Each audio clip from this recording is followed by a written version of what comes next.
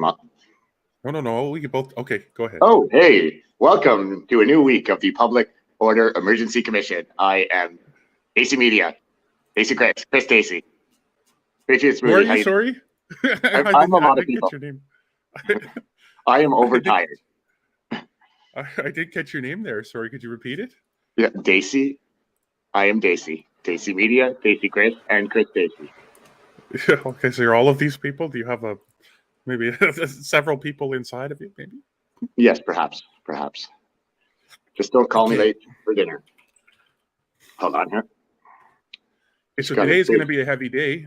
Today, I believe we have the one and only Mr. Steve Bell. Yes. For anyone who forgot, let's just take a quick look. Yeah, it looks like it is him, actually. Looking at the... Yeah, it's Steve Bell. So Steve Bell is now...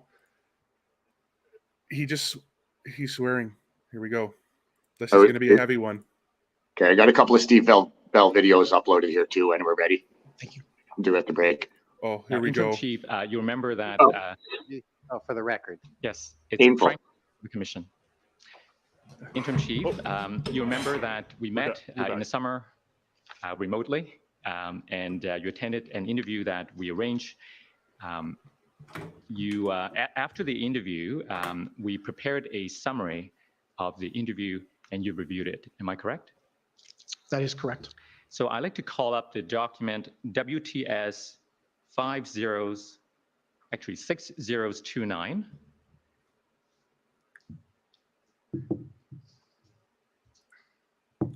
Be right back on the stream. This is going to be a heavy day, guys. Sit through this with us. This is going to be a heavy one. And this is a copy of the summary that you approved? I believe so. If we could scroll through the document, please.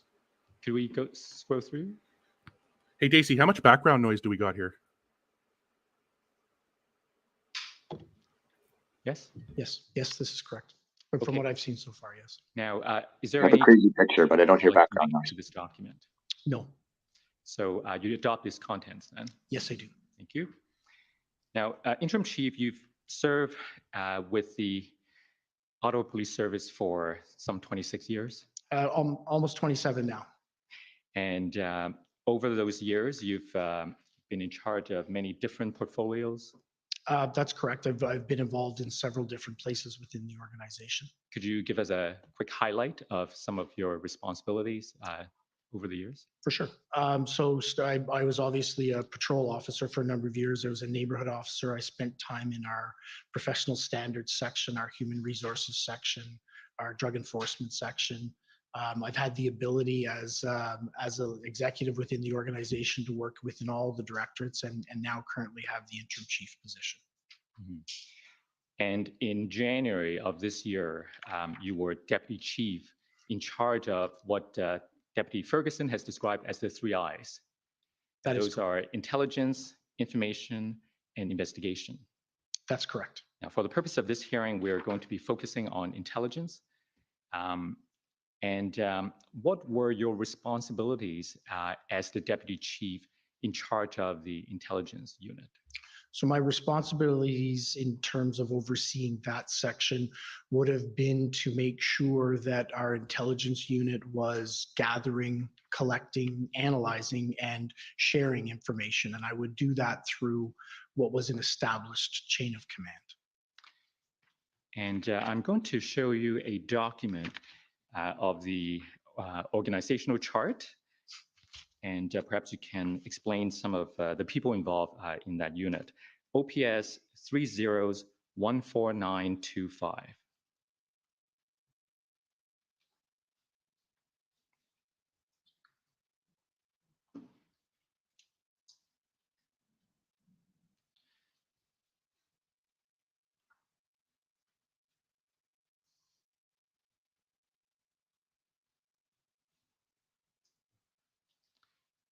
Okay, if we go further to the right, sorry, go up.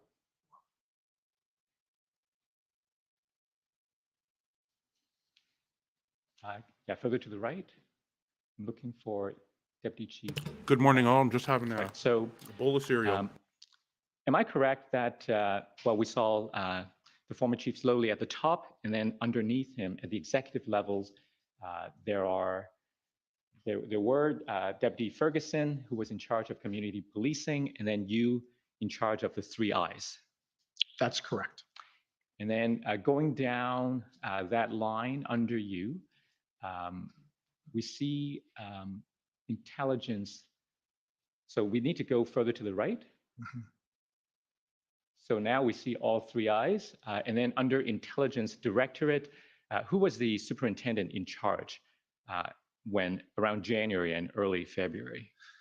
So yeah, I think it's important to note the superintendent in charge at that point was Superintendent Patterson, and there'd been a large movement of superintendents and leaders within the directorate. So Superintendent Patterson was in charge, and he had 2 inspectors that reported to him, and that entire command team had just been placed in that area.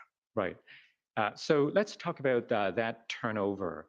When did Superintendent Patterson assume this role of the superintendent, of the lead of the intelligence unit? Superintendent Patterson would have taken that position on January 1st. Okay. And were you not relatively new as well to this portfolio of the 3 I's? That's correct. Towards the end of December, I was assigned into that area. Once before that, I was temporarily in the CAO, our Chief Administrative Officer role, for a year due to a vacancy. And then in late December, I took over this portfolio and began to establish it with a new team. So you took over in December 2021. That's correct. And then in early January 2022, Superintendent Patterson took the lead of the intelligence unit. That's correct. And he reported to you? Yes, he did. And under him, you said there are 2 inspectors, right? And Correct. you see on this chart, they are Inspector Cartwright and Inspector Beaudin. When did they join the intelligence unit? So Inspector Cartwright was in the Information Services branch. Right. Inspector Beaudin was in the Intelligence Service branch, and both of them started on January 1st as well. And how did those 2 branches interact with each other, the intelligence and the information branches? So that was something that we'd identified, and that Chief Sloly had identified as a need for us moving ahead, was how intelligence and information work together. So we had a large project underway at that time, which was around intelligence-led policing, to look at how we most effectively gather, analyze, and share information through the organization. So they work together very effectively, but the goal of the ILP project, as we named it, was actually to identify how we can refine that sharing of information even more, to make sure the information we're bringing into the organization is shared as broadly and effectively as it could be. We had been involved in that project for probably over a year, and I can say that there were steps and there were efficiencies and improvements that had been found in terms of information sharing. Mm-hmm.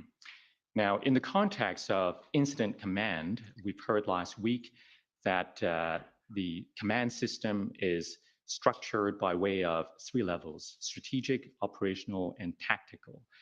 When it comes to the work of the intelligence unit, is that also the rough organization? Absolutely. So in that structure, you would be, I assume, at the top strategic level? That's correct.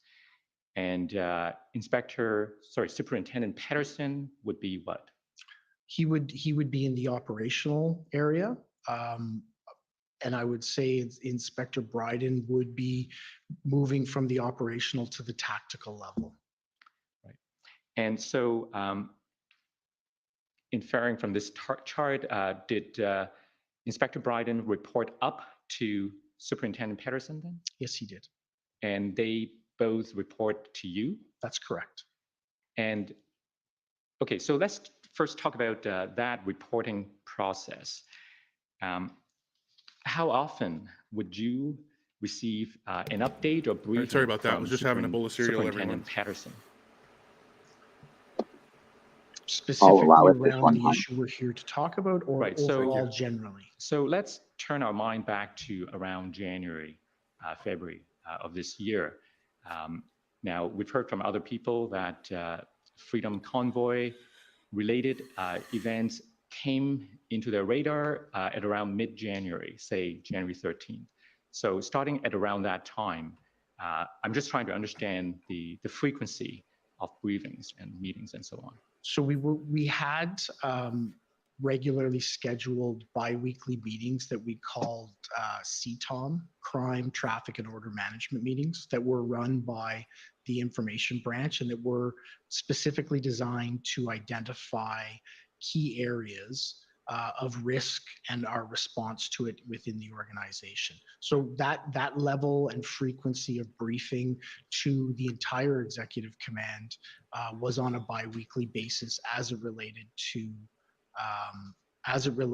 overall issues, specifically to the Freedom Convoy and the events around that. That was flagged, as you say, through a Hendon report around January 13th.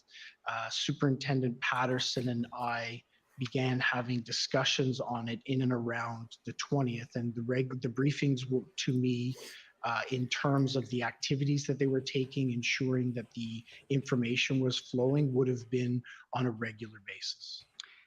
I heard January the 20th. Did I hear it correctly?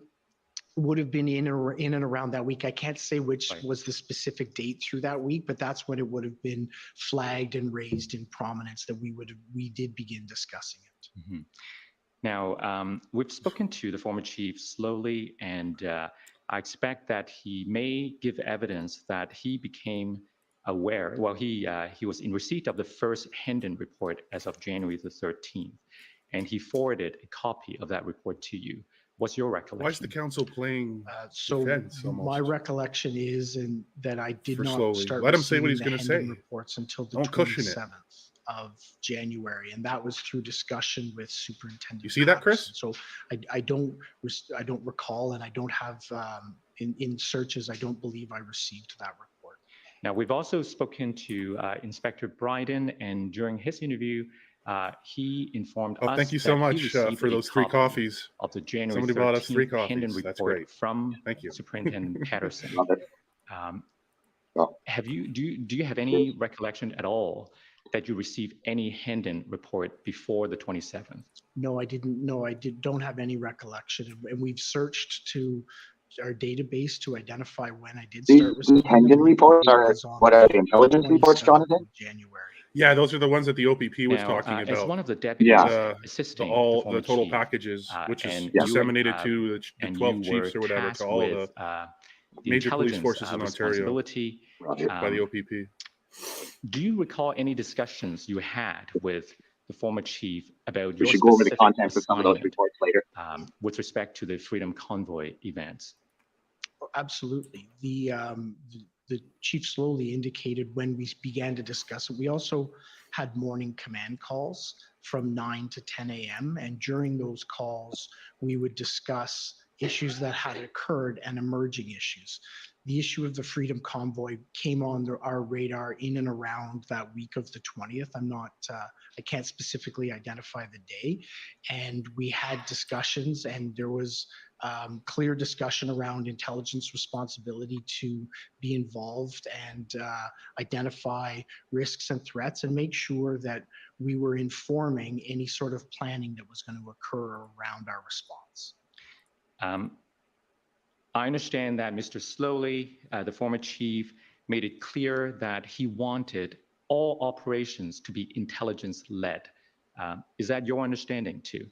Oh, absolutely. One of the things that Chief Sloly was very firm about was that intelligence, and I absolutely agree with it, intelligence needs to inform the planning cycle, and it needs to be utilized to actually identify what our appropriate response is. And he assigned you the specific responsibility to ensure that appropriate intelligence were collected and disseminated to the planning team. That is correct. It was so that would have been your duty as of around when? When do you recall that first discussion with Mr. Sloly took place? So again, I don't have a specific date, but it would have been in and around the week of the 20th. I'm not sure the specific date of it. Okay. Now, was a threat assessment eventually completed by the intelligence unit? Yes, it was. I want to take you to a threat assessment that the Commission has received, and the document number is OPS 404039.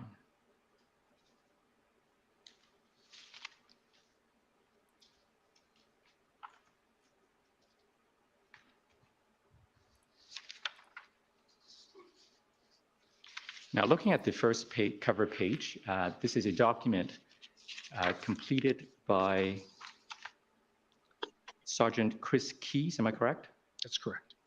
It is dated January 28th, but the title is Freedom Convoy, Ottawa, January 29th, 2022. Is that right? That is correct. And is the title date January 29th because it was initially expected that the events would start on the 29th? That's correct, yes. But this version was completed on the 28th, right? Correct, and it's version 4. So there's been iterations of this as more intelligence has been received, gathered, and analyzed. Right. And I understand from earlier witnesses' testimony that that week in particular was a very fluid and dynamic week.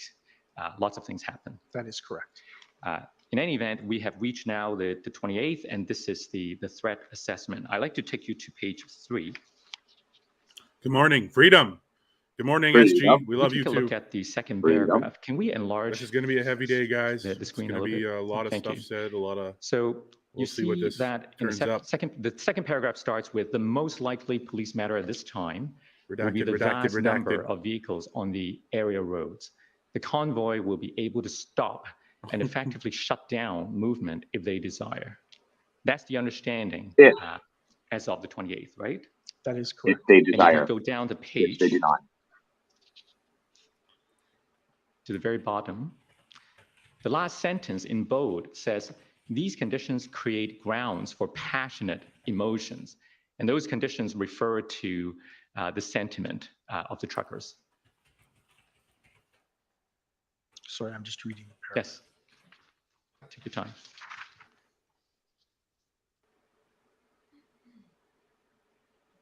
That is correct. Now, if we go to the next page, page 4, and we go to the heading summation.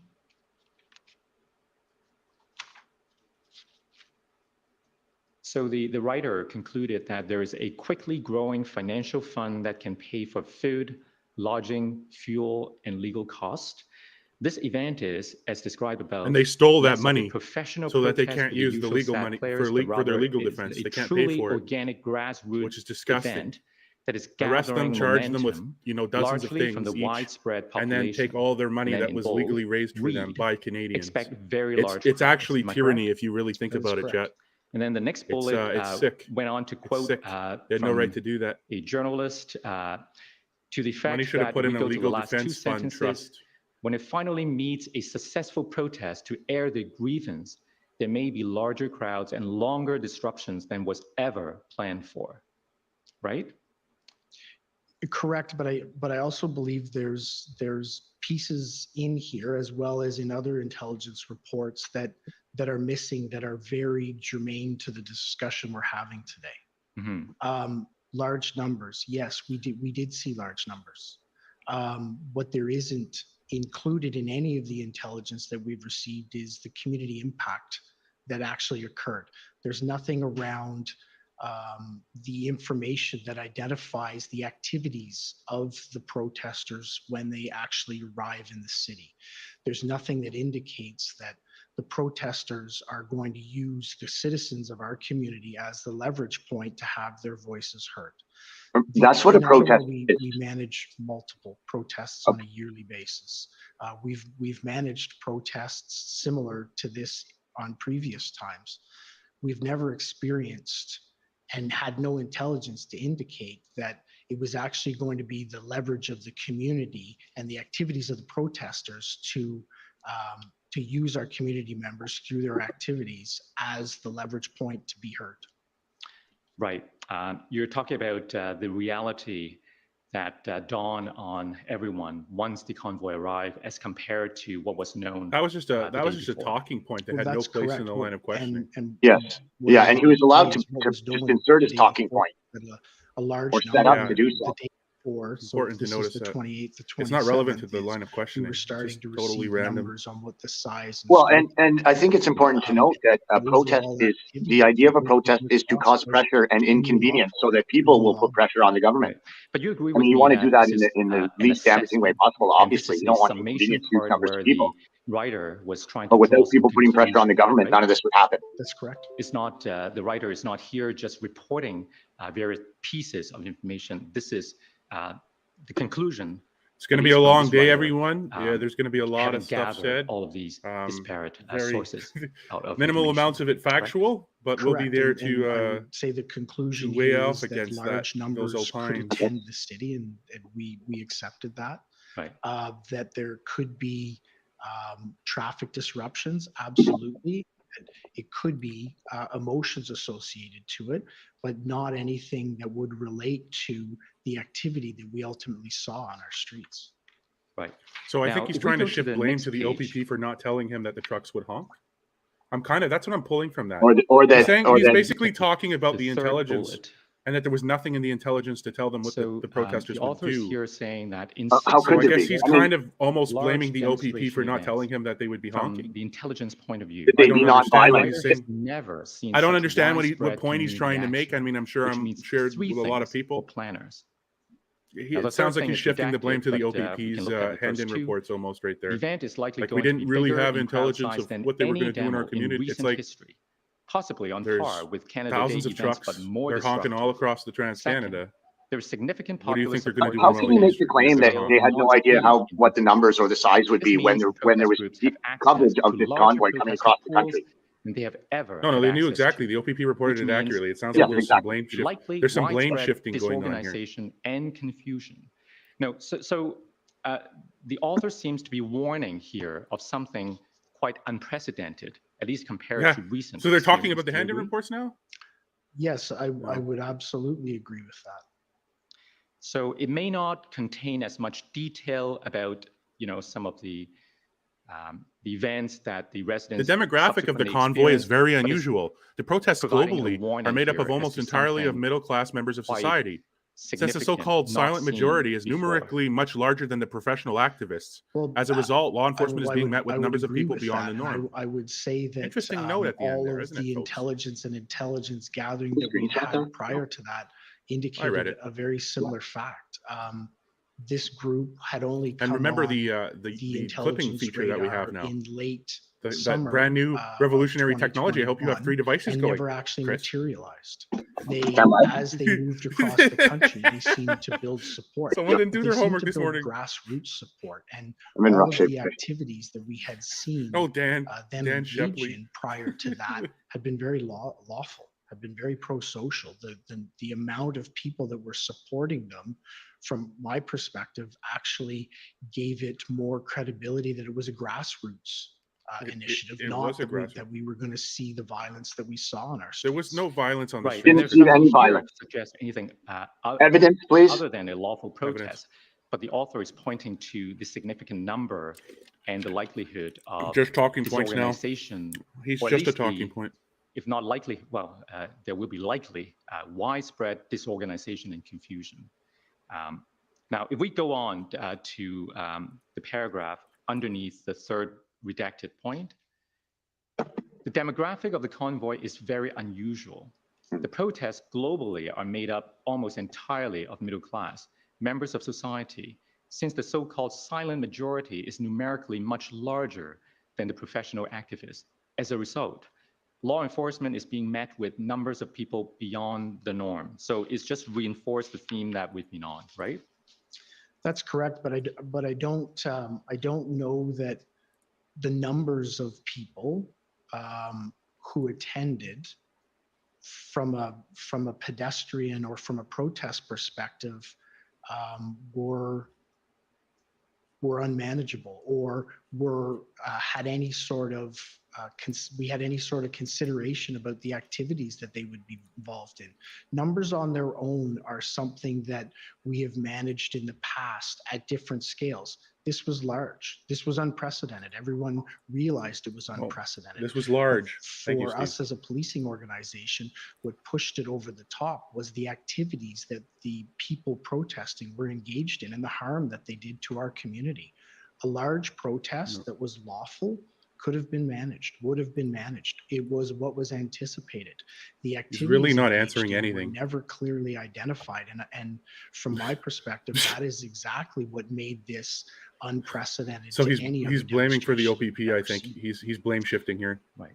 Now, what Chief Sloly wanted was for you and Deputy Chief Ferguson to coordinate an approach with you, I mean your unit, the intelligence unit, providing the best intelligence to the planning team so that an effective response could have been developed before the convoy arrived, right? That's correct. Very true. And he took some oversight role in the days leading up to the arrival of the convoy, right? That's correct. You mentioned so an oversight role. He had a role as a chief of police. He was informed and briefed on the progression that was being made. So let's talk about those briefings. You're reporting up to the former chief. How often do those briefings occur?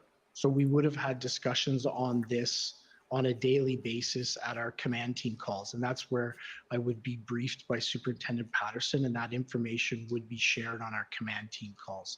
As we came into the week of the 24th, which I believe is a Monday, and we started to increase those briefings. And actually there was in-person, I don't know the specific time, but there was in-person briefings by Superintendent Patterson in terms of what we were seeing and how we were moving ahead to the command team. Now, if Superintendent Patterson knew of the Hendon report as early as January 13th, why was it that you weren't aware until the week of the 20th? So one of my responsibilities as the deputy chief is to make sure that the information is shared. And Superintendent Patterson and I had discussions around that. We had discussions around Project Hendon. And one of my responsibilities was through him to ensure that the information we were receiving, the lawyer here is gathered by intelligence, the senior is a commission counselor, with our planning team, and he ensured me that that was happening. And then briefed me on the information that was occurring. He identified that there was regular ongoing calls that picked up in tempo and intensity as the convoy moved across and came closer to Ottawa.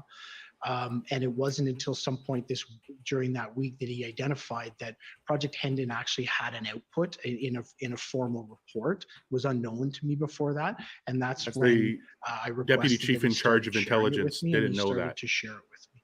Okay. Okay. Now, I want to ask you about the plan, the initial plan that was developed to respond to the Freedom Convoy events. That plan was also dated January 28th, right? So I would need to see the plan Yes. you're referencing because there's different plans. Right. So can we call up the document OPS 404221.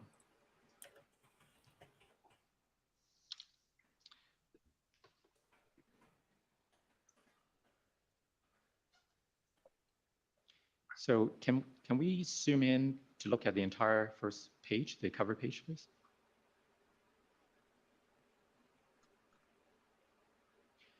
So this document is titled Freedom Convoy, Canada Unity, January 29th, 2022. So the title date is also 29th, but if we go down, we may need to enlarge it now to see the print. Here is noted that it's authored, actually the name of the author is redacted. Let me put, we have the identical document in an unredacted fashion, and I've spoken to counsel about this before. Let's call up the identical document in an unredacted version, which is Oh, look at OPP. well, look at Bell's face. What? Was he mad about that 40 lack of redaction? 4262. Or is he looking at his screen to try and see it? Same document, they're taking the redactions away?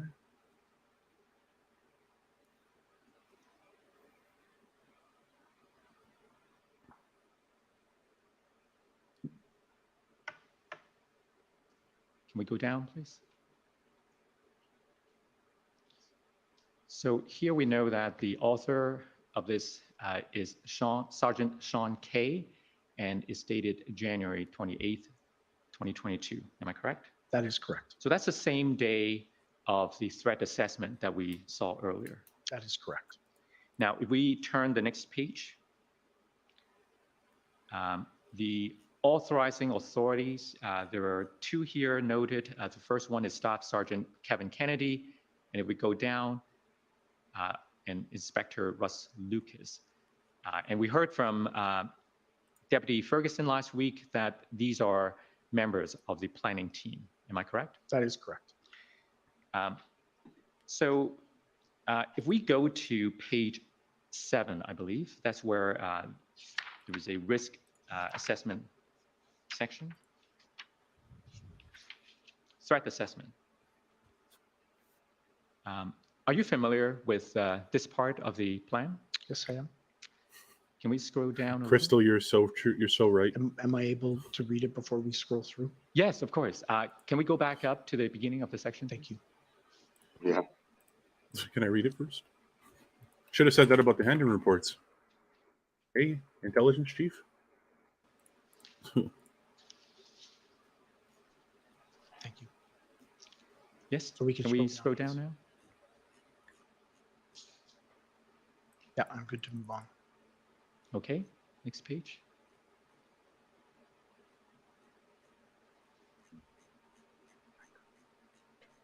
Sorry.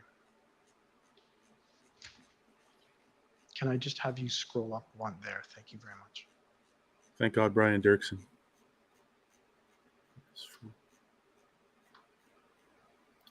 Okay, thank you. Thank you. Now, did you read it at around that time? Yes, I would have received the threat assessment as I was provided, and I believe it was on the 28th, the copy of the operational plan that was being put forward. And what did you think of it at the time? So I received this prior to receiving the actual threat assessment that had been finalized, and what I did know is that there had been very good levels of intelligence sharing amongst the planning team. The planning team had been direct. Excuse me a minute. Sorry, no, the only thing I want to point out is we've lost connection to the database. So it's difficult for me to see the screen from there. I gather some of my colleagues have also lost. Okay, we have a. It's the internet that appears to be down, Commissioner. The internet is It's down. the party database. We've all lost internet connection, if that helps. Oh, So internet connection is gone for everyone, but not for me. they lost the internet. Maybe Interesting. there's something to be read into that. No, Commissioner, no comments on that. The technicians are dealing with it because obviously those who don't have perfect sight may not be seeing the monitors. Can you tell me when it's back up? Thank you very much. Please.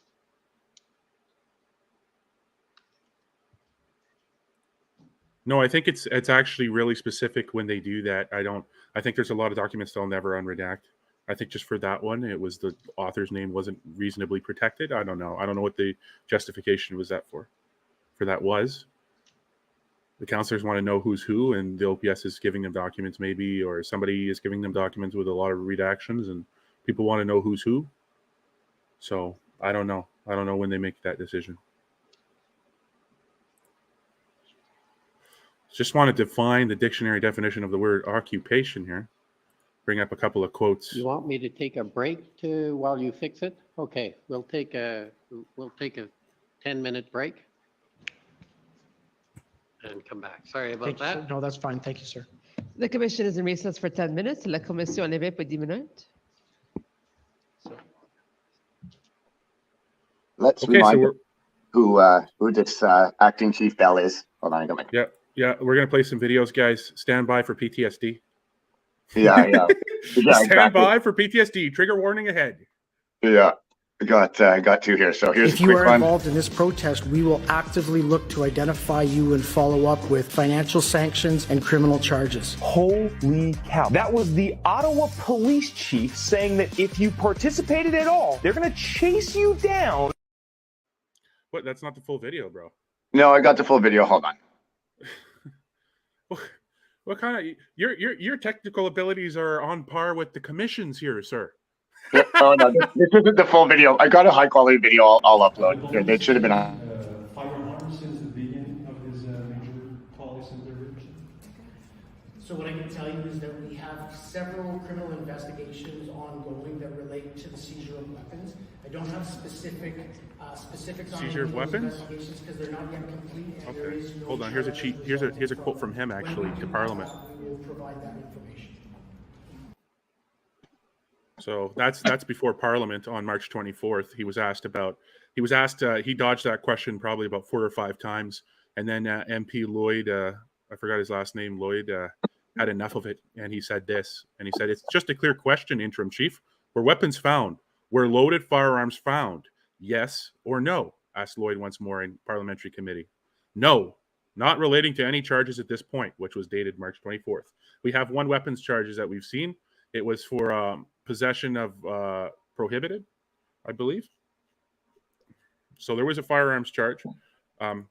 Yes, one. From my knowledge, nothing for anything loaded. And it could have been adjacent to the convoy. It could have been at somebody's home. It could have been, we have no idea where or how that came about. It could have been a follow-up with somebody unruly at the protest. They then went and connected with them at home. And then they found a prohibited weapon that they weren't in Canada. You know, you have very extensive gun laws on your ability to have a weapon. So they could have had this weapon that they weren't, they didn't get their RPAL or their PAL or whatever it was to have the weapon, and the police would have found that and charged them in that way. We literally have no idea what it means. We have one firearms charge from the convoy. It's on a spreadsheet titled charges relating to Ottawa Freedom Convoy or something. And we have no context for that charge. But you know what we do have, chat? We have Steve Bell's sworn parliamentary testimony, which I have put on the screen. The spreadsheet is last amended March 12th. So this would have been after that spreadsheet was produced internally or whatever. The one that had been going around at the commission. You remember that one, the charge summary sheet? And yeah, you did. Important to note that the no, that wasn't me. They had a screenshot. I just pieced it together because they were scrolling. They didn't show the whole thing. Yeah, I mean, the way you put the boxes and all that, it helped. The boxes aren't. I could have done a bit better on that, but thanks, Chris. I'm gonna just take away all the compliment and move on. And the majority of those charges, so they're talking, there's 500 and something charges. The majority of them, I think it was 73% of those charges occurred on February 18th and February 19th, which was during the police clearing operation, where they were going and they were arresting everyone. Everyone got mischief, you got mischief, you got obstruct, you got resistance, you got obstruct. There were 3 or 4 charges that everyone got blanketed with, pretty much. Obstruct a peace officer, mischief. Obstruct not so much. So actually obstructs, there wasn't there was a few amount of people. Let me just check obstruct here. So we have disobey lawful order of court. There was 37 of those charges on the 18th and 42 charges. So disobey lawful order of court, 37. So that would be probably that would be the blanket charge for disregarding the declaration. Yeah, for not leaving. For the Emergencies Act, maybe probably. So 37 of those charges. Without the Emergency Act. Well, to put it in perspective, outside of the Emergencies Act, outside of the police action, there was one other charge for that, which was on February 9th. So we had 37 counts of disobey lawful order of the court, which would I assume mean the Emergencies Order Act declaring the area illegal and telling everyone to leave. 37 counts of that. So 37 counts of that on the Friday 18th, I believe that was a Friday, and then 42 counts of that on the 19th. We could just actually, hold on, let me just transfer this over real quick so you can see what I see. Now we can. I have 2 longer clips of Acting Chief Bell too. Yeah, I think he's still. I think there's a bit of sourness there, maybe too, about the news. There we go. Yeah. So I don't know if you can see this at all. Maybe not. So Yeah, I can see that. So here's the graph, and we can go and see. So this orange box represents the declaration of the Emergencies Act, which stopped on February 23rd, but there's a gap between February 21st and 25th. So that's the area covered on this. And then the police action, which began on the Friday, the 18th. And, the 18th and 19th, you see a lot of charges on the 18th and 19th. 192 charges on the 18th and 196 charges on the 19th, which represent the majority of charges, the vast majority of charges during the vast majority of 533. It's somewhere around 73%, I believe. It's north of 73%. So, and then the 34 and the 16, I didn't count on that, but that was I think the 20th, that would have been the Sunday. Let me just check my calendar real quick. Here, go back up February. So February 18th was the Friday. So that was the Sunday. So that was that's why it's in the red box. I still consider the Sunday and the Monday the police action, because there was still a protest on the Sunday. There were still people. I think that's when the last stand at Bank Street was made there. I think that's the Sunday evening, I believe, is when the Vancouver police fired the Lee Enfields into the crowd. I think that was Sunday, right? And that's when they totally retook the downtown. Yeah, there was some people. The red zone was more or less established. But people still made it in. But yes, there were still people. At least 1,000 or two. Yeah, there was still 1,000 or two. I think Travel Fund 69 and I think David Menzies has a stream from the 20th. So yeah, that was still. So that's why it's in the red box on my chart. I was out recording that day. So it was very difficult to get down because all the checkpoints were firm. They had over 100 checkpoints, which they like to brag about. I lived inside them. And so people really didn't want to come down, but people were still coming down. And, like, it is what it is. And David Menzies was there from the Rebel, and he was streaming it on Twitter, I think. Yeah. And so that was the 20th, and then the 20th. So that's why I consider that part of the police action. People might say just the 18th or just the 19th, but the 18th and 19th, the 20th, that was the police action. That's when all of the public order units were there. They were corralling everyone. We also heard the vast majority of charges in that period. Sorry, go ahead. That sometimes it takes a day or two or whatnot. So charges that may have been from a day or two prior would be coming through a few days later. I think these are the dates of the offense. It could be. So it seems pretty good. So yeah, the Saturday and the Sunday. 73 73% of the charges were between the Friday and the Saturday alone. That's 73% of the charges during the Freedom Convoy. 192, 196, and then 34 on the Sunday, which is, by the way, that's more charges than any other individual day during the entire protest, was that Sunday. And then that Monday was very high, the second highest outside of the Emergencies Act. So the 16th is higher than the 10th, but the 22nd of this, I think that was the 9th of February, had 22 charges, which is the highest for a single day outside of the Emergencies Act or police action. And so the 16th here. So I count all these 4 days as the Friday through the Monday as the police action. You can see, look at all the mischief: 47 counts, 43 counts, 44 counts, 46 counts, 6, 9, all other mischiefs. Then obstruct, and yeah, right, there was quite a few. There was between the Friday and the Saturday, just about 94 obstruction charges, and then obstruct resist. So that makes 96. So yeah, there's almost 100 charges for obstruction handed out on the Friday and the Saturday. It would be interesting to know how many individuals these charges. That's an interesting question. But then there's people talking about the violence, like Steve Bell. Steve Bell's talking a lot about assault. So about violence. So I consider violence, threats, assault, things like that. So we go to the assault. We see that there's one charge for assault with a weapon on the 3rd of February. No idea the context of that. And then there's 4 on the 12th. And let me just double check my. So the 12th would have been the Saturday. So that would have been the second weekend, I think. Okay, we're back. And then the majority of the assaults is during the Emergencies Act. And you can see that 11 of the 21 assaults are on a peace officer. And 7 of those during the police action. Mm-hmm. All right, let's go back.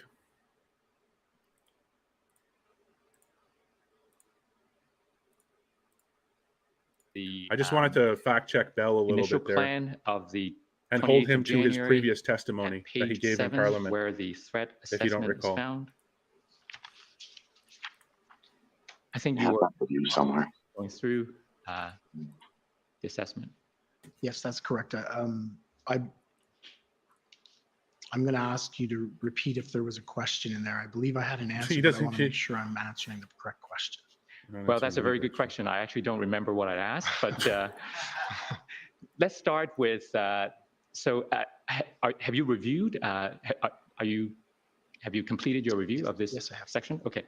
So I'd like to know, first of all, whether you agree with this assessment.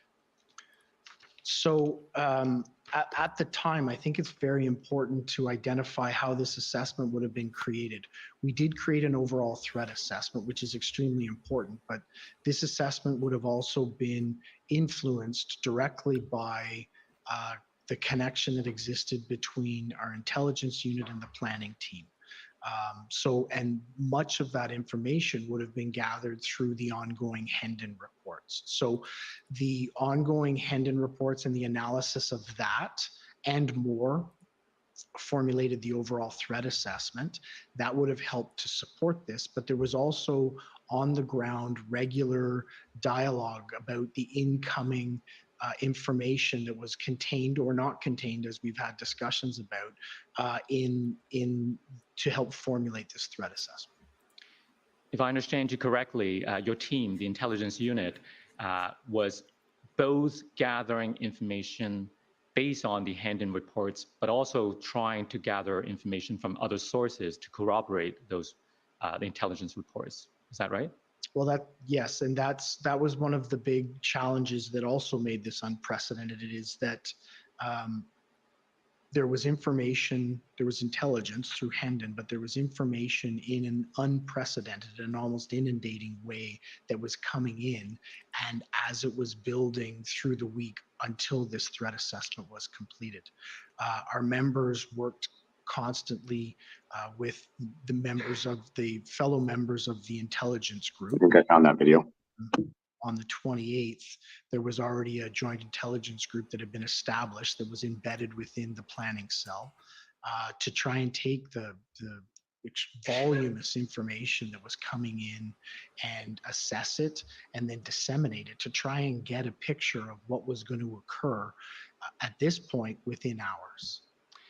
And looking at this threat assessment and in the context of the 28th of January, what you knew, what your team knew at the time, do you consider this an accurate reflection of the reality to the best that anyone in your team can know? So at the time, I wouldn't have known this because I hadn't had the opportunity to review and look through all the Hendon reports, but I think it is a very accurate assessment.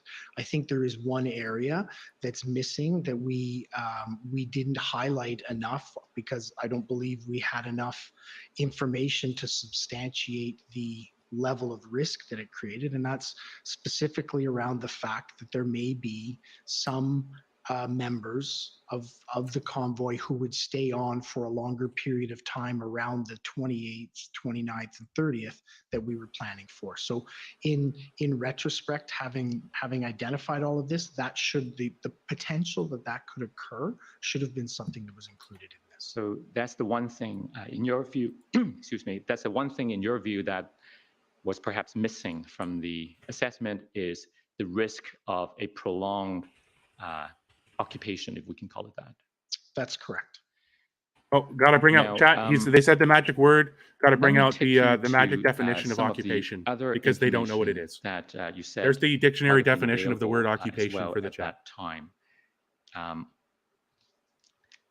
That's what it means. Words matter. Now, and you see how the counselor led that? Before we go to very the important. Sources, Let's actually mute this for half a second here. That's the commission counselor. He's supposed to be middle of the road. He's basically the court. So for him to use loaded language like that very clearly establishes a bias. So actually that's noteworthy. Take your note right there where he corrected and he steered. He's like, if I can call it the occupation, the protest, if I can call it occupation. So he's not middle of the road. The men would have government narrative building 101 ongoing basis, starring the commission. as well as receiving all, like I said, we were inundated with other information. So we were receiving lots of information at that point. And as I received it, I was trying to ensure within my role that we were funneling it to the right area so it could be properly assessed. So if I got information, and I regularly did, whether it be from concerned community members, counselors, all sorts of different sources, I would ensure that that information was funneled through our joint intelligence group for assessment, analysis and action. Which was the first Hendon report that you read? So the first Hendon report that I received and read was the 27th. And so I think you said that from then on, you read every Hendon report afterwards on an ongoing basis. Absolutely. Did you ask for the earlier Hendon reports? No, I didn't, because at that point, I knew that they had been shared between the intelligence unit who had done the assessments necessary and the planning unit who needed to have that information in order to conduct their planning. Right. So since you did read the 27th report, let's go to the 27th report and see what it says. If I can find. So just for clarification, yes. And I'm sorry, I have since reviewed all of the Hendon reports. Okay. Yeah. Okay, well, what relevance does that make after the fact? Interested in finding out what was known to you at the time. Let's start with 27.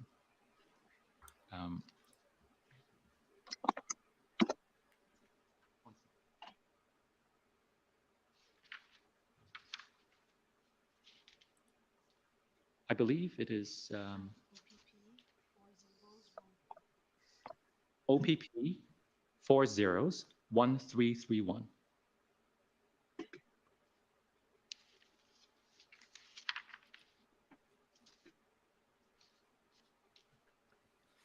If we go to page 4 of this report,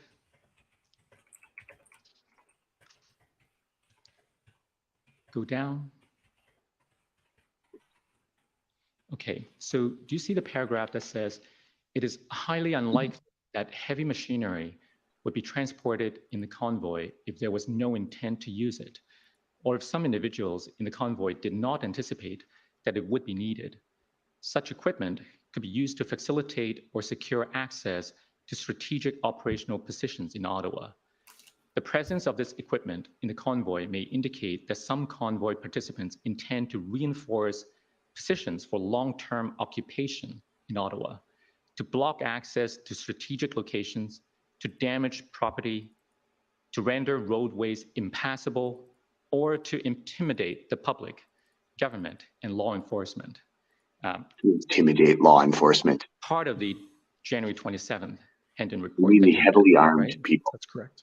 So do you agree that the presence of the heavy machinery they eventually talked about this later? The OPP already talked about positions for long-term occupation. The OPP had no credible threat. While I do agree that the report states that, I think the subsequent action is very important to put context to this. It was like calling the flag hanging from Ben's vehicle, you know, a wrecking ball, like it was there to knock over Parliament. Superintendent Patterson, intelligence was worked with the operational branch to actually start to look at this, look at the existence. By this point, this is on the 27th, people are coming across, and there are police resources, specifically in this case, I believe OPP, who are with the convoy participants. The follow-up that we received from that was that the PLT, the police liaison team, who we've heard about through these hearings as well, engaged with them, and there was understanding that that heavy equipment would not be taken into the downtown core. There was also understanding through that information we received back that many of the pieces of equipment that we're seeing were fluid within the convoy. It appeared, and as we understood, as it came across Canada, the numbers fluctuated up and down on a regular, daily, almost hourly basis. Some of the equipment that was seen in here was people that in different locations had joined in. I would imagine or speculate that it was so that they could identify that they were part of this and didn't continue with the convoy as it came across. As a result of this information, plans were put in place to make sure that we diverted heavy equipment like this from the downtown core. But discussions were had with the people who had this, and from my understanding, and it will be a question better posed to Inspector Lucas, but from my understanding, all of the equipment identified in here or any other trailer-based equipment never made it into the red zone footprint. So although this is concerning, it's something that we identified, action followed up on and mitigated. Now, do you agree also that there was a serious intelligence gap in terms of any exit plan for these protesters? So I do, if we can scroll down to that area. Yeah, let's go to page 6.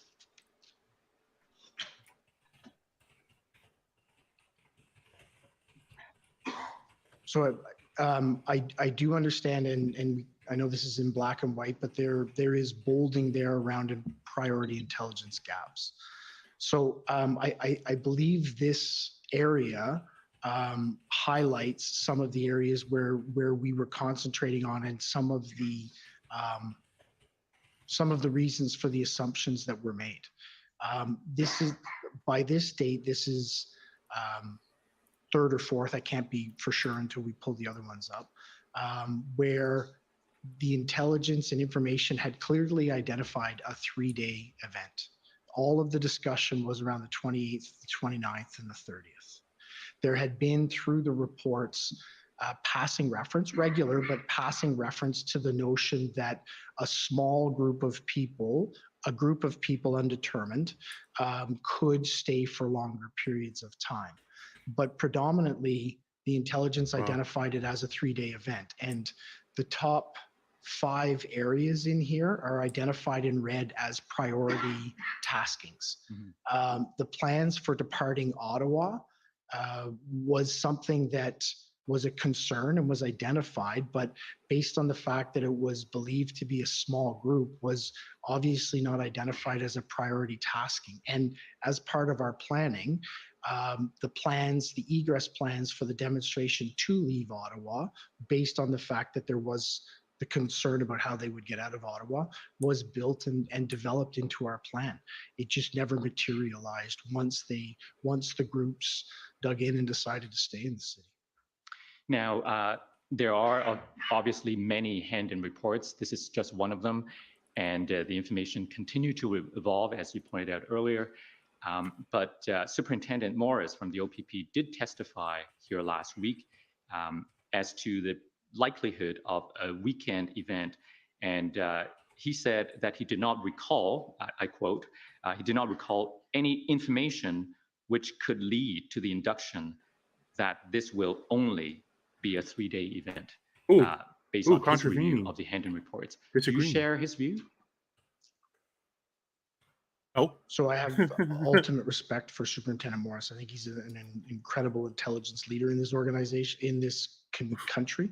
But when I read these reports, the specifics around the 3-day event are very clear as it moves ahead. There is references that some small numbers would stay beyond that, but all of the information being gathered, even in terms of, so he disagrees with the senior most for the intelligence gathering, is specifically around intelligence that 3-day officer period. Okay. Now he read too much into it. Let me ask you dissemination along this line poor dissemination skills about the fact that many of these truckers were coming a long way from the west, right? That's correct. And you knew that. So, for example, you understood that a group of participants from the Western Convoy would stay. Well, let me give you the reference. If I could take you to your summary at page 6. So this is WTS 6029.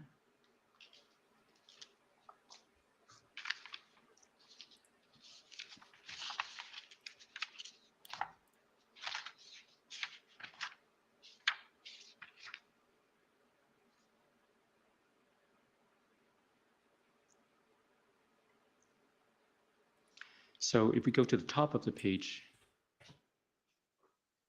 The second line, as an example, PLT reported that the Western Freedom Convoy lost many vehicles when it's crossed the Manitoba-Ontario border. Interim Chief Bell stated that as the Freedom Convoy drew closer, OPS knew that it was projected to be large. He noted that by January 29th, OPS was expecting 3,000 to 4,000 vehicles to arrive in Ottawa. Is that correct? That is correct. Now, They weren't his superiors, but they were in the provincial given stream. that these convoy He's participants shifting had the driven blame across over. the country He's like, for well, they didn't tell more us than a they'd be week, honking. wouldn't They it didn't make tell us, sense you that know, they people might on the want to street would stay complain about them. for a little longer than a weekend in Ottawa? So I think that's an inference we would now make. But I think it's important to identify that they did drive across the country. The numbers ebbed and flowed. As they moved across the country, there was police agencies engaged with them on an ongoing basis. Their behavior, as it's described within the intelligence reports and reports we had back, was that they were extremely lawful, that they were engaged in, there was no antisocial behavior that they were engaged in. And that was the observations for a number of days. Beyond that, the organizers completely clearly lawful. stated on many occasions and throughout the Hendon reports that their intention was to be lawful and peaceful once they came to our city. So regardless of whether the number My city too, Chief would Bell. have, whether the number that Temporary would have interim would have Chief been Steve smaller Bell. as we anticipated it could have been, it was the, again, I go back, it was the activities that occurred here that were the most problematic. We in our police service manage many protests a year.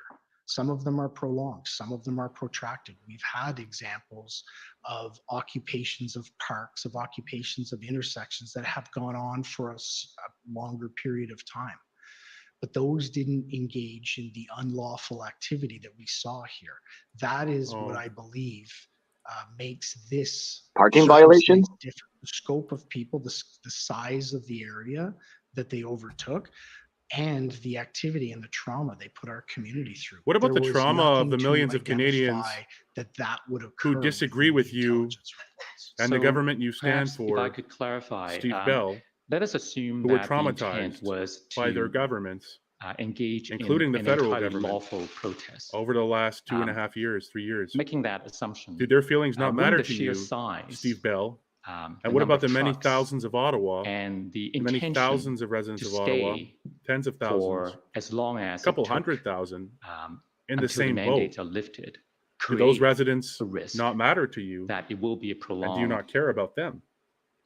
Hundreds of thousands of people for the residents in terms of traffic and, you know, and other issues. If you take the statistics, that came with such a loud hundreds of thousands of Ottawa, large crowd, are in that the fringe minority.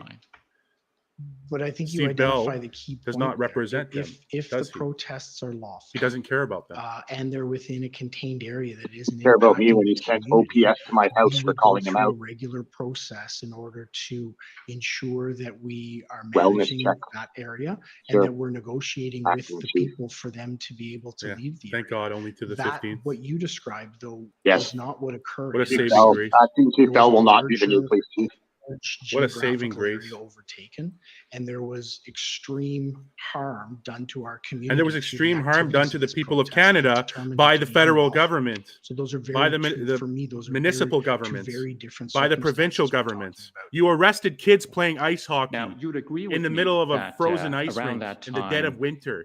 both for That's the what your former police Chief colleagues Sloly, in Canada who did. you report to, as well as Inspector Beaudin, who reported to you through Superintendent Patterson, raised concerns about the threat assessment.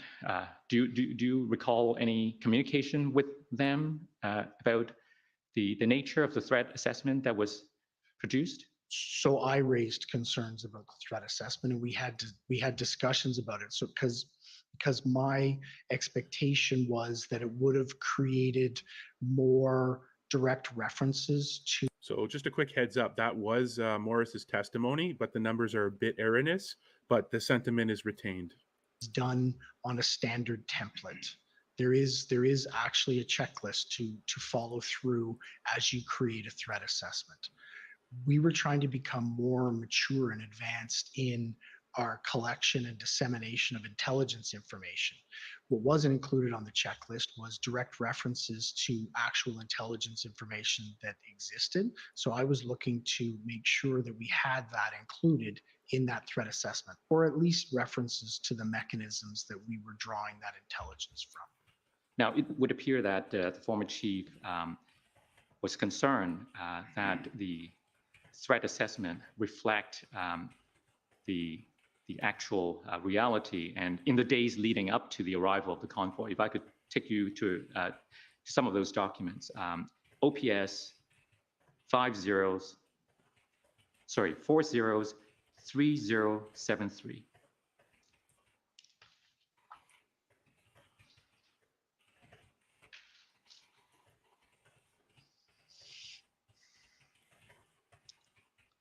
So if we go down the chain and to see, if you get any gems, send them our way. Go to the very bottom, please. So somebody sent, go up. So it appears that keep going. It appears that the former chief received information sent to him about some potential threat. Go up. And he passed that information on to you. So let's stop here. So somebody sent information to the former chief directly. Somebody wrote, "I lay awake tonight as I read Twitter posts from the extreme right vowing attacks on Rideau Hall this weekend. Some are calling for action akin to the happenings in Washington on Capitol Hill. I understand the right to peaceful protest, but I'm writing as a very concerned citizen, as we're not hearing any reassurances from the city or policing regarding the safety of residents surrounding these vulnerable and targeted spots." So we go up now. The former chief forwarded that to you. Sorry, can I finish reading the content? I wasn't at the bottom. Sure. All right. If you can just scroll down a little more, please. Okay, great. Thank you very much. Thank you. Is that good? Yes, sorry. Okay. I'm sorry. Thank you. Sorry, I didn't mean to cut off your reading.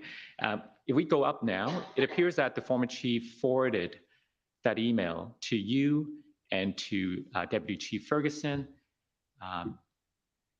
And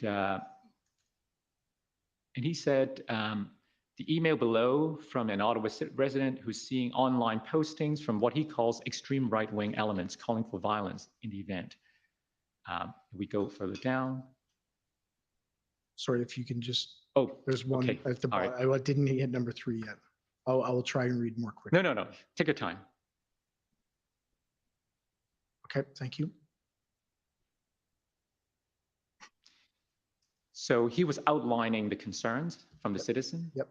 And then he went on to say, yet our briefing note as of last night says there is no intelligence to indicate that this demo straying will be violent.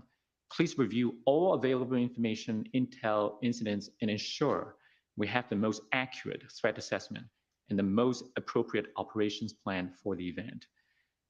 And he sent that before your briefing scheduled at 9. So you agree with me that the former chief was taking an active interest as you got closer to the event, and he wanted to ensure that the threat assessment reflects the most accurate information the intelligence could provide. I don't think there's enough threats in your threat assessment. Better send me another one that includes more serious threats, please. 26.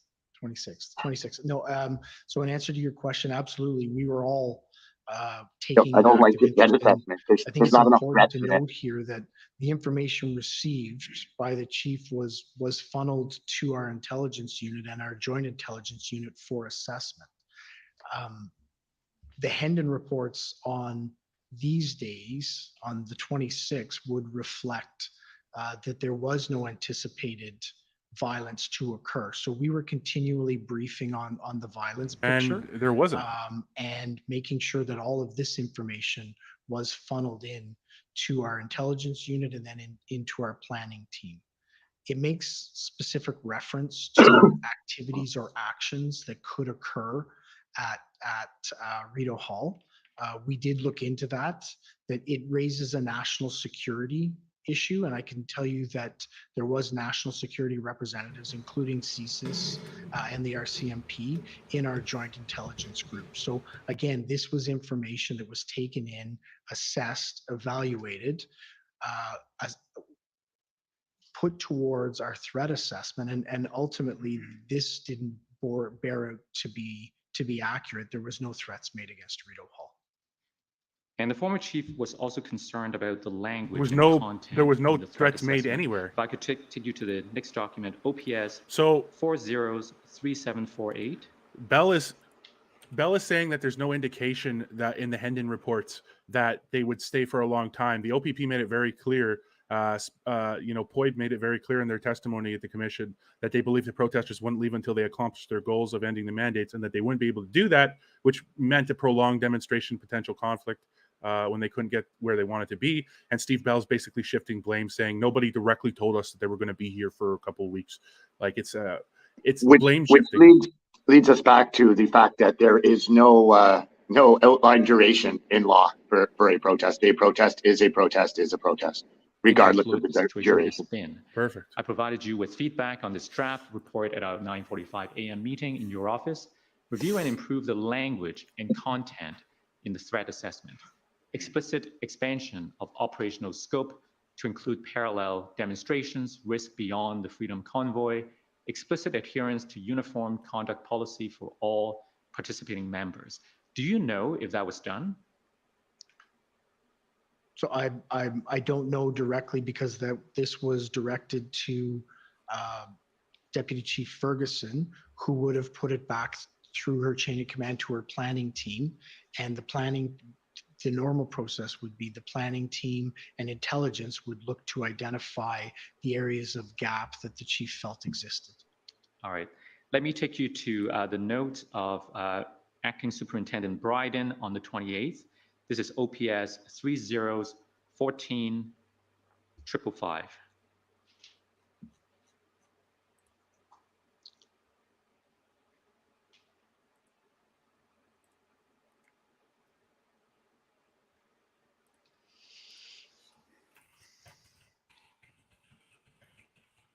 Can we go down?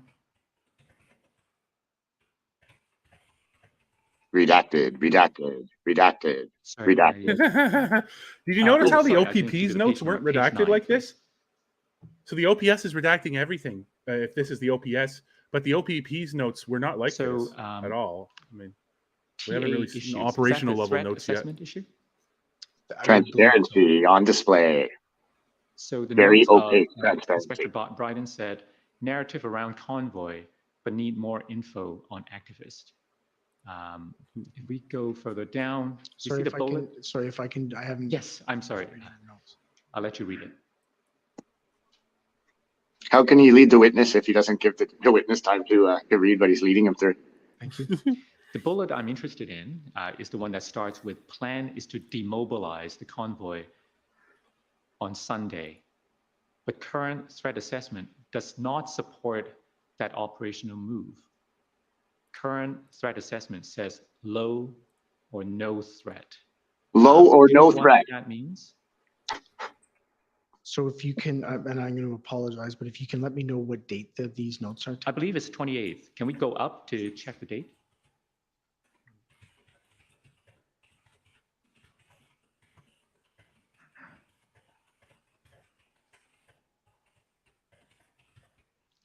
Friday the 28th.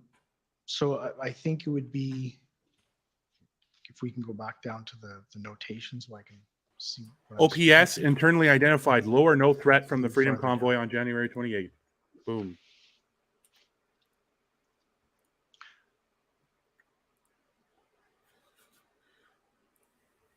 January 28th? I'm not sure. That isn't a meeting that I'm involved in. So I'm not sure specifically what he would be speaking to specifically there. Well, what is he speaking to? He's like literally saying the protest is low or no threat. With the Hendon reports and whether there was the Hendon identified the same things. Reinforcement around heightening our concern that the convoy could be longer than the 3 days. They said it right here. Right. Now, He literally, I'm not in that. the officer for the OPP literally testified that the OPP believed that it wouldn't be a 3-day protest. So now he's just like, there's no indication that that was the case. Go back to the transcripts from the OPP's testimonies. 2 superintendents, 1 chief superintendent, 2 superintendents talked about that, especially the first one, Patrick Morris, the intelligence officer for POIB. do you agree with that assessment? So do I agree with the assessment that it was low risk that they made it on that day? On the 20th, do you agree that as of the 28th of January? That there is a low threat of violence, then yes, I would agree there is a low threat of violence at that point, as has been identified within the Hendon. Okay, he can't even say it clearly. Can't even speak without speaking his words. The low to no threat as specifically referring to the risk of violence. That's specifically the threat index I believe the Hendon reports were giving on that day. Not to the where's risk your of notes? A prolonged occupation. No, I don't believe that they were speaking to a prolonged occupation, because as I indicated, based on our experience, which was limited, and our assessment, there was a low risk of the convoy in large numbers staying beyond the weekend. And I think the OPP didn't say that. Area that's very the OPP didn't say that. Highlight. The OPP didn't say that. Superintendent Morris identified that this man tries so hard to dance around the truth about lying, and tried to mobilize over the fall, and actually never did mobilize. They galvanized for the ultimate convoy that occurred. In normal circumstances with intelligence, one of the things that you rely on in your assessment of it is experience. This group had not existed before. Nobody had any experience in terms of what they were going to do and how they were going to. That doesn't let you identify them as a massive threat. And I'll give you an example of unknown does not mean threatening. Is important to us. We have a yearly demonstration at one of our embassies that has gone on for a number of years. We infrequently have high levels of intelligence around any activity in that area, yet we continually create a large deployment footprint between ourselves and the RCMP, because we have the experience that that violence has occurred there, and there is the potential for violence occurring. The same could be said about the Panda game, Homecoming. There is little intelligence that comes out, yet we create deployment plans around experience. Nobody had ever experienced this group coming into an area. Ottawa on the 28th of January was the first experience in that. So I do know that following this, there has been extensive changes internally, and people have seen a definitive another changes on the way, acting chief. You're out, buddy. But across the country, police leaders identified that they now had a scope of what their experience could anticipated to be with this group. Before they arrived on the 28th, we had no experience, and all of the experience as they moved across was that they were lawful, and that they indicated they were coming to lawfully protest. Lawfully stay. He was going to say lawfully stay. Try to change his word. Did you see that? He caught himself. And I suppose one of the challenges you faced at the time was the presence of conflicting information. We put to Deputy Ferguson last week the information that we heard from the Hotel Association that people were booking stays of upward of 30 days. And I believe she mentioned— I thought all the businesses were suffering terribly. Information to the contrary. So let me take you to businesses are worthy. one chain of email, OPS 30-14930. Never. There we go. Nailed it. Never experienced a peaceful protest. Which I'm speaking. The Police are Hotel not equipped to deal with Association peace. was in touch with the city of Ottawa, and I believe that information was transferred to the OPS. And so on the 25th of January, there was information that there are all these people who may be staying for more than 30 days. And then on the 26th, we have this email. Even the OPP from, talked about it. Now, Steve Ball, do you know who Steve Ball is? Yes, I do. He's one letter off of my name, but he is the CEO or the executive director of the Ottawa Hotel Association. Right. So if we go down a little bit. So it appears that this is, do you know who Matthew Gravel is? Yes, Matthew Gravel is a member of the mayor's office staff. So this is an exchange of email between them about the information they had received earlier. And now if we scroll back up. Sorry, can I read the bottom first? Oh, I'm sorry. Can I read doing this? that. Let the acting chief read, please. How far do you want us to go down? If we could go to the bottom, and Certainly. it won't take me very long. No, not at all. Can we go down to the very bottom? Please. Okay. You can scroll up.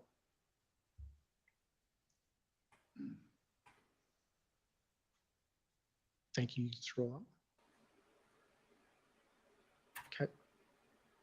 Good to move up.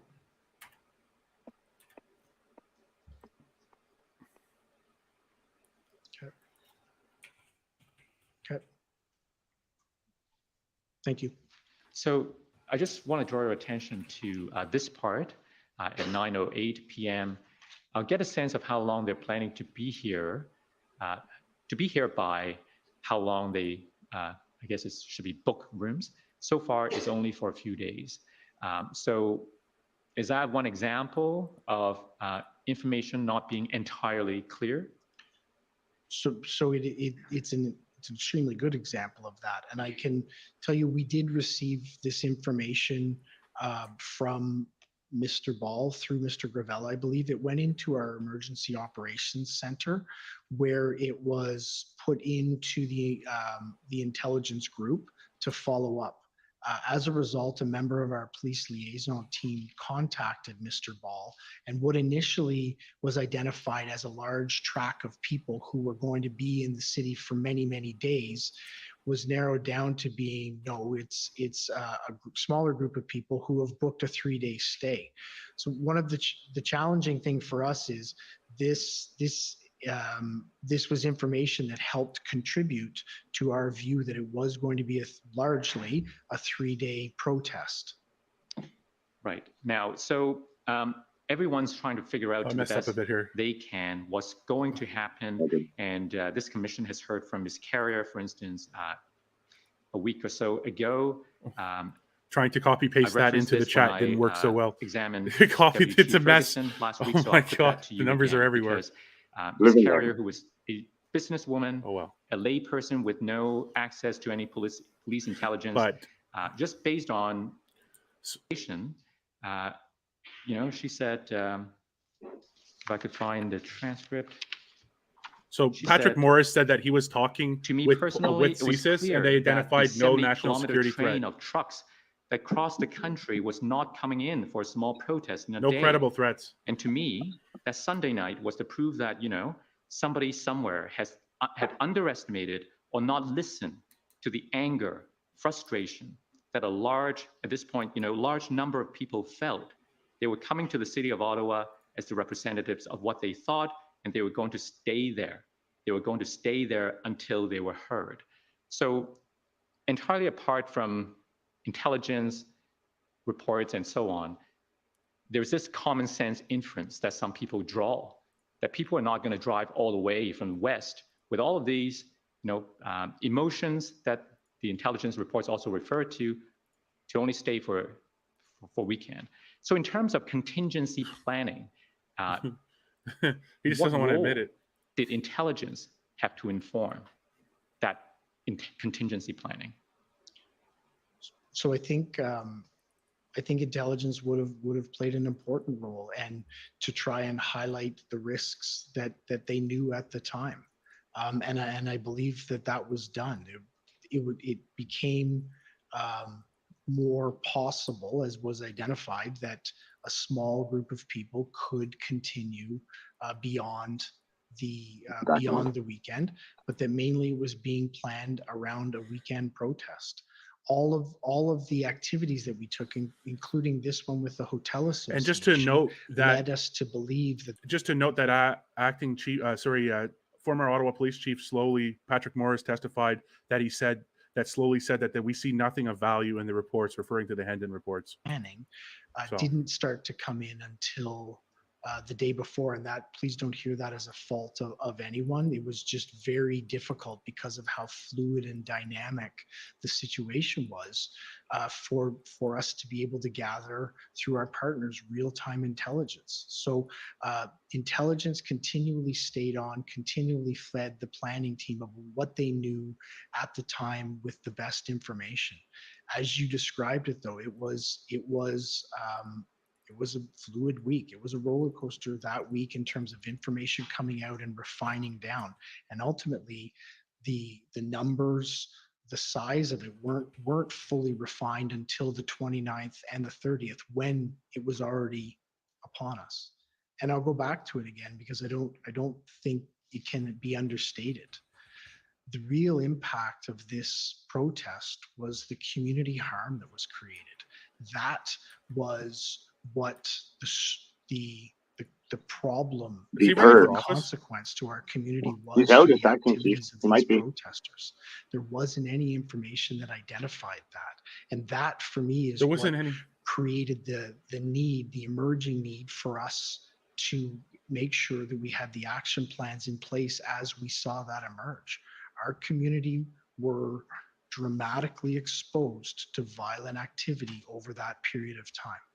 Now, this may be open to debate, but one may argue that the combination of the large number of people in trucks with the expression of an intent to stay for some time until the mandates are lifted logically lead to this risk of social trauma if large number are going to stay here for a long time. Do you agree?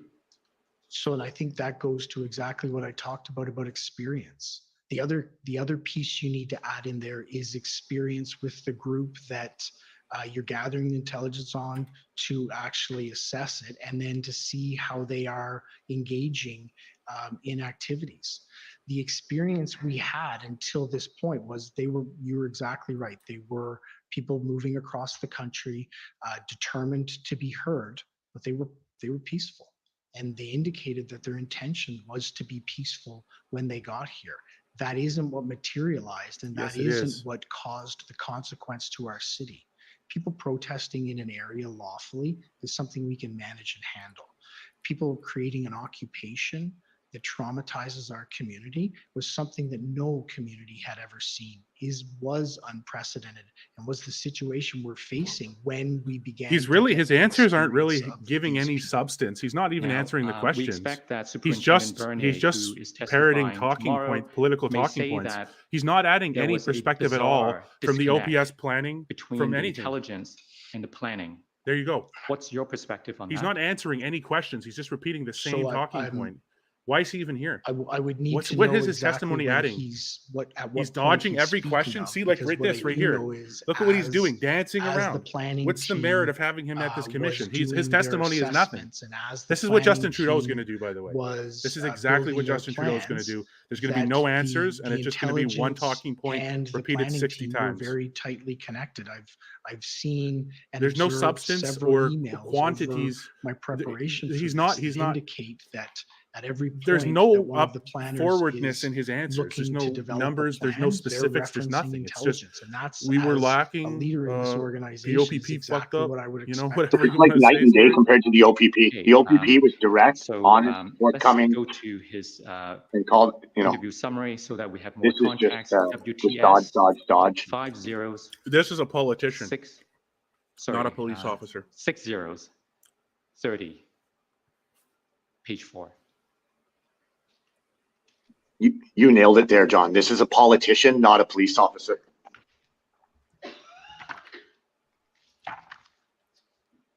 And this is what you're going to see when Trudeau. This is exactly verbatim. Change a couple of words around. This is exactly how Trudeau's testimony is going to go. It's going to be 6 hours of talking point. and it's going to be the same one. It's going to be like all the violence we that go happened is down? not talking about specific violence. He's not mentioning specifics of anything. He's not mentioning one specific detail for anything. The only specific thing he said this entire testimony so far, I believe, sorry. It was was earlier. talking about We how go the up, Hendon yeah. reports The didn't. second He paragraph. implied that Hendon reports didn't tell him So that people page were going to 4, honk. second paragraph. You know, that they weren't the reports, the Superintendent intelligence Bernier didn't tell also us shared what his impact these concerns would have about on the our Freedom community. So it was Convoy really with lacking, supervisor, more or less. Superintendent Drummond, on the 27th of January. He told Superintendent Drummond that there seemed to be a bizarre disconnect between the intelligence contained in the Project Hendon reports and OPS's preparations. The council's actually holding him to it a little bit, but he's not going to get an answer because that's his fault. do you He's the agree with that? intelligence officer. So those There we go. issues Dance, were never dance, highlighted to me. dance, chat, I dance. Here don't we know go. what would form Everybody dance, Superintendent Daisy Bernier's dance. opinion on this, but those We're issues doing were the never bell raised. shuffle. Do the Steve Bell I shuffle. would hope at that point they This they is how would Steve have Bell been answers raised questions in if commission. if somebody felt that there was such a disconnect between them. But the question, I guess I put to you is not He's whether not they were answering the raised, question. He's but just whether you what's the saw point of a having this similar guy here? It's a disconnect joke. We're between an the hour and a half information into this, contained and in we're those reports and the way the Can we councilor declare is even hostile getting witnesses upset. or what? or the The arrival commission of counsel is even trying to get a straight answer from No, him. I didn't, because I think what you could observe, and it'll be very important to flush out through our planning team, is that the Through our planning information team, that's was not my fault. I fluid, was only the head of the that we intelligence team. continued to develop more, receive more information that became more refined as we moved ahead. That information was shared with planning. Here's the I question. believe Here's the that's question coming at why me, and I'm the Steve Bell. planning process Whoa! was as Here fluid as comes it this way. was as well. Whoa! This Whoa! was Whoa! a circumstance that was changing by the day, by the hour. with If you can dodge a information question, you can and dodge a ball. Intelligence was bringing it in and You can assessing dodge it, a and question, planning you was can There's not a dodge trying to single respond to it. straightforward And answer from then this guy it here. This wasn't is actually finalized Trudeau level. until the convoy actually arrived in our city. This is acting interim Now, chief as you know, this Justin Trudeau. commission is ultimately about learning from the past to find out what happened in order to improve what we can do in the future. So as the deputy chief responsible ultimately for the intelligence He looks unit, so uncomfortable. Look, he's holding what are him. your thoughts He's holding him on accountable. what could have been done differently? The or counselor is better upset. The in counselor's trying to order get a straight answer for from him, and the he just won't OPS or give other it. police services He just to respond dances. better to an event like this in the future.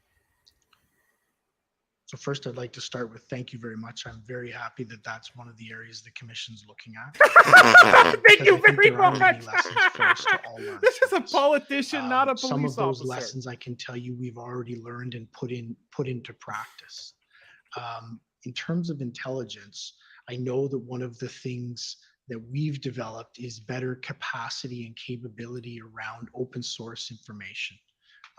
What was born out of this situation was a unit that's been created within our organization, specifically dedicated at collecting open source information. But and they already sharing had it that. To intelligence. They already I had think, that. They already had it. They just didn't know how to use it. The And it's his opportunity fault. around intelligence is to ensure that intelligence, open source, and police liaison team information is more readily shared so that it can be cross-referenced. We've seen that develop within our organization. I also think, and one of the things we've been able to do is we read the intelligence differently now. We've had multiple subsequent events in this city where we've used our experience to leverage our operational planning. One of those was Rolling Thunder. And when you look at the intelligence, there was the identification that it may not have been a large risk event for us, but we used our experience to apply towards that intelligence and created a deployment model that actually ultimately did, I believe, prevent a subsequent occupation to our streets. So I think from an intelligence perspective, the coordination and cooperation and it has always been good between ourselves and our partners. I think this identified that we need Riot police moving down Rideau Street sure did the trick. We need to broaden the sources. Yeah, they were going to occupy Ottawa with like what was it, one truck and what was it, Freedom Wayne? Freedom Wayne and his truck going away on the flatbed was going to occupy the street. Can you record this? Can you record this? And literally in the back of that, you see Freedom Wayne's truck just going by on the flatbed, and I'm sitting there. And Freedom Wayne's like, "Do you have a cameraman? You have a?" I'm like, "Dude, Dude's sitting there with his AR. Dude is standing there right in front of it. And Look then at that thing, the like, thing goes 60 flying 29. by in the background on the flatbed. Can you record this? Sorry, sorry. I got sorry. screenshots of that. Commission Councillor doesn't seem to be appreciating Page 4. Steve's answers. He basically told him, we're trying to learn what happened. He basically said, we're trying to learn the looking for truth the here, part where and I'm you not said getting anything from you. And then, Steve just went on a that big the political OPS's rant there. approach to the protest at the time of the Freedom Convoy did not consider community impact. That paragraph right at the top. Okay, sorry. we There. lost it. Interim Chief Bell saw it as OPS. That's right. Interim Chief Bell saw it as OPS's role to respect lawful protest. He noted that OPS was experienced dealing with lawful protest on national and international issues and ensuring public safety at these protests. He commented that OPS's approach to protest at the time of the Freedom Convoy did not, however, consider the community impact of demonstrations. We go down a bit. Since the convoy, you not only consider public safety and localized child rights impact. and so on, but also the impact on the community. Very That localized. goes to part of what you just told us. Now, at the time, though, you sought a legal opinion on what lawful authority was open to the OPS to respond to the arrival of the convoy, right? That's correct. I requested that legal opinion following one of our morning calls, our command team meeting, as one of the requests that was going to be, we needed to fulfill in order to make sure we understood. He's literally the police officer in Do you charge, remember chat. when He's you the sought police that officer in charge of the OPS intelligence plan, and ultimately for I them don't failing remember the to specific adequately Okay, prepare let's for see this if your because notes, he help didn't refresh your disseminate the memory. intelligence properly to the OPS teams. Triple He's zeros, he's the buck stops here, 14525. and all he can do is Trudeau. So him and Trudeau are birds of a feather flock together, right? This is exactly how Trudeau's, if you want to call it testimony, will go. It's just going to be a platform. Oh, it'll be for worse than national this. speech. Oh, I mean, it's going to be the same thing. Just Acting just Chief, So, Acting Chief Bell is better that's here, spoken than January Trudeau 27th. Jay Fox. Develop legal opinion on how. well, he'll have we will his be able on to his end little the screens will convoy. be his teleprompter. Does that help refresh your memory? Yes, it does. Misogyny, So on the 27th, diverse people, you sought the legal opinion. Do you women remember and if girls. you got an opinion back Yes, I believe I received the legal opinion on the 28th. the next day? Next day. So let's go to that Can we now. scroll down on my notes just to make sure I'm not missing anything? That's it. Thank you. Yeah. So if we could go to the next document, OPS 403692.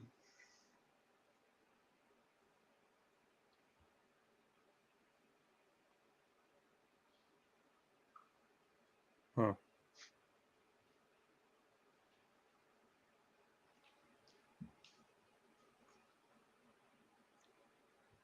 Is this the opinion you received? Yes, it is. Did you read it at the time? Yes, I did. Sorry. Yes, sorry. Yes, I did. Okay. Did you circulate this opinion to anyone else?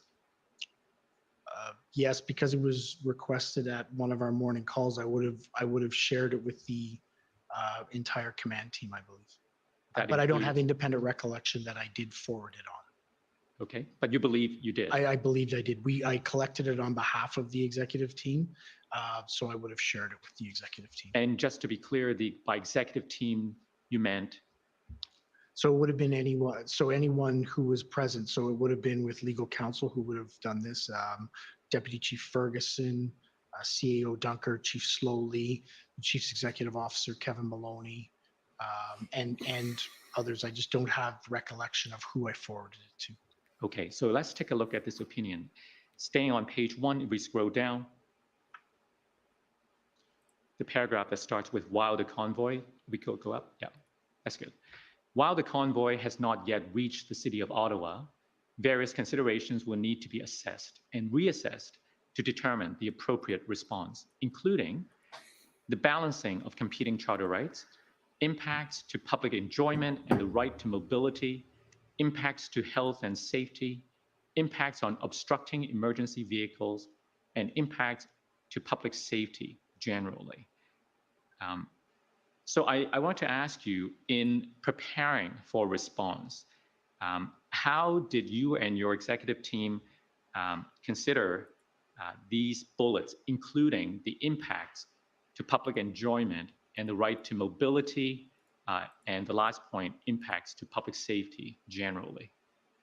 So I think that would have been done by an ongoing assessment that was being conducted by the planning team and intelligence moving ahead. Those areas were specifically impacted, as I indicated, and we only realized that once the convoy arrived.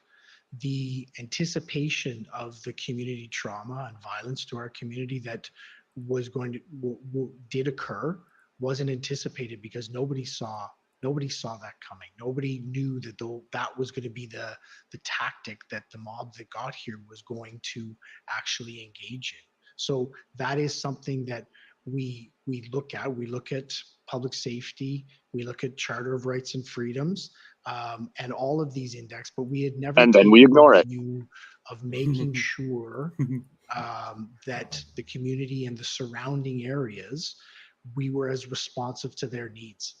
We take that into account more than ever now, and that's what you've seen as we've responded to Rolling Thunder, responded to Canada Day, to make sure that we interpret our intelligence with our experience, but also make sure that we identify potential hazards or concerns that could occur within the community and put that absolutely front and center in our planning. The reason I highlight that is the one thing that I hear consistently after the removal of the occupation, and very rightfully, is that we didn't put enough emphasis as a police service on our community and the impact that it caused to them in the very early days. That they felt that we didn't focus on the harm that was being done to them. While we have always had that in the planning, I think we need to be overt in it and say, community, this is your city. These are your streets. We will conduct ourselves in order to protect you within this community and protect you within those streets. So I think the emphasis that I'm playing is that we need to always have charter rights and freedoms in our mind. And Canadian Bill of Rights as well. Community safety, but we need to make sure that we bring the community impact to the front of everything we do, because it was the area that was most violated during this event. Okay. Now, the opinion talked about the balancing of competing charter rights. And perhaps many of the residents felt that it's all political speak.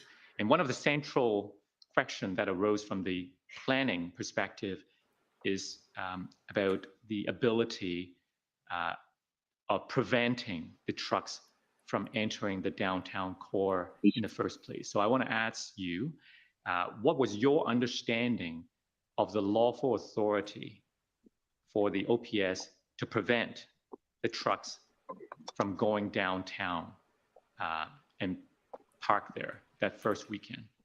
So I believe that we do have the ability, and I think we've exercised it several times since then, to prevent the vehicles from going down.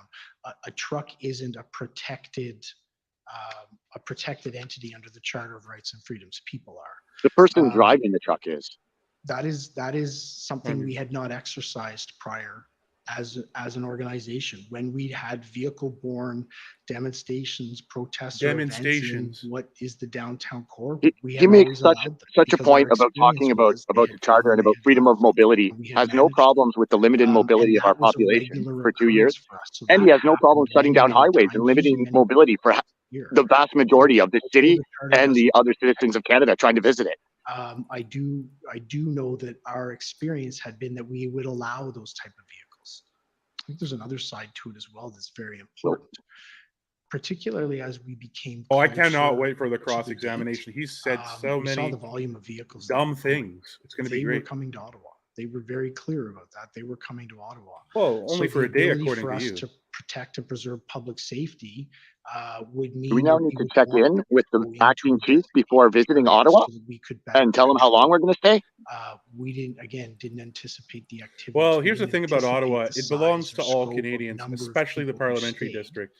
We do have to So remember if you don't like most the rest of the people did leave country, on Sunday vote to night. create city. If you don't like Ottawa being part of the Canada, Steve ability Bell, for us to vote to manage make the Ottawa a protest city and state. demonstration in a Why not? core, Like the as Vatican or opposed something. to That's how it's been coming in operating blocked off around here. It downtown feels like a core, state, leaving like a city there state. A Make tyrannical Ottawa one. a city state. 417. You know, if or you don't want trucks Canadians coming to dispersed Ottawa, around many different areas. It was going to be more manageable for us in a centralized. yeah, they area. wanted to be on Wellington, and then you broke Now, we them up, asked, and you the sent same them question or a flying very into all the similar different side question, streets, which of Mr. nobody Sloly, has the brought former up yet. chief. But I hope it does And come I up want to show you during his answer the Lynch and testimony ask you or if the you Barber agree with him. testimony. Can we go Barber's to the testimony is going to be document good. That's important, WTS critical stuff there. He's well 6 spoken. zeros 40. And he's not going to dance around questions like this politician here. Notice that, You chat. could go to Notice page how much he 15, evades direct please. answers. He's giving political talking points. Chris Barber isn't going to do that. When Chris Barber's on the stand, you think he's going to do what politician Steve Bell is doing? No, he's not. He's going to Second answer paragraph. honestly because he's an honest guy. And that's the difference Chief between Sloly was people like advised that and that people based like on Chris the known Barber. There's intelligence it's reports, honesty and integrity, OPS which did is not have the lacking. legal authority to lacking. deny Acting in all the of Freedom OPS's Convoy team. The access to OPP were downtown far more Ottawa simply forthcoming because and some people forthright about their disagreed testimony with the views of and some the facts. participants.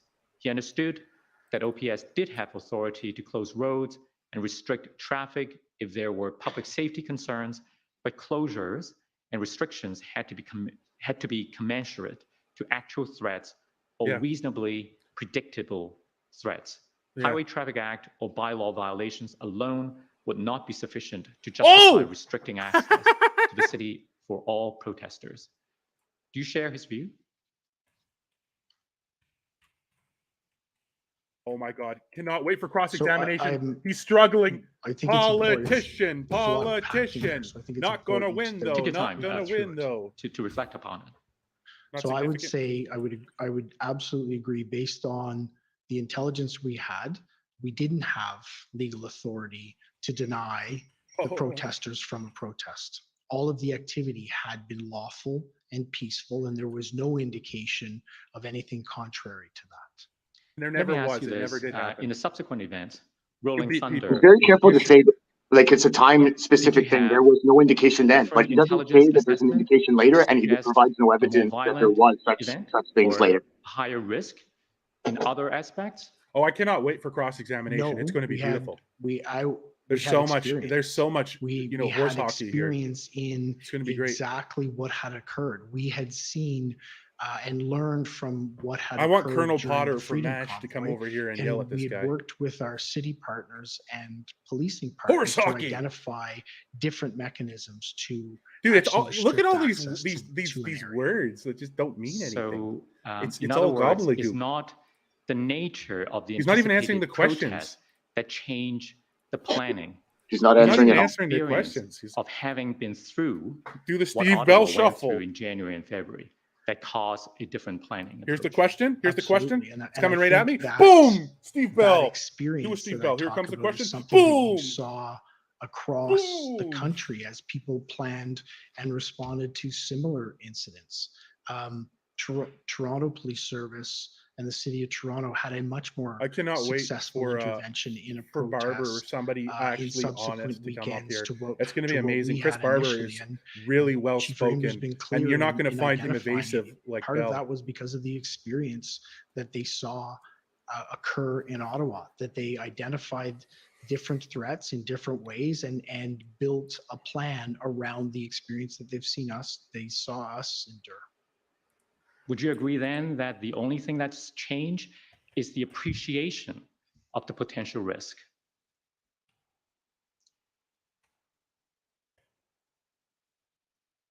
No, He's really- I don't think that that's accurate.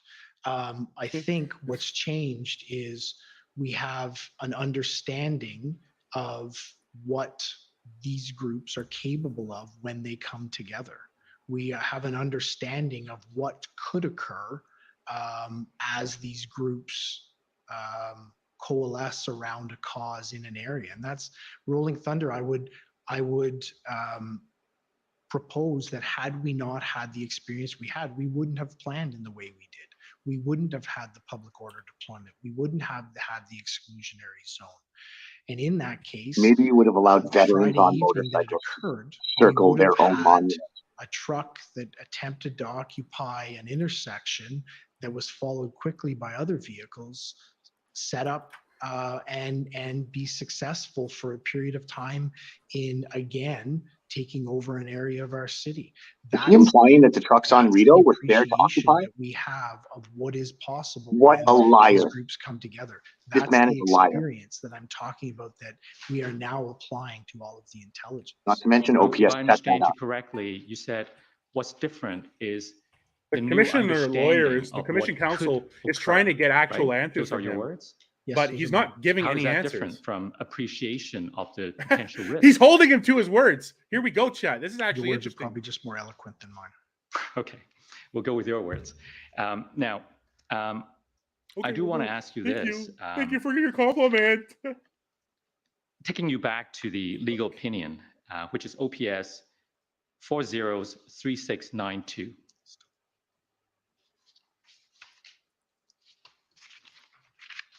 HTA or bylaw infractions not significant enough to close roads based on their legal opinions.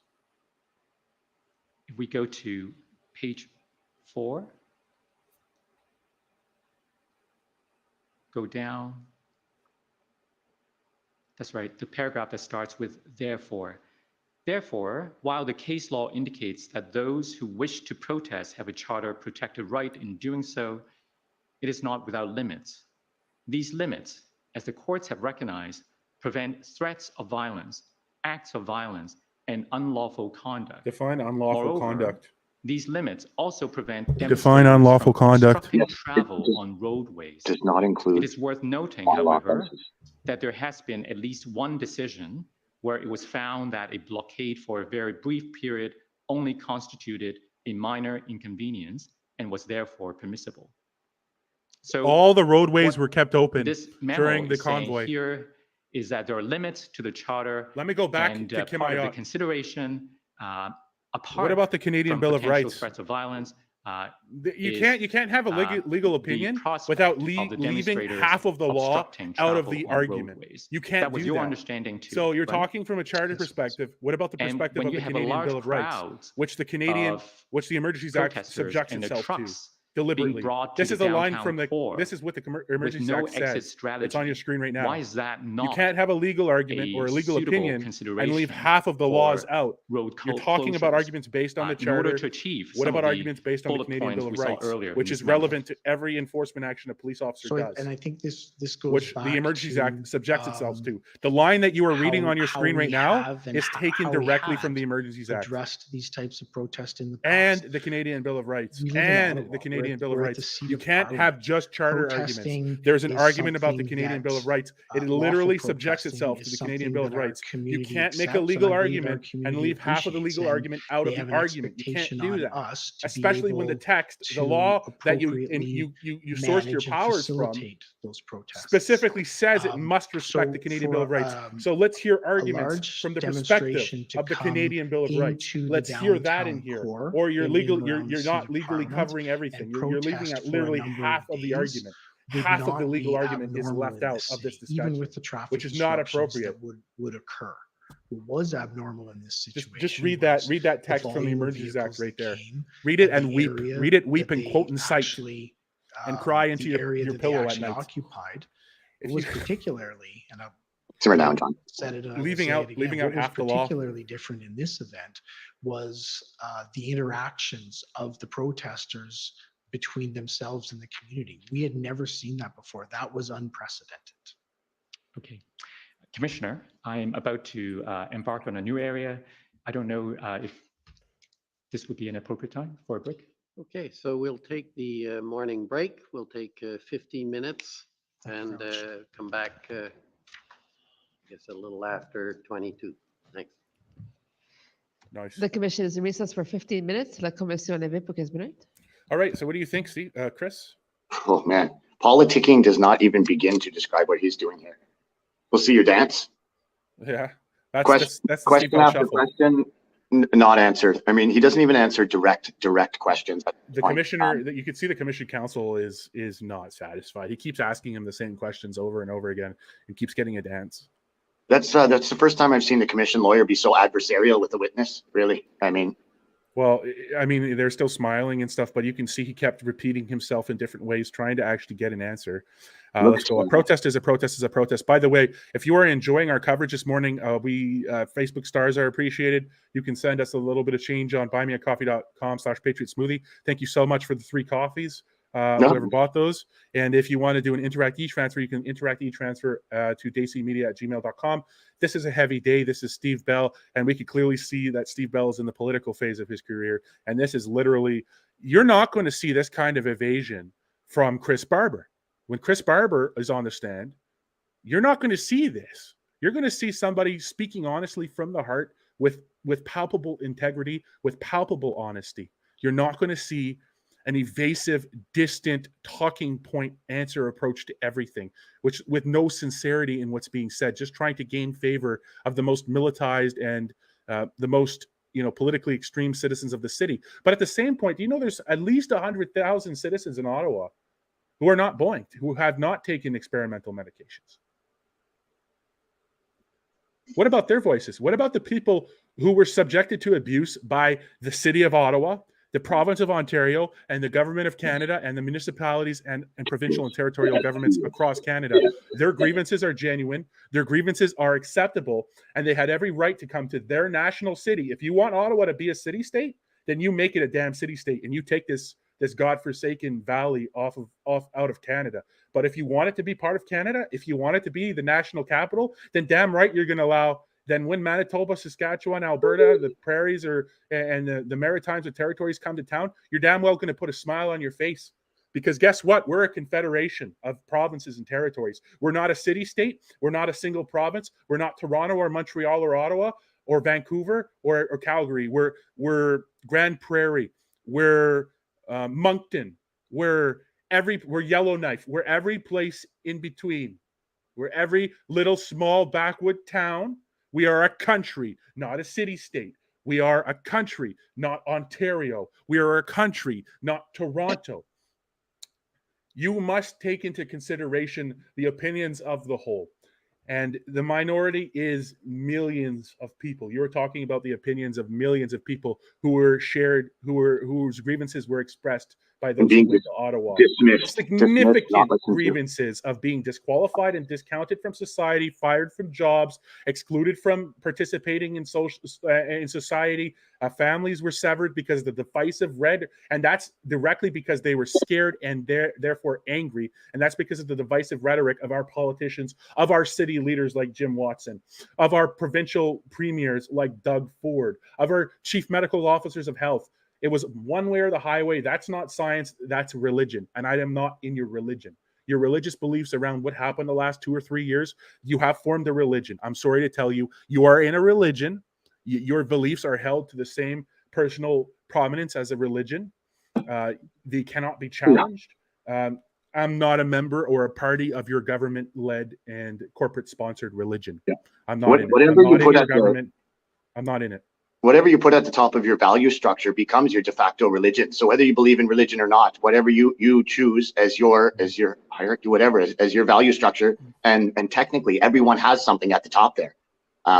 Whatever you put at the top there and how you build that structure is your ideology. And therefore, I mean, could be called a religion. And let me make it clear that I'm not a member of your government-led. The pontiffs of your religion are public health officers. The Pope of your religion is the Prime Minister. The sponsor of your religion is people like the Big P and the Big M. And I'm not a member of your corporate governmental religion. You're going to leave me out of it, and you're not going to impose your religious rules on my participation in society, on my ability to get work. You're not going to impose your religious values on my ability to get work. You're not going to impose your religious values on my ability to participate in the society to which I am a party of. And you're not going to do it to the millions of other people. So take your religious beliefs, hold them personally, but don't force them on others. That's something that we learned over the last few years. It's very important to separate our religion from our policies. And so let's be sure that you do that with your religious beliefs as well, concerning this global situation and the global governmental religion that you've joined, sponsored by corporations. It seems that just a couple of years ago, you were political winds saying, are changing a bit.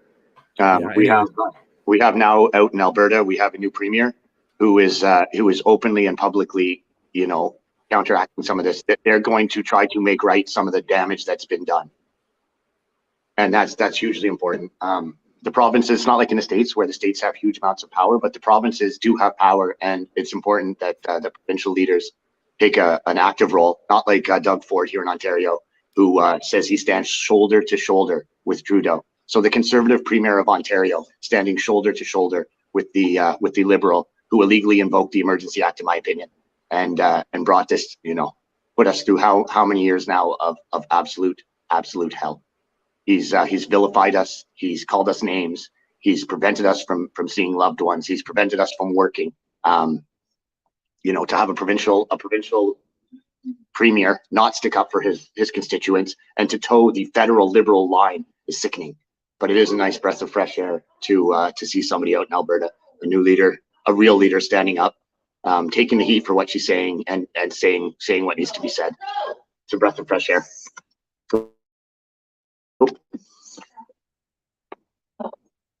Lost myself in there. So I have a video here queued up. This is let's just remember what a few of the things that Steve Bell has said here. The quality is not perfect, but you'll get the point of this video. Chief Bell, my regarding apologies. weapons. In Ottawa, during the protest clearing operation, were any loaded shotguns found in the trucks of protesters? Mr. Chair, what I can indicate is throughout the protest, we did receive information and intelligence around weapons and the possession of weapons by people that either had attended or intended on attending the occupation. As a result of the clearing, at no point did we lay any firearms related charges, yet there are investigations that continue in relation to weapons possessions at the occupation. I guess yes or no, Interim Chief, were loaded firearms found in the trucks during the protest clearing operation? Has been no charges laid to date in relations to weapons at the occupation site. It's just a clear question, Interim Chief. Like, were weapons found? Like, were loaded firearms found? Yes or no? No, not Okay. to relating to any charges to this point. what a dance. You see, this is that's a politician. That's a politician. It's a simple question, Interim Chief, yes or no. And he still refuses to answer. That's exactly what we're seeing in the commission today with the dancing around and everything. It's the exact same behavior. That was conservative. Palpably dishonest. Oh yeah, to say the least. So that was Conservative Member of Parliament Dane Lloyd. Here, I got just another quick video of his. We'll watch right after that. Member for Sturgeon River, Parkland. Well, Mr. Speaker, without parliamentary accountability, Canadians would never know the truth about how this Liberal government invoked the Emergencies Act. We were led to believe that protesters tried to burn down a building. False. We were led to believe that they were being funded with dark money. False. We were led to believe that they were planning to violently overthrow the government. False. The Minister of Public Safety even claimed that police asked for extraordinary powers to deal with the situation. False. With this much misinformation, it's no wonder Canadians' trust in government is at an all-time low. Will the Minister take the first step in rebuilding this trust and apologize for misleading Canadians? The Honourable Minister for Public Safety. And just in case you're curious, his answer was the same thing. It's the liberal way. It's the Liberal Party of Canada way. You get a question, comes right at you into the face, and you go, bam. Nope, not a question for me. Question about where did the $5 million in that charity bank account go? Did that go to my brother's new pool house? Nope. Nope. Sorry.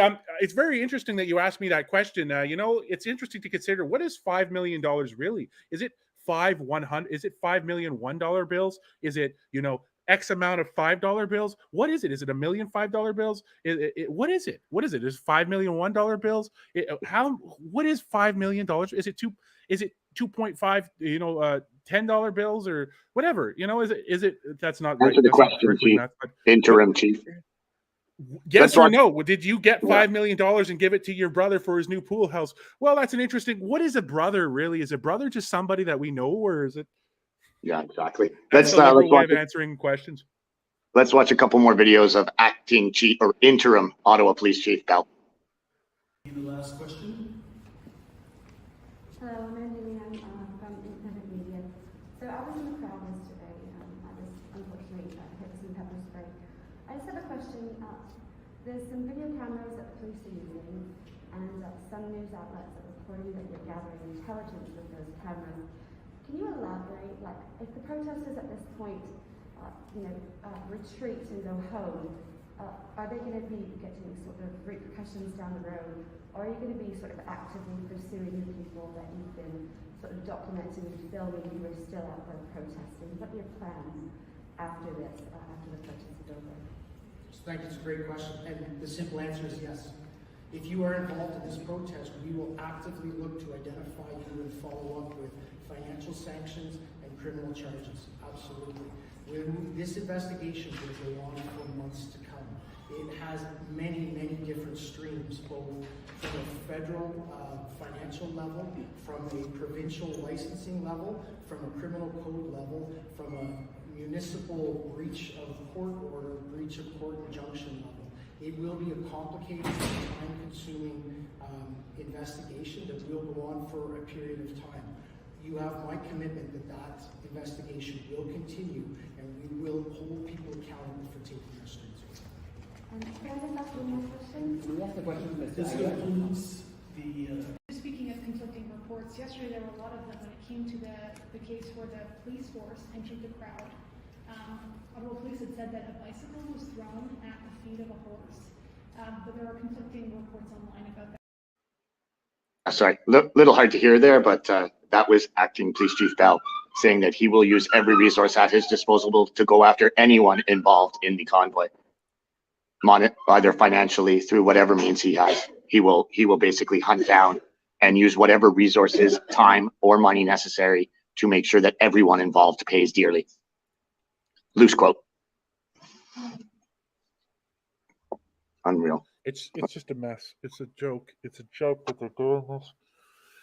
I'm just really, they're going to go and hunt down people who protested. And I can't stress this enough. They must talk about the Canadian Bill of Rights, because the Emergencies Act specifically makes itself subjected to the Bill of Rights, which also is automatically applied to all federal laws anyways. But the Emergencies Act specifically says, hey, I am subject to the Bill of Rights. You can't just make charter arguments. You can't. When the bill explicitly says in its text that it is subjected to the Bill of Rights, you can't. When the Emergencies Act says specifically, I am subject to the Bill of Rights and to all the fundamental freedoms guaranteed within. So when you're talking about fundamental freedoms and legal protections in Canada, you must make that argument. You must weigh it against the Charter, and you must weigh it against the Canadian Bill of Rights, expressly when the law is explicit about its implications with the Bill of Rights. You cannot leave out half of the legal argument and have an actual valid legal opinion. It's almost like we're in clown country here. You can't. It's literally written on the paper. Until Parliament repeals the Canadian Bill of Rights, it applies. So let's start hearing legal arguments about it. Let's start hearing legal until Parliament, which means the House and the Senate, repeals the Canadian Bill of Rights. It is an active, lawful piece of legislation, and it is weighed, and it is considered, and it is relevant to the legal discussions surrounding the invocation of the Emergencies Act and the execution of the Emergencies Act. Period. There's no ifs, ands, or buts. But there's no ifs, ands, or buts about the legal relevance of the Bill of Rights. Which is why he's not. It's why they're not trying to make a legal argument here. If he could make a legal argument like that, he would. I'm sure they would. Obviously, they cannot. And harkening back to Acting Chief Bell here, he mentioned freedom of mobility and then spoke about instances where they limited citizens' freedom of mobility. So we'll just play a quick video as an example of what OPS now does when they think something might be occurring. They make travel into downtown effectively impossible. They make parking everywhere illegal, and then they block highway exits. So let's just check out an example of that. How long are we gonna play this game for, guys? Nonsense. Order allowed.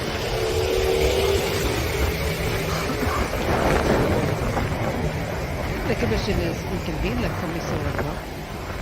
No going downtown, eh? How long are we going to play this for? So, before the break, we were talking about intelligence and You have a other legal right to aspects of protest. Ottawa is not a city-state. Planning. Ottawa is one I'd city like in the to take you now nation. to the events after the convoy has arrived. And during our interview, you explained to us that the events after the convoy arrived could be broken down into different phases. So I'd like to take you to those different phases, and perhaps you can when they stole first Brian explain Dirkson's to us property what those are. and And it stayed may the be helpful charges. if we go to your interview summary first. For sure. So could we call up to WTS 6029, please?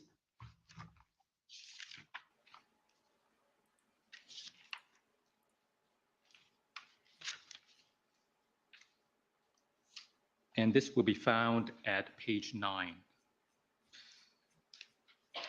So Interim Chief, you told us that broadly speaking, the events after the convoy arrived could be broken down into 3 phases. The first, roughly from January 28th, which was a Friday, to February 4th, another Friday. Now you separated the weekends from the weekdays because you said the weekends are very different. First of all, why are the weekends so different from the weekdays? So what we found during the course of the occupation was during the week time, it was the people that were here. We would see those numbers swell Friday night, usually Saturday during the day, into Sunday, and then disperse into Sunday, and we would go into another week long. But the people that traveled to Ottawa, not in trucks, but people traveled that on foot attended the area during the weekends really seemed to swell and rise. And the week was more of a stagnant. Those are citizens of Ottawa you are talking about. A period where it was the people that were dug in and sitting there and remaining. Mm-hmm. So phase 1 from January 28th to roughly February the 4th, I believe you call that a period of orientation or adaptation after the convoy's arrival. Tell us what you meant. So during that period, several key things occur. So on the 28th, the convoy arrives. We are anticipating a 3-day event with the potential of a smaller group of people staying, and there's massive numbers. So through the weekend, and I wouldn't be the one to best speak about it, but through the weekend, the event is managed. Sunday night, so I believe that's the 30th, we then anticipate most people leaving. Many people left, but we still had a very large red zone that we identified it with lots of trucks, with antisocial behaviors that are targeting our community. So we start to then move into the Monday where we're seeing an entrenched group who are actively demonstrating, protesting, and targeting our community. During that phase, so on the 30th, as we're looking at going into Monday, demobilization planning, as it's called, is being identified by Deputy Chief Ferguson. So there's direction that's being put out by Deputy Ferguson. Okay, so always the potential of them, some staying. We have a very large footprint now. What are our potentials to actually remove people from this area if we need to go there? So that's tasked out on the 30th. So during that week, we're starting to orient ourselves. So I wasn't present at it, but on the 1st of February, so 31st is Monday, 1st of February is Tuesday, there's a meeting that occurs between Deputy Chief Ferguson, Chief Sloly, and the large public order unit commander table to start looking at options for a tactical resolution to this. So that group then is tasked out with coming up with options that could be used. That public order team then brings back options to Chief Sloly, myself, Deputy Chief Ferguson, and other senior leaders to identify the 3 options that they had identified on the 4th of February. So that would be I believe that's the Friday. From that optioning solutions that have come out, there's 3 that are identified. The command team has the discussion with them as we go through, weigh all the benefits of each of them, and ultimately an approach is then identified on the 4th. So that takes us through the first week. So the orientation is figuring out what's going on within the environment, making sure, trying to get the resources that we require or assign the resources that we require to hold the red zone in a safe manner, try and manage public safety issues. The red zone is an illegal definition. The red zone, limited capacity we have, as well as then start to develop planning or at least identify. The red zone is preventing the lawful use of public property. Right.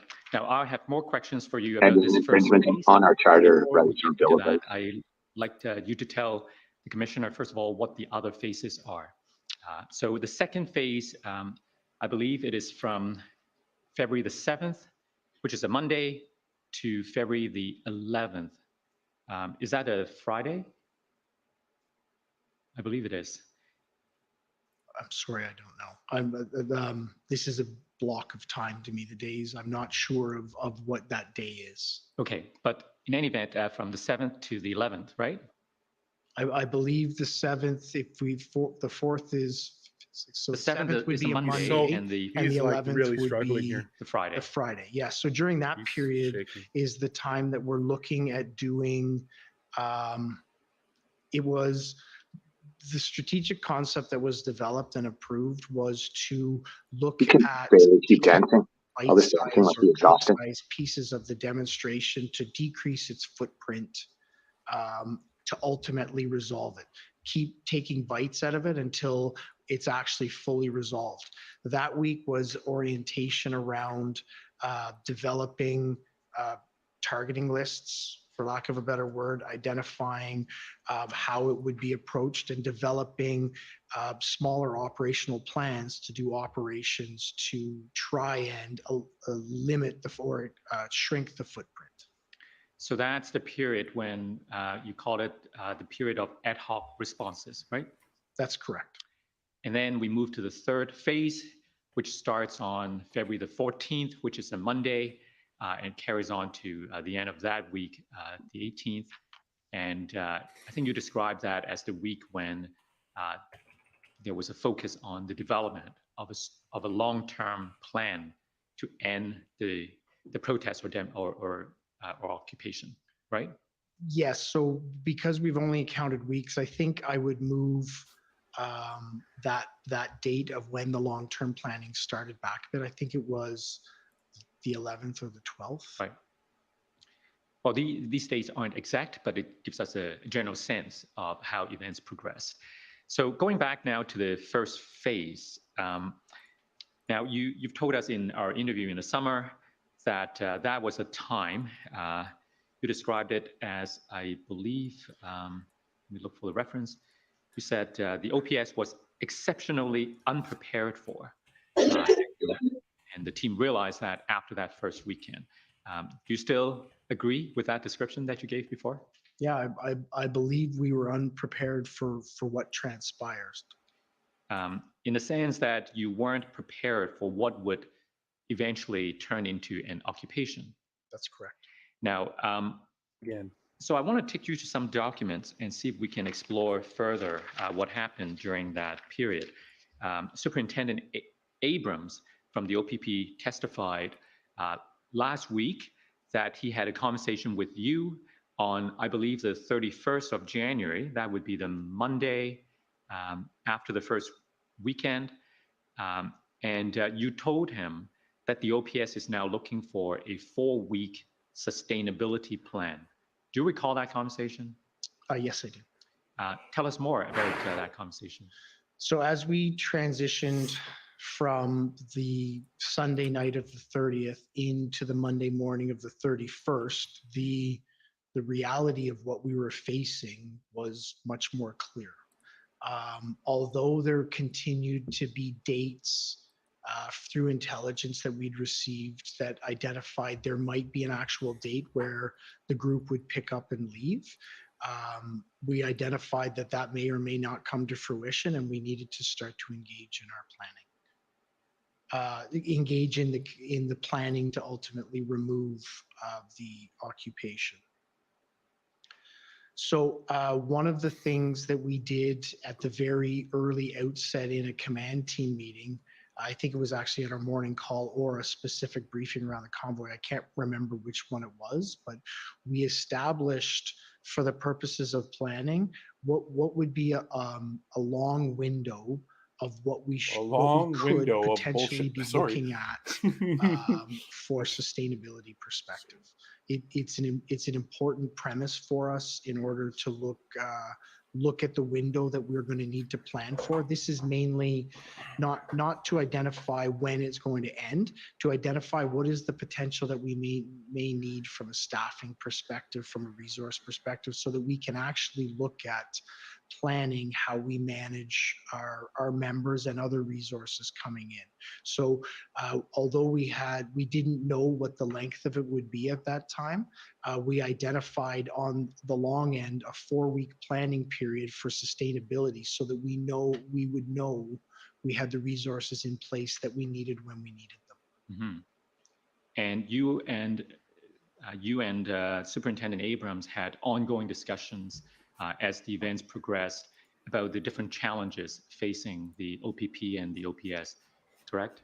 Yes. So one of the things that we agreed to, because there were so many tasks at that time, there was a lot going on, that I would support Deputy Ferguson by being the conduit to the OPP to either ask questions at a strategic level or get input or questions from them. And that's the role that I played. And that's the context that I had my conversations with Superintendent Abrams. Right. Now, if I could take you to Superintendent Abrams' summary of the events around that time, perhaps you can tell us if you agree with his description. Could we go to WTS 6013, please? Oh, this is going to be disastrous on Cross. He's going to get nailed.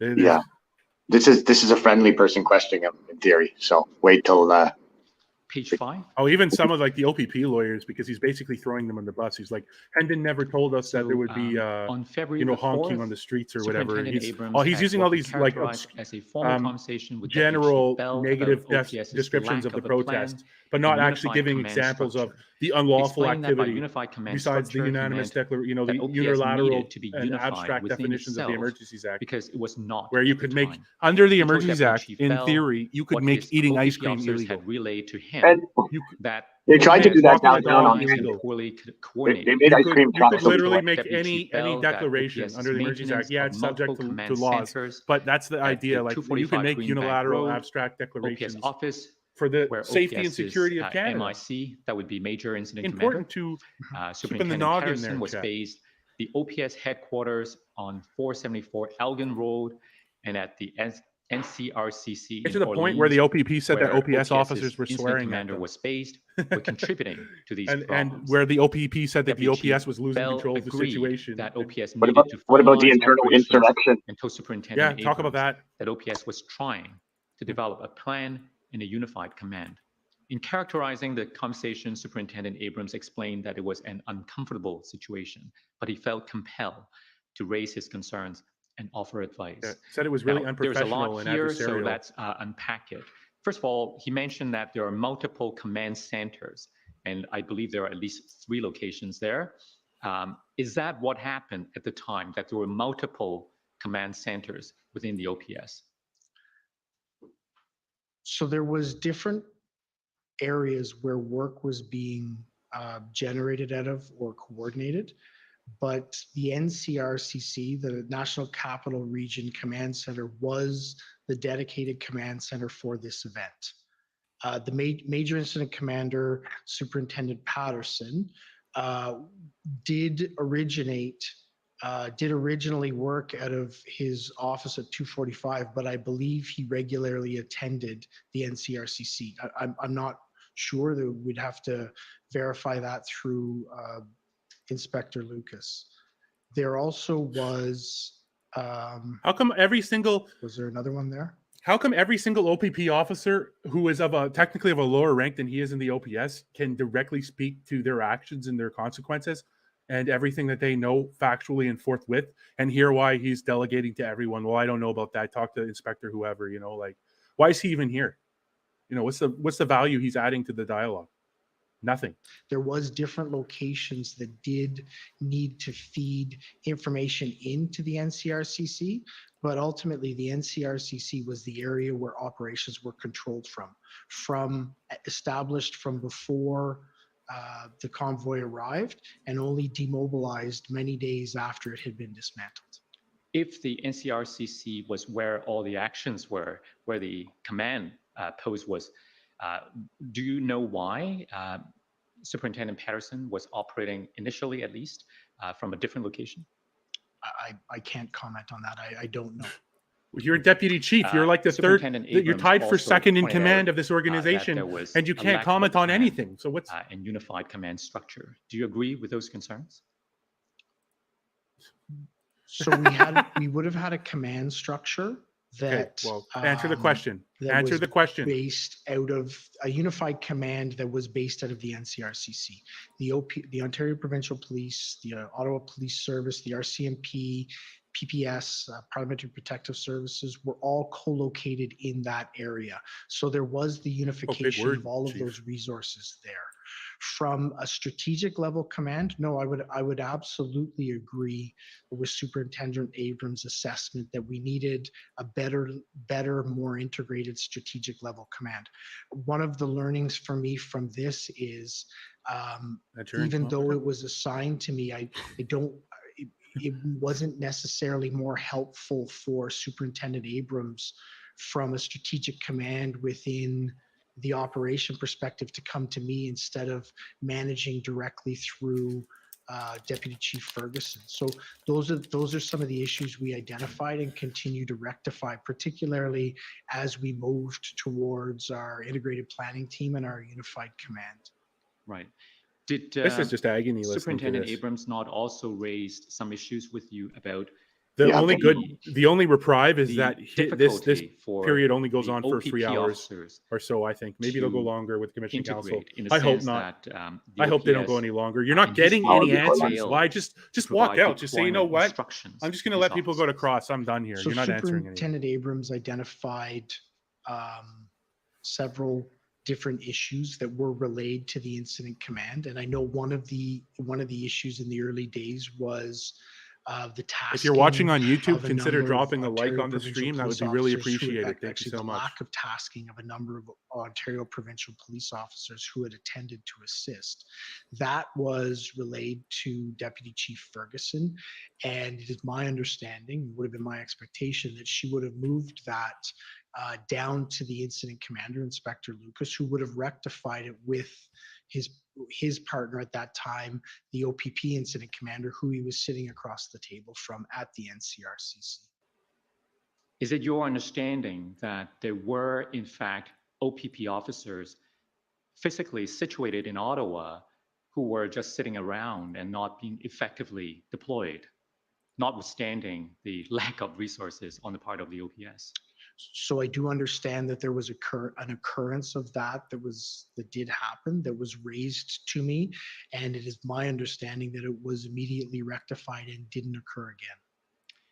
And was there not also concerns that in terms of the planning, there were OPP planners provided to assist the OPS, but they couldn't really do their job because they were getting conflicting directions from the OPS? So I don't believe that was a concern that Superintendent Abrams raised to me. Seemed to be a lot of conflicting orders going around from what I saw. on the ground. The OPP was consistent. The three officers OPP were was, consistent. yeah, throughout. When Deputy Chief Ferguson testified last week, it was more of this. But the in stark contrast to the OPP, professional, forthwith, to the point, no dancing around questions, no inserting opinions or diatribes, just the facts as they know them. The second paragraph. Beautiful. Superintendent Abrams also reported that OPS planners and the OPP planners assisting them were receiving contradictory directions. At OPS's request, OPP assigned two members, Inspector Yunin and Staff Sergeant Gauvin, to help OPS develop plans. Chief Sloly had requested making any plans clips, for Chris? 3 scenarios. Went through the 3 scenarios. On February the 3rd, Superintendent you might Abrams want was to take like advised a generic that OPS clip of him instructor just dancing around Michel questions Morin to summarize had his informed testimony. the OPS planners and It the doesn't have OPP to be planners noteworthy. assisting That's them literally every to question. scrap I'll the just find one of you, three-scenario Dan. planning because Chief Sloly wanted a new, different plan, and that Inspector Morin's intervention had left the planners confused as to what they should be doing. Superintendent Abrams contacted Deputy Chief Bell, who informed him that Inspector I don't know if it's Morin or Morin, lacked authority to issue planning directions and that the planners should be reporting to OPS Superintendent Jamie Dunlop, who was leading planning, even They though don't know. Superintendent He's like, Harrison well, you know, I was the serving second as in charge of OPS the entire MIC. Ottawa Police Service, but Does that help you're refresh going to your have to memory? ask Yes, my it does. Thank officer you very 6 much. ranks down about Tell that. us what was the nature really of don't the know what problem was happening. or perceived problem. The OPP So, knows what was happening. Your officers and you and other people were It having just highlights unprofessional where meetings, some of the yelling at challenges. I wasn't colleague involved police forces, in, hostile any of the environment for tasking them. that was going on around being as pitiful, really. not the major incident commander. So my understanding of what occurred here is, and I do recall Superintendent Abrams calling me and saying that Inspector Marin had come in and given a direction that was contrary to what we had expected to come out of this planning table. That's why they then directed him to Superintendent Dunlop, who was assisting in that area and would be the person who would be able to provide direction as being involved directly in our morning briefings in terms of how we were moving ahead. I don't know what occurred to have Inspector Marin engage in that way with that direction, but I did highlight to Superintendent Abrams that if there was any questions in that planning area or in that public order area, that it was Superintendent Dunlop who was best equipped to answer them, and he would be the only one that could give directions in that area. All right. Now, let's move on then to the second phase, as you've described it, the phase of ad hoc responses. This would have begun on around the 5th, although you separated the weekends from the weekdays, so probably the 7th, right? So I want to ask you about a number of events that occurred during this period and get your perspective on whether they might be problematic from your point of view. First of all, on the 4th of February, I think this came from our interview with you, but on the 4th of February, the OPS made an announcement about a search and contain plan. Do you recall that? Yes, I do. And my understanding is that that plan contemplated surging officers into neighborhoods affected by Freedom Convoy activity. That's correct. As well as hardening the downtown core protest site, including by closing interprovincial bridges and highway off-ramps and so on. Now, you spoke to us about this at page 4 of your summary. So I think what's on the screen is Abrams' summary. Can we go to Interim Chief Bell's summary, please? I think this is the part where the OPP said that they learned about Steve Bell talking about closing off-ramps, you know, on the news, which is their jurisdiction, of course. So it's just all over the place. And I know that the cross is going to be really interesting. So stay tuned. When the lawyers get up, all the lawyers, it's going to be interesting to have like even better questions.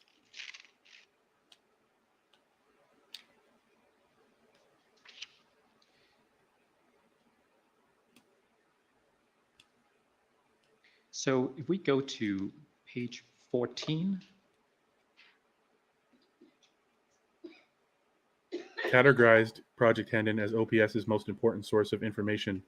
So the OPS's most important source of information, if you just saw that, was the Hendon reports. And of course, we know in the Hendon reports, Chief Sloly announced that police would close highway off-ramps and interprovincial bridges to prevent convoy participants from entering Ottawa.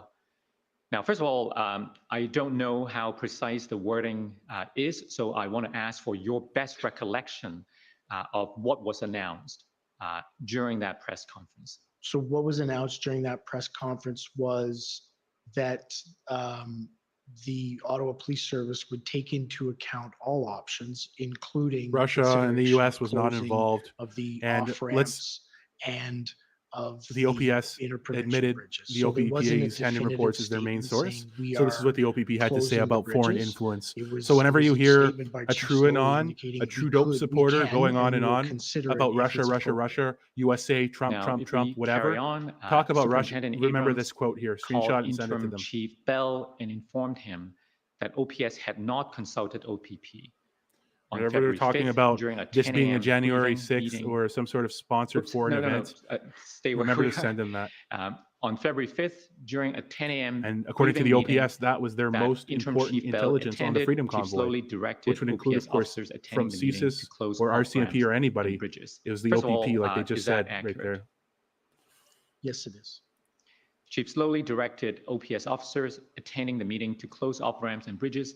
Interim Chief Bell stated that his understanding was that OPP, not OPS, was responsible for closing off-ramps and that OPS lacked authority to close interprovincial bridges. Could you explain the authority to do any of these things to us, please?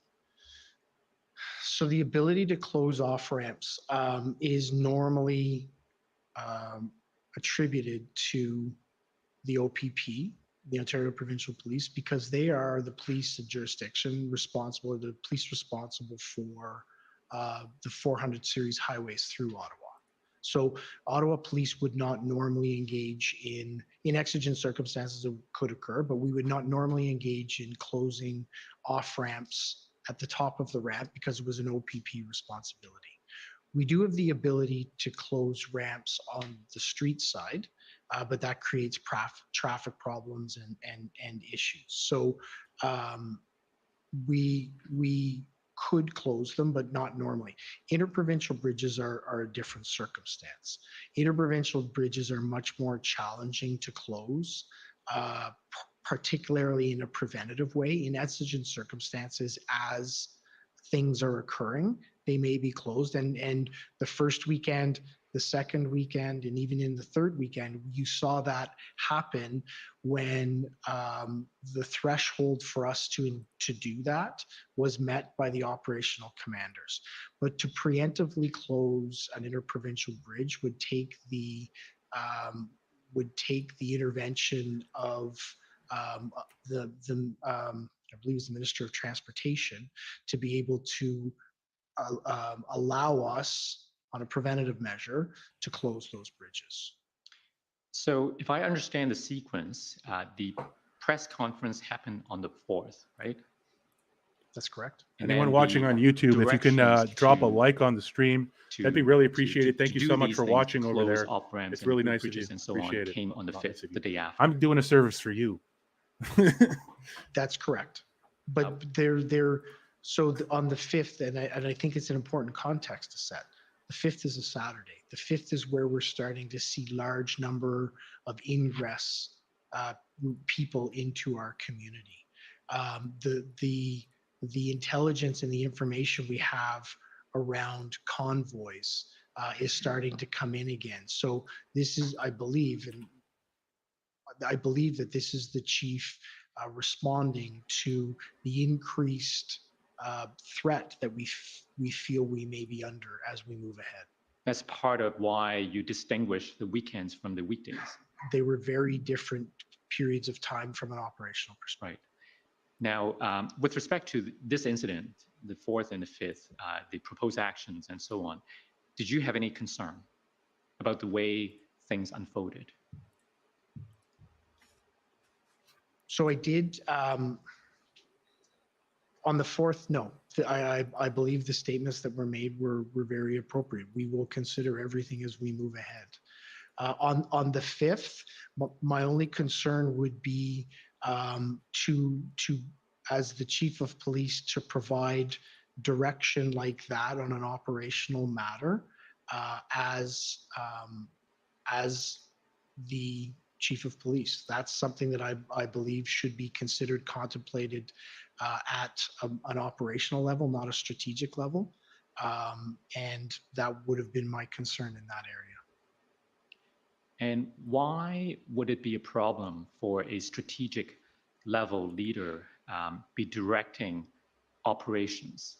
What is the concern underlying this rule that the operational commander should be doing these things instead of the strategic commander?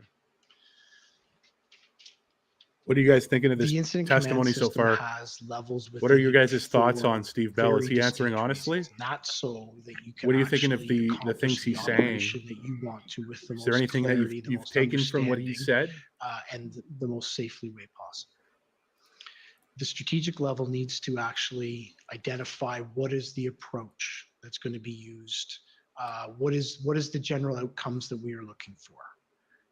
The operational needs to then look at what are the resources? How are we actually going to make that happen?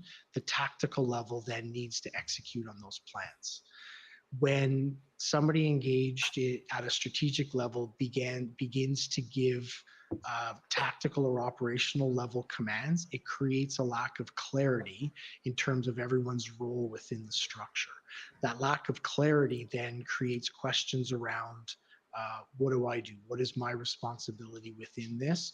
Do I have to escalate and ask a question up? So the necessity to have that role clarity through it, I believe, is very important.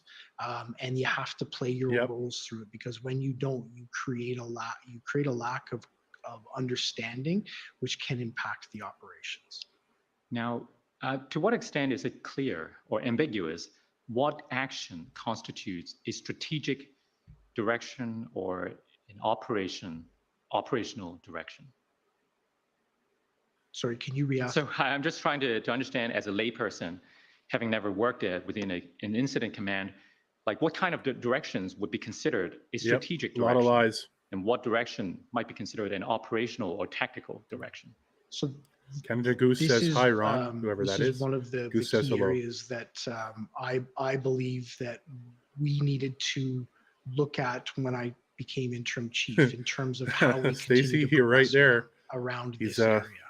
I get very antisocial vibes from him, to be honest. Decision could be, I don't want the convoys in the downtown area. Yeah, Rhonda, I get that as well. Actually keep those trucks out of the downtown area. An operational level decision, in my perspective, I feel that too. That's one of the other sides of this. That's another side of this, right? Like looking at how they've actually managed the situation, which was not a threat, which there was no violence, and isolated cases out of tens and tens and tens of thousands of people. We're talking about upwards of 40-50,000 simultaneous people across the entire Ottawa downtown, basically Canada Day for 3 weeks. And you're talking about that, and you're having a very small amount of actual violent offenses.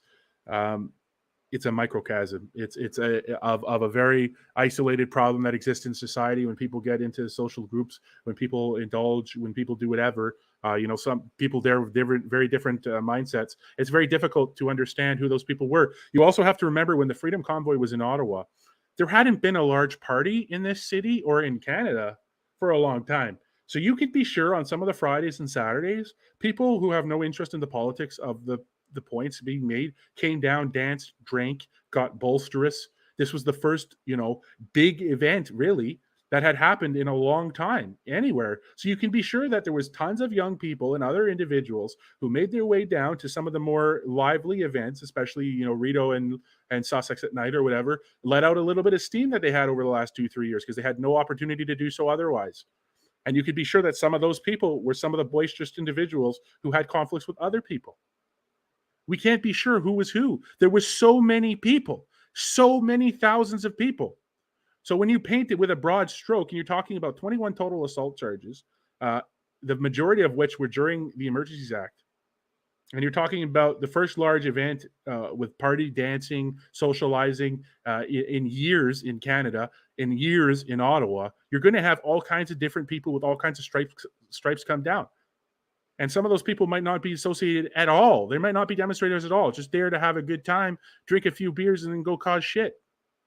You can't speak definitively about those things until we have a character profile of each and every single one of these people, and we can collectively say, all right, this person had clearly no association with any of the intentions or any of the demonstrations. It's just a random party goer. So with all that being said, it leads me to believe, like you said, Rhonda, if anything serious ever actually did happen, what situation would we be in? The Freedom Convoy was bouncy castles, horns, diesel fumes, and pig roasts and barbecues and free hot coffee and free hand warmers for homeless people and free food for homeless people and free water for homeless people and free juice for homeless people, free juice and everything, and fried chicken and French fries and whatever, the best food you've ever eaten. And I've eaten a lot of food. Look at me. I'm an expert. You love appeals to authority, leftoids. You love appeals to authority. I'm an authority on eating. I'm telling you, it was good food. But with all I enjoyed it thoroughly. But with all, and especially props up to Chef G at Terry Fox Square. There, some of the best eats you could get. But with all that being said, what would happen if there was ever a real emergency? These people have shown dramatic levels of incompetence when it comes to managing, benign situations. What if it was actually a hostile situation? What if it was actually a group trying to do hostile things? How would they have handled that? Who knows? But there's some sincere issues. Saturday. So we are continuing to build, monitor, maintain the area, but we are tracking a convoy at this point. So in the middle of the first paragraph, during the briefing, Chief Sloly directed that OPS close interprovincial bridges and highway off-ramps into Ottawa until Monday, February the 14th. Chief Sloly indicated that OPS needed to act because of the municipal and provincial state of emergency. So there appears to be a perceived need to close these off-ramps and bridges again, and he's directing, it appears from this paragraph. Is that what happened? That's correct, yes. So if we go to the next paragraph, Interim Chief Bell engaged in back and forth discussions with Chief Sloly about whether OPS had authority to close interprovincial bridges and highway off-ramps, including at a 12:17 p.m. meeting that OPS General Counsel Christian Hanaud attended. Now, first of all, wasn't this discussion, didn't you already have this discussion with the former chief the weekend before about the authority to do all this? back and forth. I hadn't had it the weekend. I see. Okay. So anyway, you had these discussions with him on the 12th, I believe. And then in the middle of the second paragraph, Interim Chief Bell explained that while planning and operations would ordinarily have been Acting Deputy Chief Ferguson's responsibility, he was relieving Acting Deputy Chief Ferguson that day so that she could rest. Ultimately, Chief Sloly agreed that OPS lacked authority to close the bridges and off-ramps and rescinded his direction. So first of all, this is the weekend that Deputy Chief Ferguson took 2 days off. We heard about that. Is that right? Yes, that's correct. So during her absence, you stepped in to look after her responsibility. And that's why you were engaging in these discussions, right? Because normally this is part of the planning. That's correct. This would have been under Deputy Chief Ferguson's purview. Right. The next paragraph, during these discussions, Interim Chief Bell informed Chief Sloly that Superintendent Bernier had developed a traffic mitigation plan to divert arriving convoys away from the downtown core instead of closing off-ramps and bridges. So first of all, we heard about directions to close off-ramps and bridges. Did you have the same concern expressed earlier the weekend before about a strategic level leader providing operational level directions? Yes, I did. But in this case, we have a different incident commander or event commander who already developed a traffic mitigation plan, right? That is correct. So we start reading from the middle of the third paragraph. Chief Sloly told Interim Chief Bell that he needed more details on Superintendent Bernier's plan so he could decide whether to approve it.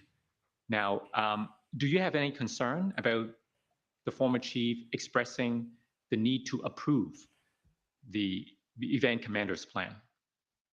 So it is not typical in incident command structures. The strategic level doesn't approve operational level plans. After some back and forth, OPS implemented the traffic mitigation. Can we go up? Oh, sorry, go down. Traffic mitigation plan, which kept convoys from entering the downtown core. Interim Chief Bell's notes record that during the 12:17 p.m. meeting, Chief Sloly told him that Chief Sloly would assess the plan and if not satisfied, would take appropriate actions. Interim Chief Bell explained that Chief Sloly was asserting his authority to approve or reject the traffic mitigation plan that Superintendent Bernier was developing, as well as to hold Interim Chief Bell accountable if that plan did not meet the thresholds that Chief Sloly believed it needed to meet. What did you mean by that? Holding you accountable.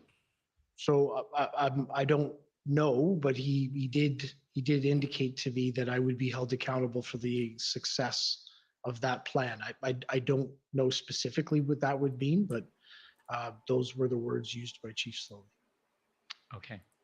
Did that cause you concern? No, I think there's I believe there's a level of accountability in every level within the organization. I actually believe I would be accountable for the delivery of that. And I was confident in the plan. So you were accountable because you are now stepping into the shoes of Deputy Chief Ferguson, who was the strategic commander, right? That's correct.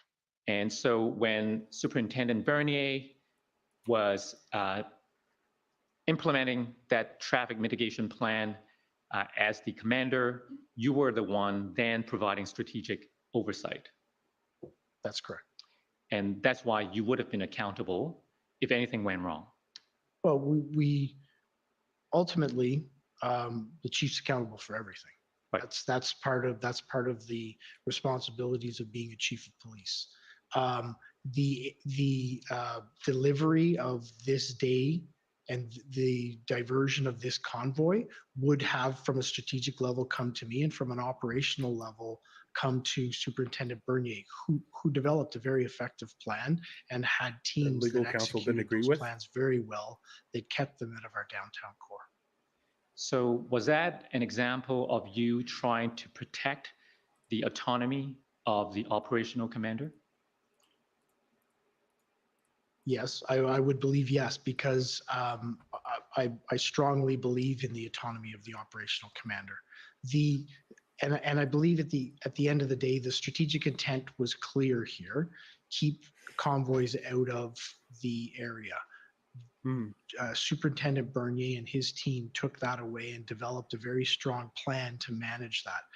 Members of our organization and other organizations executed that plan very well, that ultimately did result in those convoys not attending. That is how strategic, operational, and tactical level decision makings are intended to work. Mm-hmm. Now, I want to turn your attention to another aspect that happened during the convoy events. If we could go to your summary at page 13.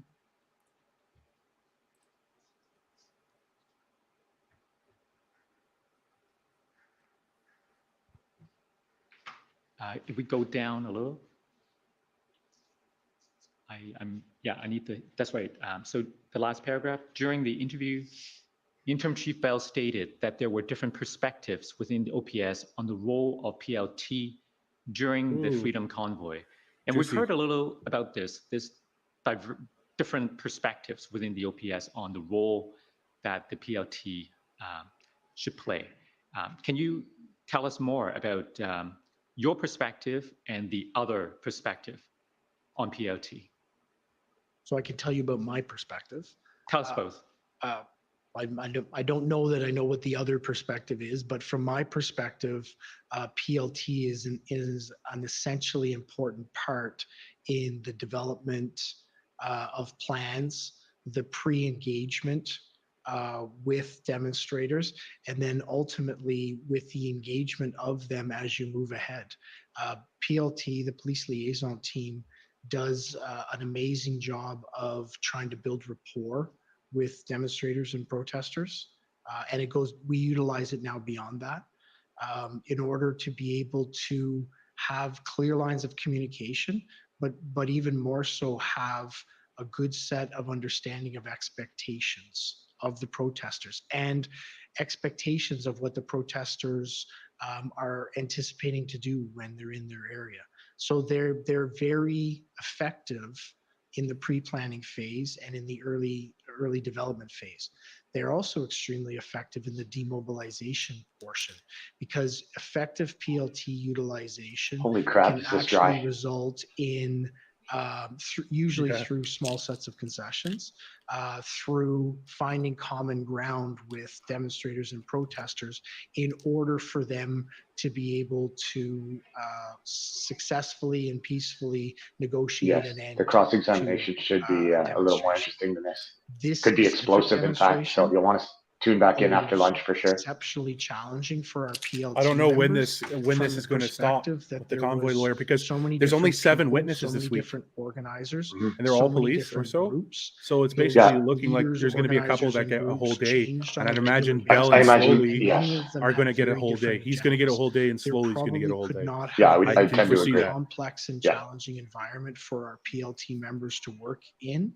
And I can tell you they came into work every single day with the absolute best intention to get this resolved peacefully. Now, the reason I asked you for your perspective and the other perspective is because when you spoke to us in August, I believe, and as captured in this paragraph, you explained that there were different perspectives That's within my the quote. OPS. So you've just explained to us the perspective that you adopt, as well as Deputy Chief Ferguson. But as this paragraph explains in the middle, it says, in contrast, Chief Sloly and Superintendent Patterson wanted to obtain quick wins. Unless PLT could convince the protesters to leave, they saw no room to negotiate. Patterson was really and on top preferred of that. utilizing Patterson's the one who planned the betrayal at Coventry. Different perspectives. Okay. There was often no agreement. The so-called that's the PLT's words. The PLT said it was a betrayal. The police liaison teams said Patterson's option was a betrayal of them and their work. Tension within the OPS. Yes. In relation to the utilization of PLT. That's right. That's right. Yes.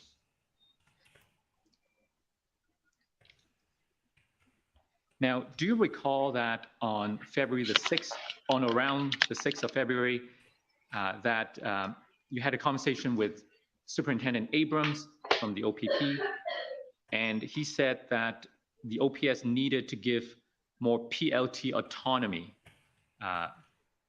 to the PLT team, and that the OPS command was not doing that. Do you remember having that discussion with him? I do recall on that occasion having discussions with Superintendent Abram about. Can you tell us more? So I think you've summarized it very well. The Ontario Provincial Police has an extremely well-developed, well-used, well-balanced police liaison team. We model our program around them. And then why did you betray them? In a much earlier way. The OPS is the one who said that the OPS betrayed them. Would have liked yes, exactly. Why did the OPS betray them? Officers and the OPS told their OPP counterparts to go home. We've heard that testimony because the OPS had destroyed everything they had done. So who's accountable for that if it's not you, Chief? Where does the buck stop? Right. Who's responsible? The chief said that he's ultimately accountable. Okay, so, I mean, he said the chief is ultimately accountable. Why are you deflecting to your delegates? Aren't you the senior officer? We've heard it's also very poor leadership to throw your subordinates under the bus. Meeting on February the 9th. Oh, he's throwing them under the bus in a really indirect way, as he does with the arrival of the integrated planning group what he's saying. In Ottawa. Chief Party and his team came to meet with the OPS command team, and there were 2 meetings on the 8th and the 9th. I want to ask you about the meeting on the 9th, but before the integrated planning group met with your team, you were involved in a morning meeting with the chief and Deputy Chief Ferguson, right? That's correct. And I want to take you to page 17 of your summary about your recollection of that meeting. Excuse me. So the first paragraph, after the briefing ended, Chief Sloly met with Interim Chief Bell, Acting Deputy Chief Ferguson, and OPS Chief Administrative Officer Blair Dunker at 9:15 a.m. During this meeting, Chief Sloly told the attendees that the integrated planning team had come to judge OPS to take control or command of the situation, and that they would base decisions on whether to send RCMP and OPP resources on whether the OPS had plans. Chief Sloly expressed the view that OPP and RCMP were not there to help and were taking directions from their political masters. Does that accord with your recollection of what happened that morning? Yes, it does. Did he just say OPP were there, not there to help? They were working at the direction of their political masters? What do you understand to be the What I heard? reason that the former chief expressed those concerns? Good former chief. So I don't know what the reasons would be. I don't know what Chief Sloly's experience would have been with the OPP or the CMP. It was surprising to me because up to that point, all through this and continuing on, I've had the ability to work with both the Ontario Provincial Police and the Royal Canadian Mounted Police, and they have been exceptional partners, and they were exceptional partners to us through this.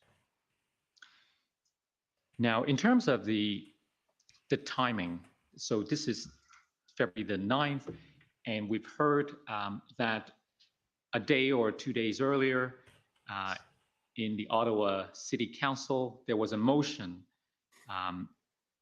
I can't remember who was the councillor who brought forward the motion, but effectively to ask the RCMP to take over.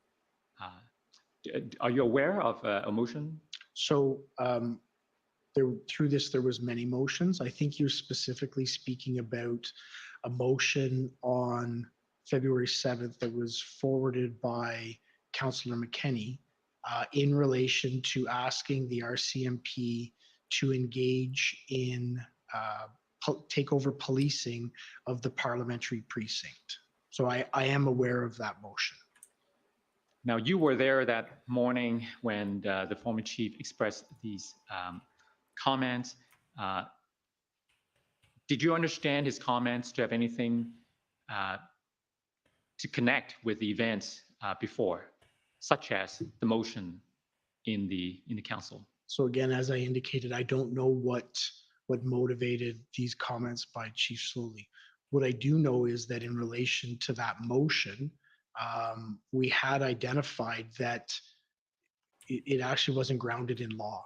The Ottawa Police Service is the police jurisdiction in the city of Ottawa. So in all of the city of Ottawa, including the parliamentary precinct. So we had provided a letter to the city to indicate that. So it wasn't grounded in law, that motion. I don't know whether it contributed to these comments. That's a question better suited for Chief Sloly, but I do know that the motion as it was put forward wasn't grounded in law. Now, you mentioned that you did not share the same concerns as expressed by the former chief. In the next paragraph, you explain why. Now, I don't want to take too much time reading through your summary, so I'm going to take you now to the afternoon meeting with the integrated planning group. And if we could go to a different document, OPS 30-14454. I understand these to be minutes taken by the scribe at that meeting. If we could go to page 131, please.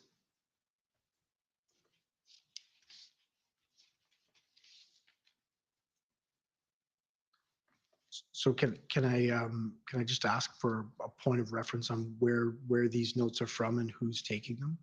I believe these are scribes taking notes for the former chief, right? I can assist my friend. Those are not scribe notes. Those Okay. are notes of Christian, who was general counsel. So these are notes taken by Ms. Hanon, the general Yes. counsel for Yes, so they are not scribe Thank notes. you. Thanks for clarifying. Council's notes. Council's notes. So let me try to look for the reference. Can we go down the page? Mr. Oss, is it possible to reference the date that we're speaking of from the notes? Yes. Cool. So I I'm not believe sure you where- said. I believe you I said. love it was the 8th. opportunities.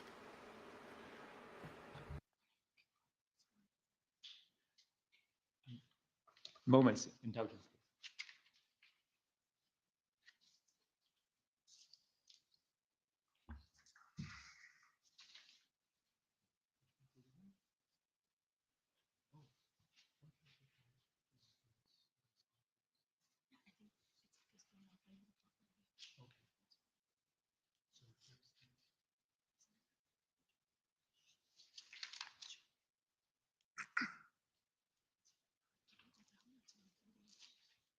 Okay, so so I need 131, not 130, please. Yeah, he didn't know this, he didn't know that, because the OPP was not there to say it, so slowly. Keep going down. Oh, was it already? Sorry, can we go up again?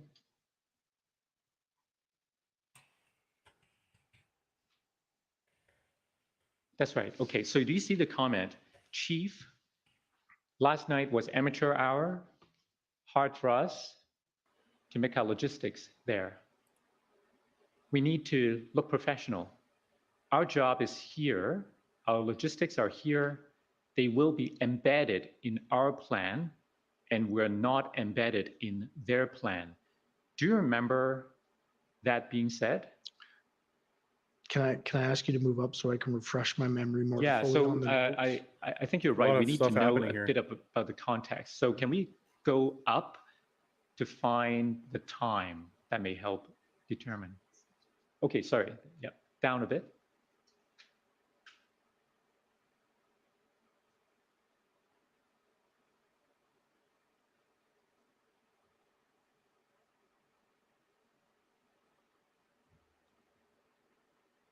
Sorry, can I just read that portion? Can you go back up a little, please? Thank you. So it appears that this is a meeting that started at around noon. Okay. Right? And then if we go down a bit, you see the comment from Trish Ferguson, I want us to limit politics. We've heard from her that those were discussions at the meeting itself. I recall this meeting now. The chief said, last week we didn't have an incident command. Everyone was running around with confusion. Now we know our roles as of noon. And we go down. Some of us did our jobs last week in what our teams needed. Just a We bunch need of to stay damning focused, stuff and disagreements. stick to the plan. Trish, they're here to help. Not sure why we're forcing them to arrive here. I believe that was a reference to their attending at the headquarter location. That's correct. So getting back to the question I wanted to ask you, what did you understand the former chief to mean when he said, our job is here, our logistics are here, they will be embedded in our plan, and we are not embedded in their plan? What's our plan and what's their plan? What I understood him to mean is that we would maintain command and control of the situation, and that any plans that would be developed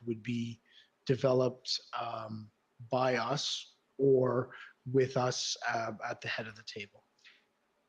And did you understand why that was important to the former chief? No, I did not. Did you share that concern that the team, the integrated planning group, should be embedded in the OPS plan rather than the other way around? No, I wouldn't share that concern. Okay. Now, if I go back to your summary, so switch back to the summary, please. WTS 6029.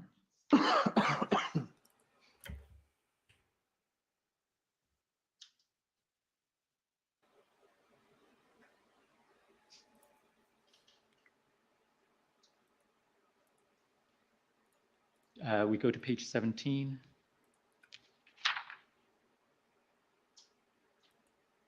Okay, page 17. I'm still looking for a quote. You see the paragraph at the very bottom. Let's go, let's go, let's go. It is exactly that, Fawn. But first, Kelly, The very let's last go, line. let's go, let's go. You describe this meeting Let's do as it. Thanks. contentious George and is heated. with us in spirit. It's just blaming and pointing fingers. That's what it is. The OPS is just saying this wasn't us. The OPP is saying this wasn't us. The OPP, the three officers so far have been forthright in their testimony. They haven't dodged anything or give any politicking answers. So I believe the OPP. No reason not to. They've been forthright. No, sorry. They don't dance around evasionary. So we had a questions. I'm sorry. Sorry, I'll let you explain. There was a pre-meeting before we went down there, and met with the integrated planning team. Right. The notes that you had just taken me to were notes that referenced that meeting that Deputy Chief Ferguson, myself, I don't recall who else was there from the notes, had with Chief Sloly prior to all of us attending the integrated planning team meeting. So before the meeting with the integrated planning group, there was that discussion to ensure that the plan was to meet with them and ensure that they will be embedded in the OPS plan. That was the comments. And then the OPS command team met with the integrated planning group. And now here in this paragraph that we read, you're describing that meeting with the integrated planning group as contentious and heated, right? That's correct. Now, I understand that we also put to Chief Party of the OPP, who was present during this 12:10 p.m. meeting, about the discussions that was had during this meeting, including asking the OPS asking the integrated planning group whether they were willing to be embedded into the OPS plan, and he responded yes, they were willing to do that. But tell us why you observed this meeting to be contentious and heated. Well, Chief Sloly, as this meeting went on, expressed reservations about the reasons for which the OPP were present. He identified that he had concerns with them about a couple of things. One of them was about the recording of numbers of OPP members that had been provided to us. And another one was whether they were here to help or to assess and potentially overtake us was my impression. It was a contentious meeting that did not, I don't believe, formed a good start first meeting in what I believe needed to be a very strong partnership. I see. Now, after this meeting with the integrated planning group, there was a kind of debrief within the OPS command team, right? Do you remember that? If you can bring a set of notes up, I believe. Okay, I'll try. So this time we go to OPS 30-14454. So this is again notes taken by Ms. Hunold, the OPS General Counsel. And I want to take you to, let me find the right page.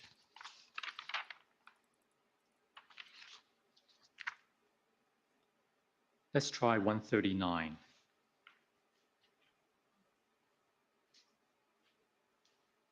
Do you see references to OPS debrief from meeting with OPP RCMP? At 1840? Yes. Yes, I do. And there's a comment attributed to the chief. As far as I consider, keep going. Nothing has changed until I hear something different coming from RCMP/OPP. There's a portion redacted, but if we keep going, Chief said, no, they aren't part of the command. Just a pie in the sky idea by him. Nothing concrete, promises was made. So I wanted to ask you about just what was discussed at this debrief, because we know that during the meeting, there was a request that the integrated team be embedded under the OPS structure. And they agreed. But after the meeting was over, at this debrief, the chief said, as far as he's concerned, keep going. Nothing has changed. Do we have, can we scroll up, please? Because I just want to. Yep, let's scroll up. So I don't believe that I'm at this meeting. Sorry? I don't believe that I'm at this meeting. You're not at the debrief? I don't believe so. I don't recall it, and I don't believe that it's in my notes. So I don't believe that I did attend this meeting.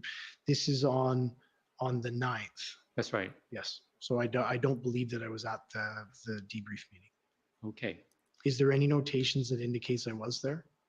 I'm sorry? Is there any notations that indicates I was there? Well, this is what we have. It doesn't specify who was present at this debrief. I suppose it was an assumption on my part that because you were there during the meeting that you were part of the debrief. My apologies. I don't believe I was. That's fine. That's fine. Now, I understand also that Interim Chief Bell, you were involved as part of the negotiation. Well, not as a negotiator, but you facilitated the negotiation between the city and the protesters. So I was involved in facilitating contact so That's that right. the negotiations could occur.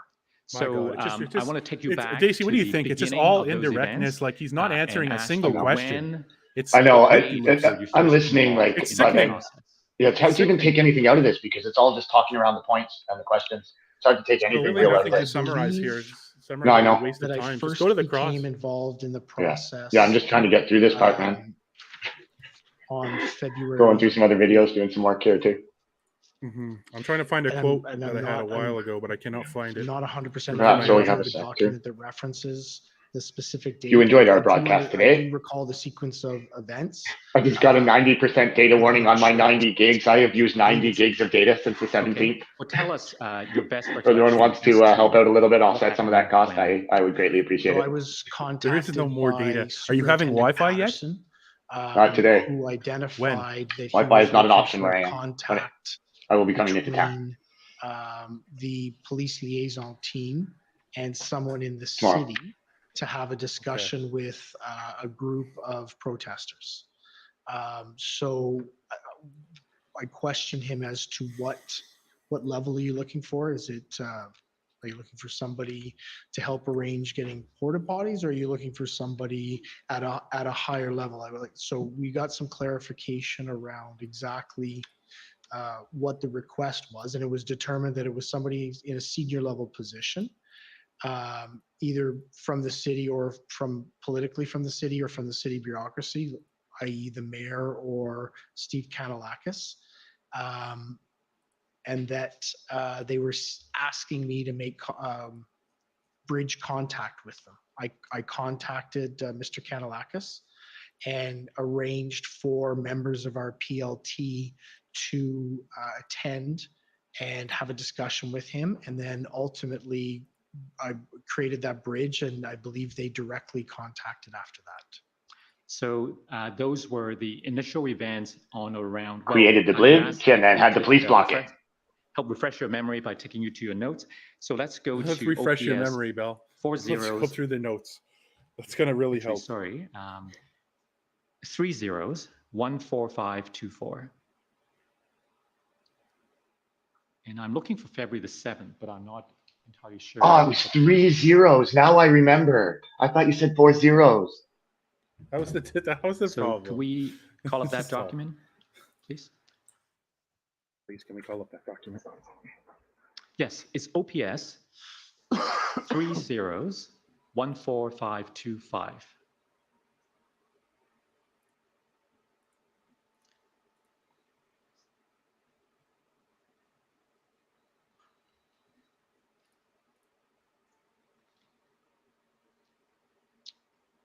So my understanding is that, can we scroll down to February 7th? Page 25?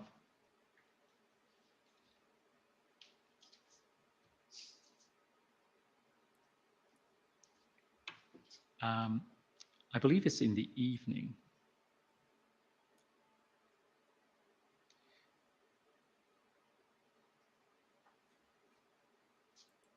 Keep going.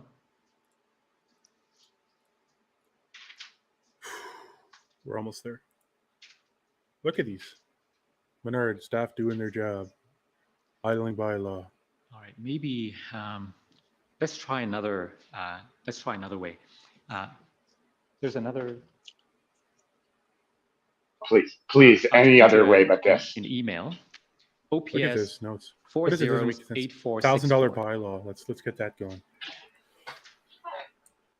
Oh, yes. We'll arbitrarily increase fines. That'll solve the problem. Still not criminality, by the way. If you increase bylaw fines, that still does not raise, doesn't meet the So we threshold. want to the level of the go Emergencies down Act. Yes, Very exactly. bottom. Oh, I'm scrolling at the same time. So for a second, I thought it was my scroll. So this I'm looking chain for a specific began quote. as a request from Mark Patterson to John Ferguson. First of all, who's John Ferguson? John Ferguson is a staff sergeant within our organization, and during this period, he was assigned to be responsible and head up our police liaison team. Police liaison. So it started. The ones who as a told the request OPP to go from, home. Superintendent Patterson to Staff Sergeant Ferguson, and then we can go up and follow the chain. It's just so much circular answers, chat. There's really no honesty in this. Sorry, and in the fact that he's not being forthright, it's just, Thank you. it really doesn't feel like the OPP testimony of the last 3 days gave us a good example of what a professional police officer looks like when they're answering hard questions exactly as they know them to be, the facts. This here sounded more like a Justin Trudeau speech, and I think that's objectively true. I think you could compare these testimonies and see that So as this an is when objective you fact. added to the chain. That this feels more like a Trudeau speech than a police testifying about facts matter of factly, is what it feels like. Brief. For those watching on YouTube, if you drop a like, that's greatly appreciated. Thank you so much. So does this help refresh your memory as to the date? Yes, absolutely. February 7th. My apologies. I said the 8th. It is actually the 7th. Okay, and the events are essentially as you've relayed. Can we keep going up? Go down a bit, please. Sorry, can I? And now a bit farther up now. Go down, yeah. If you could show me the unredacted part and then raise and lower it 3 more times, please, while I think of my answer. Raise, Now we'll go lower, back 3 up. times, right, left, right. Ooh, do, do, do, do, ding, ding, ding, ding, ding. I think that's the top. Yep. So it does explain. It does. So, so we came from Mark Patterson, as you said, on the 7th, and then you facilitated contact, and that happened on the 8th, right? So my contact Should be there, with the city Renee. happened on the 8th. I Just I a don't different. recall what date the meeting I don't know why that would actually happen. occurred. Right. So that was your first involvement, and then you had more involvement. Can we just get to later, cross-examination was it not the already? case, a few days later. We're not going to get to cross-examination today, basically. So you'll need to be more specific. I had him. Maybe this afternoon. In this. Oh, I hope so. So I understand that on I couldn't handle another 3 hours 13th of this February, going, man. I know, this is rough. if we could go to your note now. You're good. Go to 7. Yes. To be fair to everybody, this is one of the hardest 30145525. days that we're going to have. We're going to have Slowly, this, and Let's Trudeau. go to page Between those 3 are 64 the, of your and notes. we're going to have Brenda Lucky. So between those 4 are the most. What about Freeland? Do we have Freeland as well? Maybe if she has, I don't think she has. No, we're going to have Marco Mendocino though. Oh, That's okay. going to be bad. That's going to be Mendocino. That's going to be terrible. That's going to be like this times 5. And he's probably Yes, going to lie page about Lisger 64. again, saying, "Oh man, if only those protesters didn't try to burn down that apartment building when it was literally just 2 people who had nothing to do with the protest at all." You know, he's gonna I'm talk surprised. about I Lisger. mean, I thought I'd be more triggered by this guy, but I guess I've moved past some of the more triggering emotional parts, and now I'm in like go mode kind of business. Not ruled by my emotions. There's nothing to say here I because believe he's the not date is he's not February saying 13th. anything. Okay. So okay. Yeah, okay.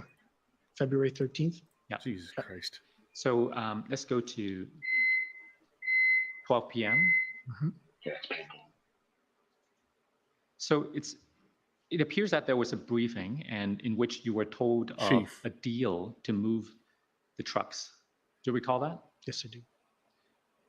What can you tell us about that? Dean French. If you can go down so that I can refresh my memory, I'll... Oh.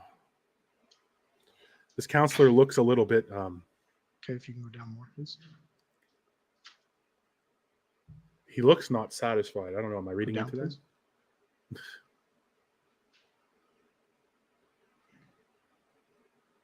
Okay, keep going.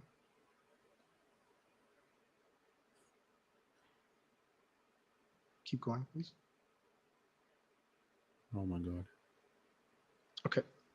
Now, I wanted to ask you, so in the previous page, page 65, there were some concerns noted around the logistics of moving trucks and that crowd filling the neighborhood roads and so on, right? So it wasn't crowd filling, it was concerns that if we displaced a truck from Kent Street, say, and put it onto Wellington, that another truck would then occupy behind them on Kent Street. Those were some of the early concerns that were identified. Okay. So what was your role? They're playing at Jenga this or whatever. meeting? They're like, okay, you could go here, you go I here. was Oh, someone's there coming there. listening.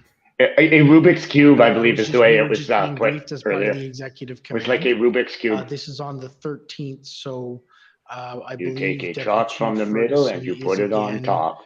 has responsibility And then of convoy another one operations. So comes I'm and just one takes of its the old spot. executive team who's listening and receiving this information to Take a identify truck what from the actions middle we need and to put take. it on top. Now, Then by this another time, comes and takes its Deputy old Chief spot. Ferguson would have been back, right? Yes, that's correct. And Oh yeah, Ferguson was sent so how home by did you, Slowly. become You need to involved, spend a few days in at this? home, Deputy So Chief. I believe if we go up, That's it what was Slowly an said. overall command level briefing. Command level. So if you can go up and I'll identify Does that make him a misogynist? I don't know. Maybe, probably.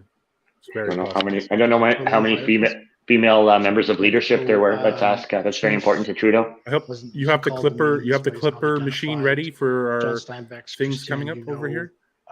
Kathy Burns and Vicki Nelson's are scribes. Yes. Steve Box, who's the chief of staff for Mr. Kanalakis and Mr. Kanalakis. So it's a command level briefing for us. I didn't identify Deputy Chief Ferguson, but I do believe she was present at this meeting as well. So we understand that there will be evidence that later that day... Failure to ID. Is it Inspector or Superintendent Drummond? Superintendent. Superintendent Drummond met with the city and protesters to work out some of the details of the deal. To what extent were you aware of those details? So Superintendent Drummond was assigned to be the liaison back to the police because we would need to facilitate the movement of those vehicles. So he was assigned by, well, I believe it was Deputy Chief Ferguson who assigned him to do that. So that was my understanding of his responsibility. So that was the first time we saw on this date that you were involved in any discussions. Can you tell us what came of this and what was your role, if any, in the subsequent events? So I didn't, I was continually briefed. I didn't have a specific role. At this point, we'd ensured that the chief had ensured that Deputy Chief Ferguson was the single point of contact for the convoy operations, and I was responsible for things that included our enterprise project management change projects. So I wouldn't have had any direct role in it, other than being present and helping to support whatever was needed of me. Now, let's go to your summary.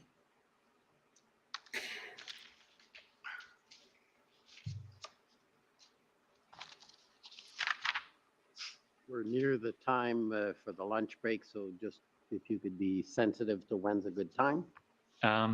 Well, it may be a good time now, and we can come back and finish it.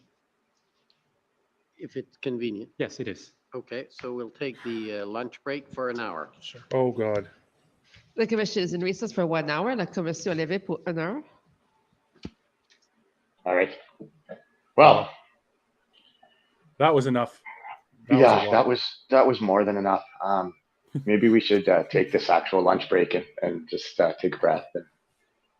Well, I mean, we could, but we're going to maintain a steady. The stream is going to stay here as is, and we're going to keep running it for sure. Really not too much to say on that segment because there wasn't a whole lot of information shared. There was comments here. We saw screen peeps of different things. I'll read you my summary notes. Sure. Started talking about Hendon by the 20th. Commission Council coached using word occupation. This is my comment. Commission Council coached using word occupation, if I can call it an occupation. All heavy equipment on truck beds was mitigated from going downtown. Probably transient convoyers from different work sites across Canada, which is something Bell admitted to. Steve Bell trying to shift blame about the intelligence failures. Implied Hendon reports didn't indicate long protests past January 30th, even though everyone was coming across the country and there was a lot of clear indication in the reports. OPP believed truckers wouldn't leave until goals accomplished, believed that they wouldn't accomplish goals. Great potential for conflict. OPS internally identified low or no threat of violence from the Freedom Convoy on January 28th. Really trying to shift blame. Steve Bell is dodging commission questions, not answering directly, not explaining his role in intelligence failures. So Ottawa Police has a chief of police and 2 deputy chiefs. That's its top triangle. Steve Bell was one of the deputy chiefs, and in fact, his portfolio listed him as the head of intelligence. So Steve Bell dodging commission questions. That's how I feel. Not answering directly, not explaining his role in intelligence failures or trying to downplay it. Every answer is political, not forthright. He comes across as a politician, not a police officer. Stark contrast to OPP testimony. Commission Council doesn't seem to be satisfied with Bell's answers, asking lots of follow-ups, not getting straight answers, more dancing around. HTA, or this was an interesting thing, HTA or bylaw infractions not significant enough to close roads based on OPS legal opinions. Road that's closure important. Have to be linked to actual risks. Just won't take responsibilities for his failure and the OPS failures. Talks about PLTs being great, lots of OPS internal conflict. Patterson wanted proof PLT could convince protesters to leave.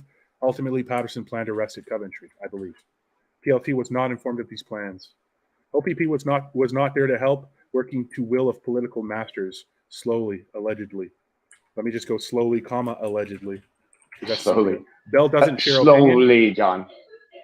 Bell doesn't share opinion, question mark. OPP, OPS disagreement on who has authority to close off-ramps. They were saying they can close it at the road level, but think about that. You come down the off-ramp, like say at Parkdale. You come off the off-ramp at Parkdale at the light going, you're westbound, coming off westbound. And you come off at Parkdale, and they can close it at that light, but now you're stuck on the ramp. Yeah. But they can't coming into downtown would be even worse. Like Nicholas has very long ramps. You would have 200 vehicles before they hit the OPS stop. Yeah, stuck there and can't go anywhere. So the OPS can close it right there at the highway. They call this the what are they? I know what it's called. The bullnose. You close it right at the bullnose, and that's where they can actually mitigate traffic. So and then he's like, scroll up, scroll left, scroll right, like you said, Patty. Scroll up. Let me refresh my memory on my notes. It's just like, who does the buck stop with?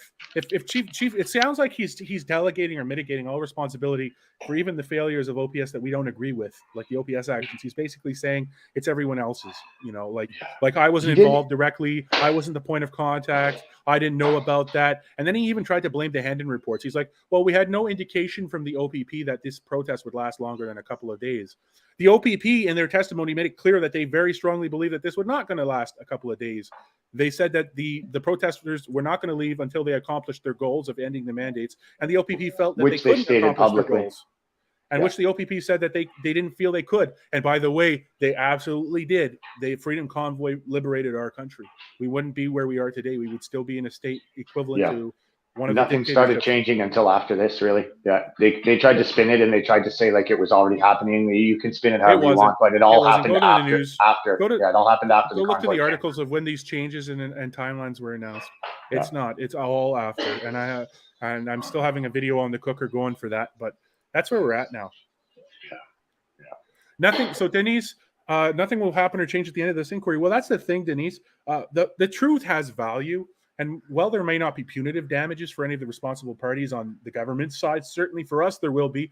People have spent time in jail. People have lost tens of thousands of dollars, their businesses. People have sacrificed significantly for the successes of the Freedom Convoy, of which the Freedom Convoy had many successes. But yeah, no, there's not going to be any responsibility, but we're going to have the truth. We're learning so many things. I'm really trying to find this quote from Sheila Gunn.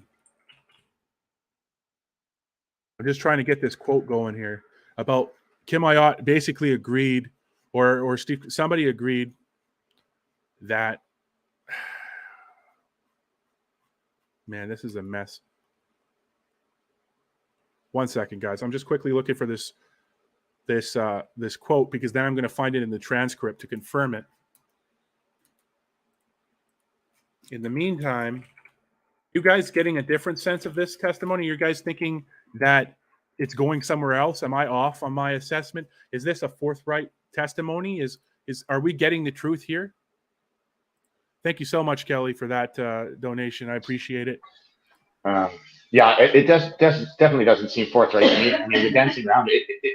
I expected to be really just engrossed in this, listening to what he had to say, and honestly, I thought I'd be getting upset more. He's dancing around things so much without really saying anything of substance that it barely triggered me at all. And you could see at times the commission counselor didn't look satisfied. He looked impatient. Yes. Yeah, he was getting clearly, that's the first time I've seen any visible frustration on that council. Yeah, because he's not getting answers. Compare what Steve Bell is saying today and how he's saying it to the OPP, to the last three previous OPP officers: Superintendent Morris, Superintendent Abrams, and Chief Superintendent retired. Compare all of theirs to whatever happened there. Yeah, and I can't state enough how different those testimonies sound. I mean, from the OPP, you're getting what appears to be a professional law enforcement officer speaking forthrightly, speaking the truth as he knows it, and it's sticking to the facts. I mean, not all of it played into necessarily what the council were trying to get him to, but he held his ground. He was steadfast in his interpretation of the truth and the facts at play here.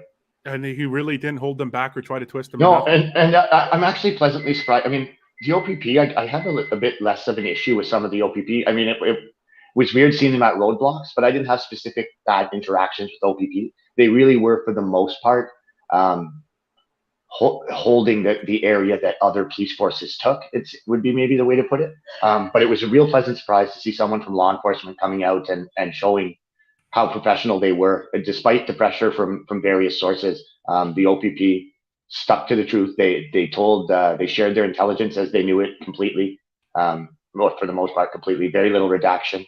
And it didn't seem to matter that maybe it wasn't exactly what the narrative was. I mean, they said what they believed to be true from their many years of law enforcement experience. You know, these are top intelligence people for the province of Ontario. Whereas you have the intelligence chief for Ottawa City Police, Ottawa Police Service, acting Chief Bell, deputy chief at the time, and he seems to have either poor or no intelligence. I mean, he didn't know it was. If you have thousands of people coming across the country spending quite a bit of money and time to get here because they're that they're upset, the chances of them leaving immediately when they stated they're not going to leave till the problem is fixed is basically zero. So if that's your interpretation of intelligence, then you should not be an intelligence officer at all, in my opinion. I hear you. Working hard there, Tom? Yeah, I'm looking for the quote, so you can keep going. I really want to find So for anyone here, I just have the thing up. If you enjoyed our work today, donations are greatly appreciated. That's buymeacoffee.com/patriotsmoothie. Or thank you. For e-transfer, you can send that to daisymedia@gmail.com. We appreciate that, and we will do this regardless. And we don't feel like donating, you're not in a position to donate. A like, a share, the comments, all that helps as well. Helps us boost up the algorithm. The likes on YouTube make a big difference, and the shares as well on Facebook here. So we really appreciate that, and we appreciate you all tuning in. Now, on that note, Mr. Smoothie. Okay, so I think we're going to break for lunch, Yes, okay. because I think Chris has some stuff going on at home that he's got to deal with, and I'm going to take a break. But here's how we're going to do it today. We're going to leave the stream running. That's it. It's just going to be here. You can come back later. We're going to resume at 2. Cameras will be off. The stream will just sit here.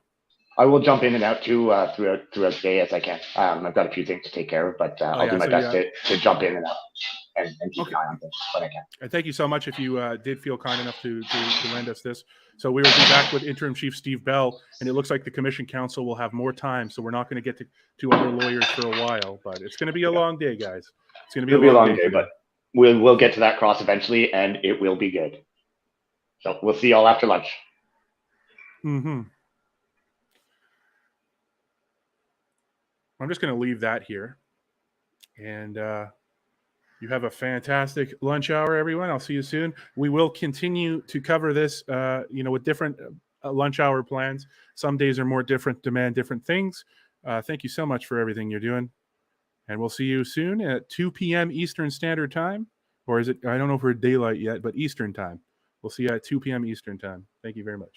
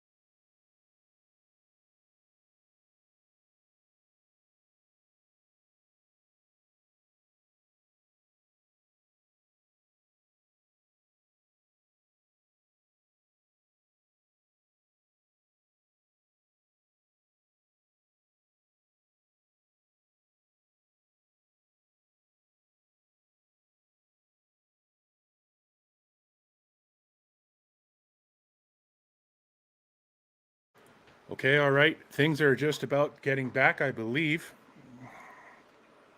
Let's come back into view here. Boom. Hello. How are you? Good to see you. It's been an interesting morning. A lot of stuff happening. Just to check, we got sound, right? I hope. And the hearing is going to resume momentarily now. If you can hear me, let me know. Okay, so you can hear me. Perfect. My hot potato here. Oh, okay.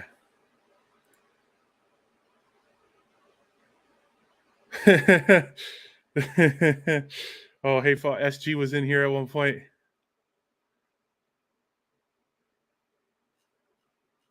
Okay, so everything's coming back really shortly. Okay, and I did find the quote that I was looking for,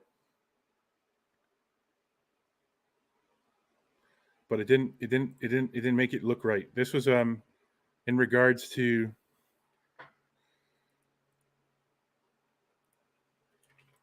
maybe that'll make it a bit better. So this quote's in regards, this was Brendan Miller was cross-examining Kim Ayotte, who is the manager for the city of Ottawa for Emergency Protective Services. And he, Kim Ayotte's testimony, I believe that was day 4, but we learned a lot of interesting things that day in terms of the fire response, the paramedic response in Ottawa. We learned about, basically he said that the city did a mass analysis of all the different calls during the entire Freedom Convoy, and that none of the calls were delayed past their service thresholds, and that every threshold was maintained and met. And at one different point, Brendan Miller asked him this question directly. You agree that the truckers always organized to make sure that the safety lanes were open? And Kim Ayotte testified, yes. The truckers organized to keep the safety lanes open. But he said other things, right? Kim Ayotte's testimony was is very damaging for the city's case of a combatant, of a combatant group of people not willing to work on anything, not willing to be cooperative, or who are just antisocial, trying to cause harm. The Kim Ayotte's testimony didn't paint the protests as that. They were reasonable, maintaining the lanes. All the plans were, everything was maintained. Come on. Just check that we have this here. Having some minor work done outside here.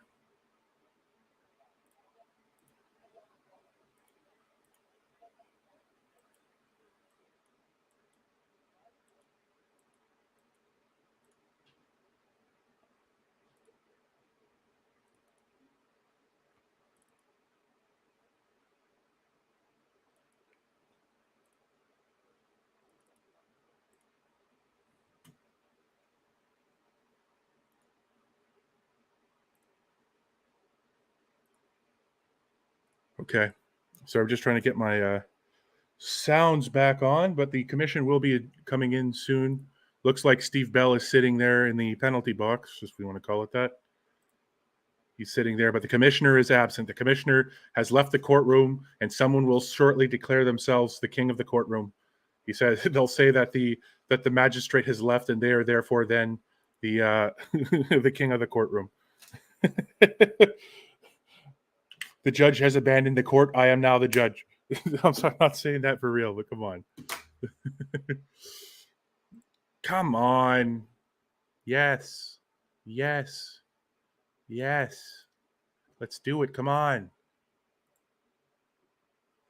This is it, right? There we go. Having some scary noises happening at my door right now. It's all good, though.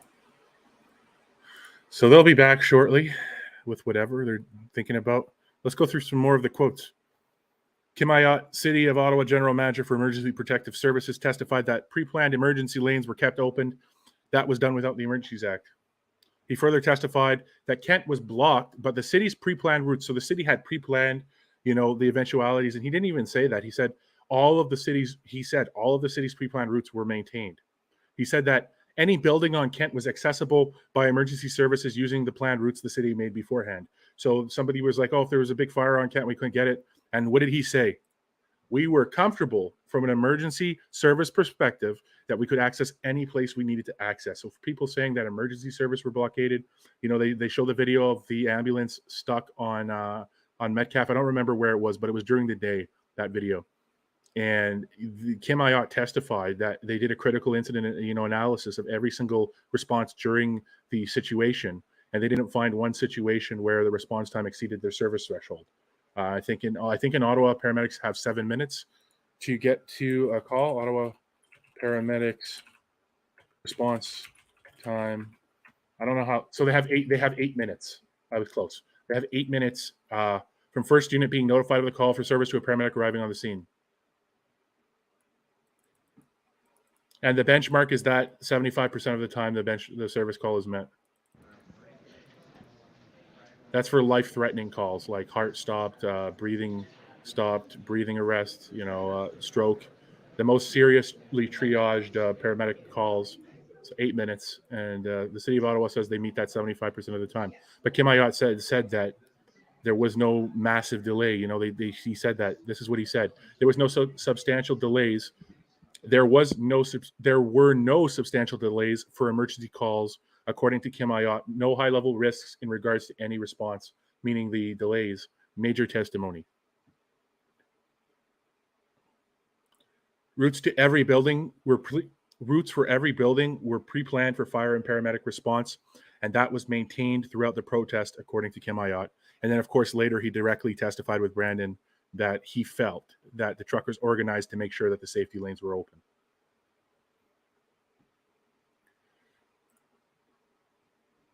So the OPP made it very clear in their testimony with director. So we had Patrick Morris, who is the director of POIB, Superintendent Patrick Morris, the director of POIB, the Provincial Operations Intelligence Bureau for the OPP, testify all of his intelligence-based knowledge, which basically said we told Ottawa what we knew. We sent them the Hansen reports, and that if it wasn't received, it wasn't received. But they said the chief got it, and it was supposed to be disseminated through the organization, especially to the second in command. He is arguably he was the second in command, in charge specifically of intelligence. And he said there was nothing in the Hansen reports that said that this would be longer than a 3-day protest. But the OPP expressly said that they believed the protesters wouldn't leave until they accomplished their goal of ending the mandates, and that would be problematic because they didn't think that they could accomplish that. By the way, 95% they did. So God bless the Freedom Convoy. And that this would be a source of potential conflict, but certainly for an extended stay, and that people with that much motivation, that much money, wouldn't drive across the country and just stay for a day. And that anyone could see it, even a layperson like the Hotel Association president, who said people were trying to book hotels through the month, but they didn't have them, I guess. And he also, and then another one. So then we had, that was the first OPP officer to testify, and he was very forthwith in his testimony. Then we had OPP Superintendent Abrams, and Abrams testified much of the same thing. And then finally we had OPP Chief Superintendent Retired Party, who gave a bit of contradictory response, but some big bombshells. There were some big bombshells in there. This is what he said. We did not need the Emergencies Act to tow vehicles. Okay, that was early in his testimony. And then he later amended to that. He added, police would have managed to put an end to the protest without the use of the Emergencies Act in the same timeline. This upset the commission councillor. The commission councillor then went and asked him directly, was the Emergencies Act necessary to end the protest? Like the outright direct question. Even though his testimony was basically saying, yeah, they didn't need it. All of a sudden, he was asked the question directly by this same councillor here. I don't know his name, but I think he's one of the senior councillors for the commission. And he asked this question specifically to Chief Superintendent Party, and Party said, well, I can't really answer that. But his testimony, Party's testimony did answer that. He already gave the answer in his testimony. We would have, the plan they made on February 9th and improved on the 13th, looks like we're going to an extended break, didn't have any of that in it. It didn't account for the Emergencies Act. They were going to do the exact same thing with or without the Emergencies Act. And he even went further than that. He said that they would do it without the EMCPA, which is the Emergency Measures Civil Protection Act of Ontario, or something like that, which is the Ontario equivalent of the EA, really, of the Emergencies Act. And he said they didn't need that either. So if he doesn't need the EMCPA, he certainly doesn't need the EA. And let's refresh our memories about the preamble to the Emergencies Act, which says, and I'll read it directly here for you. I know we could bring it on the screen, but I love reading this. Preamble, okay. Whereas the safety and security of the individual, the protection of the values of the body politic, and the preservation of the sovereignty, security, and territorial integrity of the state are fundamental obligations of government. And whereas the fulfillment of those obligations in Canada may be seriously threatened by a national emergency, and in order to ensure safety and security during such an emergency, the Governor and Council should be authorized, subject to the provisions of to the supervision of Parliament, to take special temporary measures that may be appropriate in normal times, that may not be appropriate in normal times. And whereas the Governor and Council, in taking such special temporary measures, must be subject to the Canadian Charter of Rights and Freedoms and the Canadian Bill of Rights. They make a lot of legal arguments talking about charter, but they haven't once in these proceedings or anywhere mentioned the Canadian Bill of Rights, which the Emergencies Act specifically makes itself subject to. And by the way, the Canadian Bill of Rights applies to all federal legislation, regardless or not of if they mention it. The only time it doesn't apply is if they specifically pass the law with a section saying that it operates notwithstanding of the Canadian Bill of Rights. But the Emergencies Act specifically says, hey, the Canadian Bill of Rights applies to me. Let me read that again. And whereas the Governor and Council, in taking such special temporary measures, would be subject to the Canadian Charter of Rights and Freedoms and the Canadian Bill of Rights, that are not to be sorry, I got confused here, and the Canadian Bill of Rights, and must have regard to the International Covenant on Civil and Political Rights, particularly with respect to those fundamental rights that are not to be limited or abridged even in a national emergency. And then we have we are a public order emergency for this. So part 2, public order emergency interpretation. And then we go down to declaration with the subsection national emergency, which is in application and construction. For the purpose of this act, a national emergency is an urgent and critical situation of a temporary nature that blah blah blah seriously endangers, well, not blah blah blah, but seriously endangers the lives, health. Let me just reload this real quick. We're having some issues here. Let me see if I can attempt to. No, I think we're on a prolonged recess here. I don't know what's happening. That's what I'm getting. That's what I'm getting. So to reread that, so for the purposes of this act, a national emergency, which is a defined term in this act, it's defining national emergency, is an urgent and critical situation of a temporary nature that seriously endangers the lives, health, or safety of Canadians, and is of such proportions or nature as to exceed the capacity or authority of a province to deal with it, or seriously threatens the ability of the Government of Canada to preserve the sovereignty, security, and territorial integrity of Canada, and that cannot be effectively dealt with under any other law of Canada. The EMCPA is a law of Canada. The Provincial Offence Act is a law of Canada. The Criminal Code of Canada is a law of Canada. They were going to do these things with or without the Emergencies Act. They weren't even thinking about the Emergencies Act. They had their plan, they had their resources, they were ready to execute, and then all of a sudden the government panicked and declared this emergency unjustifiably. And that's where we are. The end goal, Steve, of all of these hearings, they're not going to make a deterministic statement whether or not it was justified. They're going to make policy recommendations and changes. This commission, this inquiry, is statutorily required. The Emergencies Act has in it a section that requires such a commission to be called within a certain amount of activation time, and that's where we are. Really, we're in the accountability process. It's it's ingrained into the Emergencies Act that they call this. They had no choice. This was not the government's decision. The act itself requires that if it's used, that a commission would be called. I'm interested to see what the delay is here. So let me just quickly hop on social and see if there's anything in the social spheres about why we are delayed. Let me find it.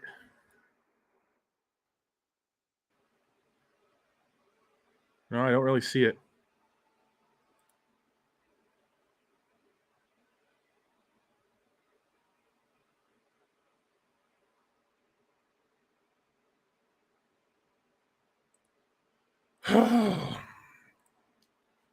I'm not finding anything about why it is delayed.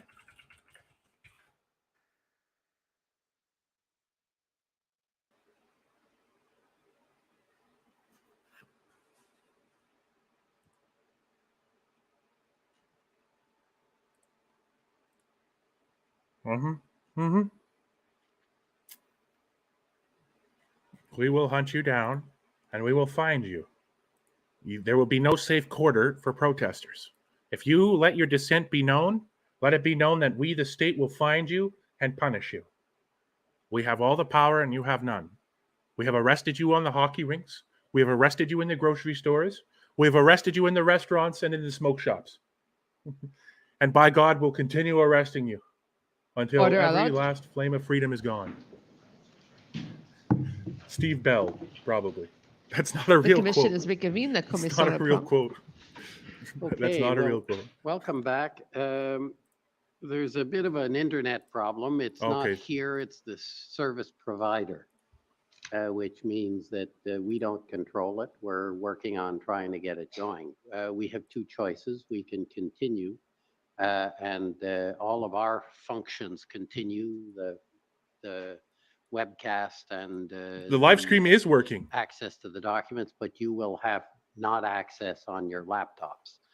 You may be able to tether to your phones, but that's an issue. So the question is whether we should or should not proceed on that basis. We can delay. I'm looking for a consensus or a response. I obviously don't mind because it doesn't affect me. So that's what I'm canvassing. If you could, I'm told you have to introduce yourselves because they're having trouble in the transcripts when there's an objection. There's no objection. Sir Brendan Miller for Freedom Corp. I can advise that the other internet connection works. It's LAC, guests, back, invites, fully works. It's just not the one that we typically use. Look at Steve Bell's face. Obviously, there's a lot of organization in the convoy organizers. Steve Bell, laugh at that. Well, he is a human. So if that resolves everyone's we've seen it there. satisfaction. We've seen it, Steve, for half a second. I've seen that. I've seen that right there. So there you go. I've seen it. Thank you humanity. for that. It's good to see humanity. It's important to see humanity. It's important to remember that everyone is a person. Good afternoon. So just before the lunch break, I took you to the events of February the 12th, I believe, 13th. And I took you to your notes. Perhaps we could go there again. OPS 3014525.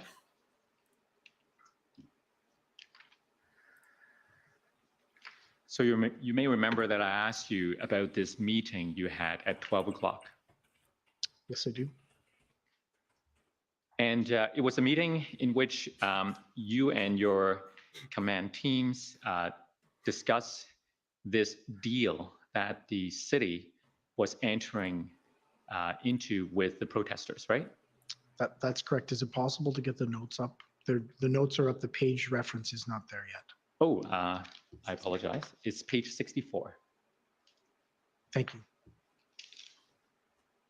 That's correct. And I think you mentioned that you were there in a listening capacity. No, what I indicated and what I would call is I was there as a member of the executive command team. Right. Primary responsibility was with Deputy Chief Ferguson, but myself, I would have been there to help support in any way that was necessary. Right. Now, given that it was on the 13th of February, and we've heard some evidence that that was the date when the integrated planning group was very close to finalizing a plan with the Superintendent Bernier, who was the incident commander at that time, right? Are you aware of that? No, I'm not aware of that. You're not aware that they were working towards an integrated plan? Absolutely, I'm aware of that, but you identified that they were about to finalize a plan, and I was not aware of that. I see.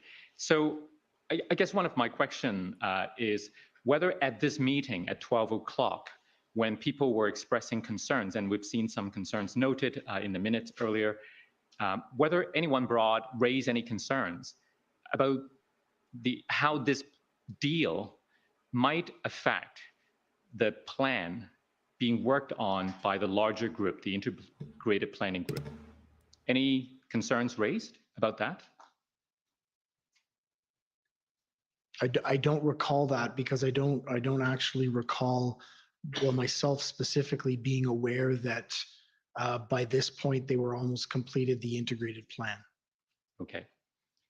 And to the extent that anyone raised any concerns, and again, if we perhaps scroll down a little, you remember that you read through this and there were some concerns noted, right? Correct. Did you share those concerns raised by others?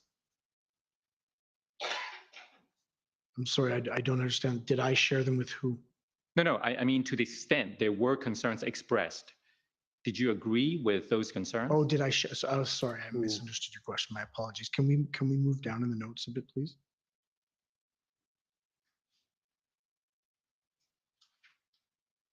I mean, I don't understand. Keep going, please. Yeah, so I believe thank you. I believe they're legitimate concerns that needed to be identified and raised in terms of how we would move ahead. Yeah, so if we scroll up a little, for example, feds are moving into stage of engagement. What does that mean? I think one of the discussion points that we were having at this meeting is that the federal government was coming to the point, somebody had made the comment, not myself, but that the federal government was coming to a point that they were looking to engage in what was happening in Ottawa. Okay, and if we go down, concern of logistics on how to move trucks. What was that about?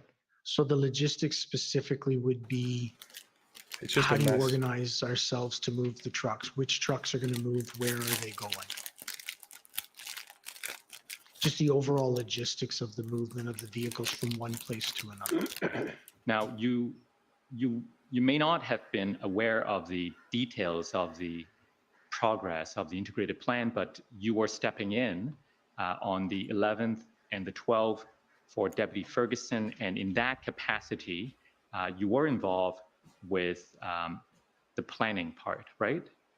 Absolutely, in terms of how the work that I understood that the work was coalescing between the integrated planning team, but I didn't have any indication of how far along they were with establishing a unified command and a unified planning team, or how far along they were in actually completing the plan.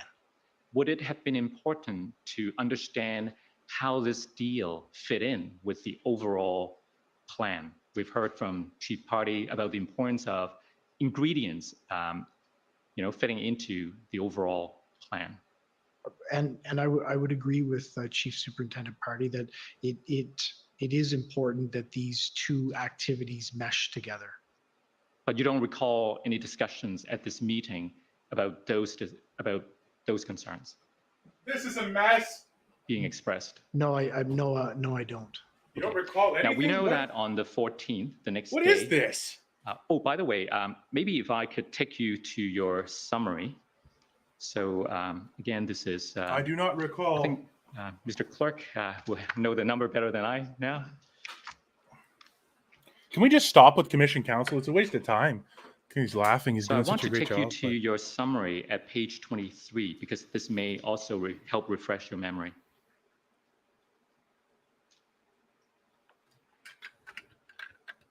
Page 23. So if we go down a little. So even though the meeting we just talked about was on the 13th, you learned about this plan to move forward with a kind of deal between the protesters and the city on the 12th. On February 12th, Chief Sloly told Interim Chief Bell that the city was involved in discussions with the convoy leaders to have movement with the current situation, and that the information was highly confidential. Does that help refresh your memory?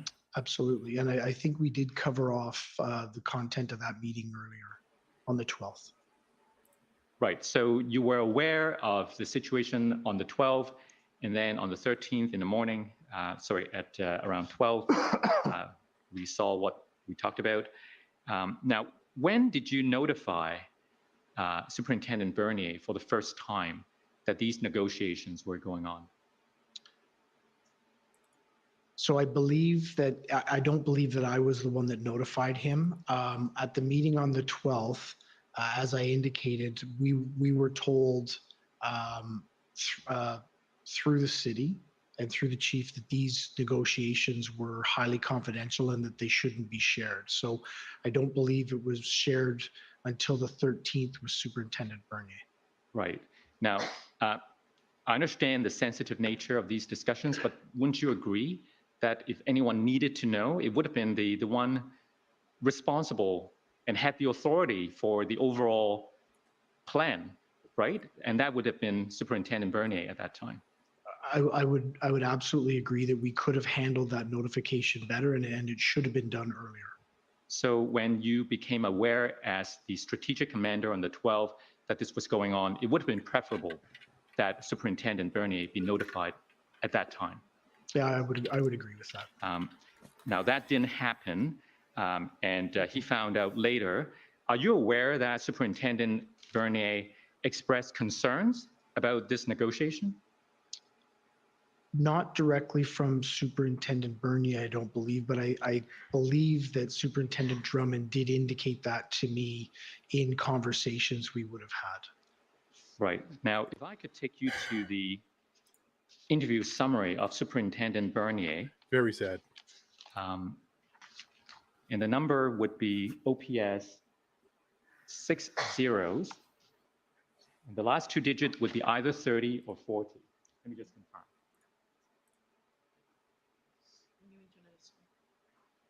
I'm told the new internet is slow. Back in the 90s. Could we try 30 and see if I've 1 in 2 chance of guessing right? 30, yes.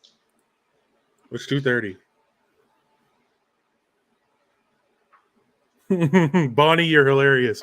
I can't pin that comment. That's funny. Oh yes, WTS. Man, this is a mess. This commission's a mess.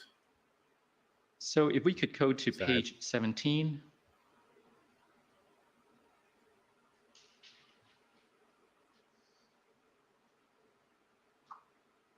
So we see under the paragraph, impact of negotiations with the city. On February the 13th, Superintendent Bernier learned that Mayor Jim Watson planned to meet with protesters to negotiate an agreement whereby some protesters would remove their vehicles from side streets and relocate to Wellington Street. Neither the city nor the OPS executive had informed Superintendent Bernier of the negotiation. Superintendent Bernier was concerned. He told Inspector Springer that OPS should stay clear of the negotiation because political influence and political negotiation could adversely impact the police operation that OPS was preparing. He was also concerned that not all protest leaders would agree to move their trucks to Wellington Street, and that not all protesters would comply with that agreement. He shared those concerns with the IECT. Do you know what that is? Yes, I do. What is it? It's the integrate command team. It's the integrated. So apparently I don't know. I know what it represents. It's a combined table. What's going on here? Many different disciplines that come together to do collaborative and comprehensive. Yes, Brad. I couldn't imagine watching this by myself. Integrated event command table. I have to listen to my own words. Superintendent Bernier passed on those concerns to that group and to Superintendent Drummond. Right, PC? You're somewhere. And he told Drummond not to get involved. However, Chief Sloly ordered Superintendent Drummond to attend the negotiation as OPS representative. Superintendent Drummond understood Chief Sloly to be directing that OPS attend the meeting and provide logistical support to the city in the negotiation. Those concerns that were expressed, do they ring a bell? Absolutely, yes, they do. Do you share that concern? The concern of Superintendent Bernier? That's right. No, I don't. Why not? This is because, as we talked about, everyone has a role to play within the command structure. There's strategic level decisions. There's operational and tactical level decisions. I think this, in my perspective, is clearly a strategic level decision that needs to be implemented. there's a superintendent who's been asked to go to a meeting, that is by the chief, I think it's very appropriate that that person attended. The strategic level decision here for me is whether we support or not the negotiations, and that was made by Chief Sloly. So I believe it's Superintendent Bernier's responsibility to identify his concerns, raise those concerns, but then when this level of decision is made, look how we operationally and tactically implement that plan. Okay. Now, perhaps you can help me understand in terms of understanding what is strategic and what is operational and what is tactical. I'm not going to comment on someone who has alopecia. It'd be equally arguable that negotiation is one component of operations? Absolutely. And so why is it a strategic decision? So this was a strategic decision to be involved in this negotiation. And I think it's more clear as you play it out. So the strategic level decision here is to be involved in this negotiation to create the logistical circumstances. Yeah, for the Joanne, I've trucks seen to that. be able to move. It then moves to operations. It's just the Joanne. As That's just the this, press unfolded, dragging like they always do. operational commanders identified challenges in it, and it's my understanding that Just the based power on their structure, decision making fun of making at the everything else. operational level, it stopped. That is the appropriate mechanism to follow through a properly integrated command team. So what happened after the 13th was on the 14th, the movement of the trucks began, and we expect that there will be evidence that the movement started at around 1 p.m. and then the movement of the trucks ended sometime that day and did not resume. Do you know why the OPS stopped facilitating the movement of the trucks from the residential areas to Wellington Street on the 14th? No, I do not. He doesn't know why they stopped it. Wow. Were you ever made aware of concerns expressed by the PPS, the Parliamentary Protective Service, about this relocation of vehicles? Not at the time, but I am aware of them now. If we move forward to the next day, the 15th, and if I can take you to document number OPS 30-14455. Now, these are the notes of Superintendent Drummond. Very sad. The minister of whatever is trying to shut down the internet. If we go to page 59, and let's go to 11:20 a.m. Now, you see the reference, call from Steve Bell. Direction. Yeah, Amanda, it's really boring. Provide safe. Can you do? Not sure I can read that. We have two Facebook streams Safe going right now. For trucks. So you might be on one or the other and not be able to see the comments from the other one. We should really consolidate them, I think. So he's suggesting here that he received a direction from you to continue to provide safe passage. Do you recall giving that direction to Superintendent Drummond? Yes, I do. Tell us about the circumstances, why you gave this direction. So I believe this is That's exactly what it is, Terry.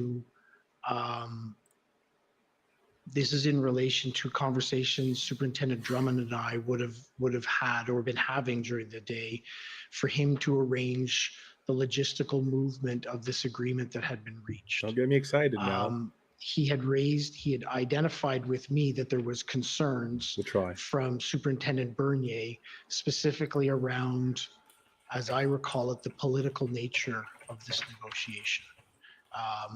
So this is the point at which I advise Superintendent Drummond. Yeah, I understand. I think slowly we might even carry over to the next day with this. And I think there's important context to this. To this agreement that we lose the story if we don't actually talk about it. So this is on the 14th that these notes are correct. The 15th. This is the 15th? Yes. So the 12th and the 13th are the weekend. The 11th, 12th, and 13th are the weekend.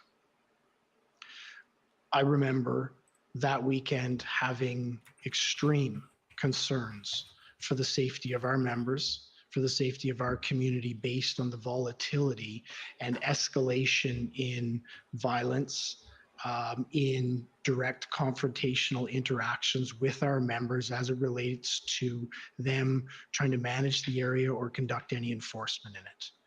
It was concerning. The situation at this point was becoming exceptionally more volatile, and you could see it escalate almost on an hour-by-hour basis.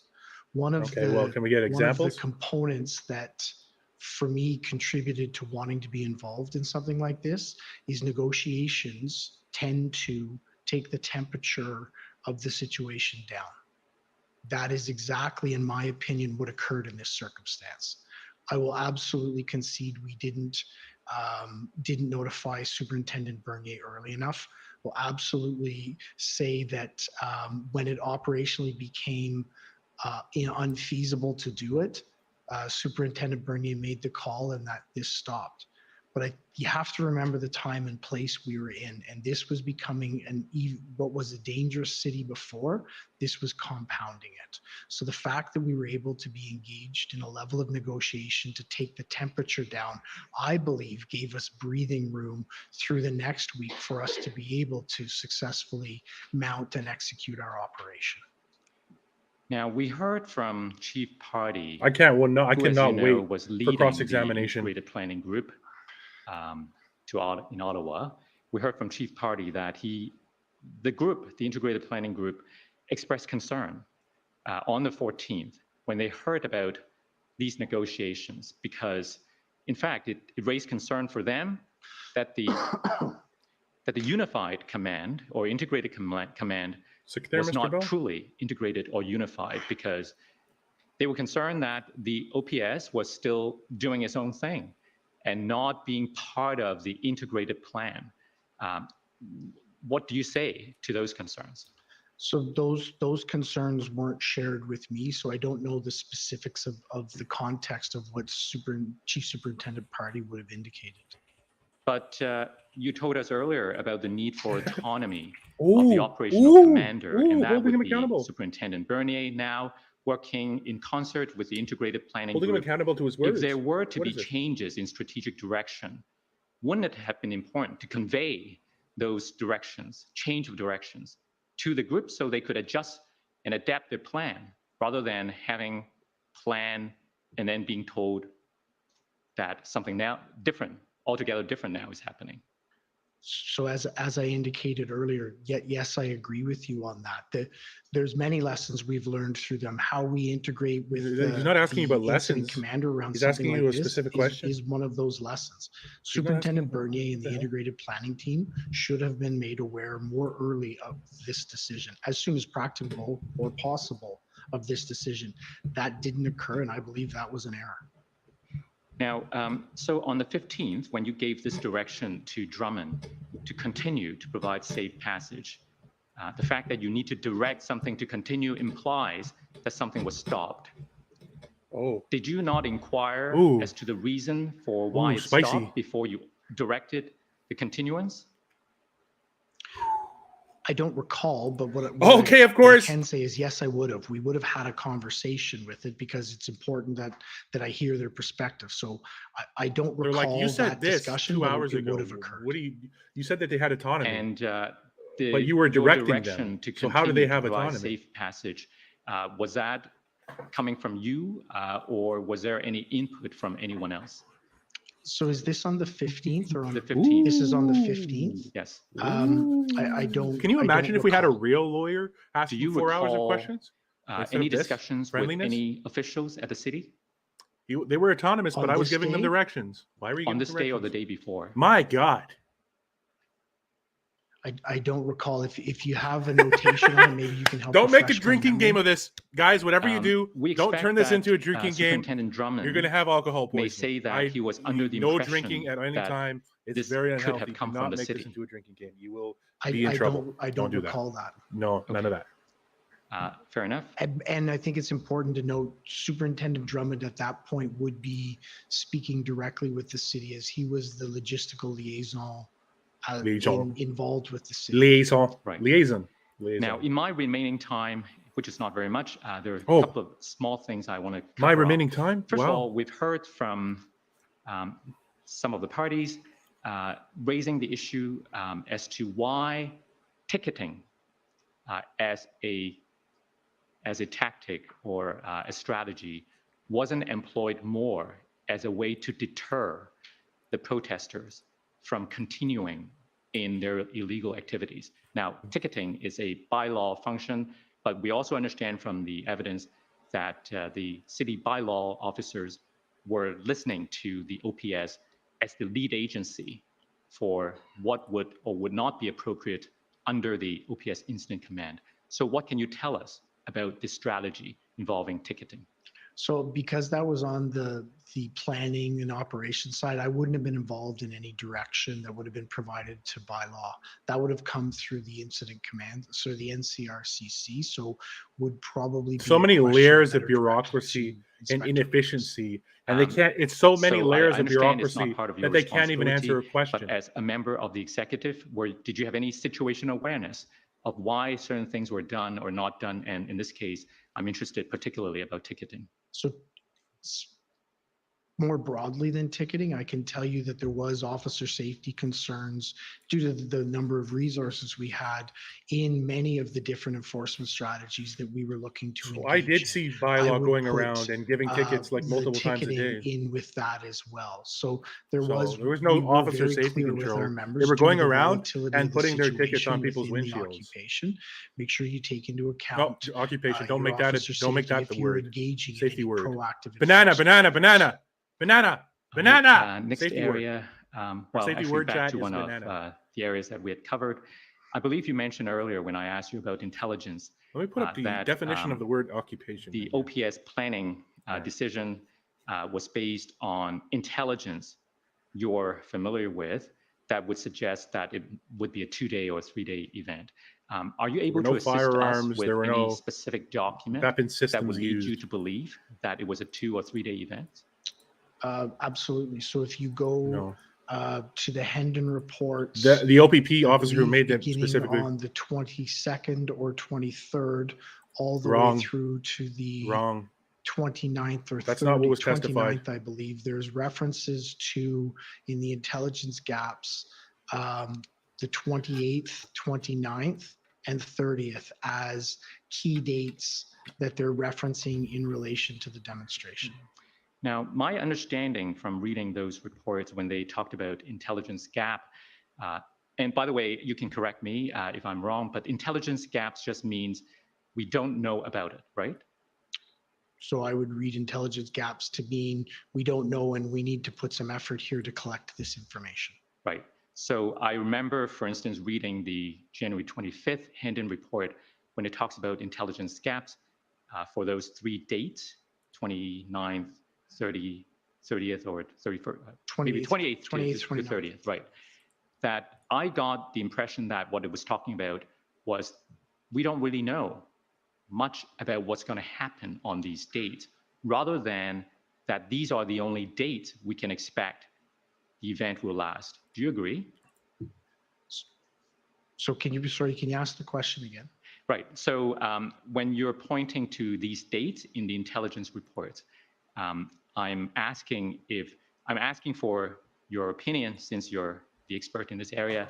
When they talk about an intelligence gap for, let's say, these 3 dates, 28th to the 30th, what do we understand from the intelligence gap? Is it that we don't really know much about what's going on for these dates, or can we conclude from the fact that there's an intelligence gap for these dates that the event will not last beyond these 3 dates? So I think in your question that you hit the crux of one of the challenges we faced, impression. So there was a lot of okay, so breaking news. The Public Order Emergency Commission has issued summons for Ontario's Solicitor General Sylvia Jones and for Premier Doug Ford to appear at the commission.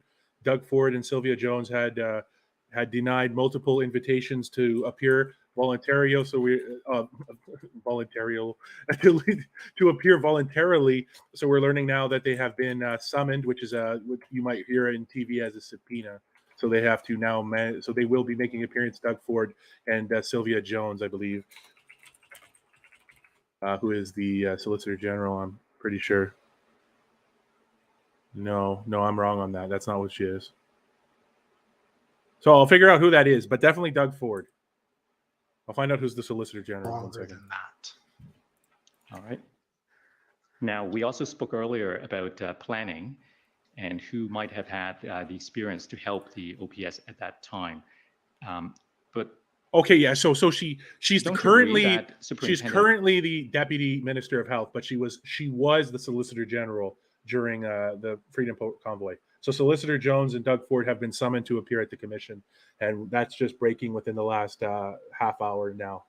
Again, yeah, Ford stands shoulder to shoulder with the Prime Minister's invocation of the Emergencies Act, and you're not missing anything here. They're just dancing around this. Lieutenant Bernier was utilized. It is my understanding is that he did play a role in early days and played an increasing role as the convoy went through, because as I recall, when he was finally assigned as event commander, incident commander, major incident commander, my apologies, he had to take some time off because he'd been working so hard in his other responsibilities. I just don't recall what they are. So that would indicate to me that he was being utilized. All right. I'm not entirely sure how much time I have left, but I have one area left. So if I could take you to the witness summary again. Oh, man. And this time we go to page 26. He's saying that there's no indication in the Henry reports that they were going to stay, but the OPP testified multiple times that they knew that they were going to stay. They've indicated as much. They have the grievances, the resources. We're talking $10 million off the gate here. I want to ask you about the impact of emergency declarations. So first of all, we know that the city declared emergency on the 6th. In your view, did that declaration of emergency had any impact on the way the police operated? So did it have any direct declaration of the emergency? The declaration of the state of emergency for Ottawa had no direct operational impact. What I do believe that it did is it actually escalated the understanding, or demonstrated the escalated understanding to the community, that we understood, the city understood the circumstances that we were in. We couldn't, as the state of emergency is structured within the city, there are very few powers that would assist us in our police operations because we didn't have any large procurement needs. What about the declaration of emergency by the province? What about the tow trucks? I would say absolutely that, and I would, when I talk about the benefits of it, I talk about. I already know what's coming here. Perspective, because we're going to chat. We're about to get the main sound bite from his. Utilized around traffic, and mainly utilized by our OPP partners as they developed their part as they developed that highway part of the plan moving ahead. They were going to do it without. And then if we scroll up. Here comes the soundbite. Oh, sorry, scroll down. So finally, any impact of the federal declaration of the emergency on the 14th of February? Yeah, I believe there's probably 4 key areas that benefited us. The first one is around allowing us to streamline the swearing in of members coming into the city from other provinces. It is it's a challenging, sometimes cumbersome process that has multiple stages to it. So the ability to not go through that process with many different checkpoints in it allowed us to more streamline and effectively create operational bodies with members coming in. Second area would be around tow trucks. So the tow trucks, real or perceived, was always a challenge for us. I do understand that in the planning, the integrated planning team had identified a number of tow trucks to come, but they hadn't yet begun. I think the Emergency Act took away any of those barriers. The third area would be around the financial investigations, mainly conducted by the RCMP. And for me, the main benefit that it provided to us was it created a very stable, solid legal framework for us to be able to operate within. It gave you a legal to go around the rules. It allowed for us to very clearly articulate to our frontline officers. It allowed for us to very clearly go around the rules framework that and the history of Canadian judicial system and the standards of policing in our country and sorry, I democracies thought you said there were 4 areas. That was 4. Oh, that was the 4. Okay. And the time is up. So thank you very much. I cannot wait for the cross-examination. Thank you very much, Mr. Okay. Thank you. And to recall the OPP's testimony, this is the consensus of the OPP's testimony, the 3 officers we've heard from the 3 OPP we've heard from so far, the 2 superintendents and the 1 chief superintendent. Thank you. Chief Bell, I'm Tom Carrique for former Chief Sloly. Oh, here we go. Just a couple of, if I can get your help for the commissioner on a few things today. Just going back, if I could, to the pre-convoy period. So prior to the convoy issues, and just a couple of questions about the Ottawa Police Service. We let's go. But this is the counsel for Sloly. The circumstances of the service and the strain on resources prior to the convoy's arrival. Did you also experience that? Most definitely. I think it was very real for us that through 2021, we hadn't had any new hires come in for attrition or for years of past growth that we hadn't achieved. So as we came into 2022, we were in a deficit position in terms of resources. So even before we had something that was taxing and overwhelming, we were deficit in terms of resources. In addition to that, and perhaps it's subsumed in what you've described, but we understood that you had lost some experienced personnel to retirement. So yeah, absolutely. I've heard testimony as the commission has gone on around the excellence that Ottawa Police had in planning. And I truly believe that. We managed large demonstrations, large protests over a number of years with our partners, and we were seen as one of the best at it in the country. There was a lot of expertise built within our organization. Most of that expertise had been lost to retirement. But beyond that, we had a 2.5-year window of pandemic where there was no major planning that was occurring. And beyond no major planning, there was no major exercise of planning by our members to be able to practice what we do. So we had a less experienced team and a less experienced organization as this unprecedented massive event came at us. Was there also, prior to the convoy, an incident in the city of Ottawa or in or around the city of Ottawa that concerned a large industrial area and an explosion or fire called Maryville? Yes, that's correct. So there was an industrial area, Maryville, which is in southwest end of our city, where there had been a large explosion. A number of people had died through it. And as a result of that, we've been involved in our partners with the fire department to be involved in incident management of that event. Now, I raise that because there were, during the time that the senior command in the service during the time of the convoy was Chief Sloly, as you've described, Acting Deputy Ferguson, and yourself. You had worked successfully on other incident management systems, including at Maryville. Is that fair? That's correct. But I would also add to the senior command CAO Blair Dunker. She's also part of our team. And thank you. There were, as I understand it, no issues prior to the episode that we'll come to talk about in terms of the convoy. No issues in the way the police service was functioning at the senior command level in relation to incident command. Is that fair? I believe that's fair. And as between in terms of you and Chief Sloly, you had a good, productive working relationship with him and with Acting Deputy Ferguson. We've had a professional relationship, absolutely. You told the commissioner that there were command meetings amongst that group that you just described every morning, including during the convoy. Though, yes, those meetings came into effect.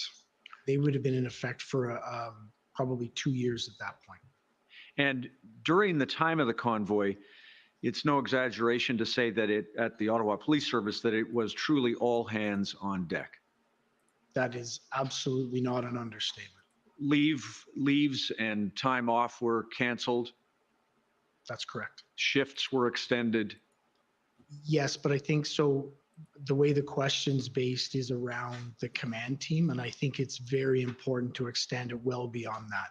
We had members of our organization working long hours in very extreme weather and doing an exceptionally professional job. So I would never want to leave the perception that it was an exclusive hardship for any one group like the command team. Our membership was out there every day trying to resolve things. And that's what I should have been clear. That's what I meant. Beyond the command team, leaves, as I understand it, whether they be holidays or if for any other reason, perhaps other than illness, were canceled for your members across the entire service. Everyone was required to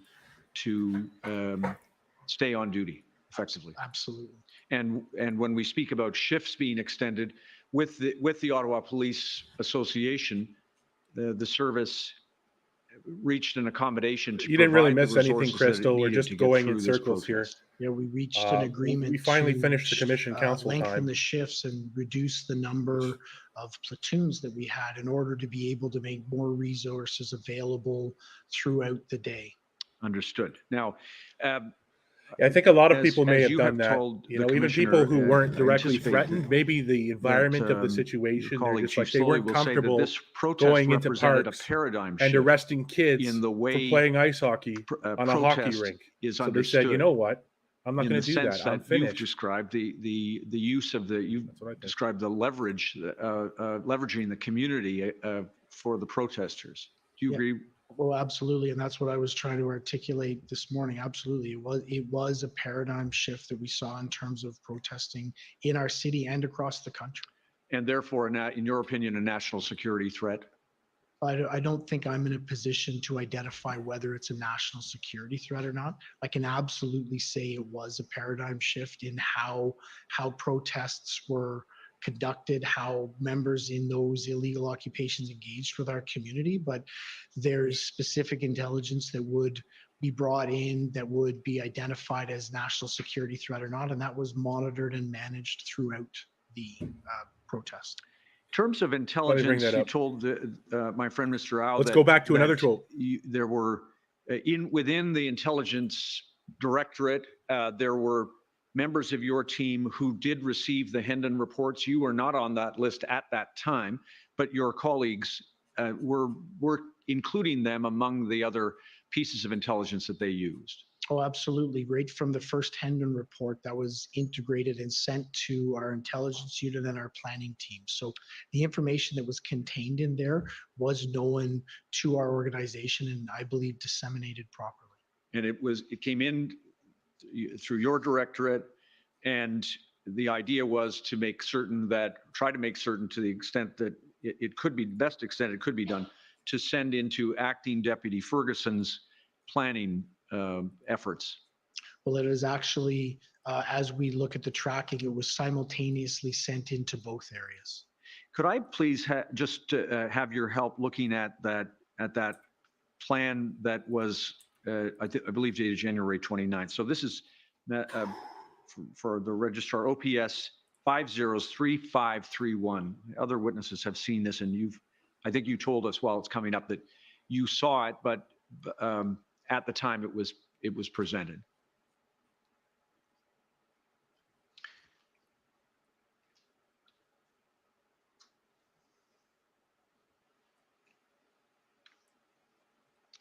Thank you. Now, could we look, please, just scroll down if we could. I want to get your help first of all, the plan approvals are there, but just go through to the threat assessment. I think you've told us that there were, to the best of your team's knowledge, this was expected to be a weekend event with the possibilities you've told us that some people may hold on afterwards, but the number of those people was not considered to represent a material threat that required that something be done Look at all the differently with this censorship here. protest. Is that fair? Yeah. So yes, I believe that's accurate. We had the intelligence and information to form out that this would happen over a weekend, and that there was the possibility that a small group of people beyond may stay in the city beyond that. And there was an egress plan, I think, or an egress section. I've left my bound one there. Maybe my colleague can just pass that along and I'll get you the exact page. But meanwhile, Mr. Registrar, we can scroll down and it's you'll see the heading. Thank you. Sorry about that. No, there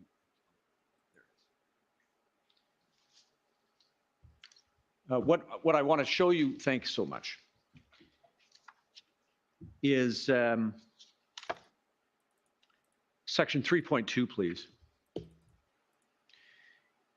It's under the heading event stages. You'll see, do you see that? And just, I'll let you just have a look at it, but I want to,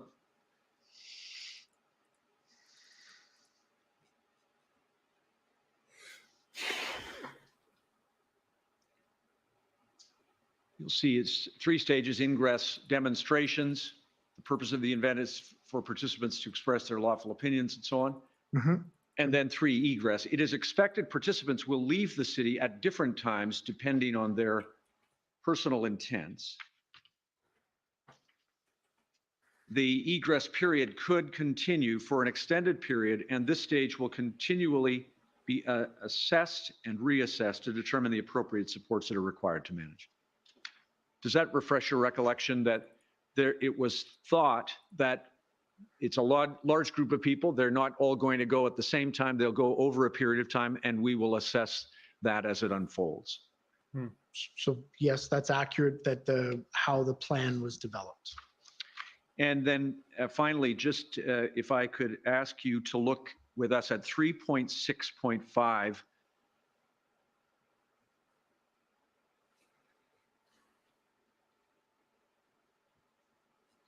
Okay, well, we're back here. Do you see contingency staffing for a prolonged event?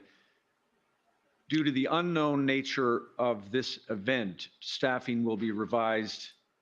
This may be a typo there, but should the operational period be extended, staffing plans would include resources in the following order, and they are set out there. So there was, again, some thought given to the possibility that this event may be prolonged and additional staffing needs could arise. Is that fair? Yes, that's fair, based on this section. Now,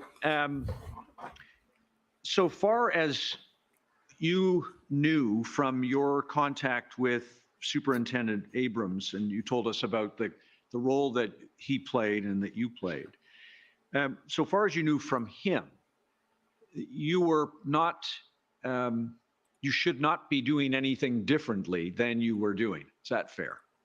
No, there was no, well, so I think he raised a couple of concerns as it went along, concerns about deployment of OPP members, a number of concerns that we went through this morning. But in terms of, are you speaking specifically in terms of the plan? Yes, he raised no concern about the plan. No, I didn't receive any concerns from him.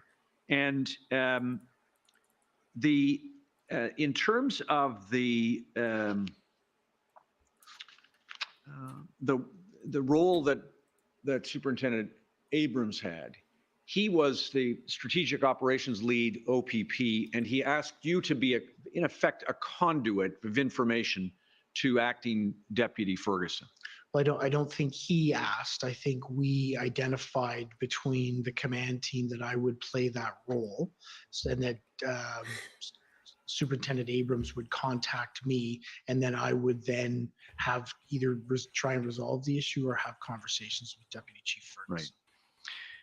Right. At the time that the convoy participants began to enter the city of Ottawa, you believed, and fair to say that OPS command believed, that they were dealing with people who intended to protest lawfully. That's correct. And that the resources that OPS had available to it would be adequate to meet the needs of the community, to protect the community, and of course to allow the protesters to protest safely. Is that fair? That's correct. Now,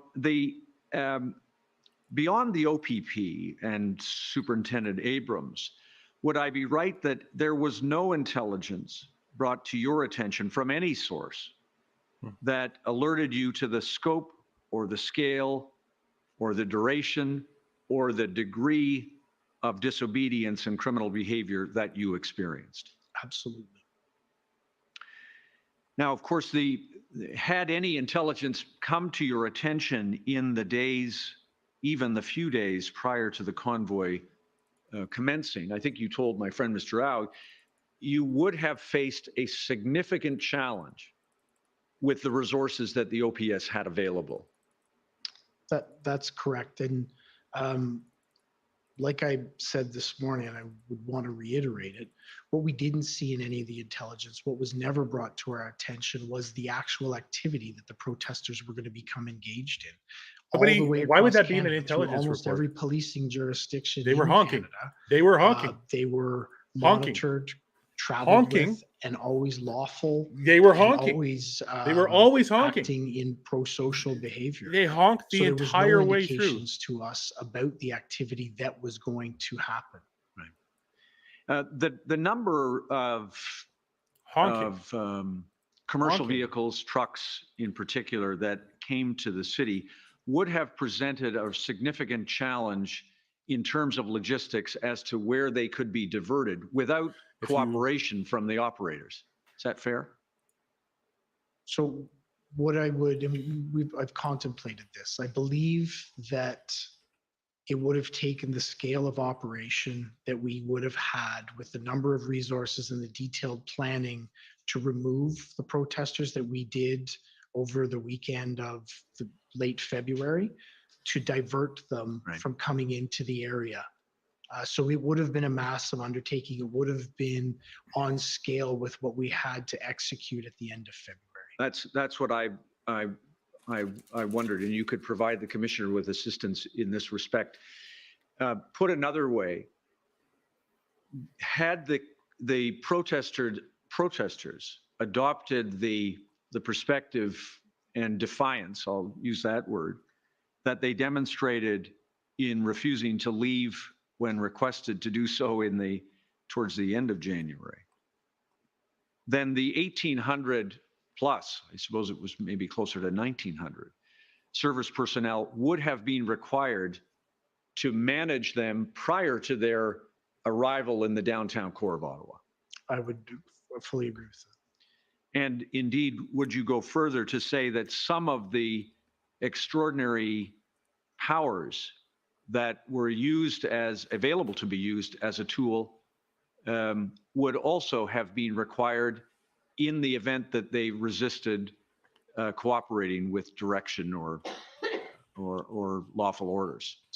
That's difficult to say, because that's not a plan we ever contemplated. So we didn't actually can't get speak to on the planning hypotheticals perspective like that. of that. It's But it completely would irrelevant. have been a massive undertaking with massive planning requirements and massive resource requirements to undertake keeping them out of the downtown core. Fair to say that there was With no no time legal right to have do so. drawn the plans that you're talking about, Important or to to have note. made the resource requests of the OPP, RCMP, and other municipal police forces in the short time that you had Responsibility, please.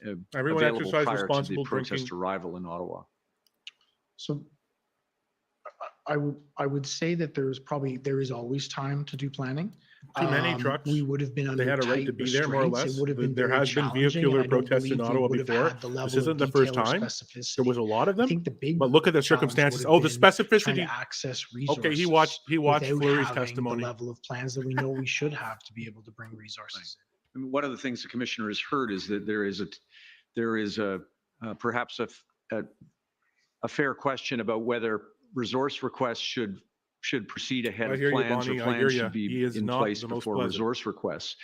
In this case, do you agree that once the protesters arrived and you saw what you were dealing with, as you've described it, that the most urgent thing that this city required was resources?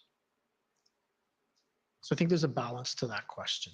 I think you absolutely need the plans to be able to drive the specific resourcing requests that you're going to have. The type And whenever you asked the OPP for anything, you just said, "Give me 50 people."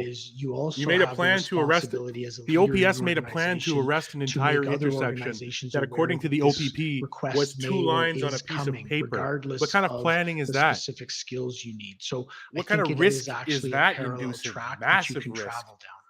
And so in the case of and it was Chief Sloly, unacceptable, in the words of the superintendent, the idea that he was making requests of his policing, attempted to go into and his Rideau and policing Sussex or whatever. partners for the, in this case, 1,800 personnel that were reasonably That's true. expected to be required They're to not deal telling with the truth. protest. I think it was reasonable for Chief Sloly to place all of the other chiefs, and then ultimately at the end of the day, chiefs across Canada, on notice that we were going to need a large number of resources. And in terms of that, I appreciate you were present with others at a meeting where Chief Sloly requested the team to assemble the information that would allow that number to be known. It turned out to be 1,800. Do you accept that your team and the Ottawa Police Service made a good faith effort to define the resources that were needed actually? So absolutely, I think we made the best faith effort we could.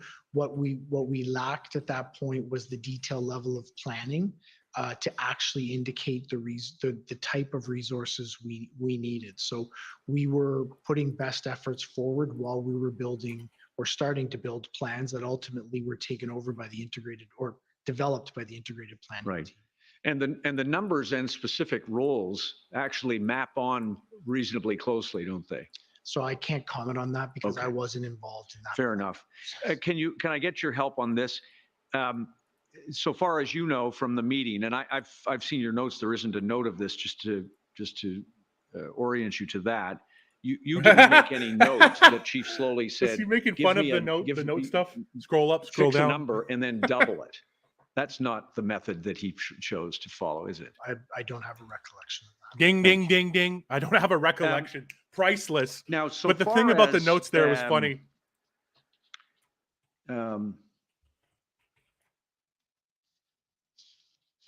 couple of other things, if I can, just to make sure I get this right. I understand the Ottawa Police Service, or perhaps the city, has an arrangement with the Government of Canada to provide policing services in and around the parliamentary precinct that are beyond the parliamentary police services, and that there is an MOU or another arrangement that by which the Government of Canada pays the Ottawa Police Service the sum of $3 million for those policing services? So the Ottawa Police Service is the police jurisdiction in the city of Ottawa. So short of security details that are done within the parliamentary precinct, which the Parliamentary Protective Services is responsible for. So security, primary response. The police is still the police jurisdiction within that area and all of the city of Ottawa. So if there's a major incident, we will assist in response. If there's a criminal investigation, the Ottawa Police Service will be the ones that conduct that investigation. So as part of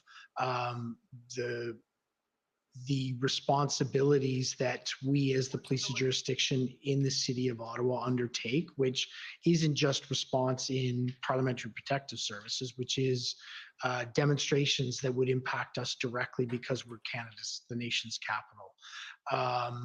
The the need for us to be engaged with embassies and have a different level of response or different level of training as it relates to diplomats in and around our area is something that we've come to an agreement with the federal government to compensate us $3 million a year for extraneous costs such as Canada Day or other events. Right, understood.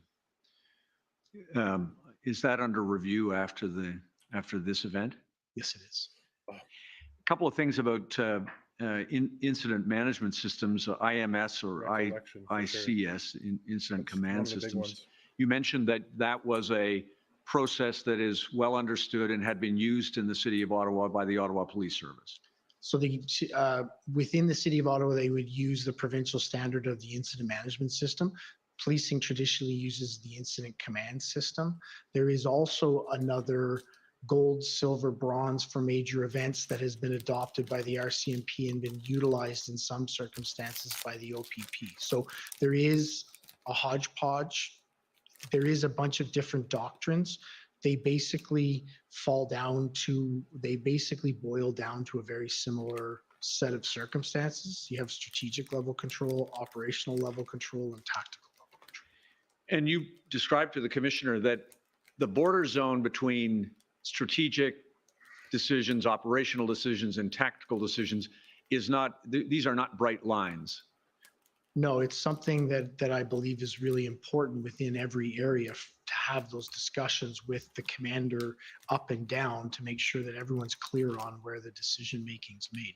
It's something that I believe is worth undertaking to make sure that we can create better lines between those and better understanding of the different areas. In this case, prior to this convoy protest, I understand that municipal elections in Ontario. Sloly, acting deputy. Make sure if you're an Ontarian, you vote in your municipal election today. You told us earlier, especially in the incident command system, really. Effectively, right? That's correct. There was no.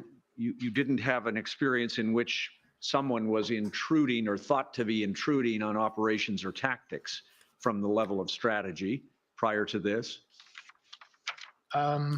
So what I would say is Chief Sloly was regularly involved in reviews and revisions on operational plans. I can't recall him ever giving directions around it, but he was very engaged in those lower, what could be seen as lower level responsibilities. Right, and his involvement in those matters was not considered to be problematic. Is that fair? I think that's fair. And for example, I understand one of those might have been the Black Lives Matter protests that occurred in the aftermath of the death of George Floyd in custody. That was a major demonstration that we managed, and I have no recollection of any challenges within our command structure. And to the extent that when we came to this unprecedented protest here brought about as in the convoy, that Chief Sloly and probably others were facing unprecedented circumstances that strained the ICS system as well. Yes. So unprecedented circumstances, immense levels of stress, very clear expectations on outcomes, and all of those together did strain the ICS system, and actually for me identified that there needs to be much better clarity, at least within the Ottawa Police Service, around how that system manages. That's exactly why when I took over as interim chief, I spent time making sure that everyone understood their role. I want to make sure that what he answers is the answers. And is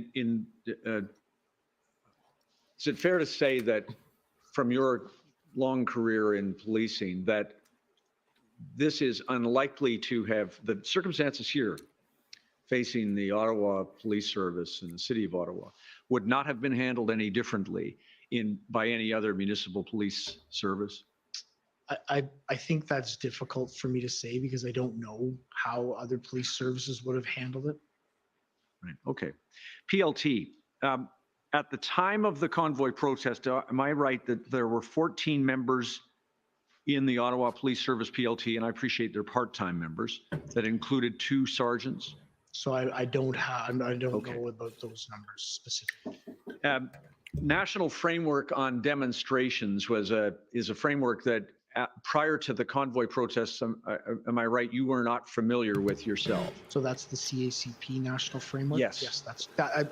I had reviewed it, but to call myself familiar with it or extremely knowledgeable in all the content of it would be not correct. And the PLT, the work of the PLT in this case included a couple of aspects that I believe you did become involved in. You've told us about a couple of them. Can I just get your help with them?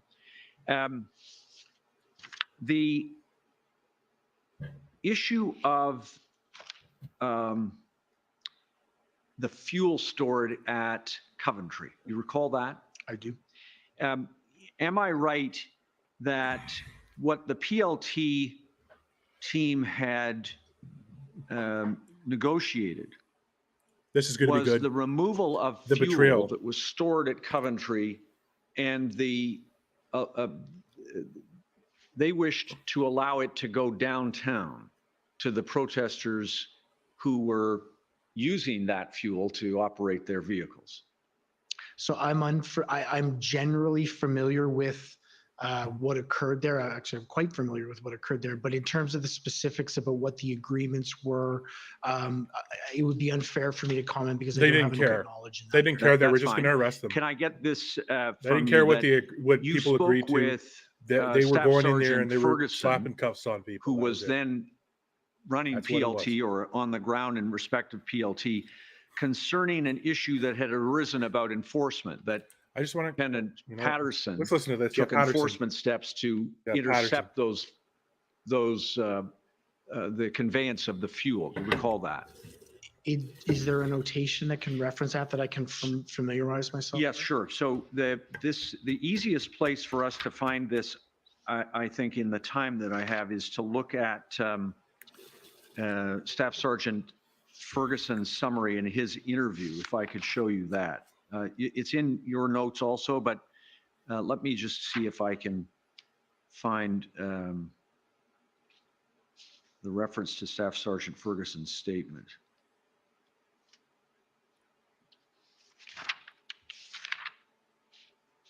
Which I have.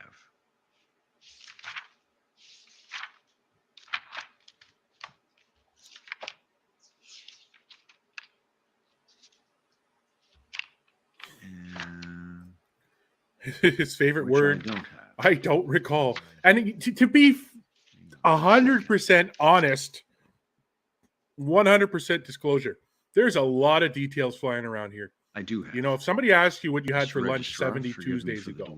WTS 50. But I do find his approach to it to be maybe slightly disingenuous.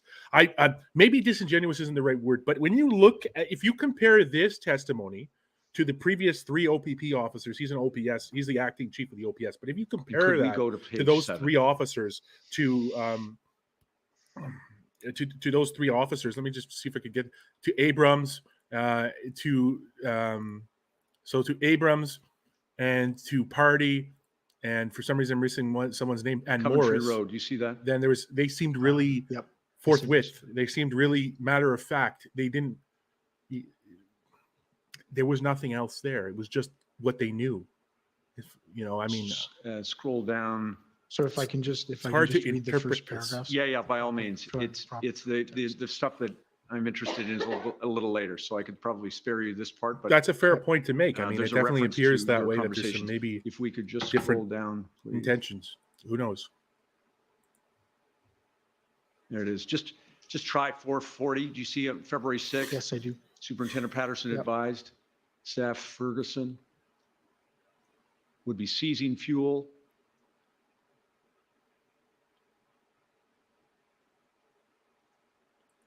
And there was a conversation between Superintendent Patterson and Staff Sergeant Ferguson. I see that.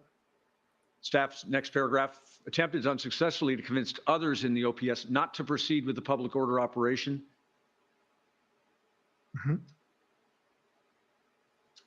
And Inspector Marin told him that the fuel was not to leave. And there at 5:10, that's what I'm interested in. Staff Ferguson contacted Deputy Chief Bell and advised him the enforcement operation would undermine PLT's negotiation, which had been proceeding for 2 hours. Staff Ferguson informed Deputy Chief Bell. Protesters were compliant.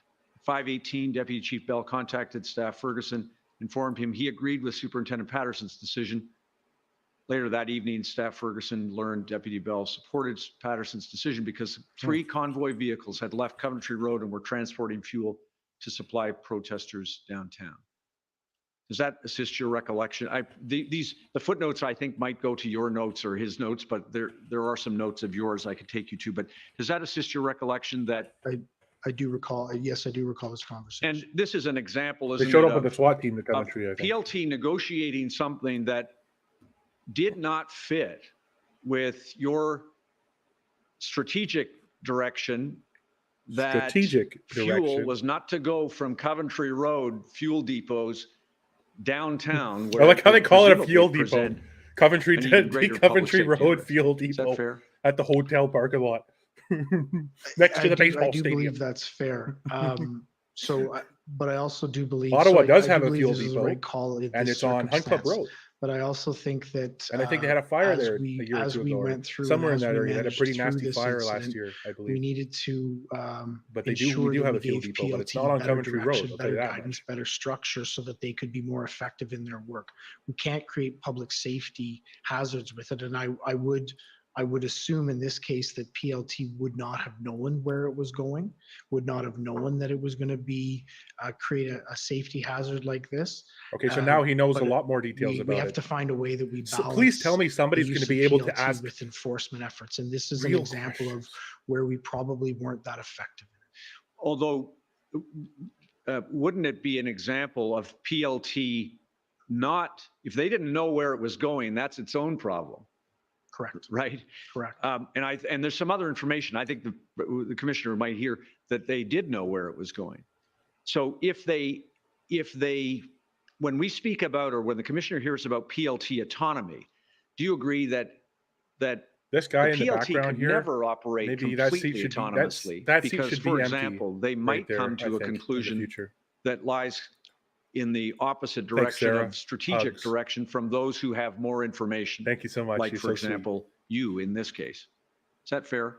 Yes, they're very so tangled. I think what this highlights to me is that one of the areas that we failed was, or one of the areas we were not as effective as we could be, failed too strong. That could be a point. Is in our alignment of PLT within our overall operating context. This type of confrontation is probably too strong a word, but this type of disagreement around what is occurring wouldn't happen likely, I don't believe, if we had better common understanding of what we were achieving and how we were moving ahead. So for me, this is one of the things in terms of lessons learned that we have to take very, very seriously. And I can tell you we have taken it seriously. PLT needs to be aligned and integrated and help to drive the operations, because they are a hugely important component. No disagreement. I think Chief Sloly will say the same thing. It just, when it comes to specific examples, just like with the strategic, operational, and tactical, there are not bright lines. There has to be good communication between PLT and operations. Is that fair? There has to be good communication so that a circumstance like this doesn't actually ever exist. Right. There were other examples I've seen in the record. I'll give you one. Do you recall a circumstance in which PLT negotiators wanted to bring porta potties, portable toilets, into the red zone or into the protesters with no quid pro quo, just as a sign of, I suppose, a sign of good faith? And that was a decision that was not shared by whatever, or goal, something Toddy's Potties or somebody. Sorry if I'm not allowed to say that, but some individual brought some that negotiation toiletries down there on some condition. I do remember that, and of what condition I'm not sure. I believe somebody just picked those up at some place and brought them down there. It was going to be about bringing porta potties in where there wasn't. And it was right next to anything Justin Trudeau's office immediately in return, but for on me, Metcalf. It was literally right there on Metcalf. And people put papers on them, like Trudeau's office, Freeland's office. It was great. That in itself was a protest. Go to the Washington, you know, they put the little things on it to pretend that they were different people's offices. And again, if I erroneously named a commercial company, I extremely apologize. I'm not insinuating incredible community. I'm not insinuating or suggesting that any commercial company of any nature sponsored any of these events or provided any material assistance of any kind to the protest. Nor am I suggesting that they were directly responsible for that property getting to where it went. And I'm not even entirely sure of whose it was. But in some case, somebody got some of these facilities and brought them down there at their own accord. Of course, not by the companies or anyone else's, and set them up. And they were there for a day or two, or maybe 3, maybe a weekend, and then they were gone. But there was a lot of them, and they were busy. Chief Ferguson and everyone in the service was trying to do. But there was a lot of guys. There was restaurants open in the downtown area. You could walk a few kilometers. You could walk a kilometer or two from Wellington and Metcalf and get to a washroom. Did you ever go to a BIA meeting with Chief Sloly as part of? There was quite a few businesses downtown that were open.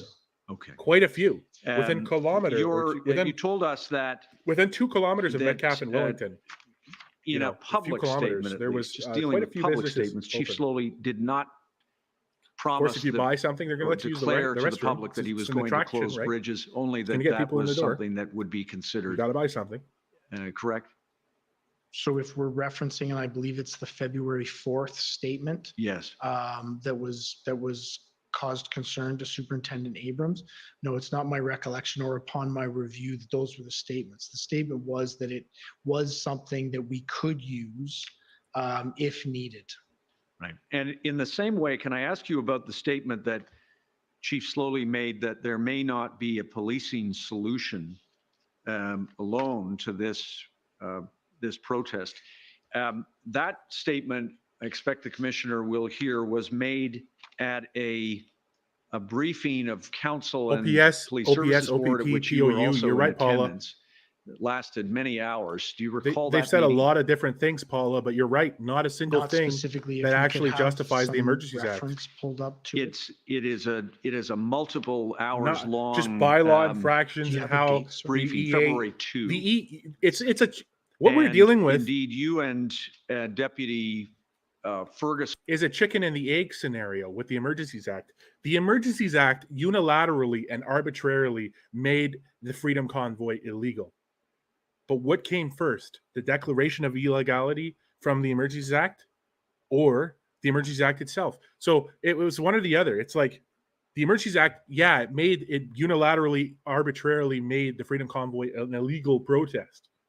But it was not an illegal protest before that. There was bylaw infractions. There was nothing of a national security risk or a national emergency level risk that justified Canada's most extreme laws. Rain scene. So I'm going to apologize, but no, we had many, between board meetings and council meetings, we had many meetings during the period. So to be able to recall specifically what occurred during one of the meeting, I would need some sort of reference point. Okay, I won't. I'll leave it there. Suffice it to say that it's a fair conclusion that the policing solution that was required to be implemented to deal with the convoy protest involved more resources than the Ottawa Police Service had. Absolutely. And additional statutory or government action in the form of the emergency measures that you told my friend about. Absolutely. Now, then, a couple of things, if I can, quickly, and maybe the last thing based on my time being up. The Superintendent Abrams told us that he brought to your attention a number they needed the Emergencies Act to make the protest illegal. He just basically said that. He said they needed the Emergencies Act statutory measures to make it illegal. As to whether you would take those issues because nothing under Canadian law made that protest illegal. They didn't all go to Chief Sloly. No, it didn't. Absolutely. Okay. I have no other questions. Because like the OPP said, if they saw illegality, they arrested. They weren't suspending the enforcement of the law. They literally changed the law. Okay, you know how like you're playing a game and then another kid will flip the table or something when you were kids and he flipped the table because he was losing? They literally changed the rules while the protest was happening to make the protest illegal. Good afternoon, Alyssa Tompkins, That's what they counsel did. for the City of Ottawa. Good afternoon, Ms. Tompkins. Interim Chief Bell, I want to start by having a quick chat about intelligence and planning. And I've heard you mention a number of times today the behavior that was not anticipated was the behavior of the protesters in relation to the community, the actions vis-a-vis the community. Just to clarify for the record, what are the behaviors that were unanticipated? Yeah, go on evidence. So let's say this the specifically. general dynamics of what our community and ourselves were experiencing in that location. It included honking of horns incessantly, 24 hours a day, 7 days a week. Honking of horns. The idling of the vehicles. Much of the engagements that we saw between our community members and members of the protest, whether it be intimidating, hate or biased crime behavior, assaultive behavior, the feeling that people were trapped within their residence. What about the feeling of people trapped across the country by their governmental dictates? It was almost where's the charges for these? Conflict between the members of this community. Because people were coming out and yelling because they're liberal. Like a lot of them are liberals. It was constant conflict. Where are the charges for those? You're the police. Why do we have like Street? There's very little charges for any of that. The reason command requested a legal opinion on the ability to close the streets. Can I get incident dates? Is that they had never incident closed times? Can we get any of that? Or downtown incident numbers? Can we get protesters? numbers? Can you give us numbers, police chief? So you'll have to help me because we sought many legal opinions through this, and we have sought many legal opinions since, specifically around Wellington Street. Are you speaking of the January 28th? Correct. In terms of why was the legal opinion obtained in this instance? And I'm just asking whether it's because it was not the general practice of the police to close streets to protests in Ottawa. So and I think it's an important point of clarification. The police alone don't close the streets as it relates to protests. That's a cooperative. It's actually under the city manager's delegated authority to be able to close those streets. We give recommendations and help assist them. So it's unfair to characterize it that it's the police that close the streets, but it was a practice that we hadn't largely engaged in prior to that. So we wanted to make sure that we were getting the best legal advice around what potential steps could be as we had this group come in and then as we moved forward. And I agree with your characterization. What I was getting at was indeed the practice. So it was not a practice that was generally engaged in. Had it been engaged in the past? Not to my recollection. Thank you.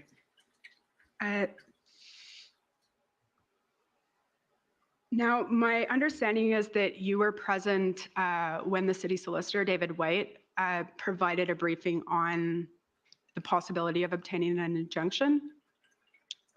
Are you able to provide me a date and a reference to document?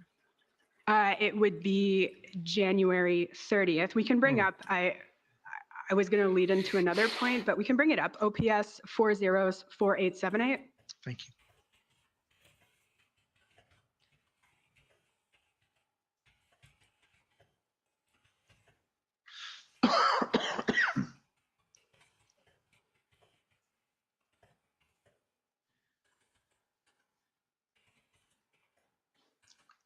At the very least, you received this email of the command briefing, am I correct? Yes, that's correct. Okay, and I just wanted to highlight some of the concerns that Mr. White had put forward. If we can go to page 2.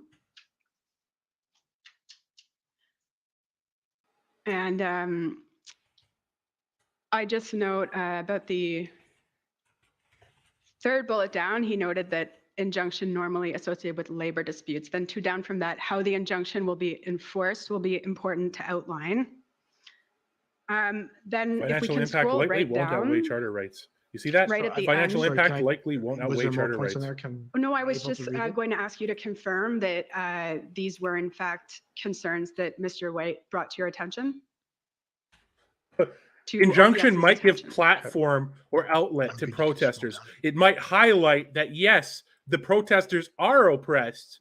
And yes, they might have a genuine reason for being here in our city of And Ottawa, that we're last legally few taking action points, against them for protesting I wanted to against us, highlight were, against our favorite federal that an government, injunction and is a against our more favorite assertive step and and that against it our might provincial government. aggravate the situation. That's a concern that you are familiar with. It might give them a platform. That's a I've concern seen that the was picture. raised It's by Mr. hilarious. White, absolutely. And that the injunction might give a platform or an outlet to protesters. Another concern he raised for sure. And It if might we give them a can now go to platform. document It might give them a OPS platform to air their grievances in a court of 4 law. zeros, It might give them a platform, Maybe 5 an air of zeros, 4 legitimacy in the 927. public that they're being persecuted, Maybe that the 4, powers sorry. of the state are being levied against them. It might give them a platform. It's a joke. It's a joke. It's a joke, and the joke writes itself, chat. And you're the punchline. Good point, These Jody. are We have a scribe right to notes, if I'm not protest. mistaken. Is that correct? Good point, Denise. They definitely If you changed the can protest go- laws. If you can go to the bottom. Well, Paula, I please, think his I'll be able recollection's to a little bit tell better you. now. He's talking to his own counselor If you for go, the if Ottawa you scroll City. right to the bottom, I think I think it is, Karina. I mean, we're definitely learning the truth. The truth has No, value. you can go back to the top. She's going to go on probably for 30 minutes. I think each of them are going to get 30 minutes, and then Brendan Miller's going to get like 5 minutes, because that's fairness. Because God forbid they give us a platform and we're legitimized. Okay. Do you And have remember a briefing? God forbid to, we have a the way ICMP and the to OPP? express our grievances in public. God forbid It that, would right? be a Teams meeting on January 31st. Can you scroll? They weren't. They were If we go stopping to at page 11. 3, I have it's video. indicated SB. Yep. Okay, so we have a lot of bullshit flying everywhere, Do you chat. think that's you? So That is- instead of that going is on me. hearsay and what That's what I was looking hopeful I just wanted politicians say, to, if we can scroll up now to page 2. Here, if we Boom. can stop here. Again, go and look talking for about yourself. an injunction. So I believe Look BL right is down there. that Commissioner Lucky? Yes. I Look at believe that And it right states down there. concern if injunction, now it's an For official facts. movement to another stage. This will involve the whole country. Anything official will spark a national response. Do you recall that concern being expressed by Commissioner Lucky? I do recall that. And if we can scroll down a bit further, we have TC.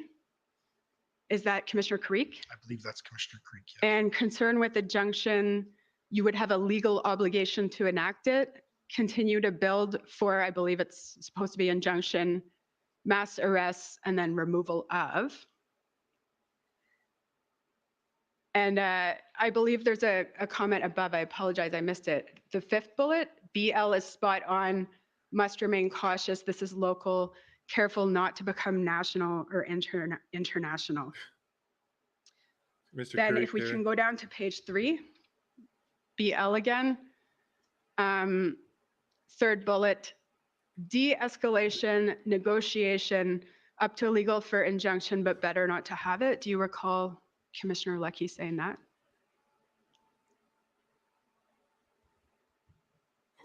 I don't recall. They her really didn't specifically want this saying to that, grow but because if they it's knew an how bad it invitation, looked. I would imagine she did. They know how bad it looked to be trampling people's rights in Canada. They know that they're wrong. That's why they expressed those interests. They said, "Oh, if we get a court injunction, it's going to give these fringers and a platform to express their discontent, to express their frustrations. If we do an injunction, we have to enforce them. And if we do an injunction, it's going to only amplify the frustration, anger, and separation from society that so many are feeling in the country and around the world. We can't do that." Sent February 1st, but I believe that it's referring to. And we'll have to do it in events on court, January 31st. in a court of law, where all And the if we facts can are just go weighed. to page 2. Oh no! We One can't do bullet that. after, or Let's sorry, do it another way. Is there some clandestine after the option that we can redaction, impose here? if we can, here we have what I believe to be Maybe. a summary of the call, which confirms Boom. that both Brenda Lucky and You're Tom enjoying Carrique this? did not Go seem to down be there. in favor of going the you. injunction route, and that's what the OPS took from that briefing, correct? That's correct. Okay. Now I just want to talk to you about the negotiations between the city and the protesters, and if we could just bring up OPS 0000848.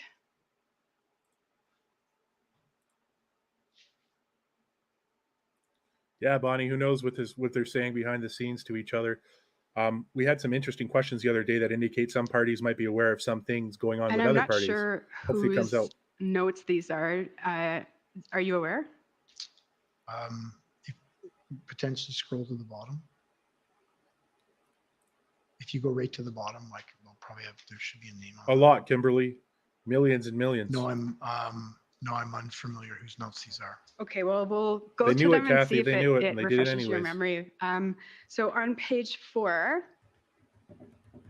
again, there's a redaction, and then it says, and this, I believe, follows the correspondence that Commission Council took you to, where there was an exchange from John Ferguson to Mark Patterson, and then you followed up.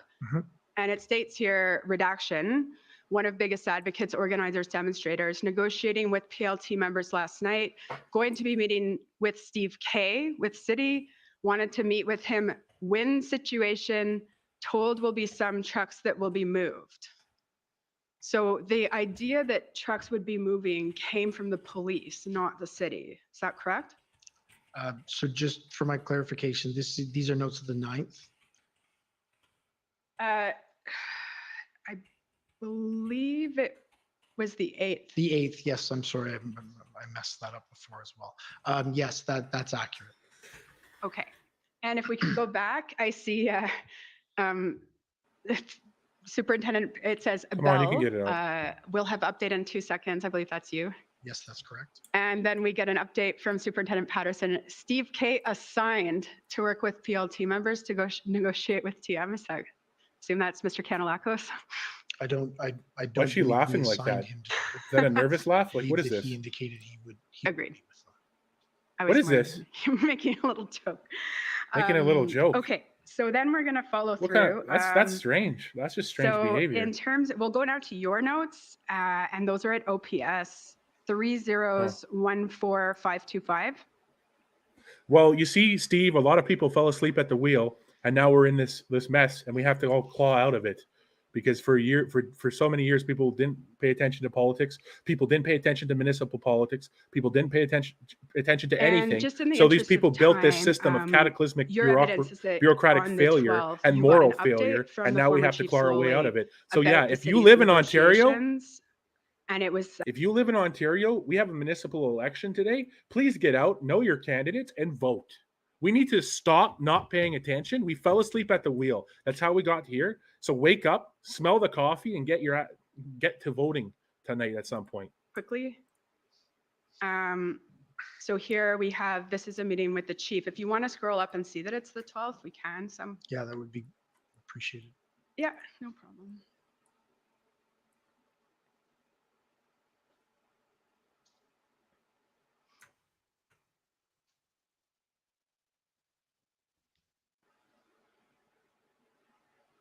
There, thank you. Yeah, so this is the quick update that you got from the chief. Then if we can skip ahead to page 64. And this is the meeting at noon. And I just wanted to scroll down a little bit. This isn't the same day, I don't believe. No, you're quite right. It's the next day. The 13th? It is the 13th. Thank you, sorry. I apologize. This is the meeting at noon on the 13th. So this is, if we can just scroll down, one thing I want to keep scrolling. The comment here, Premier is very supportive of the action. Do you have any recollection of who said that? I don't have recollection of that. Okay. And then if we can scroll down a bit more.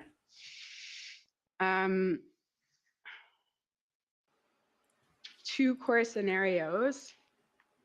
What is the outcome of the new footprint? Are we able to take out the remainders? Do you recall this being discussed? Yes, I do. Okay, and then if we can just go down. This is a briefing from the chief, and is it just you and the chief at that point? I don't recall. It's coming from the chief, though, and the it's coming from the chief. I don't read. There would have been other people involved in this, but I don't didn't note who they were. Okay, and it's clear from the direction from the chief that you've noted is to maintain our concept of operation. That's correct? That's correct. Okay. Now, if we can just scroll down a little bit more. We have another meeting at 2:30. This you're starting to get into Guys, more just of the posting a quick tweet logistics. about this stuff. That's correct. Into some of the activities that need to occur in order to be able to make this happen. And under number 4, there's an arrow that says Elgin to Lyon is what is being looked at. That's correct. And then it says at something footprint. Can you assist? Looked at. It's a poor attempt at an at symbol. Okay. And then there's Rideau and Sussex is being developed, but the next bullet says looking at how we can manage a reduction of the footprint. Is that correct? That is correct. Now, there's one other meeting that I didn't see in your notes, but I'm going to take you to because I think you were there. It refers to Bell. So it's OPS 3011039.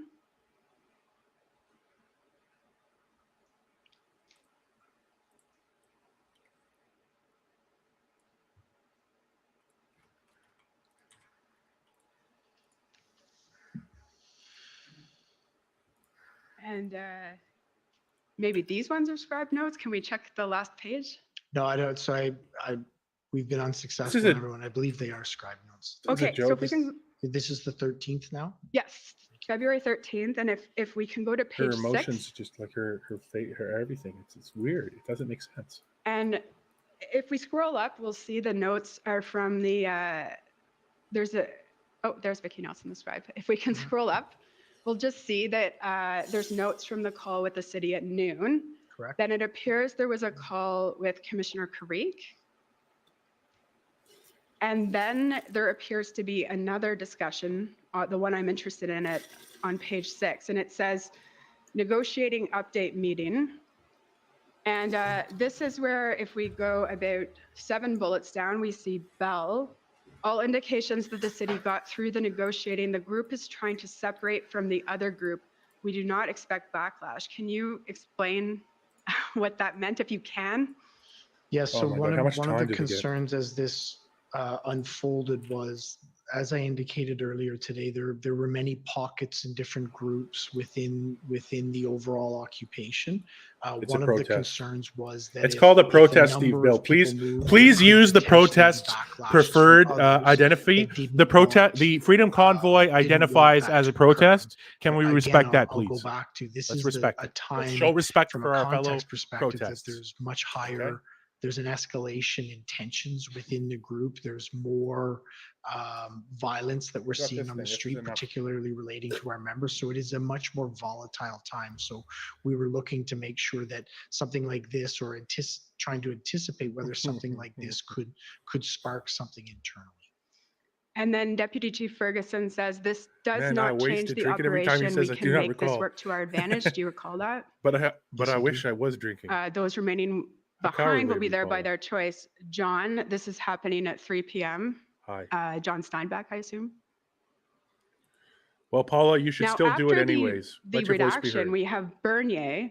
Is that Superintendent Bernier? That would be Superintendent Bernier. So when my friend puts you that there was no discussion with Superintendent Bernier about how this worked with his plan, we actually see here, there's a meeting with him, and Superintendent Bernier says the plan aligns with what we planned and accelerates it. No concerns. Do you see that? I do see that, but I think there's clarification that needs to happen around this. We had our first briefing on this potential deal on the 12th later in the day. This is on the 13th at the point at which we would have informed Superintendent Bernier. So this is later. There is a lag and a gap between the time that we knew and the time that we brought the incident commander up to speed. But there is a discussion here about the plan. And at the time, he expresses no concerns about how it's going to work with his plan, correct? Yes, that's absolutely. Yeah, the OPP had no concerns. In the end, the agreement, unfortunately or fortunately, the fact is the agreement did not have an impact, not have the impact on reducing the footprint that it was intended to. It did not reduce the footprint as was intended, but did lower the temperature. And the move had very little impact on operational planning. That's going to be a question better asked to Superintendent Bernier. Okay, but I'll just put it to you in your witness summary. That was your evidence. I don't believe it had it, but the actual impact on they're not happy with him. That's a city lawyer, guys. That's a lawyer for the city of Ottawa. She's not happy. I just wanted to contextualize that statement. So thank you so much for your time today, Chief Bell. Okay, thank you. She did not look happy there. She's like, that was in your evidence. Ontario Provincial Police at this the OPP gets to ask. Oh, his face.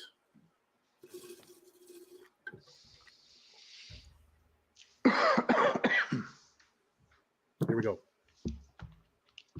Good afternoon, Superintendent. Christopher Diana for the OPP.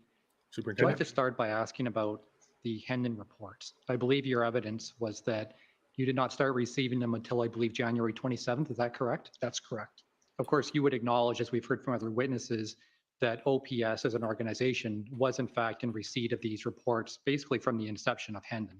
Oh, absolutely. We were a partner and a very engaged partner in Project Hendon and did receive all the reports widely within our organization. Right. And good for you, Rhonda. I think from Superintendent Morris's evidence, I think he name checked around 6 individuals that were. But you definitely have to vote. There were a couple of others that were referenced in Superintendent Drummond's witness summary. So there were at least 8 members in OPS that would have received these reports, correct? I agree, Patty. I don't know the specific numbers, but beyond the numbers, well, I don't agree. It's too far already. They did go, from my review, they did go to the Chief of Police, they did go to intelligence, and they did go to our event planning. So they were widely distributed and disseminated in the organization. So why weren't they? Why weren't they given to you? I believe. Why didn't you get them? If everybody else got them, why not you? You didn't go back and read the earlier ones. So was that your evidence? That's correct. I was from the 27th moving forward. I did daily review them. I've had the opportunity since then to go back and review the entirety from the 13th on. But considering the nature of the reports, do you think, and maybe in retrospect, you should have went back to review the earlier reports? At the time. Yes, I think that could have been beneficial, but I think it's also very important to realize that is an analytical document that one of my responsibilities would be to make sure that it was properly brought into the organization, properly reflected and analyzed, and then put into the operational planning people. So it's always a benefit the more eyes you get on something like that, but it wasn't absolutely necessary for that to happen to ensure that the information was brought in. That's true, Donna.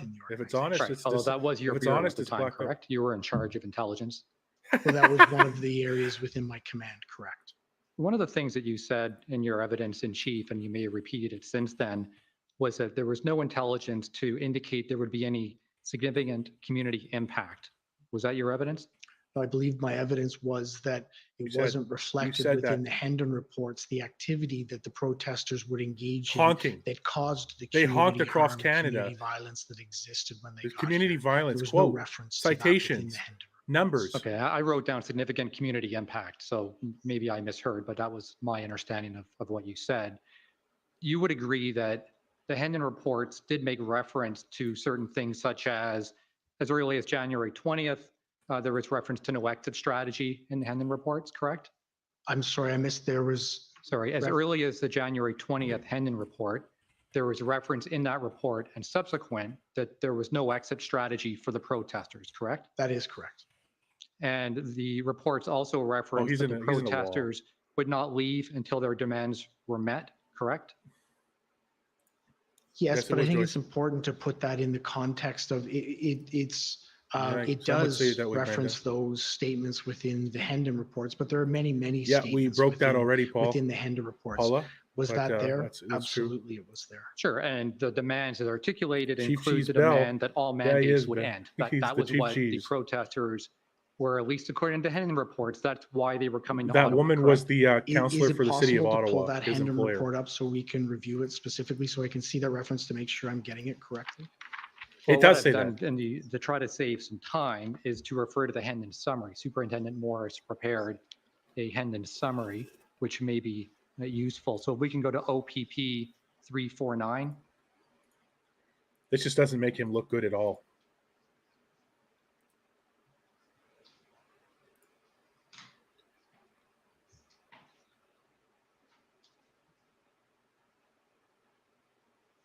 All right, so this is rather than trying to bring up a bunch of different reports, this was a summary put together by Superintendent Morris that reviews some of the relevant excerpts from the Hendon reports. So if we can go to page 3.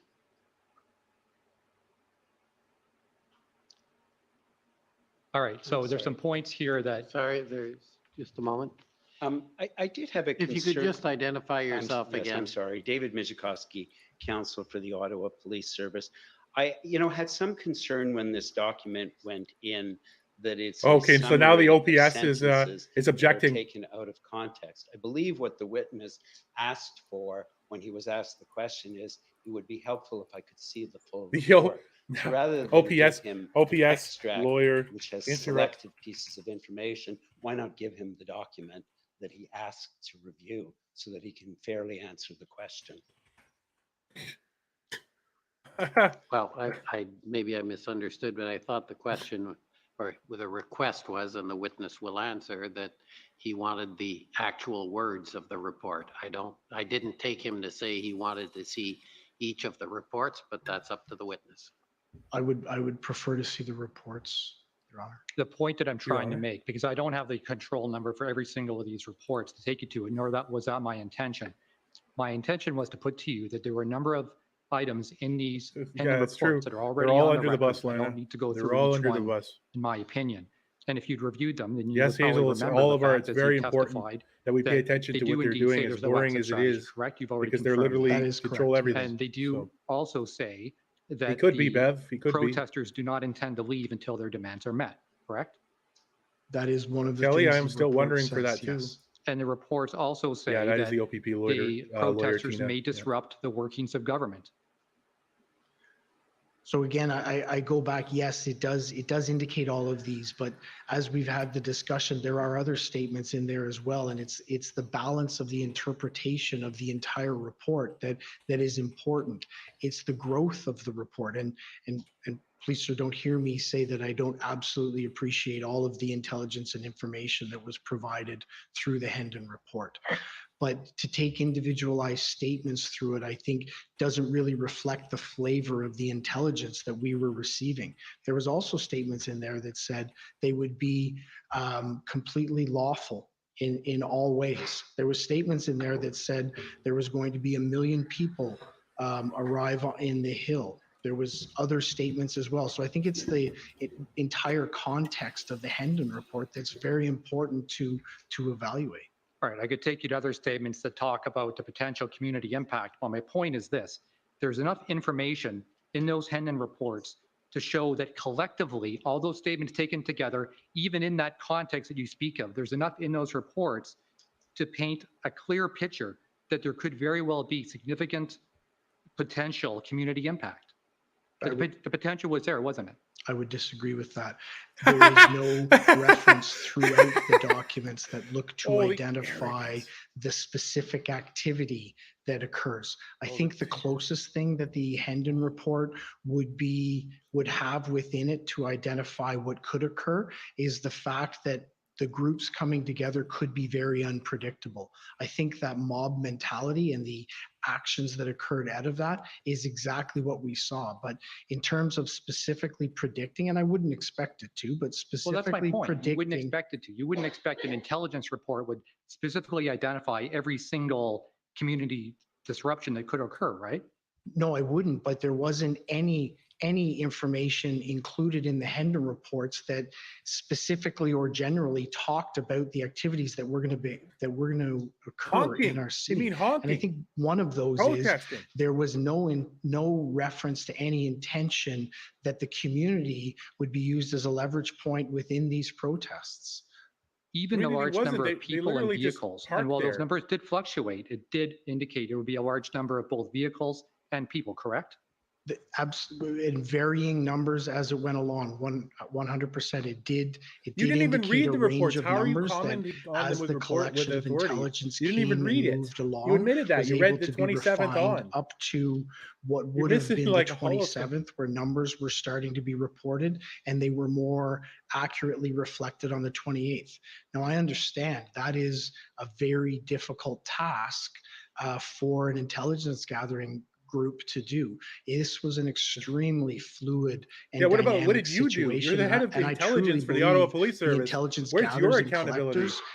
What intelligence did you produce? In building the system as it went along and refining it up to and including putting a reliability index as we continued through, and having numbers put into those reports as we got closer to the date. An extremely difficult task, and I don't want you to hear me being critical of the Hendon reports. That's what you're doing. So I just want to make sure I understand your evidence. And as I understand it, your evidence was that the intelligence did not set out significant potential community impact.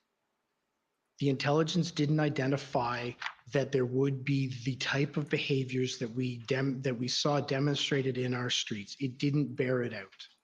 All right. You also indicated that your planning was predicated on a weekend-long event, correct?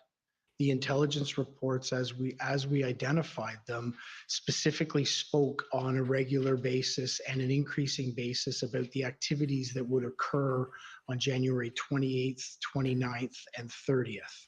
As we read them and as we saw them, we identified that to mean that there would be specific incidents, specific demonstrations and activities around that weekend, and that beyond that, there could be a small number of people that remain, but that was the main focus. Actually, that is what bore out within our streets. Many people left on the night of the 30th. That decreased the number of people within our city. So that was accurate. What we didn't have was an accurate prediction of the footprint that would remain, or the activities that those people were engaged in. All right. Can you point out the report that indicates they were only going to stay for the weekend? Because I'm not aware of that. Yeah, so he's making him directly say it. Let's go. It was predicated on a weekend-long event. I'd like you to point me to the source of that intelligence, because it's not in the Hendon reports. So the Hendon reports regularly discussed weekend activities, planning, and in fact, on several reports, you can identify in intelligence gaps activities for the 28th, 29th, and 30th. There is several different examples where that specifically is what is referenced. Correct, but the reference to intelligence gap simply means that the intelligence did not know exactly what was going to happen on those days. There's no reference. He's not taking it, chat. After that weekend, chat. OPP lawyer is not taking it. So OPP lawyer, as you've indicated, around the behaviors that occurred, it was not that specific that those were going to be the only demonstration days. That is correct. Right. And part around, of, I think, what you said earlier in your evidence in chief, you talked a lot about experience, correct? Yes. And certainly it's acknowledged that OPS for many years has responded to protests large and small. This is a joke. And I believe your evidence was that experience did play a large part in your planning for this event, correct? So if you're talking around, give us specific examples. Bell talks a lot about experience that I was talking about was the activity in our streets that was harming our residents. A lot of those residents, in the downtown core, in Catherine McKenney's ward, north and south of Slater, Albert, were there. We're protesting against their federal government, against you, against the city, against the loss of their business, against everything that you have perpetuated the last 2 years. Your planning was based more on what you thought would happen based on your experience, more than the actual intelligence you had at your disposal. So I think it was, I would submit to you that it was both. We do have a plan around experience that we did execute in terms of allowing vehicles into that footprint, in terms of managing how we would look to manage what would be a small number of people that would remain in a localized area in the downtown core. That was the experience package that we brought into this. That wasn't what bore out. And that's why I say, in terms of interpreting intelligence, it's always extremely important to be able to balance the experience you have around that. Nobody had experience in it at that time. Right. And you would agree that the operational plan should accurately reflect the intelligence, correct?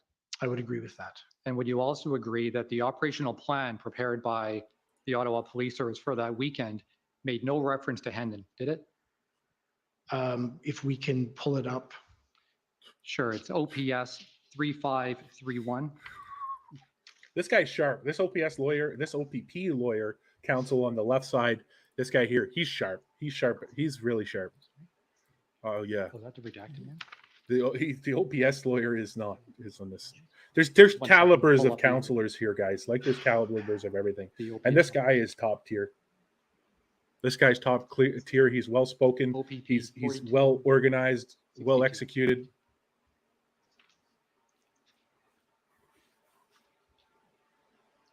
Now, this is a document I believe my friend had up earlier.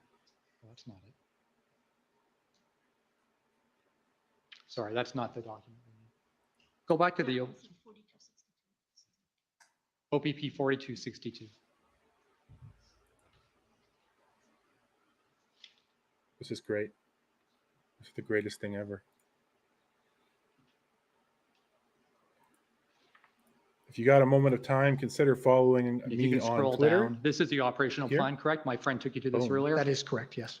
Okay, Twitter.com/PatriotsMovie if you want to follow along for some quick bits, quick highlights. Maybe it's page 4. Go up to page Paula, 4. there is some significant systemic organizational issues of bureaucracy, inefficiencies, communications breakdowns, competency breakdowns.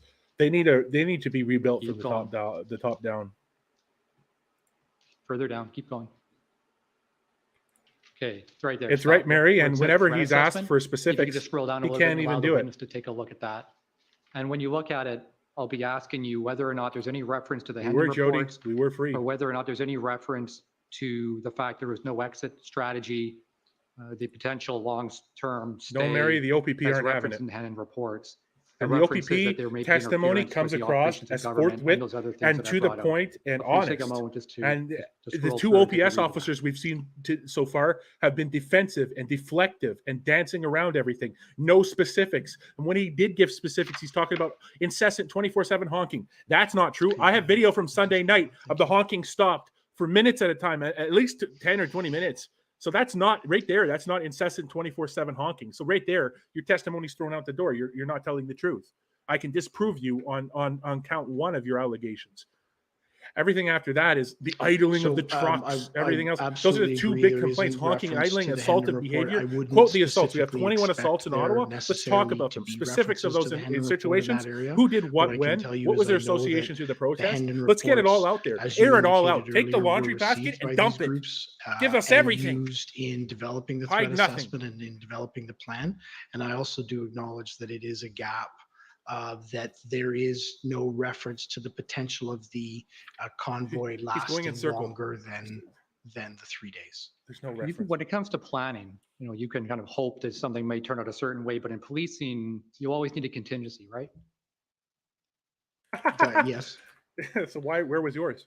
I asked Deputy Chief Ferguson whether or not she agreed with my proposition that this plan was not intelligence-led, and she agreed with my proposition. Do you agree that this plan was not intelligence-led?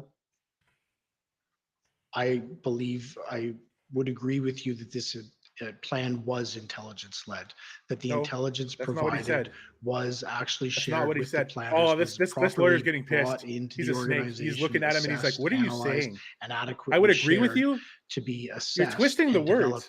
That's not what he said. Okay, so you disagree with Chief Ferguson then? Deputy Chief Ferguson, yes, I do believe, and through all the review that I've done on several points and frequently identify where there's references between the planners and the intelligence group to actually look to access intelligence that exists. So I do know that existed. I do know the planners were very conscious and what country are you in, of Lena? intelligence and making sure that it was put into this plan. There's no so music even though here. it doesn't There hasn't been reference any music. Hendon and the various attributes that I pointed out, you would still say it's intelligence-led? Yes, I do believe so, yes. All right. Thank you. No further questions. Oh, the OPP is going to bury you. Okay, next is the Government of Canada.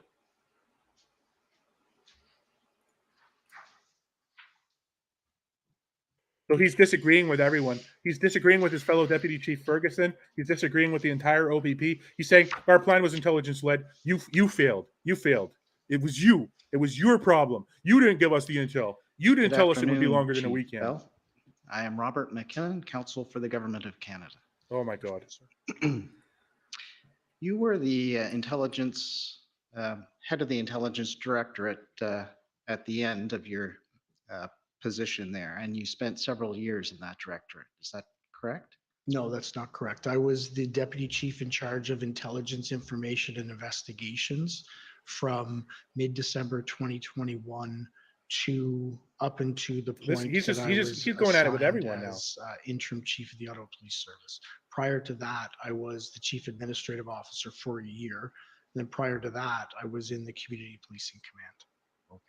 What I'm getting at is how many years of experience in the intelligence area have you had, would you say? So my experience is within at the lower levels within drug investigations and intelligence, where I had a number of years of experience. And then as I've gone through, I've had different command positions within the intelligence direct that would oversee the intelligence directorate.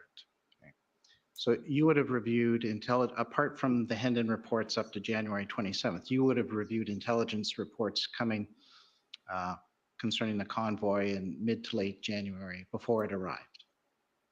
So no, as I indicated in my evidence, I started to receive the specific Hendon reports on the 27th of January. Apart from the Hendon reports, are you saying you received no other kind of intelligence reports before that? I would be briefed on intelligence reports from This is my a total command. show. Okay.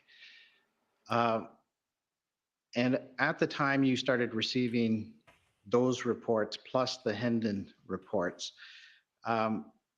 there were conflicting reports on the number of vehicles and people coming to protest. Correct? There was a wide range of reporting on who would be coming to the city for sure. And how long Government of Canada lawyer who's friendly to him, but they are looking for fall guys, and Sloly and Bell are starting to look like they are. The nature of intelligence generally is that it is seldom black and white. It's mostly in the gray area, put it that way. Oh, I would agree with that. And then you have to assess the intelligence as best you can with others and other perspectives. And It is a sources, gong as show, many Ryan. sources It of is a information total. as you can. Is that right? It is totally a I gong would agree with show that. here. And in the intelligence reports that you had received, the later incidents of horn blaring, criminal activity, and hate-based incidents that occurred were not captured in these initial intelligence reports. I would agree with that. I don't think they were captured in any intelligence reports. But that's not the job of And an according intelligence to report. your summary interview, there was approximately 3,000 to 4,000 vehicles that the OPS was expecting to arrive in that first weekend. Is that correct? That's correct. As it drew closer. And as you have said in your interview summary, there was limited organization within the Freedom Convoy overall. More organization in the Freedom Convoy than within their organization, that's for sure. It was non-existent. There was pockets of different groups. I think as the convoy and as the occupation moved through the weeks, it began to coalesce a bit. There was some leaders that could have been identified as we move along, but that's part of the negotiation challenges that we had. Was there was many different pockets of leaders with many different perspectives and many different ideologies. you mentioned 8 to 10 different groups representing 50 to 100 different political agendas, correct? That would be accurate as an estimate. And that the OPS found it hard to identify any one particular leader or group who could speak for them all. That's accurate. And you are also aware that there were former police and military members as part of the convoy participants.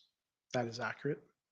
And that they had raised a significant amount of money through crowdfunding platforms such as GoFundMe, later on Give, Send, Go.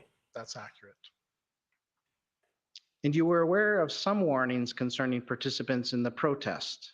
And in that respect, you were taken to a document earlier, which I'll make quick reference to. It's the intelligence assessment by Sergeant Chris Keys on January 29th, the OPS 4039. You could pull that up for a second.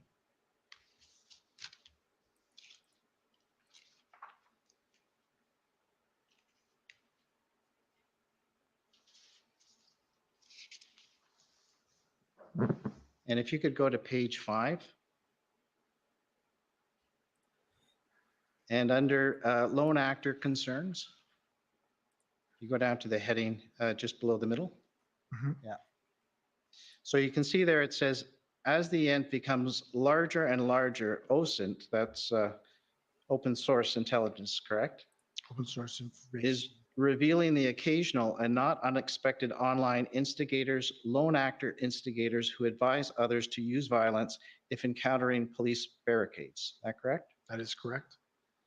And on page 6, there's a warning. At the top of the page, yeah.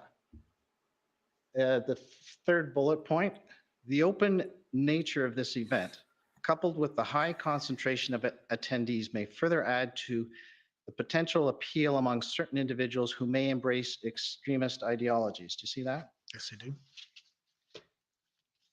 So there was some warning in advance as to some things to be worried about. Is that correct? There was some notations here that raised concerns that we should be looking for. Yeah, but you don't. And you have mentioned in your summary that as January 30th progressed into Monday, OPS was not prepared for what developed into an occupation. So it soon began from a protest to an occupation. Is that correct? That is correct.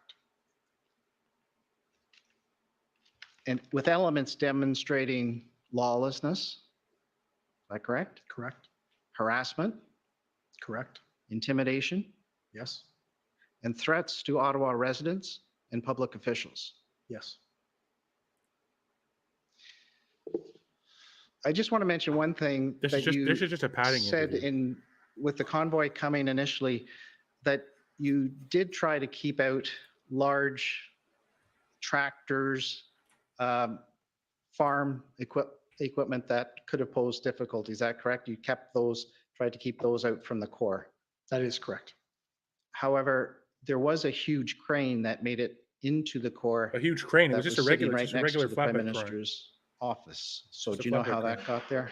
So I wouldn't characterize it as a huge crane, and I'm not trying to minimize. It's a what flat. it was. It's It was flat. actually a boom truck. Boom truck Ben. That had what would be a much shorter boom than what a crane would have, and a flatbed back on it. It was extended and had a flag hang from it, and was used as a stage. I expect you'll hear evidence, if it hasn't already come out, if I remember, that it was right outside the top window of the Prime Minister's office. Do you accept that? Yes, I do. Never touched it.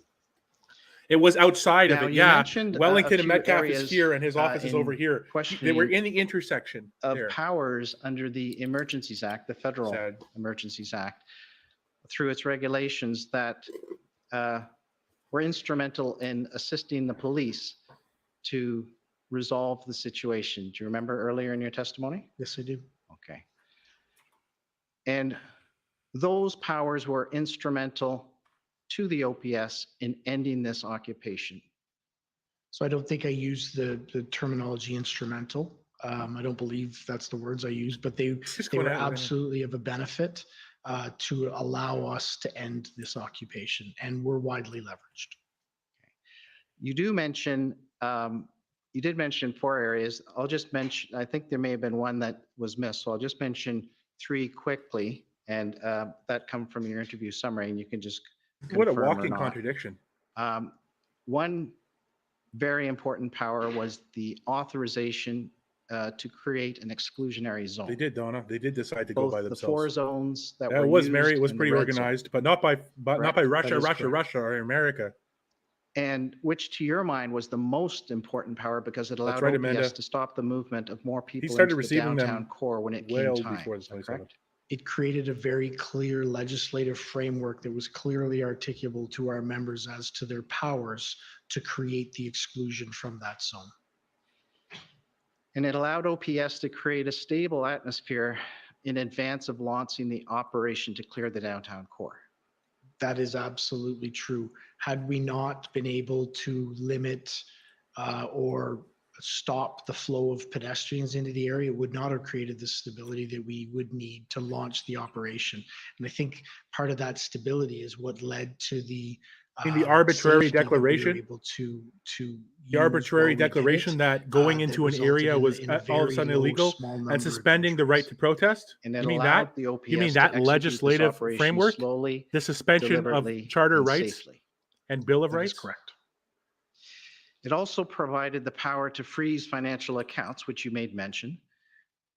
This is also under the Emergencies Act regulations, correct? That is correct. And that provided an incentive to convoy participants to leave voluntarily, correct? Correct. But it also deterred others who may have been thinking of coming downtown from coming downtown. Would you agree with that? So I don't have any direct examples or knowledge of that, but it seems to be that it could have provided a deterrence factor for people attending. And the PL teams used this power in advance of the enforcement action to try to shrink the footprint of these protesters, demonstrators in the downtown GOC core, is a joke. correct? We know it is. So I think you're specifically referring to a letter that our police. Also, in breaking news, Doug Ford is going to court to try and fight his summons to go to the Emergencies Act hearing. That's all. I'll take you to that in a second, but that's what I'm referring to. Both in a media release and in a leaflet, there were certain actions, and I'll refer you to them in a second. But that's exactly what I'm referring to. And you also learned of others whose accounts were frozen who left downtown, after which their accounts were unfrozen. Is that correct? That is, I don't have specific examples, but that's my knowledge. That's my general knowledge that occurred. Okay. Yeah, well, why can't you just ask Commissioner And the other Lucky about important- that question? One of the other important GOC powers lawyer. that you've touched on before was to make it possible for the OPS to obtain the tow trucks that were absolutely essential in order to move these trucks, correct? It removed barriers or seemed to remove hesitation for people to actually be cooperative with us because they were directed to under the Act. Right. And we've It heard removed their evidence that you may hesitation not to be cooperate privy with to us say because that they were they directed had to do no it. They had no trucks, choice. To convince other tow truck drivers to drive because of threats and because of damages that they might incur.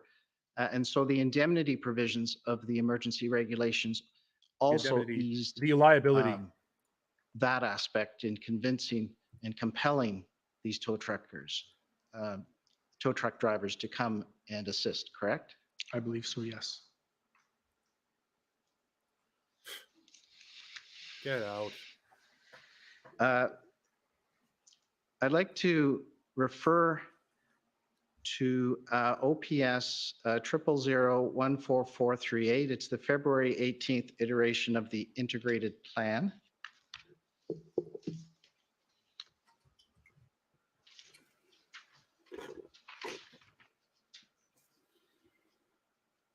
And at page 5, at the bottom of the page, yeah. So you see where it says, as a result, And this is dated February 18th, but this is an iteration of an evolving plan. As a result, delivery of information, education, and enforcement response was led by the police liaison teams. Do you see that? Yes, I do. And the subsequent response was based on a negotiation approach with the primary objective of voluntary dispersal from the participants who could continue to protest and occupy a number of areas within the downtown core. Do you see that? Yes, I do. And so that was to reduce the footprint to make it easier for the officers to enforce with whoever was left. Is that correct? That's correct. We wanted to have as many people voluntarily leave, knowing that there was going to be an imminent police action, so we could shrink the footprint as much as we have and had less people to remove. Okay, the last point there, it says on Wednesday, February 16th, a media release was provided, further notice to demonstrators, and this is the one that's also in the pamphlet. It has the same points. So if you go to the next page. Sorry, sir, am I able to reference what document is this? This is the integrated response. February yeah, the big 18th. message that they send out to everyone to scare them. Concept You'll be plan fined if you approval. bring kids. You'll be fined. Yeah, because the Emergencies Act let them make protesting arbitrarily in illegal. here, It was a there's 9 joke bullet and a points. farce and a desecration We've of our made reference rights. to And remember some what of the them Emergencies already, Act but says. This is what was handed to the demonstrators, correct? These points, these bullet points in a pamphlet form. It's also in this media release as well. So the first bullet point deals with the criminal charges. That's provincial. The second point deals with vehicle and property may be seized and removed. That can be both provincial. Remember what and Patricia the federal, Ferguson said? if that includes the tow trucks. Your driver's license may be suspended and the certificates may be suspended. That's provincial. And then the next 4 encompass Ferguson said they were going in regardless of the federal act. emergency Let's not forget that. regulations. So your personal bank accounts may be subject to examination and restriction. Yeah, restrictions without bring a a court. minor Guys, with you this isn't a to an minor unlawful detail. protest. To do these things without courts overseeing it. They could do all of these things normally, but what they're talking about is doing it without the courts, without judicial oversight. Just, you're gone. Yeah. Legislation would be That's federal. following Sorry, the federal. charter. Sorry, I'm So, thinking they just were of the gonna move in regulations regardless. under the emergencies, the respective Emergencies Act here. So that's what I'm distinguishing, that in this pamphlet there are a number of these warnings and facts given to the protesters that come directly from the Emergencies Act regulations, is what I'm pointing out. Yes, I agree with that. And that the OPS used because they were essential in dispersing these protesters. We definitely used the authorities granted to us under the Emergencies Act. He's not saying they're essential, though, because he knows that that's not going to be that's And, not justifiable. Can't say they're essential. Bringing you needed fuel them. and other supplies, that also is encompassed by the essential provision of goods as well. That's encompassed by Emergencies Act regulation as well. I believe so, yes. Yeah, and again, persons traveling to an unlawful protest site to participate or support an unlawful demonstration, that also comes from emergencies regulation.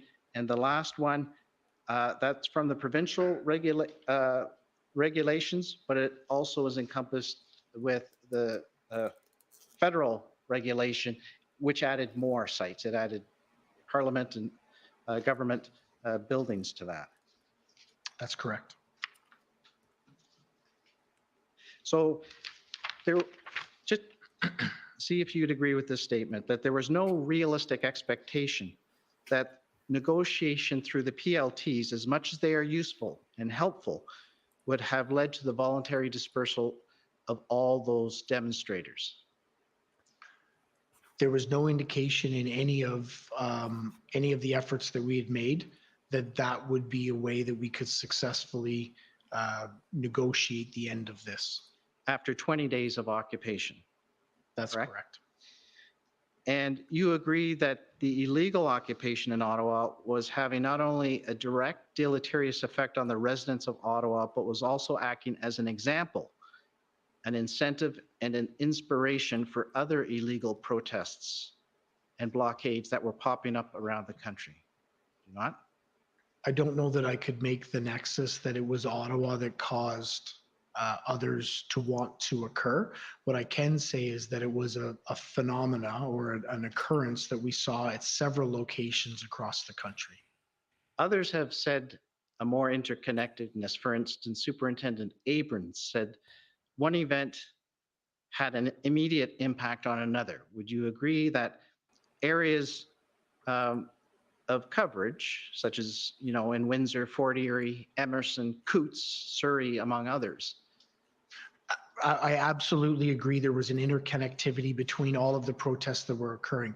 My exception that I was taking was I don't know that Ottawa was necessarily that they were doing it because Ottawa was still existing. I think there was absolutely just an interconnectedness between all of the movements that were being undertaken at that point. But it was the prime location. It started in this. Would you agree? It was the first and it was the largest. That's right. And it acted, would you not agree, as an example to others?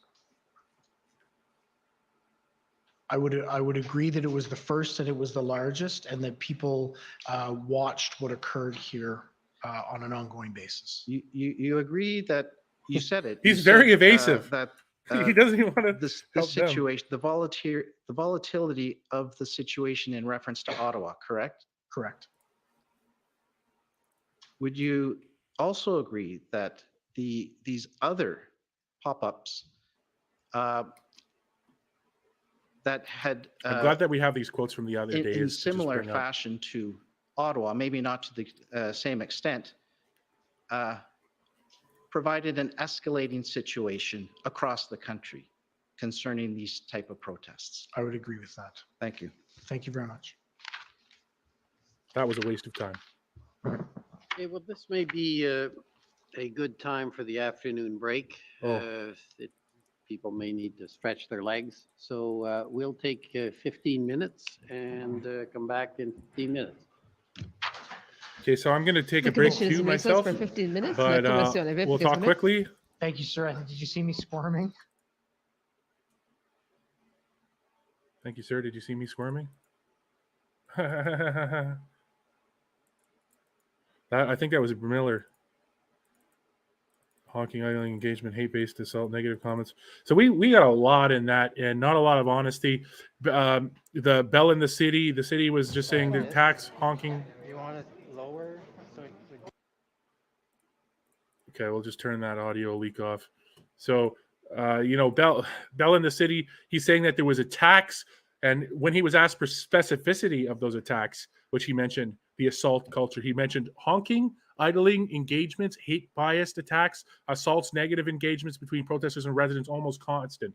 He said the honking was 24/7. I've got video from the first Sunday that shows that the honking wasn't happening at that time. I was driving through a row of trucks. I believe I was on Slater. I was either on Slater or I was on Metcalf, and there wasn't honking. So that right there says that there wasn't 24/7 honking. This is well before the injunction. And a lot of people would agree that for the most part, between 11 and 7-ish in the morning, people weren't honking, even before the injunction. They're talking about the idling trucks. And this is the exact quote, including honking incessantly, idling, engagements we saw between our community members and members of protest, intimidating, hate, bias, crimes, assaultive behavior. So, of course, when he's asked for specifics, he can't give them. We'll refer back to my chart. Let's refer back to the chart that the Ottawa Police Service showed at the screenshots in this testimony here. They showed at the screenshots here. Let me grab them out here. 1 second, chat. We're grabbing it. Okay, you know what? I got it here. Boom. I'm going to put it into... No, I'm going to put it into a new screen, and we're going to go back to it. We were there. Doom. Okay, so now we're streaming this. So let's zoom in. So this is the charge sheet. This is a screenshot. You know how when they're doing the testimony, you can see in the corner sometimes on the left side, there's these documents. So people took screenshots. There were 3 screenshots because they scrolled. So it's not one document. So I just glued them together, very basic elementary task. And I did these terrible guide squares around them so you can look at the information and know what groups there are. So the blue box, these are all assault charges. The orange box applies to the period of time where the Emergencies Act was in effect. And the red box applies to the period of time where the police action was happening. And you can see day 1 of the police action, the Friday, we have 192 charges, and the next day 196. The bulk, so just between the 18th and the 19th, 190, so 533 total charges during the Ottawa protest. We don't know who these charges went to. These could have been, like we said earlier, this was the first time in years that people in Ottawa or anywhere really had a big event in this country. So a lot of people who weren't protesters, a lot of people who were just partying or maybe out to cause some shit because they're disturbers, and they do that normally, but they had no outlet for their disturbing, came down to the Ottawa, came down to Rideau, Sussex, had a good time, and then went and created for other people because that's what they do. We have no ideas if these people were part of the protest. We have no ideas if they were there expressing genuine interest in the protest. The protest was an amalgamation of all kinds of different people with all kinds of views. They said it themselves. So we don't know who these people who got these charges are in many cases. So let's break these numbers down. The yellow box across is the mischief charges. So all in all, there was quite a few mischief charges. I believe all these mischief charges were 45% of the total charges. And like I said, 73% of the charges in total were assigned on the Friday of the police action and the Saturday of the police action. And this orange box, the Emergencies Act, this is 87% of the total charges during the Emergencies Act between February 14th and February 21st. And let's go back to what the OPP said. What did the OPP said about charging people? They said that if they saw criminality, that they would have arrested. They would have done it. And Chief Superintendent Purdy also said that they didn't, when they made the commission that they were talking about, the Joint Command Group, that they were going to go in and execute these plans in the exact same way that they happened, with or without the Emergencies Act. They weren't even considering it. By the 13th, they had their plan and it was solid and they were ready to go. And he even testified that they would have done it in the same timeline. He was asked. Really no justification for the EA there, folks. So we can look at the charge statistics. Of the 533 charges laid during the Freedom Convoy in Ottawa, 488, 87% were laid during the Emergencies Act declaration. So that's this period here. So 466, 87% were laid on the 14th, the 16th, the 17th, the 18th, the 19th, the 20th, and the 21st. The Emergencies Act was recalled on February 23rd. But of course, that's not included. There's a gap between the 21st and the 25th, assuming I think they mean they didn't charge anyone on the 22nd, 23rd, and 24th.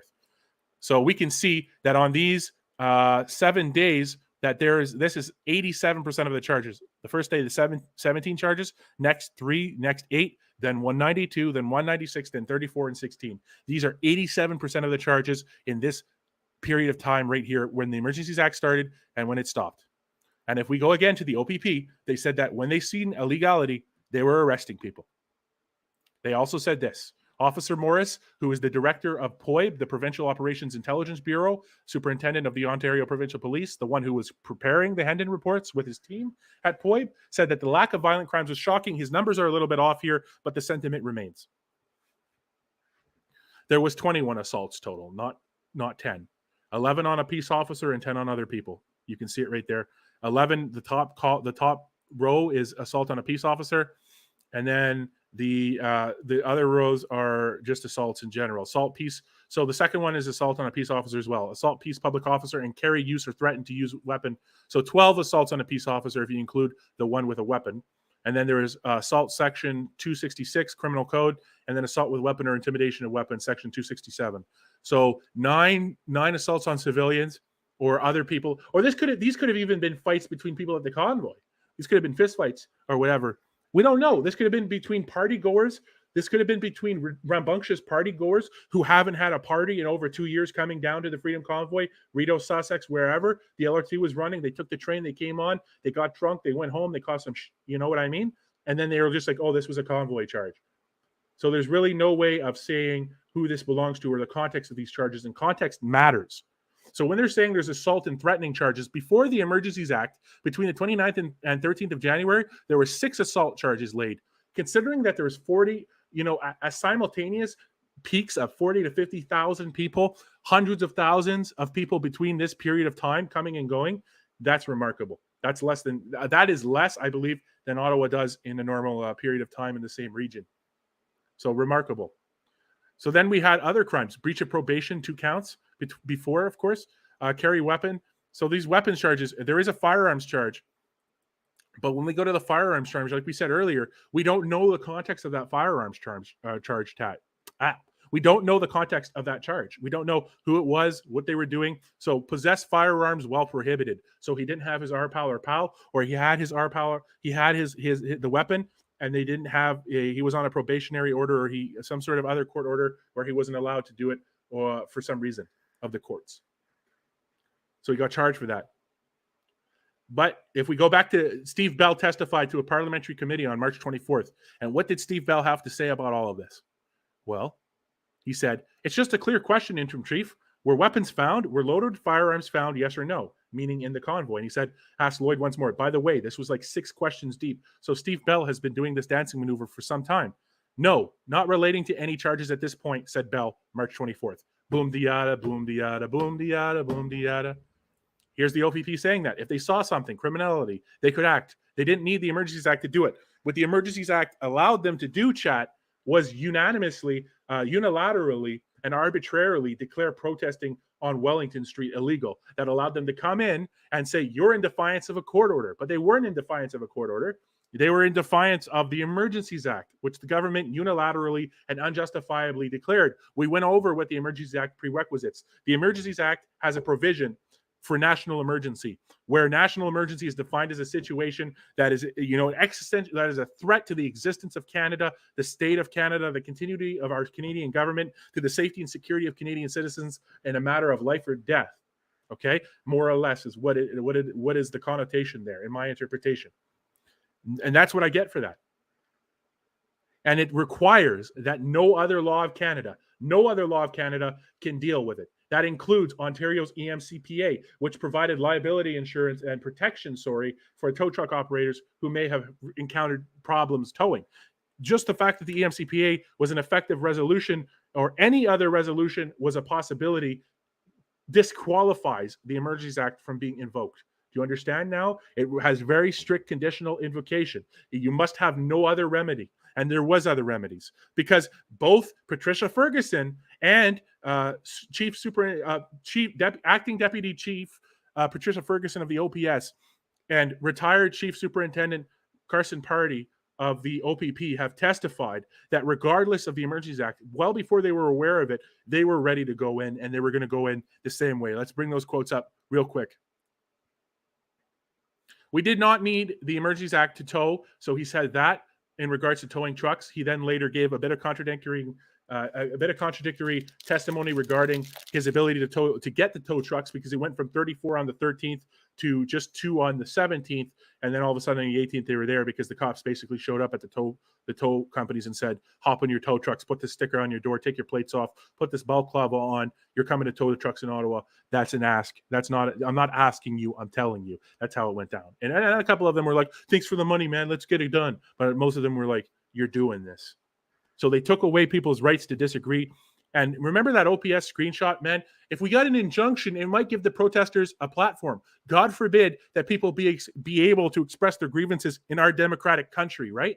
God forbid that they have a platform for that. God forbid they be able to express how upset they are that they've lost their businesses and that their kids were arrested playing ice hockey in the middle of an ice hockey field in the middle of winter with nobody around. And they're wrestled to the ground by police for being outside. That's how crazy things got over the last 2 years. Lest you forget how crazy things got. Police were showing up to stores because people didn't have a mask on to arrest them and wrangle them to the ground. Like our country and the world had lost its sanity. This was a desperate maneuver, and it was done in peace and patience. You're talking about aggressions. The first thing you're talking about in your assault of culture is the incessant honking. God forbid that they honk so the government can hear them.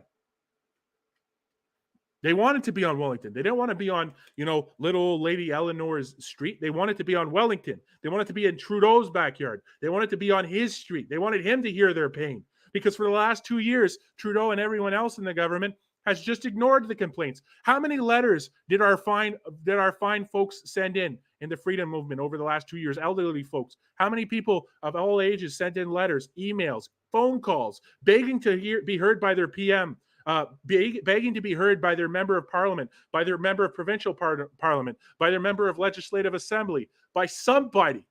And they just get those letters, they look at them, they laughed, and they threw them in the garbage can and went on tyrannizing and stepping on the people. So the people organized peacefully and showed up in Ottawa, and they were heard, and they were heard in peace. And if you look at the charges, it doesn't compare. A 3-week-long, 40,000 strong festival, event with a protest with all these different trucks and participants. Show me any other event that lasts that long with so much grievance and so much, yes, I'll say it, anger, that manage themselves that well.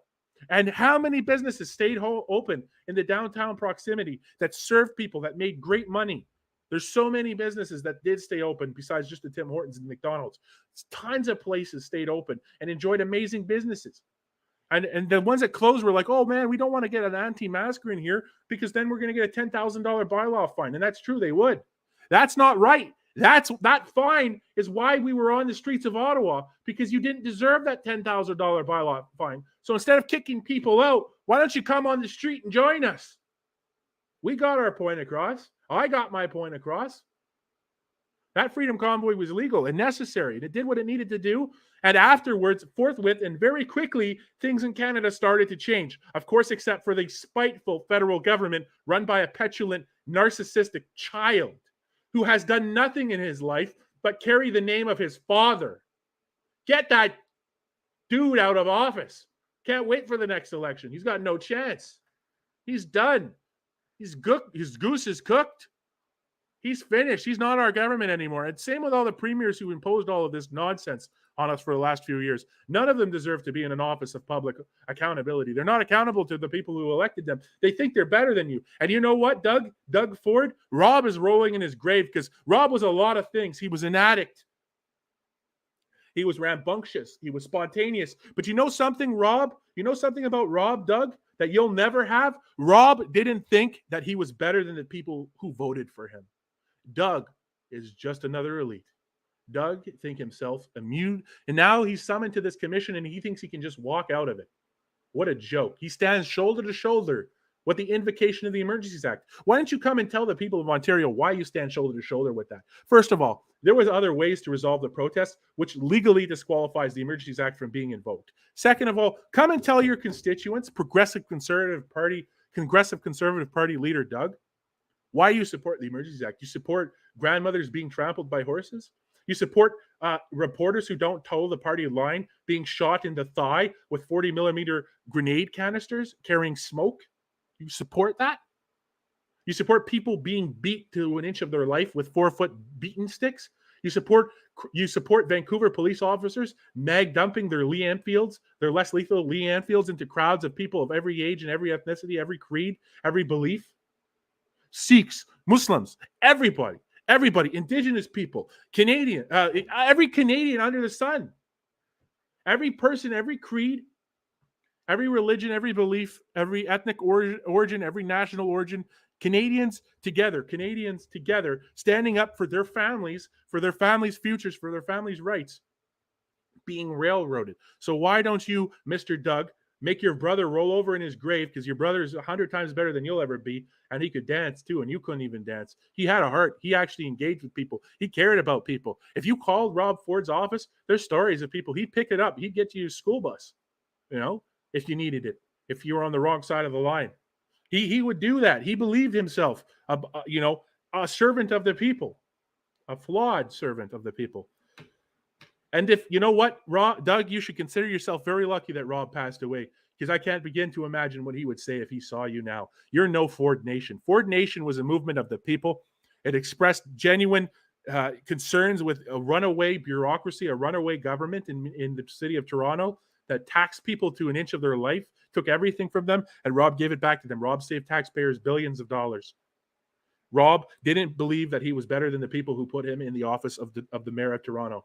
And you used his name to coast to be premier. You were elected, Doug, for the same reason that Justin Trudeau was elected, because of your last name. That's all you got, buddy. That's all you got. You got the name Ford, and he's got the name Trudeau. And neither of you deserve your elections. Neither of you deserve your namesakes. You have no honesty. You have no integrity. You have no appeal. You have a name. So maybe that's why Ford and Trudeau stand hand in hand so closely. Maybe that's why. because they both coasted to election on their namesake. Now let's look at violent crimes, because I think they're still on. Okay, they're coming back, but real quick, assault. 6 assaults outside of the Emergencies Act. Okay, 6 assaults.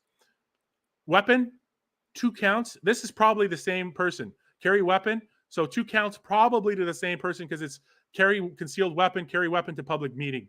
January 30th, 2 counts of weapon.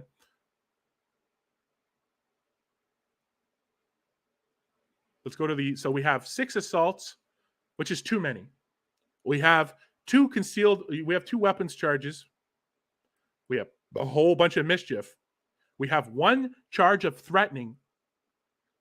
We have 1 charge of blocking of intimidation by blocking of highway. And 1 firearm charges and 1 weapons to conjure. So this is probably that same 30th charge. So we're talking a few, 1, 2, or 3 weapons charges, 1 firearms charges, 1 charge for threatening of violence, 3 charges for blocking a highway, 6 assaults.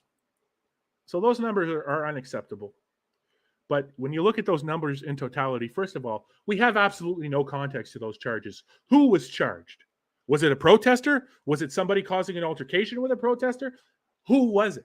How do you know that they were a protester? How do you know they weren't an agitator? How do you know they weren't just somebody who got out of their house for the first time in 2 years, had too much to drink, and caused the problem? There's really no context to any of this, to any of the charges at all. But to take those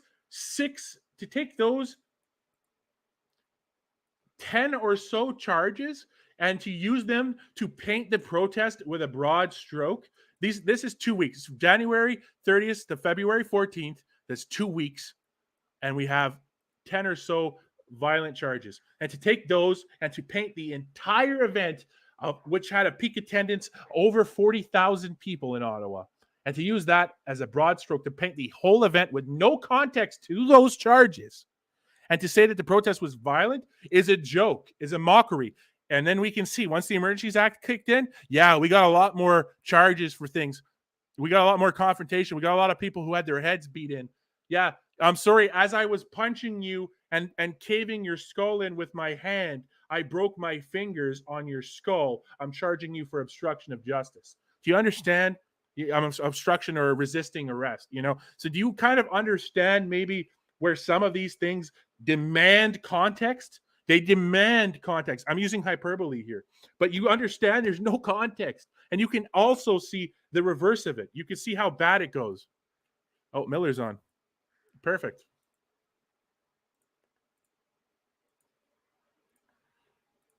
Okay. I don't recall that. Okay. Anyways, now I've made my point. With There's no enforcement context. of child protection laws, which in this province is the Child, Youth, Family Services Act, you agree that enforcement is essentially either the threat or the actual apprehension of children from parents. Is that right? So I don't specifically recall the references to enforcement that you're speaking of. I do specifically recall us raising the issue of the potential danger that the children would be in the red zone footprint. Mm-hmm. Now, this was, of course, done when Chief Sloly was still chief, and I, of course, will have questions for him in the same regard. But I understand it that you had nothing to do with it, but you now know that it was the political firm, Navigator, that recommended that such an announcement be made. Do you know that?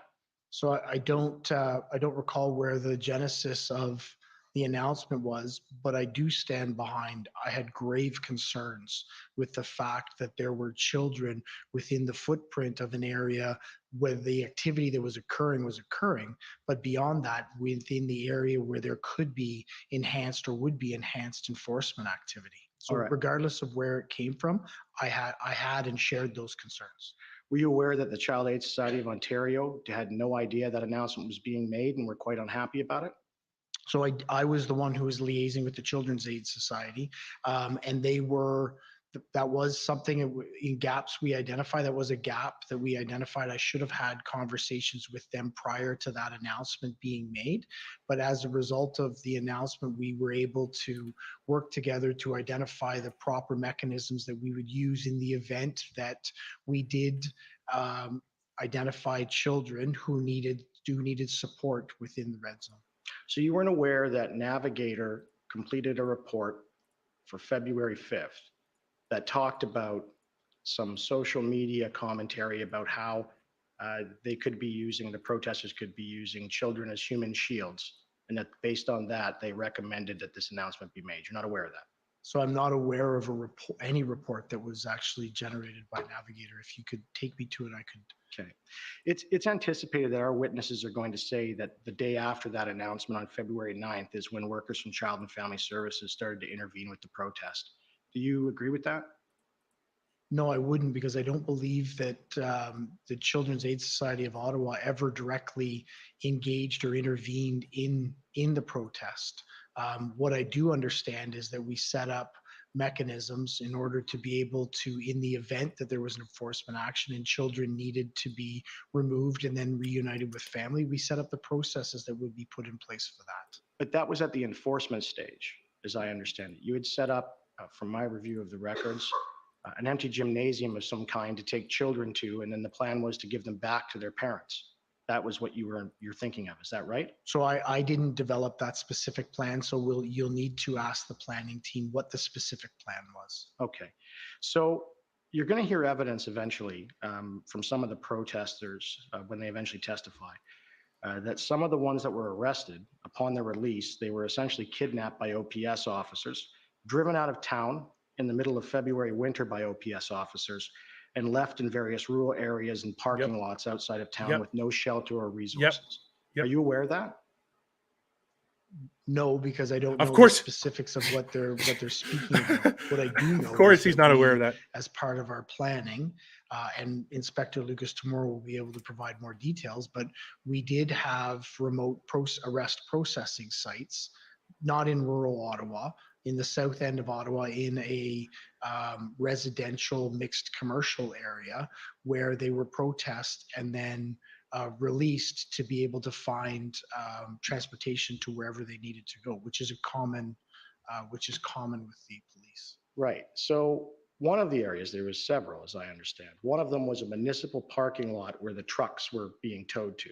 That's correct. That's in the south end. Right. And that parking lot doesn't have a building you drop them off at. It doesn't have a phone. It doesn't have any of that, does it?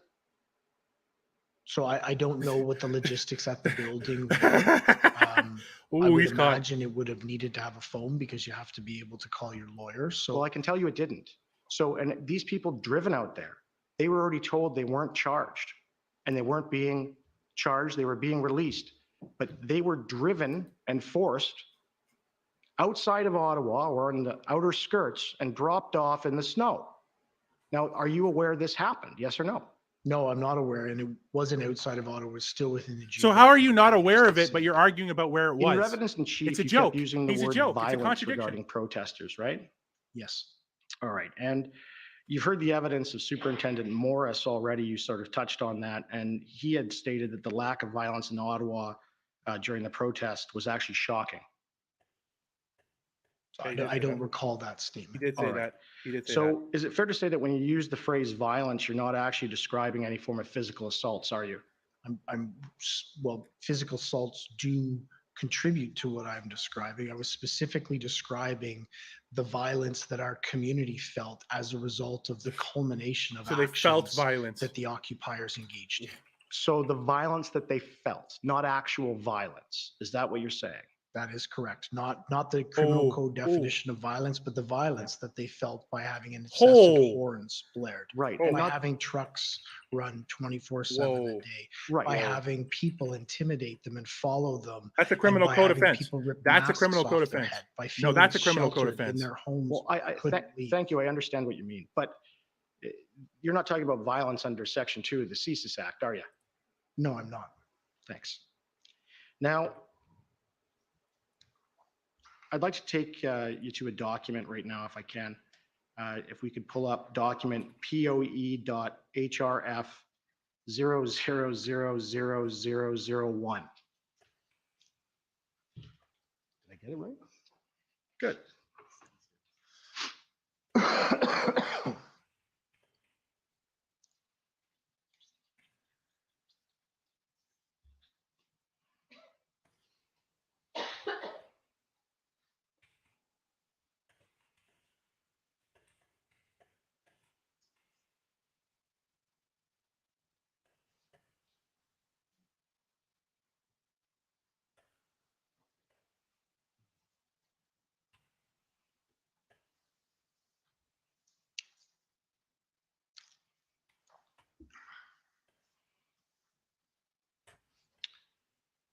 Is it possible to turn that so that it's the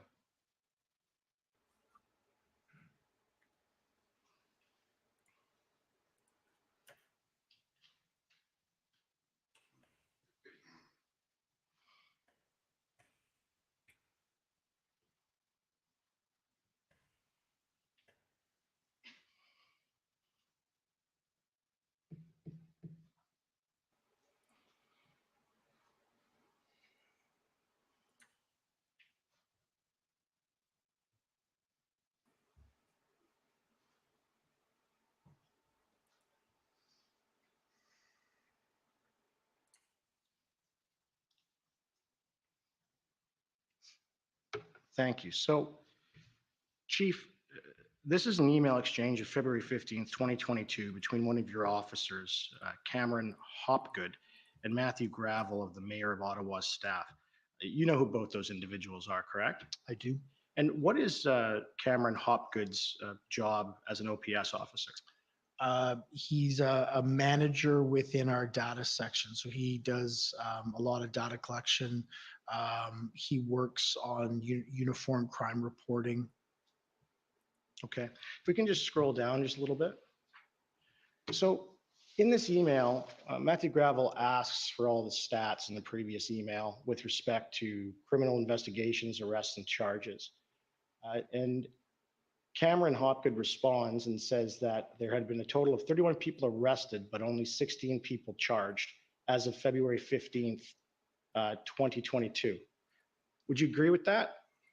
Well, I would agree that the email states that, yes. Right. And of course, you just said he's in the data section, so he would know that. That's correct. Right. So you have no reason to disbelieve that there were only 16 charges laid as between January 28th and February 15th, 2022 regarding the protesters. Isn't that correct? So what I would agree is that the data analysis that he would have done would have represented that. There may have been more that were in the terms of being processed. And I think this is on February 15th. There's a better table within our institutional report that more clearly identifies the numbers that would have occurred. I'm going to count. I'm going to count. And that is, if I can call the next document, it's the POE.HRF 00000002. Yeah. And it's a copy of this, the table, but I've added some highlighting to it and some numbers.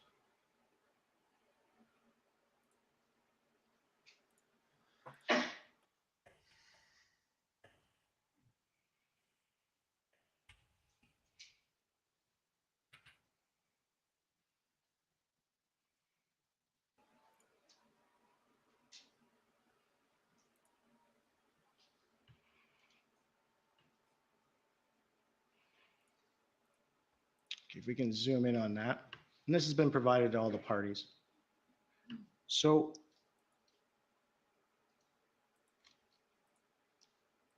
what I've done is the sections there highlighted, okay? Okay, I'm sorry, there's an objection, yes? David Michikowski, counsel for the Ottawa Police.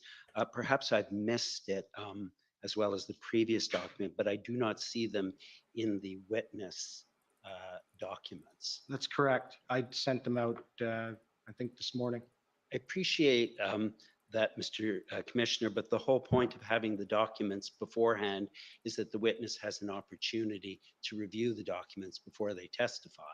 So the documents under the rules were supposed to be posted on the Well, I can do it with your document. It would just be easier for everybody to understand. It's up to you. Just let him finish his objection, then we can try and And so the resolve it. previous document, by the time I checked and realized that was also not in the witness section of the documents. So just in fairness to the witness, I appreciate sometimes things come up at the last minute, but the whole point was so that he would be familiar with it. So I don't know if my friend intends to continue asking about documents that are not in the database, but if so, I would suggest that that would not be a fair way of proceeding. So, sorry, you were about to add something? Yes, sir. So all this document is the exact document he just referred to, except I highlighted the stats between January 29th and February 13th, and then calculated 3 times, double checked the total number of charges and what they were for that time period. That's all it is. I'm happy to ask him the same questions if the commission is inclined, but I think it would help everybody to essentially see it's essentially a cross-examination tool per se. Do you have any objection to reference to this document? It seems to me it's the police document you referred to earlier. I do believe it is just an Trying to waste his adaptation of the time. report in our institutional report. So once I be able to see it, I'll be able to assess, but I don't believe I have any challenges with it or problems with it. Okay, on that basis, is that can we proceed with this at the moment? I'm not sure what the document is, but I believe that my friend may have highlighted it and have some annotations on it as well. And I guess I'd be concerned about what's the annotations on it. But they're just the numbers to that date. That's it. And it added up. Okay, if you could just make clear when we put it up, just so Yes. the record is clear. Okay, go ahead. So, and just so I know, so what is your annotations here? So the only thing is I've highlighted in yellow every type of charge between January 29th and February 13th. And in red at the end of that, I added the amount of charges that existed as of February 13th, 2022 at 11:59 p.m. So the red column is simply your addition or Yes, sir. lining up all the numbers. Okay. Yes, sir. So what I want to do is take you through this, sir. So we've got that up and I've explained it already. So I understand the protest begins at January 28th, 2022. And in that entire time period until February 13th, 2022 at 11:59 p.m., there are a total of 4 charges laid for assault. Is that correct? That is correct. All right. And so that's a Look at period him. of 17 Look at him. days. Look at his face. Look at his fluttering. You see that? Did you see that? He's like, I don't believe from the 29th to the 13th is 17 days. Well, it's 29th. They put the first charge first. You'll see that it doesn't have every single date on it. They only put the dates on it with respect to when charges were laid. There were days that went where no one was charged at all. I think it's just simple math. 29 to 13 is not, And it's not 17. It's 16. Is That's it? the point you're Okay. making. That's why I went to law school. I can't do math. Thank you. But, and you can agree with me that between January 29th to February 13, there was a total of 4 assault charges laid then. We can agree on that. Yes. And with respect to assaults with a weapon from that same time period, there was a total of 1 assault with a weapon charge laid, correct? Yes. All right. And if we can scroll down.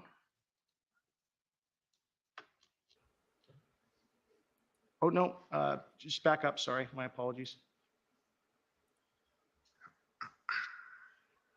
Can you agree with me that in the entire same time period, there was no charges under the criminal code for causing a disturbance by fight or shouting or swearing? That's yes. And there was no charges laid against any of the protesters in that same time period for causing a disturbance by impeding or molesting a person? That's correct. All right.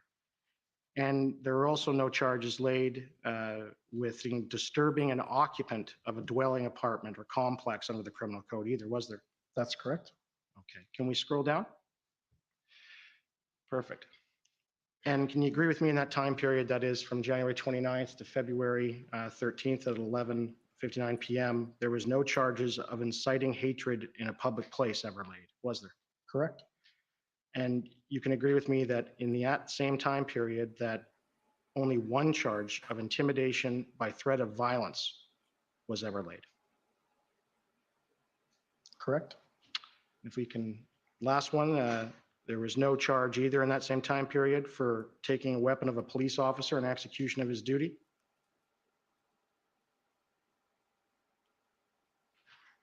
Correct? And in that same time period, there was never any charges of uttering threats to property to damage or to damage property under 264.1 of the criminal code either, right? Correct. All right.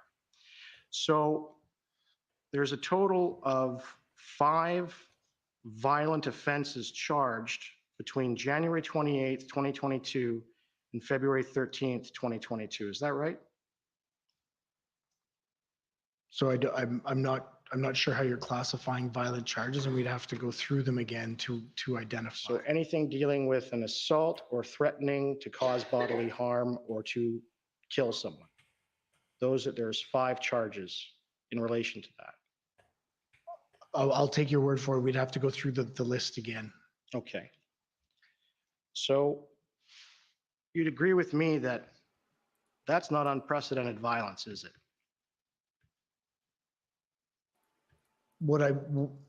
So as I defined violence, it wasn't strictly criminal code violence. And I'm happy to again go through the definition that I was using when I was talking about community violence. This is a part of it. Threats, charges under the criminal code was a part of it, but it was the trauma that the community felt. It was the extreme circumstances that they were exposed to and the duration of time that they were exposed to that has very clearly been described to me by community members as violence inflicted on them. Okay, but violence from a criminal and police perspective means criminal code. That's one of them. Honking would be one of them. The I believe the exhaust coming from trucks. But I think it's important you put it in context. It's the honking of large air horns of approximately 300 to 400 to 500 trucks simultaneously for 24 hours a day, 7 days a week. It's no, not it wasn't. just I have video from the Sunday of the horns not being on. Pollution. It was off like 11 to 7 most of the time. That we were referring to. Right, and we've already heard evidence that as of February 7th, when Mr. Champ and his client, Zexi Lee, obtained an injunction with respect to silencing those horns, things got better. You agree? Well, I think they got better for a period of time, yes. Right. But that was on the 7th. That was 9 days, 10 days into the circumstance. Right, and it's also the fact that the trucks that were blocking up downtown Ottawa, in that area, we've heard some evidence that there's about 18,000 people. Is that right? That would be accurate, I believe. And what's the entirety of the population of Ottawa? Just over 1 million. Just over 1 million. So 18,000 residents were the ones being put through the violence as you define it. I don't think the size of the amount of people that were being exposed to it minimizes the trauma that those community members felt and very clearly expressed. On the general population of Ottawa, it was a smaller number, but it doesn't minimize the impact it had on that number of people or that group of people. Thank you. And this is the last document I want you to refer. I've given very short notice. It only became relevant because some questions my friend from the federal government asked. It's pb.nsc.can.0003256_rel.0001.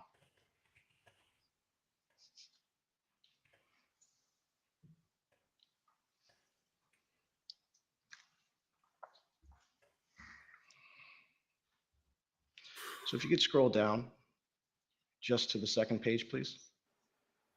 Thank you. So just so you know, this is, and I know you haven't seen this before, but this is an email from Commissioner Brenda Lucki to the Chief of Staff for the Minister of Public Safety. And she has a discussion about her views on the invocation of the Emergencies Act there, and I just want to read it to you, and you can read it as well. There she states, I'm of the view that we have not yet exhausted all available tools that are already available through existing legislation. There are instances where charges could be laid under existing authority for various criminal code offenses occurring right now in the context of the protest. The Ontario Provincial Emergencies Act, just enacted, will also help in providing additional deterrent tools to our existing toolbox.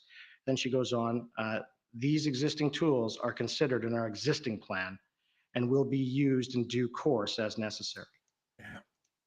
Yeah, So nail in the coffin. we've had an opportunity to read that and hear it, and you also, I take it, heard the evidence from Superintendent Morris regarding there being no credible threat under Section 2 of the CSIS Act, correct? That's correct. All right. And you agree with me that Superintendent Morris is the most senior intelligence officer in the provincial apparatus, is that right? Yes. It's difficult for me to scale exactly. He's a seasoned and experienced and he's the senior most intelligence senior. officer. Yes. He's the director of Okay. POIB, the Provincial You're well out Operations of Intelligence. time. Yep, I just have one. Of course he's out of town, Do you Commissioner. agree with what Commissioner Lucky said in the email I just read to you?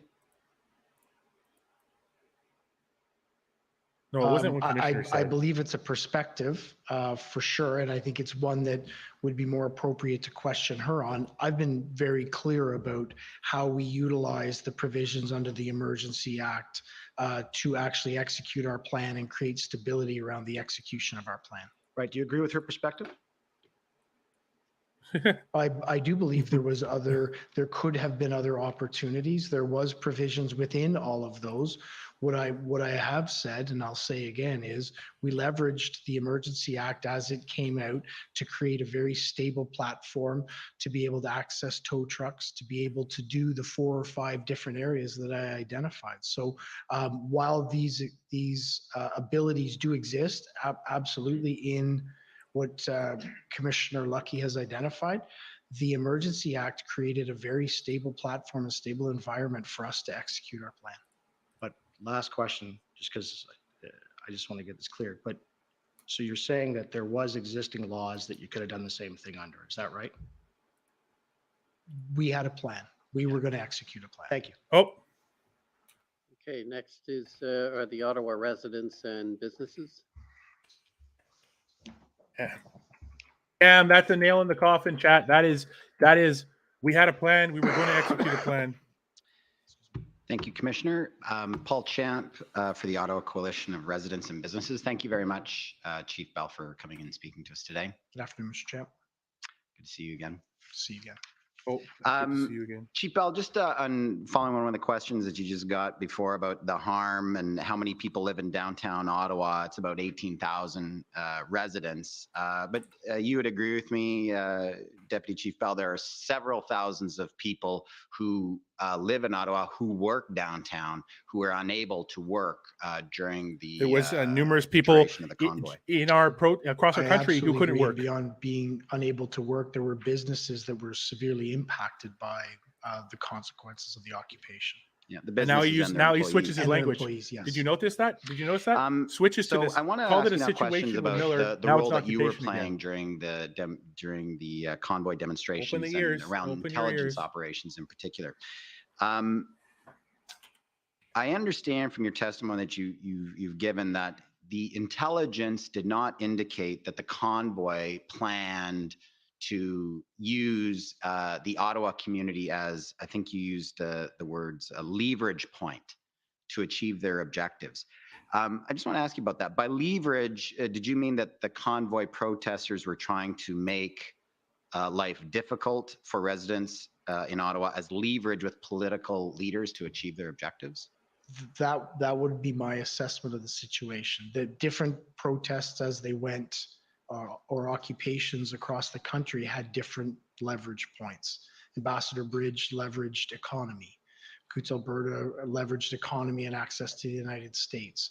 Ottawa leveraged the citizens and the discomfort that it created for our community as the leverage point to be heard. No, we leveraged being on the streets of Ottawa being on held Wellington as hostages until their political demands were met. It could be characterized as that, yes. Now, in terms of the intelligence, Chief Bell, there was intelligence about phrase bear hug or Operation Bear Hug. Do you recall that? Yes, I do. And what Now did he's you very understand was meant recollected. by He that recalls term, he bear recalls hug? everything. My suddenly. understanding His of memory what is very bear good hug now. was, it was to be a protest that would, in sense, encircle all of Ottawa. If you to, enjoy in us, essence, close down the entirety we of Ottawa. appreciate that Right. a lot. To encircle downtown to apply pressure to them. No, I think it was larger than support us. downtown. It was supposed to be a larger geographical area up to and including all of Ottawa. I trust you'd agree with me, Chief, that a lack of a contingency plan for a prolonged occupation was a tactical error by the police. I think that the level of depth that we had attributed to contingency planning was an area that we need to be better on moving ahead, and one that we've identified and improved on. Hey, well, second. here there was guys, I have to restart. That's what we've heard from. So I have to restart the Facebook streams, guys, because there's an 8-hour stream limit on Facebook. So just give me a second here. If you're on YouTube, it's not going to affect you. I'm hoping that this is going to work seamlessly, but the stream will cut out in 10 minutes anyways. Let's see what we can do here. The planning, so yes. And in retrospect, Chief Bell, we can agree that the Ottawa Police Service, unfortunately, was exceptionally unprepared for this protest. So the Ottawa Police Service was absolutely unprepared for the unprecedented circumstances that we were faced with on the 28th through to the end of February, middle to end of February. Now, Chief, I want to ask you some questions about the intelligence during the protest. You were receiving intelligence and were aware that there were former police and military members who were participants in the convoy. Is that right? That is correct. And some of them were involved in some of the planning and logistics for the convoy protests? That's correct. And these individuals, I gather, the police assessed were quite sophisticated logistically and had knowledge of police tactics. That's correct. And I presume that caused some concern for the Ottawa Police in terms of how to manage or respond to what the convoy was doing. Well, I think it caused concerns for all of the police agencies who were involved, because it wasn't just Ottawa police members. It was police members, military members from across the country, in a small number.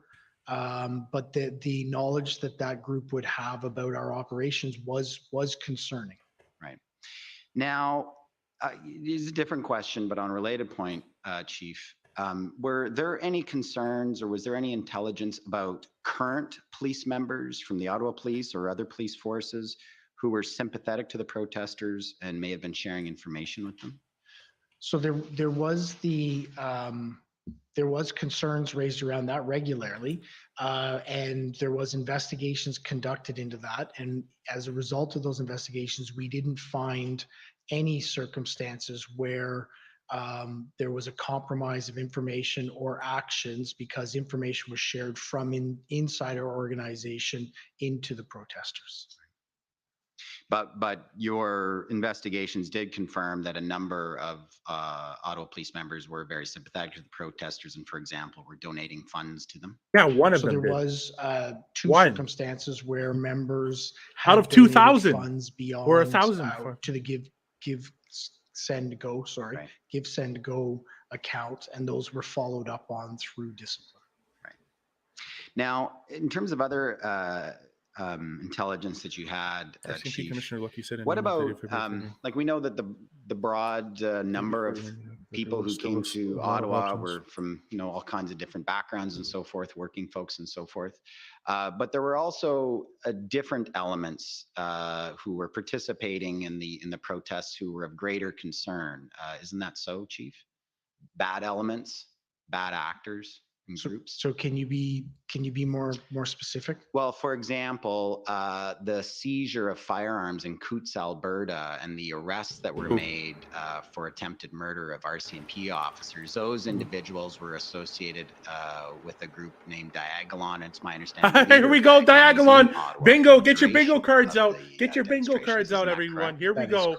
And that Here we go. was Second mention of during the commission. That was of concern. And there were other elements, others who were affiliated with known white supremacist groups in Ottawa during that period of time. Joe. That is correct. And that was of concern to the Ottawa police? Yes, it was. With supremacist groups in the Ottawa area. Now, I want to ask you some questions about some concerns that others had with the OPS plan and the use of policing resources. We heard from just have a minute here. We still have you all in here. I'm just restarting the streams momentarily. Hold on. Concerns with you on for a the number of Facebook people, YouTube guys, you're all good. OPS plans, just working in the background here. The deployment or what he viewed as misuse of OP resources. That's all true, Chief Bell? So I believe through my testimony today, we've gone through the individual circumstances. There was an occasion where OPS did not deploy a number of OPP officers. That was rectified shortly thereafter. The concerns about our plans were raised, communicated, and as we progressed and as we had the integrated planning team come in, that was rectified. So I believe from my perspective, all of the concerns that Superintendent Abrams were raised to me were appropriately channeled and dealt with. Well, how about with respect to the plans? We heard evidence from Mayor If you guys Watson want to follow me on week Twitter, he I'd was really hearing from the appreciate Prime that. You Minister, can follow here and the Solicitor at General twitter.com/patriotsmoothie. Federal Minister of We're Public just restarting our Safety Facebooks real quick. there were concerns from the OPP and the RCMP about providing resources to the Ottawa Police because they had some doubts or concerns about the OPS plan. If you can't get the stream back, guys, you can go on YouTube. Just go on YouTube and search Patriot Smoothie, and you'll find the stream there. If we can't restart the Facebook stream for some other reason. Did you yourself have any concerns about the readiness of the OPS plans in the first, let's say, 12 days of the protest? I would have concerns about the time that it was taking to develop the plans. I do think, particularly once we had the integrated planning team with the amazing assistance of the Ontario Provincial Police and the RCMP, that we did develop the fulsome plans that we needed. That took some time to get to. So while this is occurring in our streets, the time it's taking to plan, coordinate, and then execute is of concern to me. And was it your impression or your understanding, Chief Bell, that Chief Sloly was a bit resistant to the integrated command? I think we've heard some evidence of that already.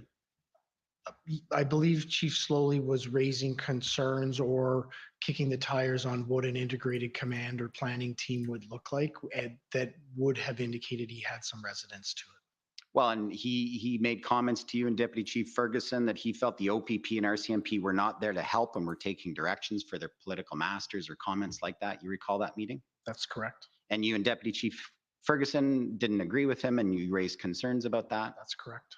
You also had concerns, did you not, Chief, that Chief Sloly appeared to be taking operational advice from the PR firm Navigator? That was your impression? So I don't believe it was that he was taking operational advice. It was the fact that we're back on Facebook now, I think. A PR firm, a crisis communication firm was involved in that level of operational discussions. It was atypical to me. It was ultimately, at the end of the day, Chief Sloly's prerogative and choice to make as the Chief of Police. It was just something that I hadn't experienced before. But as the crisis in Ottawa continued and became more prolonged, Deputy Chief, you had some concerns about the leadership of Chief Sloly, did you not? Well, I had not specific concerns about his leadership overall. I've identified the areas that were of concern to me around the incident command and his involvement at a lower level than I believed he should be. That was another one, yeah. So there was different areas of concern that I had, yes. And Councillor Deans, the chair of the Police Services Board at the time, testified last week that she called you at one point about 1 week before Chief Sloly's resignation. And she testified that she asked you whether you would be doing anything differently if you were chief. Do you recall that conversation? I do. Is that roughly what she asked you? Yes, that is what she asked me. And she testified that you told her that you wouldn't have done anything differently. Is that right? I believe she testified that I said that I wouldn't have done anything differently, but that a plan was coming together and we needed to support the chief as we led through that plan. I think when you listen to her testimony, that's the more fulsome explanation of what I said. Okay, thanks for coming back, everybody. Just working on stuff Absolutely here for a not. second. What I would go on to say is my perspective is, particularly as a deputy chief, my responsibility is to support the chief of police, the office of the chief of police, regardless who's sitting there. And that my If you're on obligation is to YouTube make right now, sure if you could drop a that like that on the person YouTube is video, successful as we move subscribe to my ahead. YouTube channel. I'd really appreciate Certainly, that. Deputy, or at If that you are time, on as there, I see Deputy there's like Chief, 30 of you there. your I'd be really obligation was to appreciated if serve you your could chief, but like, did you not comment, also not have an subscribe. obligation to That's serve great. the people of Ottawa? Thank Chief you. Bell. But I do believe I was serving the people of Ottawa by ensuring that we as an organization through the chief of police had success moving ahead. At every opportunity where I had concerns with Chief Sloly, I raised those. Ultimately, he's the chief of police, so he makes the decisions on how we move ahead. But to have him fail, particularly in the middle of a crisis, would not have benefited anyone, particularly the citizens of Ottawa. Precisely, and that's the point, though, Chief Bell. So if you saw Chief Sloly, from when I heard your testimony today, reviewed your interview summary, it sounds like you had many points were of concern, shall we say, about Chief Sloly's leadership, and that this perhaps was a reason why this occupation was so prolonged. And so, what I'm asking you, Chief, is that if you had concerns that Ottawa police perhaps were unable to respond the way that they could, or as effectively as they could, because of the leadership, did you not have some duty or Champ obligation and to raise Bell that are issue being really with adversarial together. the Ottawa Police Services Board or some other authority? So my concerns would not have met to the level where I felt that obligation was necessary. The challenges I had were addressed on a regular and ongoing basis. And if I thought they had surpassed a level that I needed to report it, I would have reported it. They did not reach that level. You learned about Chief Sloly's resignation from Chair Deans on February 15th, is that right? Well, I believe I first learned about rumors of it on social media, but then ultimately Chair Deans did call me at some point. Okay, Adina, yeah. The dates are hard to know because they don't publish in taking who's over coming as when. interim chief. Right. And between that conversation and This the week- Police Services Board, many of the members being removed the following evening, did you have any communications with the mayor, the mayor's office? No. On the mayor's negotiations with the protesters, you made the connection between city manager Steve Kanellakos and the PLT on February the 10th? That's correct. And did you know what was happening between February the 10th and February the 12th on those negotiations? No, I did not. And but you now understand or now are aware that there were different negotiations going on between the mayor's office and the protesters? Yes, I did. Thank you so much, everybody. Did you have concerns that no police guidance or assistance was being provided to the mayor for these negotiations? It was atypical. It would likely have been, could have been facilitated what we wanted to accomplish more easily, but at the end of the day, like I said before, I truly believe it took the temperature of the protest down, and that was a good outcome. Could we have arrived at that circumstance better by having police involvement, by advising our incident command earlier? Yes, it was an imperfect process. I will absolutely agree with that, but I do believe the outcome of it was beneficial to having the streets remain calm for the time we needed it to execute our operation. I hear you completely, Chief Bell, that if that was a way to get any kind of dialogue with these protesters and get any kind of movement or agreement on them to relieve the pressure on people of Ottawa, that was probably a good idea. But the question I'm wondering is, how did it turn out that way, that the mayor's office was on his own conducting these negotiations with practically no input from the Ottawa police? How did that happen? That I don't know. That I can't answer. And just finally, I might be at my 20 minutes, I believe. Thank you very much. Thank you. Thank you. Thank you, Chief Bell. Thank you. Next, National Police Federation. National Police Federation. Haven't heard from them before, I don't think. Hi Maybe. there. I'm coming in via Zoom. Sorry. Thank you. Hi there. My name's Lauren Pierce. I'm attending via Zoom, if you can see me. I can. Good afternoon. Great. Hi there.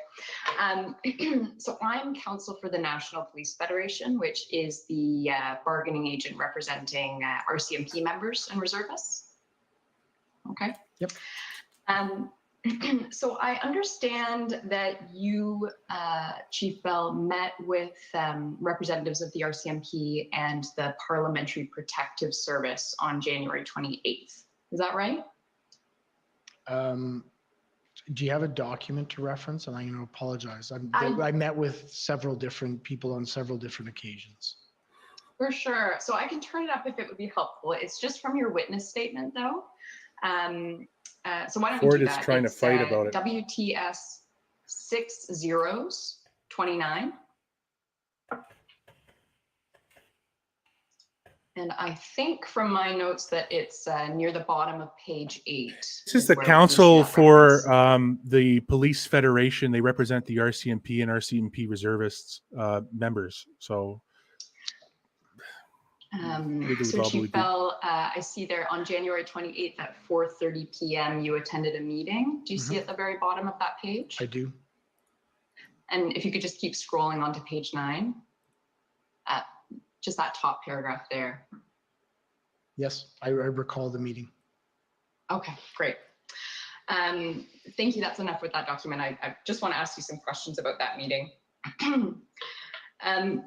So first of all, my understanding is that Ottawa is the police of jurisdiction in the Ottawa region, the Ottawa Police Service, I mean. That's correct. Okay, and that the RCMP has a much more limited policing mandate in the Ottawa region. Is that fair? At a high level, that's correct. I think so, Lena. I think you're correct. And so that limited she's in a mandate targeting mode includes here. protective policing, Oh, which I God. understand to be kind of ensuring the safety of certain protected persons. Does that sound right? I'm not totally versed on what the protective policing mandate is. I think it encompasses more than that, but I'm not best suited to answer that question. Geez, he's like, For he's sure, not for suited sure, to answer any but question. So to what the is he best of your doing? He's the knowledge, deputy it chief. includes the protection of people such as the Prime Minister and the Governor General and that kind of thing? It does include that, yes. Great, okay. And then the RCMP also has a mandate, including federal matters such as, national security, terrorism, that Of kind which there was of thing, none. to the extent it's occurring in the Of Ottawa which, region. of which there was no That's correct. terrorism and national security. Okay. And so I want to turn to the Parliamentary Protective Service, or PPS. I'll use those terms interchangeably if that's okay. Yes, for sure. Okay. So my understanding is that they are responsible for the physical security of the parliamentary precinct, which includes kind of the grounds and building of Parliament Hill. That's correct. Okay. And you talked about this a little bit in response to some questions from counsel for former Chief Sloly, but I want to make sure I got this right. So my understanding is that PPS officers are not actually sworn police officers under the Police Services Act. Is that right? That is correct. Oh, I never knew that. I always thought Okay. they were. And I also understand that I learned they are something not today. peace officers for the purposes of the criminal code. Oh, I don't know about that. That I am not sure of. I don't believe so, but I can't definitively say. Okay. But what you can definitively say is that they don't have the power to lay a criminal charge. That is correct. And so what I think I heard from you is that if there is a criminal offense on Parliament Hill, PPS generally will call the Ontario Police Service to come and address it. The Ottawa Police Service, yes. Excuse me, the Ottawa Police Service. Thank you. And that's the same if there's a major incident on Parliament Hill, that PPS would call the Ottawa Police Service to assist. So the Ottawa Police Service would be a primary responder to it, but depending on the nature of the incident, it may be us, it may be national security. If it's a national security issue, it may be the RCMP. So we would be a primary response, and then we would have to decide amongst the other policing organizations in the city who would be doing the follow-up. Right. Okay, that makes sense. But in either case, whether it's Ottawa responding or RCMP responding or some other it's a mess. service This is a mess. This day has been a mess for them. It's true that where there's a criminal offense that occurs on Parliament Hill, PPS can't deal with it alone. That's not for the purposes of laying criminal charges. No. Okay. Is it fair to say that PPS officers do not have nearly the same kind of training that police officers have? It would be unfair for me to comment on that. I'm not sure of the curriculum of the Parliamentary Protective Services training. That's fair, but at least to your knowledge, you're not aware of PPS officers attending anything that's equivalent to Ontario Police College. Oh no, I am aware that there is extensive training that's provided to Parliamentary Protective Services. I can't comment on what the content of it is, but I do absolutely know that they are trained. Okay.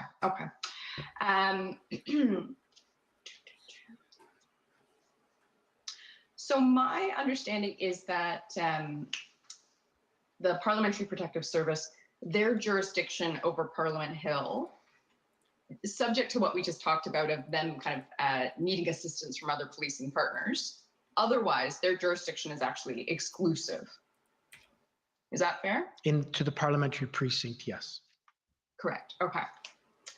And so unless PPS invites the Ottawa Police Service to come and respond to an issue on Parliament Hill, your Ottawa Police Service officers are not, conducting routine patrols in the area. No. So we actually don't need an invitation if we're called upon to provide police jurisdiction responsibilities. But in terms of general patrol or general activity within the parliamentary precinct, no, we don't engage in that. That is the responsibility and left to the Parliamentary Protective Services. Right. Okay. That's true, Zoidma. And my understanding is that during that's the really convoy true, Amber. protests, I'm surprised he's going to snake out of it. He's going to turn this into a speech platform. Remained of primary responsibility on Parliament Hill. That's good, Rhonda. That is correct. Okay.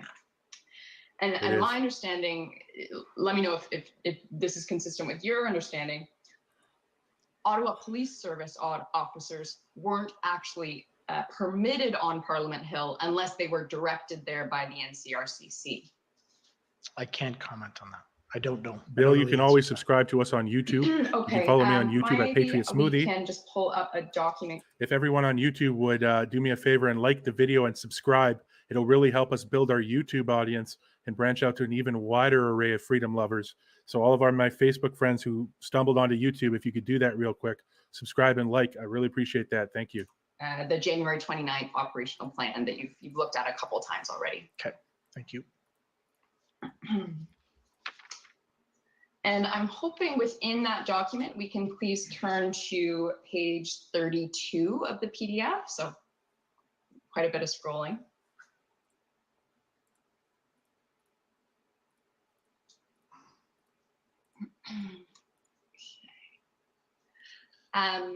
So I'm looking at the very top of that page. A lot of more, we're getting into dry procedure again here. Scroll down. We were in some really nice exchanges, but now it's dry again. Drier than the Sahara. Drier than an unbasted turkey. Chief Bell, I wanted to ask you about the second paragraph that you can see there starting, any decisions regarding support for PPS. Do you see that there? I do. Okay, and then in the parentheses, I see no OPS member shall be on Parliament Hill unless directed by the NCRCC. Do you see that? I do.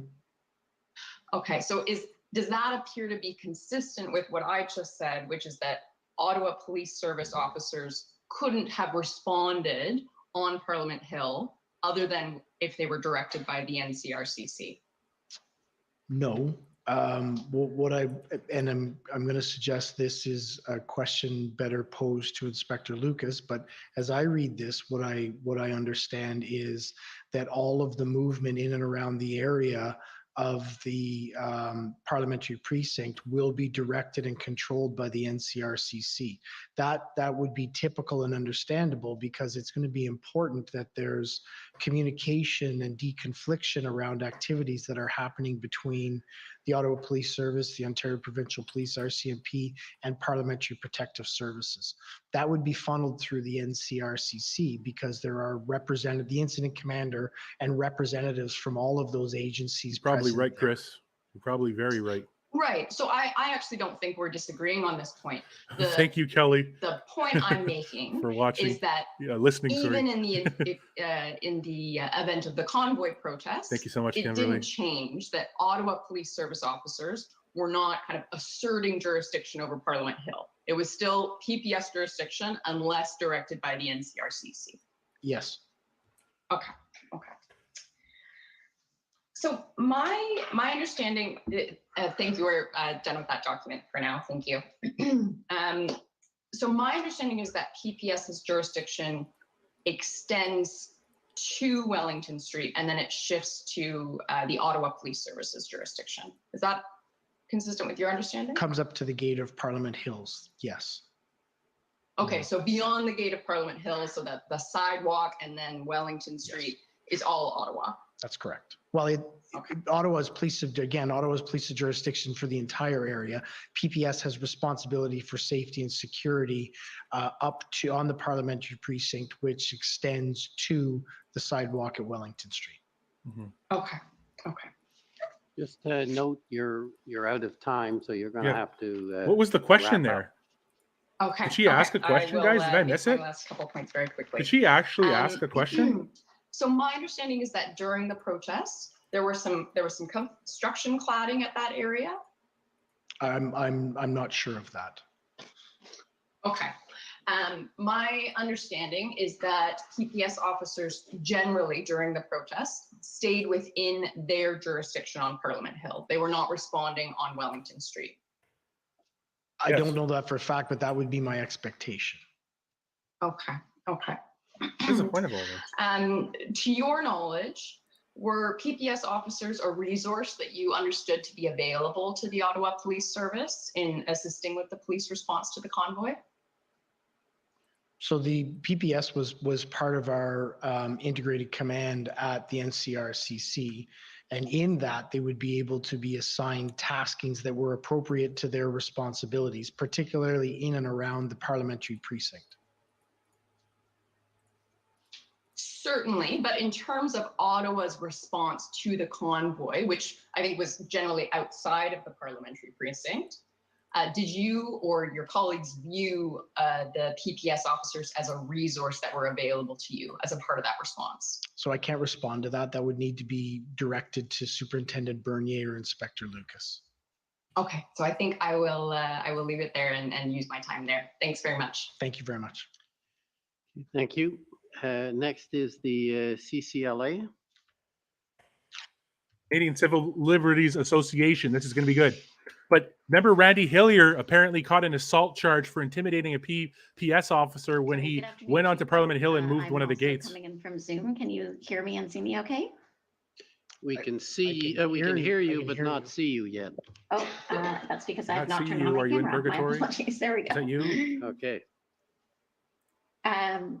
My name is Kara Zwiebel. I am a lawyer for the Canadian Civil Liberties Association, and I just have a few questions for you. You were asked earlier about the Ottawa Police Service's authority to really preemptively stop traffic from coming into the city. And I think you said that police have the ability to prevent vehicles from entering an area. And you mentioned that the Charter of Rights and Freedoms doesn't protect, vehicles, it protects individuals. But you also said that it was clear that the truckers were coming to Ottawa and that part of their plan was to be in the nation's capital. Is that right? That's correct. And part of the role of the Ottawa Police Service and any police service in Canada is to facilitate the right to peacefully protest. Would you agree with that? Absolutely. And in some cases, the manner in which a protest is carried out is a core part of the message that's being conveyed. So as an example, if you had individuals who wanted to protest insufficient bike lanes and they wanted to ride their bikes, the use of the bikes is an important part of the message of the protest. Would you agree with that? It can be, yes. In the example you gave, yes, I would agree with that. Okay. And in the case of the convoy, when the trucks, we heard from other witnesses, when the trucks entered Ontario, there were some OPP PLT teams that were in touch with some of the convoy organizers. Are you aware of that? Yes, I am. Okay. And those PLT teams didn't give the truckers any indication that roads would be closed or that they would not be given access to the city of Ottawa, correct? I don't know what instructions the Ontario Provincial Police Liaison team members gave. But certainly it was the expectation. You understood it to be the expectation of the truckers that they would be allowed to enter the city of Ottawa. I can't comment on that. I don't know what the expectation of the truckers were. At the time that the convoy started, leaving sort of the legal authority aside, would you agree that the OPS wouldn't have had the operational capacity or resources to prevent this number of vehicles from coming into the city? I would agree with that. Okay, thank you.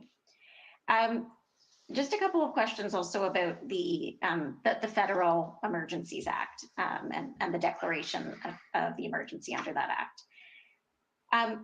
There was an operational plan in place that was, I understand, still evolving a little bit before the emergency was declared. But the nature of that operational plan didn't substantially change following the invocation of the act. Is that accurate? That's correct. Okay. Good point. And I know you mentioned that one of the more helpful things that the Emergencies Act gave you was the ability to create some exclusion zones. Yes, correct. Okay. But you agree that the police have a common law power to create exclusion zones, provided there are grounds to do that.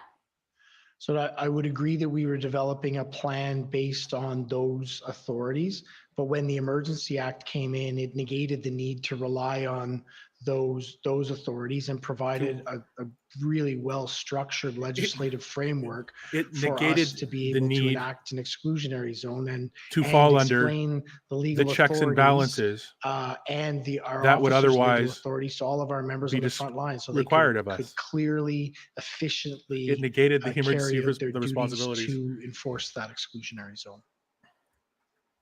Okay, so the act was helpful in terms of it being sort of something you could show to the protesters and to your officers to say, this gives us the authority, sort of a good demonstration of that authority. No, I would suggest it was much more than just a good demonstration of authority. It was a very clear legal framework that we could rely on to create the exclusionary zone with direct wording and intentions around creating that exclusionary zone. Okay, and did the Ottawa Police Service create exclusion zones during the more recent Rolling Thunder event? So we didn't create an exclusionary zone in the same way we created a restricted zone in our downtown core for vehicular traffic. Okay, so you weren't clearing individuals out of there, but you were saying these are areas where vehicles can't enter. That's correct. Okay, and you didn't need special legislation to do that? No, we worked on the authority of with the city manager to look at areas that we would look at limiting or prohibiting vehicles from flowing. Right. So,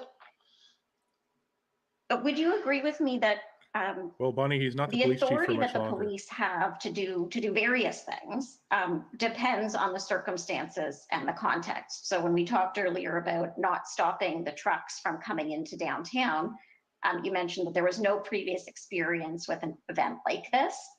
There was nothing to suggest that there would be the level of disruption that there was.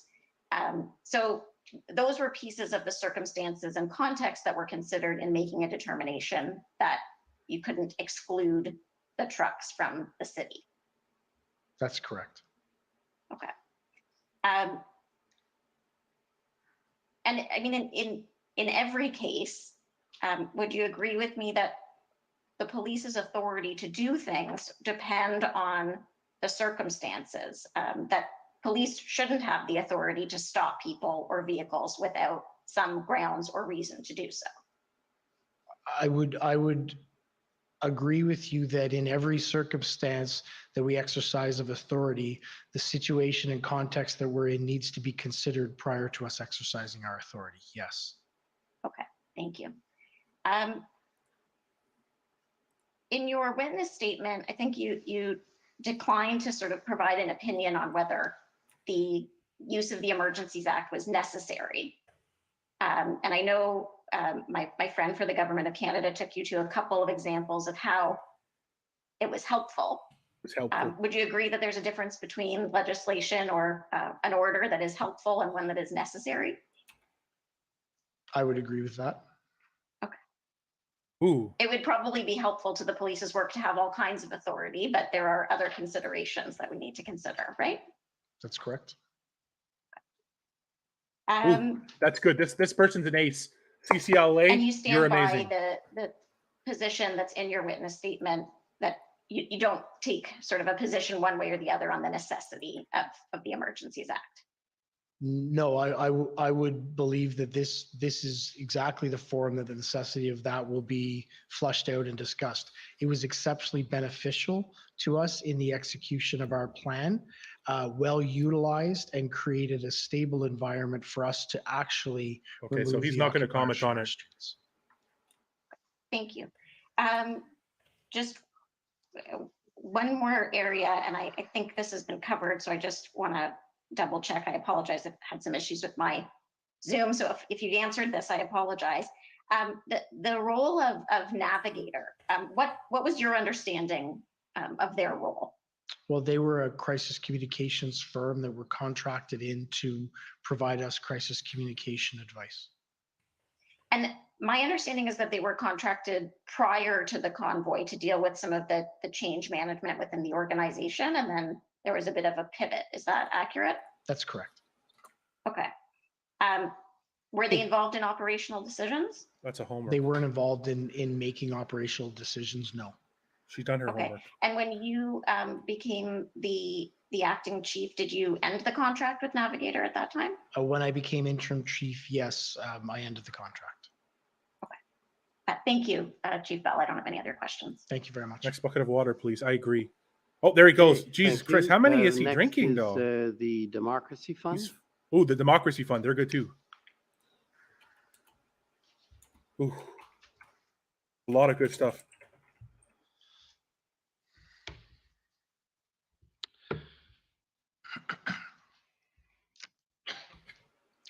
All right. Good afternoon, Interim Chief Bell. I'm Rob Kittredge, acting for the Justice Center for Constitutional Freedoms at these hearings. And I have just a few questions for you today. And to show my hand a little bit, they're all geared at, as you say, fleshing out and discussing the necessity of invoking the Emergencies Act. I'd like to show with these questions that under your leadership, the OPS was quite capable of clearing the process, even if the Federal Emergencies Act was never invoked. So, as I understand your testimony today, you identified 4 ways in which the invocation of the Emergencies Act may have been helpful to police in clearing the protests. First, it streamlined the swearing in of officers from other jurisdictions. Second, it made it easier to procure towing services. And third, the power to freeze financial accounts may have led some protesters to leave Ottawa voluntarily. Is that a fair characterization of your first 3 points? Yes, but I don't believe I said may have been helpful. I believe I indicated it was helpful. Which one? The power to freeze? All of them. Okay. All of them were helpful. I'll admit a little editorial work on my part there. So things were a little bit rushed at the end of your time with Commission Counsel earlier, and I want to make sure that I properly understand your fourth and final point. That's which right, was, Linda. Very carefully you noted. said something like the invocation of the Act created a solid legal framework within which police could do their work. Am I understanding you correctly to think that the framework that you're referring to there meant the power to create an exclusion zone? That is correct. Okay. So going to your first point, streamlining the swearing in of officers from other jurisdictions. 8 hours and 20 minutes. Acting Deputy Chief Ferguson testified that saved a few hours and some paperwork. Would you agree with that testimony? No, and not to contradict Deputy Chief Ferguson, but as my role of CAO, one of my responsibilities was the processing of those swearing-ins. It is a much more labor-intensive administrative process that has several checks and balances and layers to it. So I personally wouldn't describe it in hours. I would describe it in normally days. It likely could be streamlined into 24 hours, but there are a lot of people you They have should to be line calling up some to be able to CBC people to testify, Sue. So in short, Absolutely. Get up there. Could Answer for likely your have been hatred. done in 24 hours. Whatever you're saying up It there, could man. it Come could on. likely have been done in 24 hours, but I don't think the benefit was It'd as be to very when it could useful get and done. I think the stable benefit was and to framework. that as soon as a member was boots on the ground in Ottawa, landed in Ottawa, they were operationally ready to be deployed. And that's what we needed as we were bringing members in from across the country. But you don't dispute that those officers could have been sworn in without emergency powers, do you? Oh, no, they absolutely could have been sworn in without it. It just could have created a backlog in lag time, Right. particularly with the number of officers we were bringing to the city from all across the country. All right. So in this regard, though, the invocation of the Emergencies Act was helpful to police, but not necessary, strictly speaking. Is that fair to say? It was helpful to us, yes. All right, thank you. Your second point, making it easier to access towing services. In the end, emergency powers were not used to compel any tow truck drivers to provide services, were they? I don't know that. So Not to your knowledge.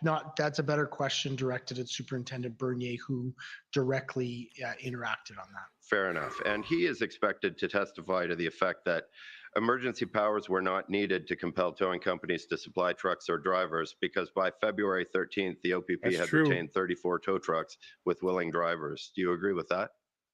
I'll let him to testify to that. I don't know that. But you wouldn't have any reason to dispute that if that's what he testifies. If that's what he testifies to, yes. All right. Oh my God! Look and at I the guess amount to of cut water. the chase He is here, so again, nervous. The invocation of the Emergencies Act might have been helpful, but was not necessary to police with regard to obtaining towing services. Is that fair to say? I can't comment on that because I don't know the structure comment. or the challenges that Can't were occurred recall. in towing. That I don't was a know. I'm planning glad we didn't make responsibility. this a All right, drinking but game. if it was not everyone. used, 'Cause if in we fact, did make this a drinking game, you would like if it turns This out people is would be like dead the by now. fourth time you're going at that same question. So Okay, the all right, commissioner's fair enough. interrupting. I'll move on. On your third point, the idea that the power to freeze financial accounts may have incentivized protesters to leave Ottawa voluntarily. You don't have any direct knowledge of that, do you? No, I do not. And same with the point put to you by Canada's counsel that the freezing order may have deterred some people from coming to Ottawa to join the I protest. don't have any direct knowledge. All of right. And so you have no direct knowledge of the power to freeze financial people. accounts being necessary to the It pissed clearing of the people off, is protest what it then, I did. It guess. made them angry. that. No, I do not. You speculate that perhaps it helped, but Yes. okay, thank you. And on your final point, the power to Yes. create an exclusion zone, there are other non-emergency powers police could have used to exclude people from the area, weren't there? Yes, there were. Yes. And so here again, the emergency power to create an exclusion zone may have been helpful and may have been very helpful to police, but it wasn't strictly speaking necessary, was it? The exclusionary zone and the powers granted around it were very clear. There was no debate about them. And that's what we leveraged to actually execute our plan. The need for the exclusionary zone was very important because we needed to be able to limit the movement of pedestrians in and out of that area. That is an uncommon authority that police exercise. Guys, So if you're the ability appreciating for it, us to I'd be really very appreciate a clear donation. If you want to in head how over, we were daisymedia@gmail.com. managing, striking up, and excluding people from that zone was extremely important to us. Protest to is a be able protest is to a protest. execute the plans that we did. Right, but in the absence of the invocation of the Emergencies Act, the OPS would have been able to clear the protests. In the absence of the invocation of the Emergencies Act, the OPS, the OPP, the RCMP, as part of Unified Command, were going to clear the protests. All right, well, thank you very much. Those are my questions. Thank you. We're going to clear next, protest. we have the province of Alberta. Oh my God, this is going to be good.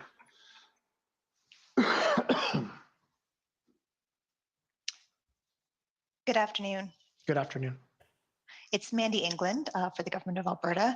The questions that we were going to cover off this afternoon have already been addressed by Council, so we have no questions. Thank you very much. Thank sir. you, Alberta, because you're beautiful and you're great and you're really good at this. Okay, next is the Ottawa Police Service. Oh no. Oh fuck. I forgot that this was coming. Oh no. And you're going to have 30 minutes with this, at least. David Michkowski, Counsel for the Ottawa Police. Good afternoon, Chief Bell. Good afternoon, Mr. Michkowski. Many of my questions have been answered, but I do have a few areas that I want to talk to you about.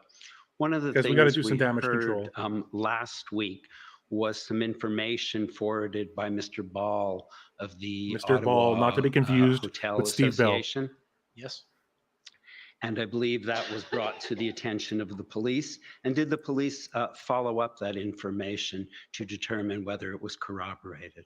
Yes, they did. And as I indicated this morning, we determined that there was no long-term booking of any hotels in the city, that the reference to what Mr. Ball had made was actually a 3-day booking, that the 90 days or what, I forget the actual number, hadn't materialized. Sure.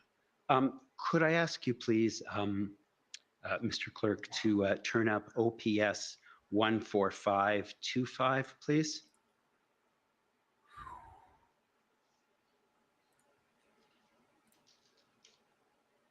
And it's page 31. Thank you for being wonderful, Sylvia. And your counselor is amazing. Your counselor is in and out quick and gets their job done. They're to the point. They know what they're trying to get, and they have a very deliberate action plan.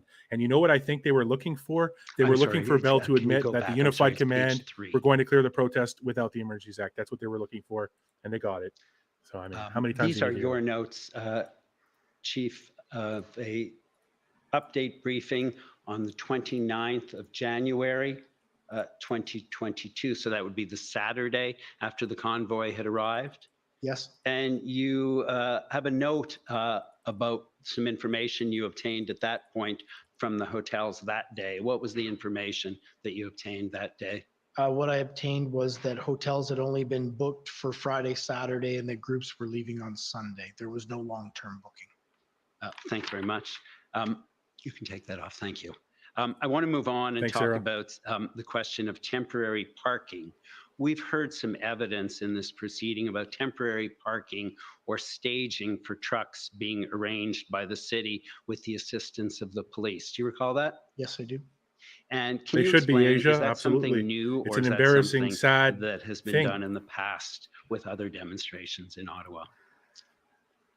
So to my recollection, I don't recall us ever establishing temporary parking for other demonstrations. This was the first time I believe that we'd attempted that. And has it been done for other special events, however, in Ottawa?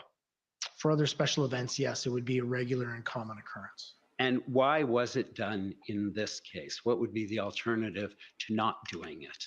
It was done in this case to try and limit the footprint that trucks would come to for the demonstration, and allow people to park in other areas and access downtown through busing, through rideshare, however, so that they could participate in the protester demonstration without actually bringing their vehicle into the downtown core.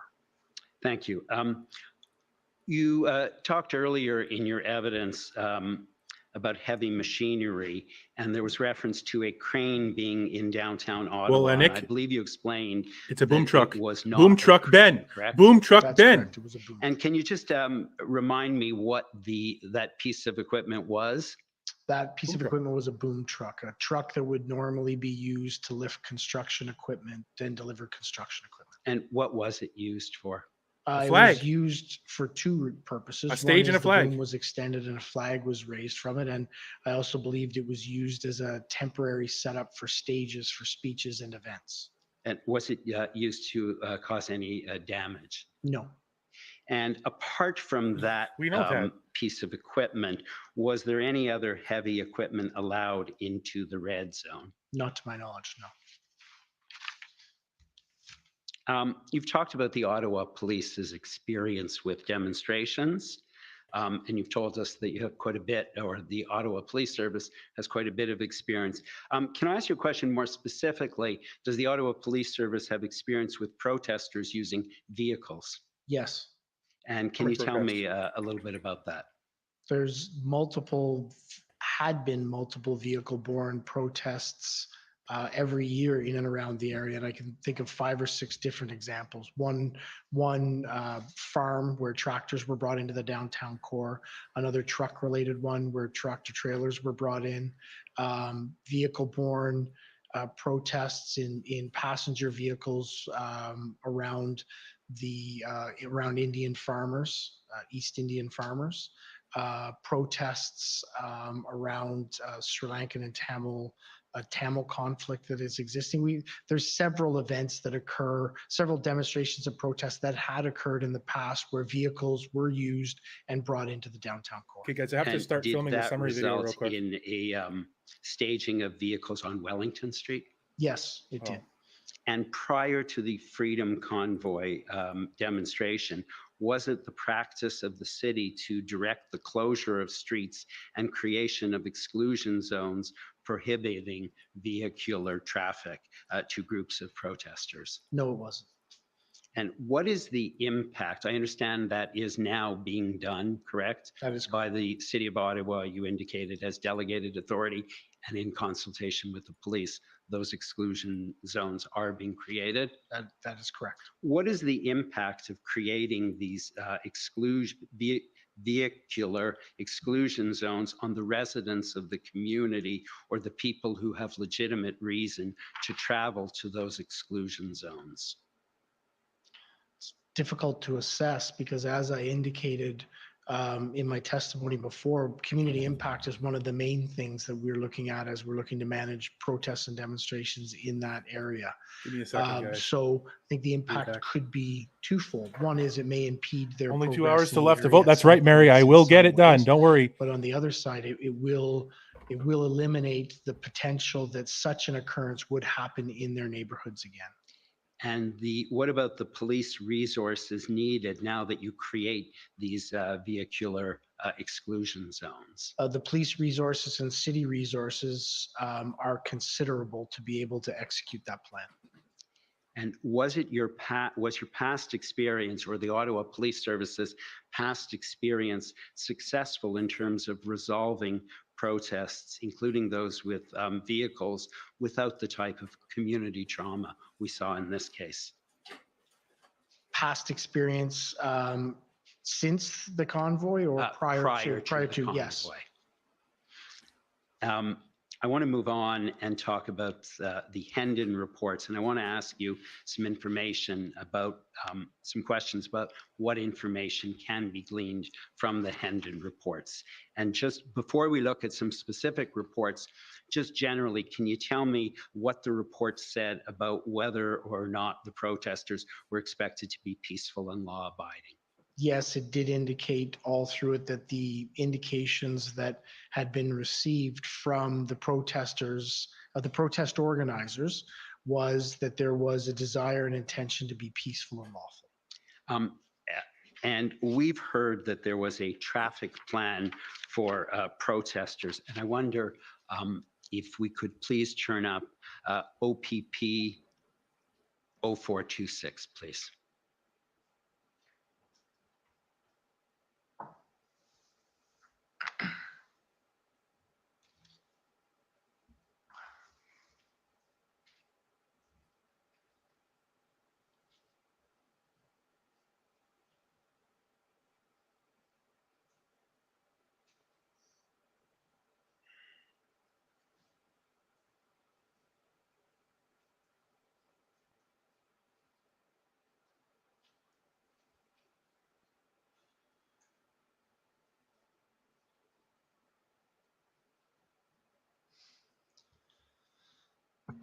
Council, if you could you repeat that number? Yes, it would be OPP 400426.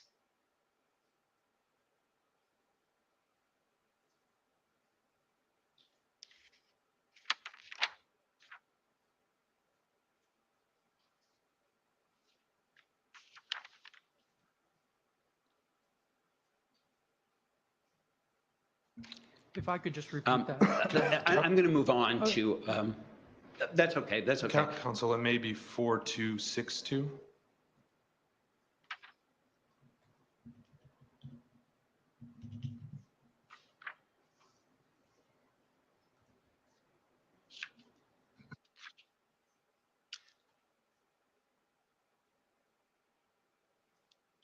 Can we just scroll down, please? Thank you.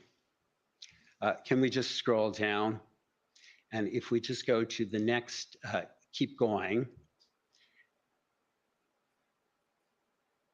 And then there is another plan, however, that I'm going to ask that we turn up. that was a more detailed plan with a number of sub-plans. Is that correct? And that is OPS 04221.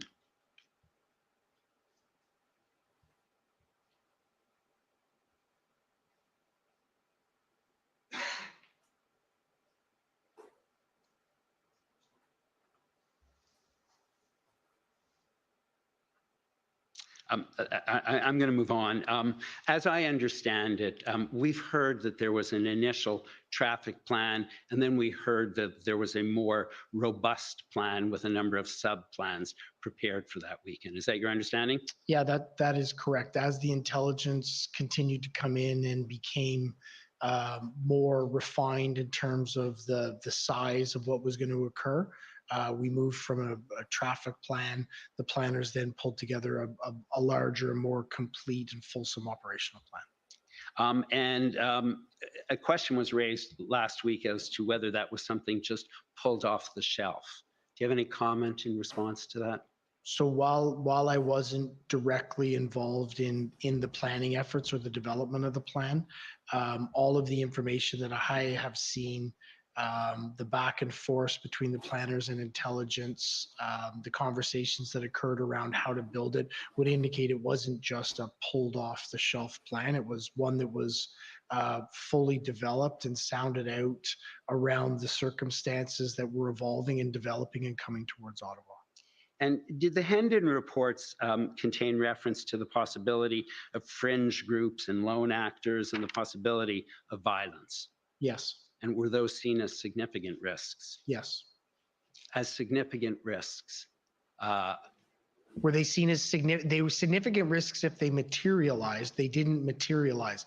It was risks that we identified through our threat assessment and our planning process. And so did the plan address the possibility of there being violence or serious criminality? Yes, it did. And we've heard about POU units who are specially trained. In advance of the demonstration, did OPS take steps to get additional POU units on alert to be in Ottawa if necessary in anticipation of potential violence or fringe groups? Yes, we did. And was their use in fact necessary? Yes, their use was necessary over the course of managing the dynamics that we had, specifically towards lone actors around issues of violence. I'm unsure, but the POU units, every resource that came to Ottawa was utilized. I'm talking about in the first weekend. In the first weekend, POU units were utilized in terms of crowd management. Okay, thank you. That's funny, Sylvia. What is it with this guy? It's either a geography lesson or some sort of history class. And I wonder if we could start with the January 20th report itself rather really than gonna the let him do summary. it. And so if I could ask you please to turn up OPP 401024.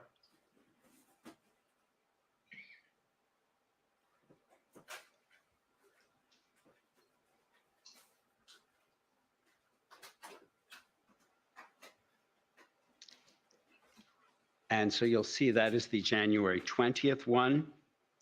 And we've had our attention drawn to certain passages. And I wonder if you could turn to the second page, please. Thank you. And the second paragraph indicates that open source research has identified a Facebook page titled Freedom Convoy 2022. And then it tells you the number of likes and how many it was being followed by. All of the comments express support for this event. What do we see in the next sentence about the number of people supporting the event and the number who may participate as of the 20th? So 8 days before. That those numbers are unknown.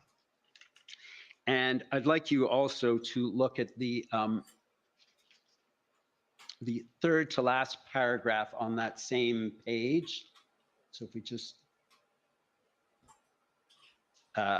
what information, what do you take from the information in that third to last paragraph on that page? I think there's two pieces. One that is the organizer promoting as a safe, lawful, and peaceful protest, while other individuals seem to be advocating aggressive tactics. And were the aggressive tactics prepared for? Yes, they were. And if you could please go to the assessment section on page 4.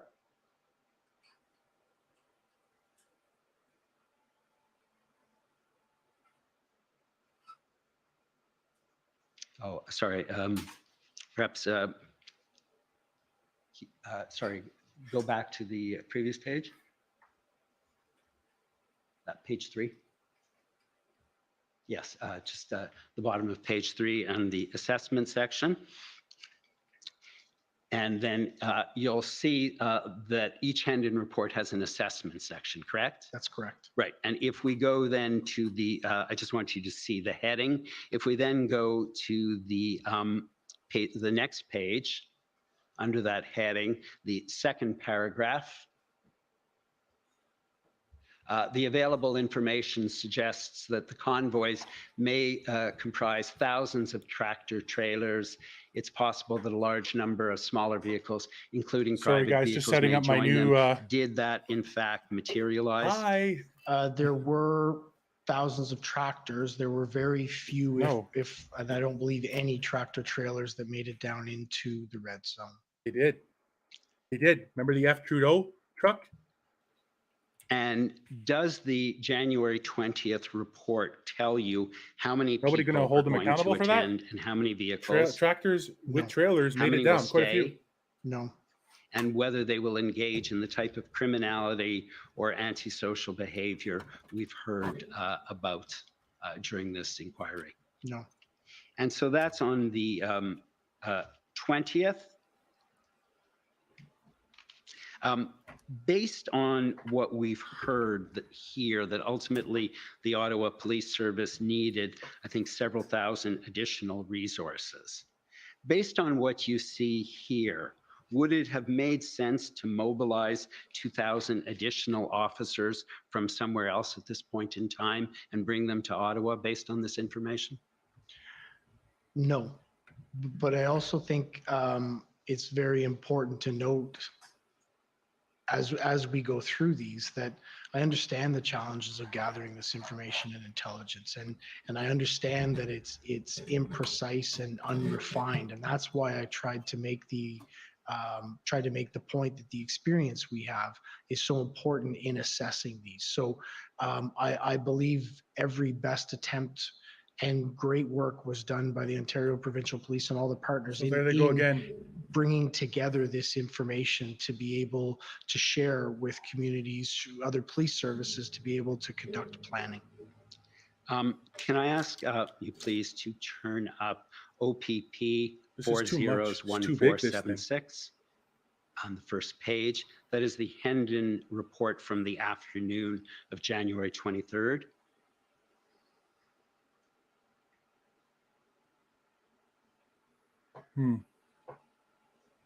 This thing's too big. And if we could keep scrolling to the fourth paragraph. The fourth bullet, rather, information indicates the convoy organizers are cooperating and have developed a thorough and well-organized plan for conducting the event safely. Is that information important to the Ottawa Police Service in its intelligence assessment? It is one of the pieces we take into account, yes. And how do you monitor the behavior of the convoy prior to their arrival in Ottawa? So the convoy would have been monitored by other police agencies as it came across Canada. And I know that once it entered Ontario, it was monitored by the Ontario Provincial Police until it came to Ottawa, where we took over. Can I ask you please to turn up the January 27th Hendon report, which is OPP 400813.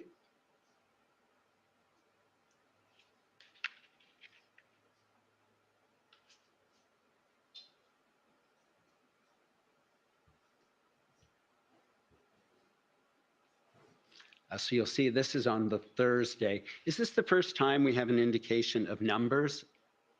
Yes, so there were several, as I indicated before, the numbers and the reporting in Hendon enhanced as we went through and as we got closer to the time. And this on the 27th is the first day that we saw actual numbers recorded. And understandably the first day, but the first day that we got a much better picture on the numbers that would be attending. Thank you. Can I ask you now to go to the January 28th Hendon report, which is the Friday, and that would be the Friday that the first trucks start to arrive in Ottawa, correct? That is correct. And so if we could please turn to OPP 400815.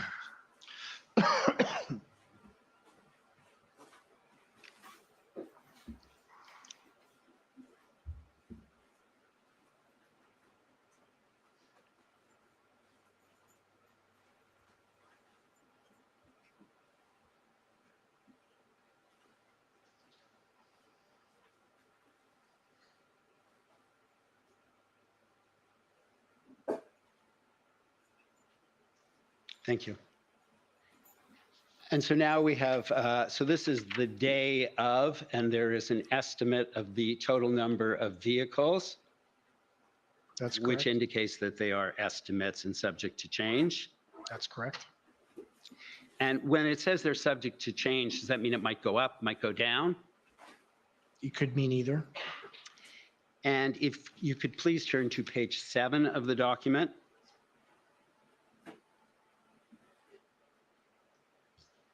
And just if we can scroll down to the assessment section, can you just read the first paragraph in terms of the information that the OPP provided in this Hendon report with respect to the duration, expected duration?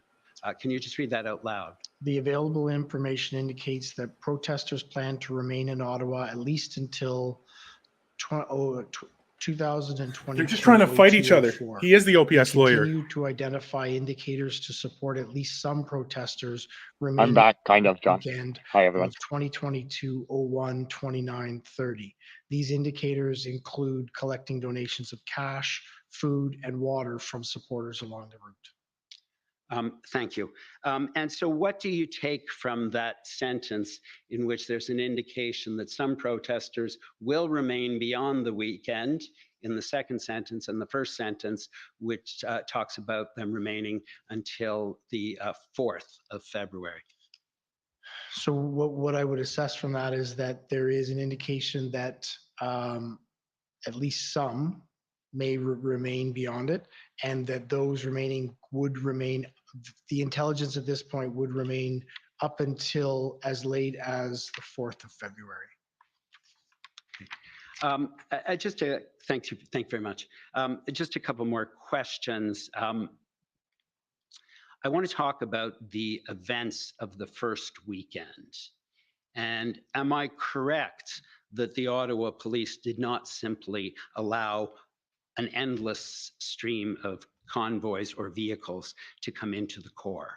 Is that correct? That is, well, the Ottawa Police, the OPP, didn't allow, we did it in conjunction, but no, we didn't allow them to stream into the downtown. And so were there strategies in place that were used and that were successful in diverting some convoy? That's what they're talking about. They're talking about the OPP. Coming in. They're just attacking each other on this. Yes, they were.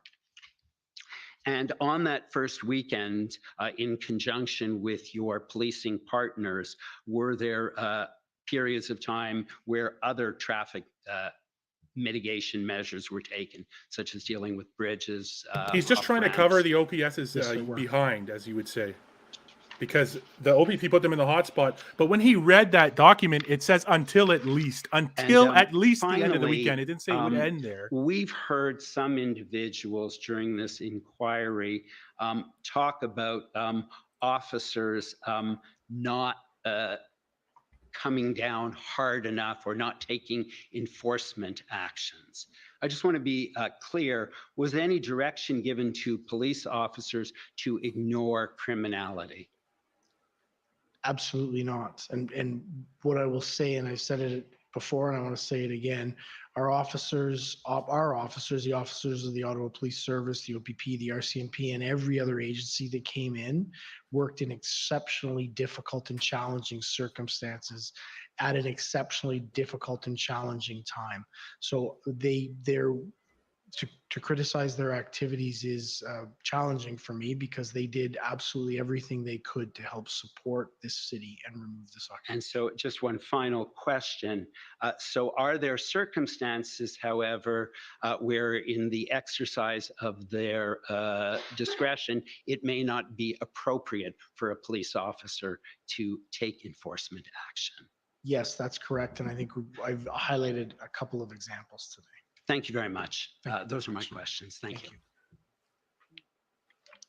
Thank you. Any re-examination? Just one or two questions, if I may. Chief Bell, Council Just identify for the record again, please. It's Frank Au for the Commission.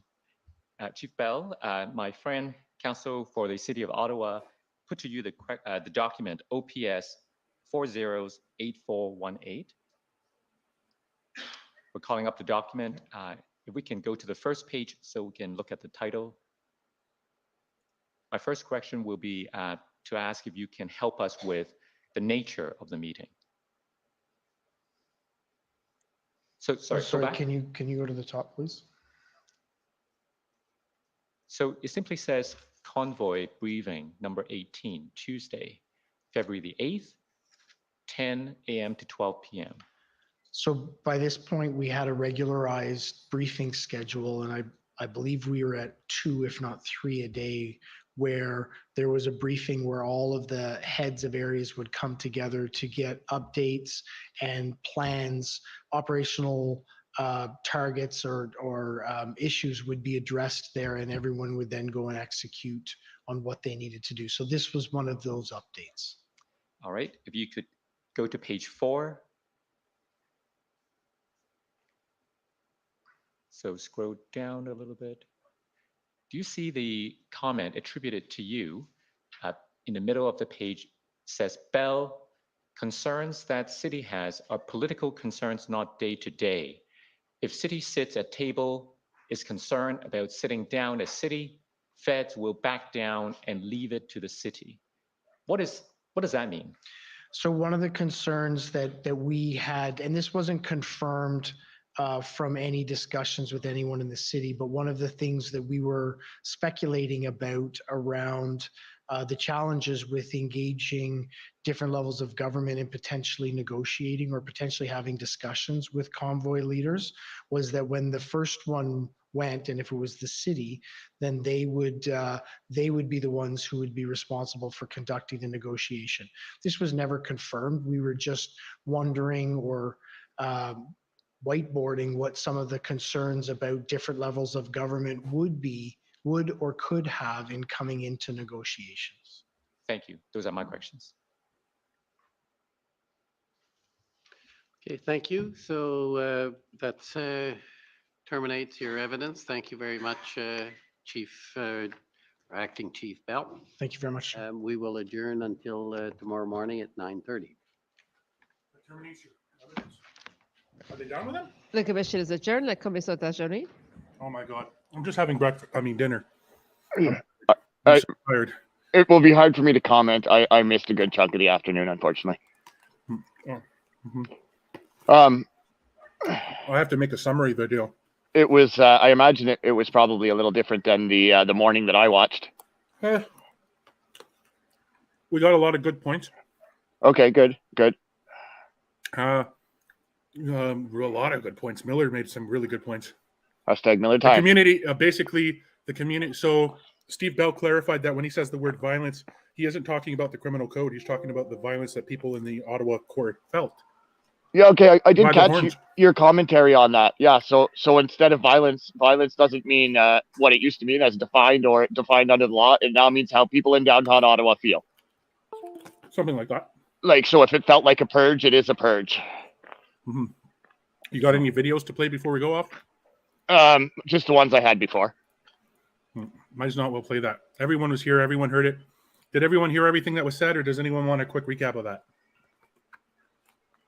Yeah, I mean, your recap videos are pretty thorough. It'll probably do a pretty darn good job. We can share that out after, if you want to eat. And you've had one heck of a long day, so I'm not making videos like that anymore. Like I can't, because it just carries over to the next day, and then I'm not able to do anything. And it's I'm making like 3-minute videos. We're gonna miss a lot of stuff in the summaries now, but I'm just one man. So, anyways, if you guys appreciate the coverage today, I'd really appreciate the consideration that if you went to buymeacoffee.patriot smoothie, or if you send an e-transfer to the man above me who is disheveled, dcmedia@gmail.com. thanks. If you really appreciate the day, that would mean a lot to me. We'll see you tomorrow at 9:30 a.m. Unless anyone didn't see what happened, I'll summarize quickly. Real Cole's notes. It was just Steve Bell all day. It was just Steve Bell all day. And is there any like real bombs that people should pull out, or is it? The community felt violence, and that was what Steve Bell was talking about. He said not necessarily the criminal code definition, but if you felt that it's how the community felt with the constant honking, and the argument was dead in the water there, because I have video from the first Sunday of the video of the honking not happening at 12 or 11 o'clock, whenever it was. Yeah. And then we went over the charges before the Emergencies Act and how there was very few of them, and they admitted that they were enforcing the law. They admitted that they were going to go in with or without the Emergencies Act, but he wouldn't directly say it when he was asked again. He said it was they utilized it and it was helpful, but that they were going to go in with or without it. Like they were going to go in. They had it planned. Commissioner interrupted the JCCF because they asked the same question a couple of times, but in their defense, Bell never really answered it. You know how he is. Yeah, a little evasive, that man. No direct knowledge that people were deterred or left because of bank freezing, which is a point that the government of Canada had made earlier, that the bank freezing helped deter. And then JCCF just asked Bell, you have no evidence of that, right? And he's like, yeah, no, I don't have any. So that's it. Okay, wonderful. Thanks. Thanks. Who's so on much tomorrow? So we're expecting tomorrow. We should be expecting Russell Lucas of the Ottawa Police Service. Okay, that could and perhaps with Marcel Beaudin, but going off the witness list, I would assume Russell Lucas and Marcel Beaudin of the OPP tomorrow. One other nugget, I don't know if you heard or the news broke on here, but Ontario Premier Doug Ford has been subpoenaed. Yeah, I know. Summoned. Okay, and actually, another news story broke just shortly after that. He's going to court to fight it. He's going to fight the summons. Yeah. Oh, yeah, makes sense. Yeah, that makes a lot of sense. Well, he's shoulder to shoulder with Trudeau, didn't he just say? So. Okay. Okay, thanks, John. Thank you guys, everybody, for everything. We'll see you then. Okay, see you tomorrow.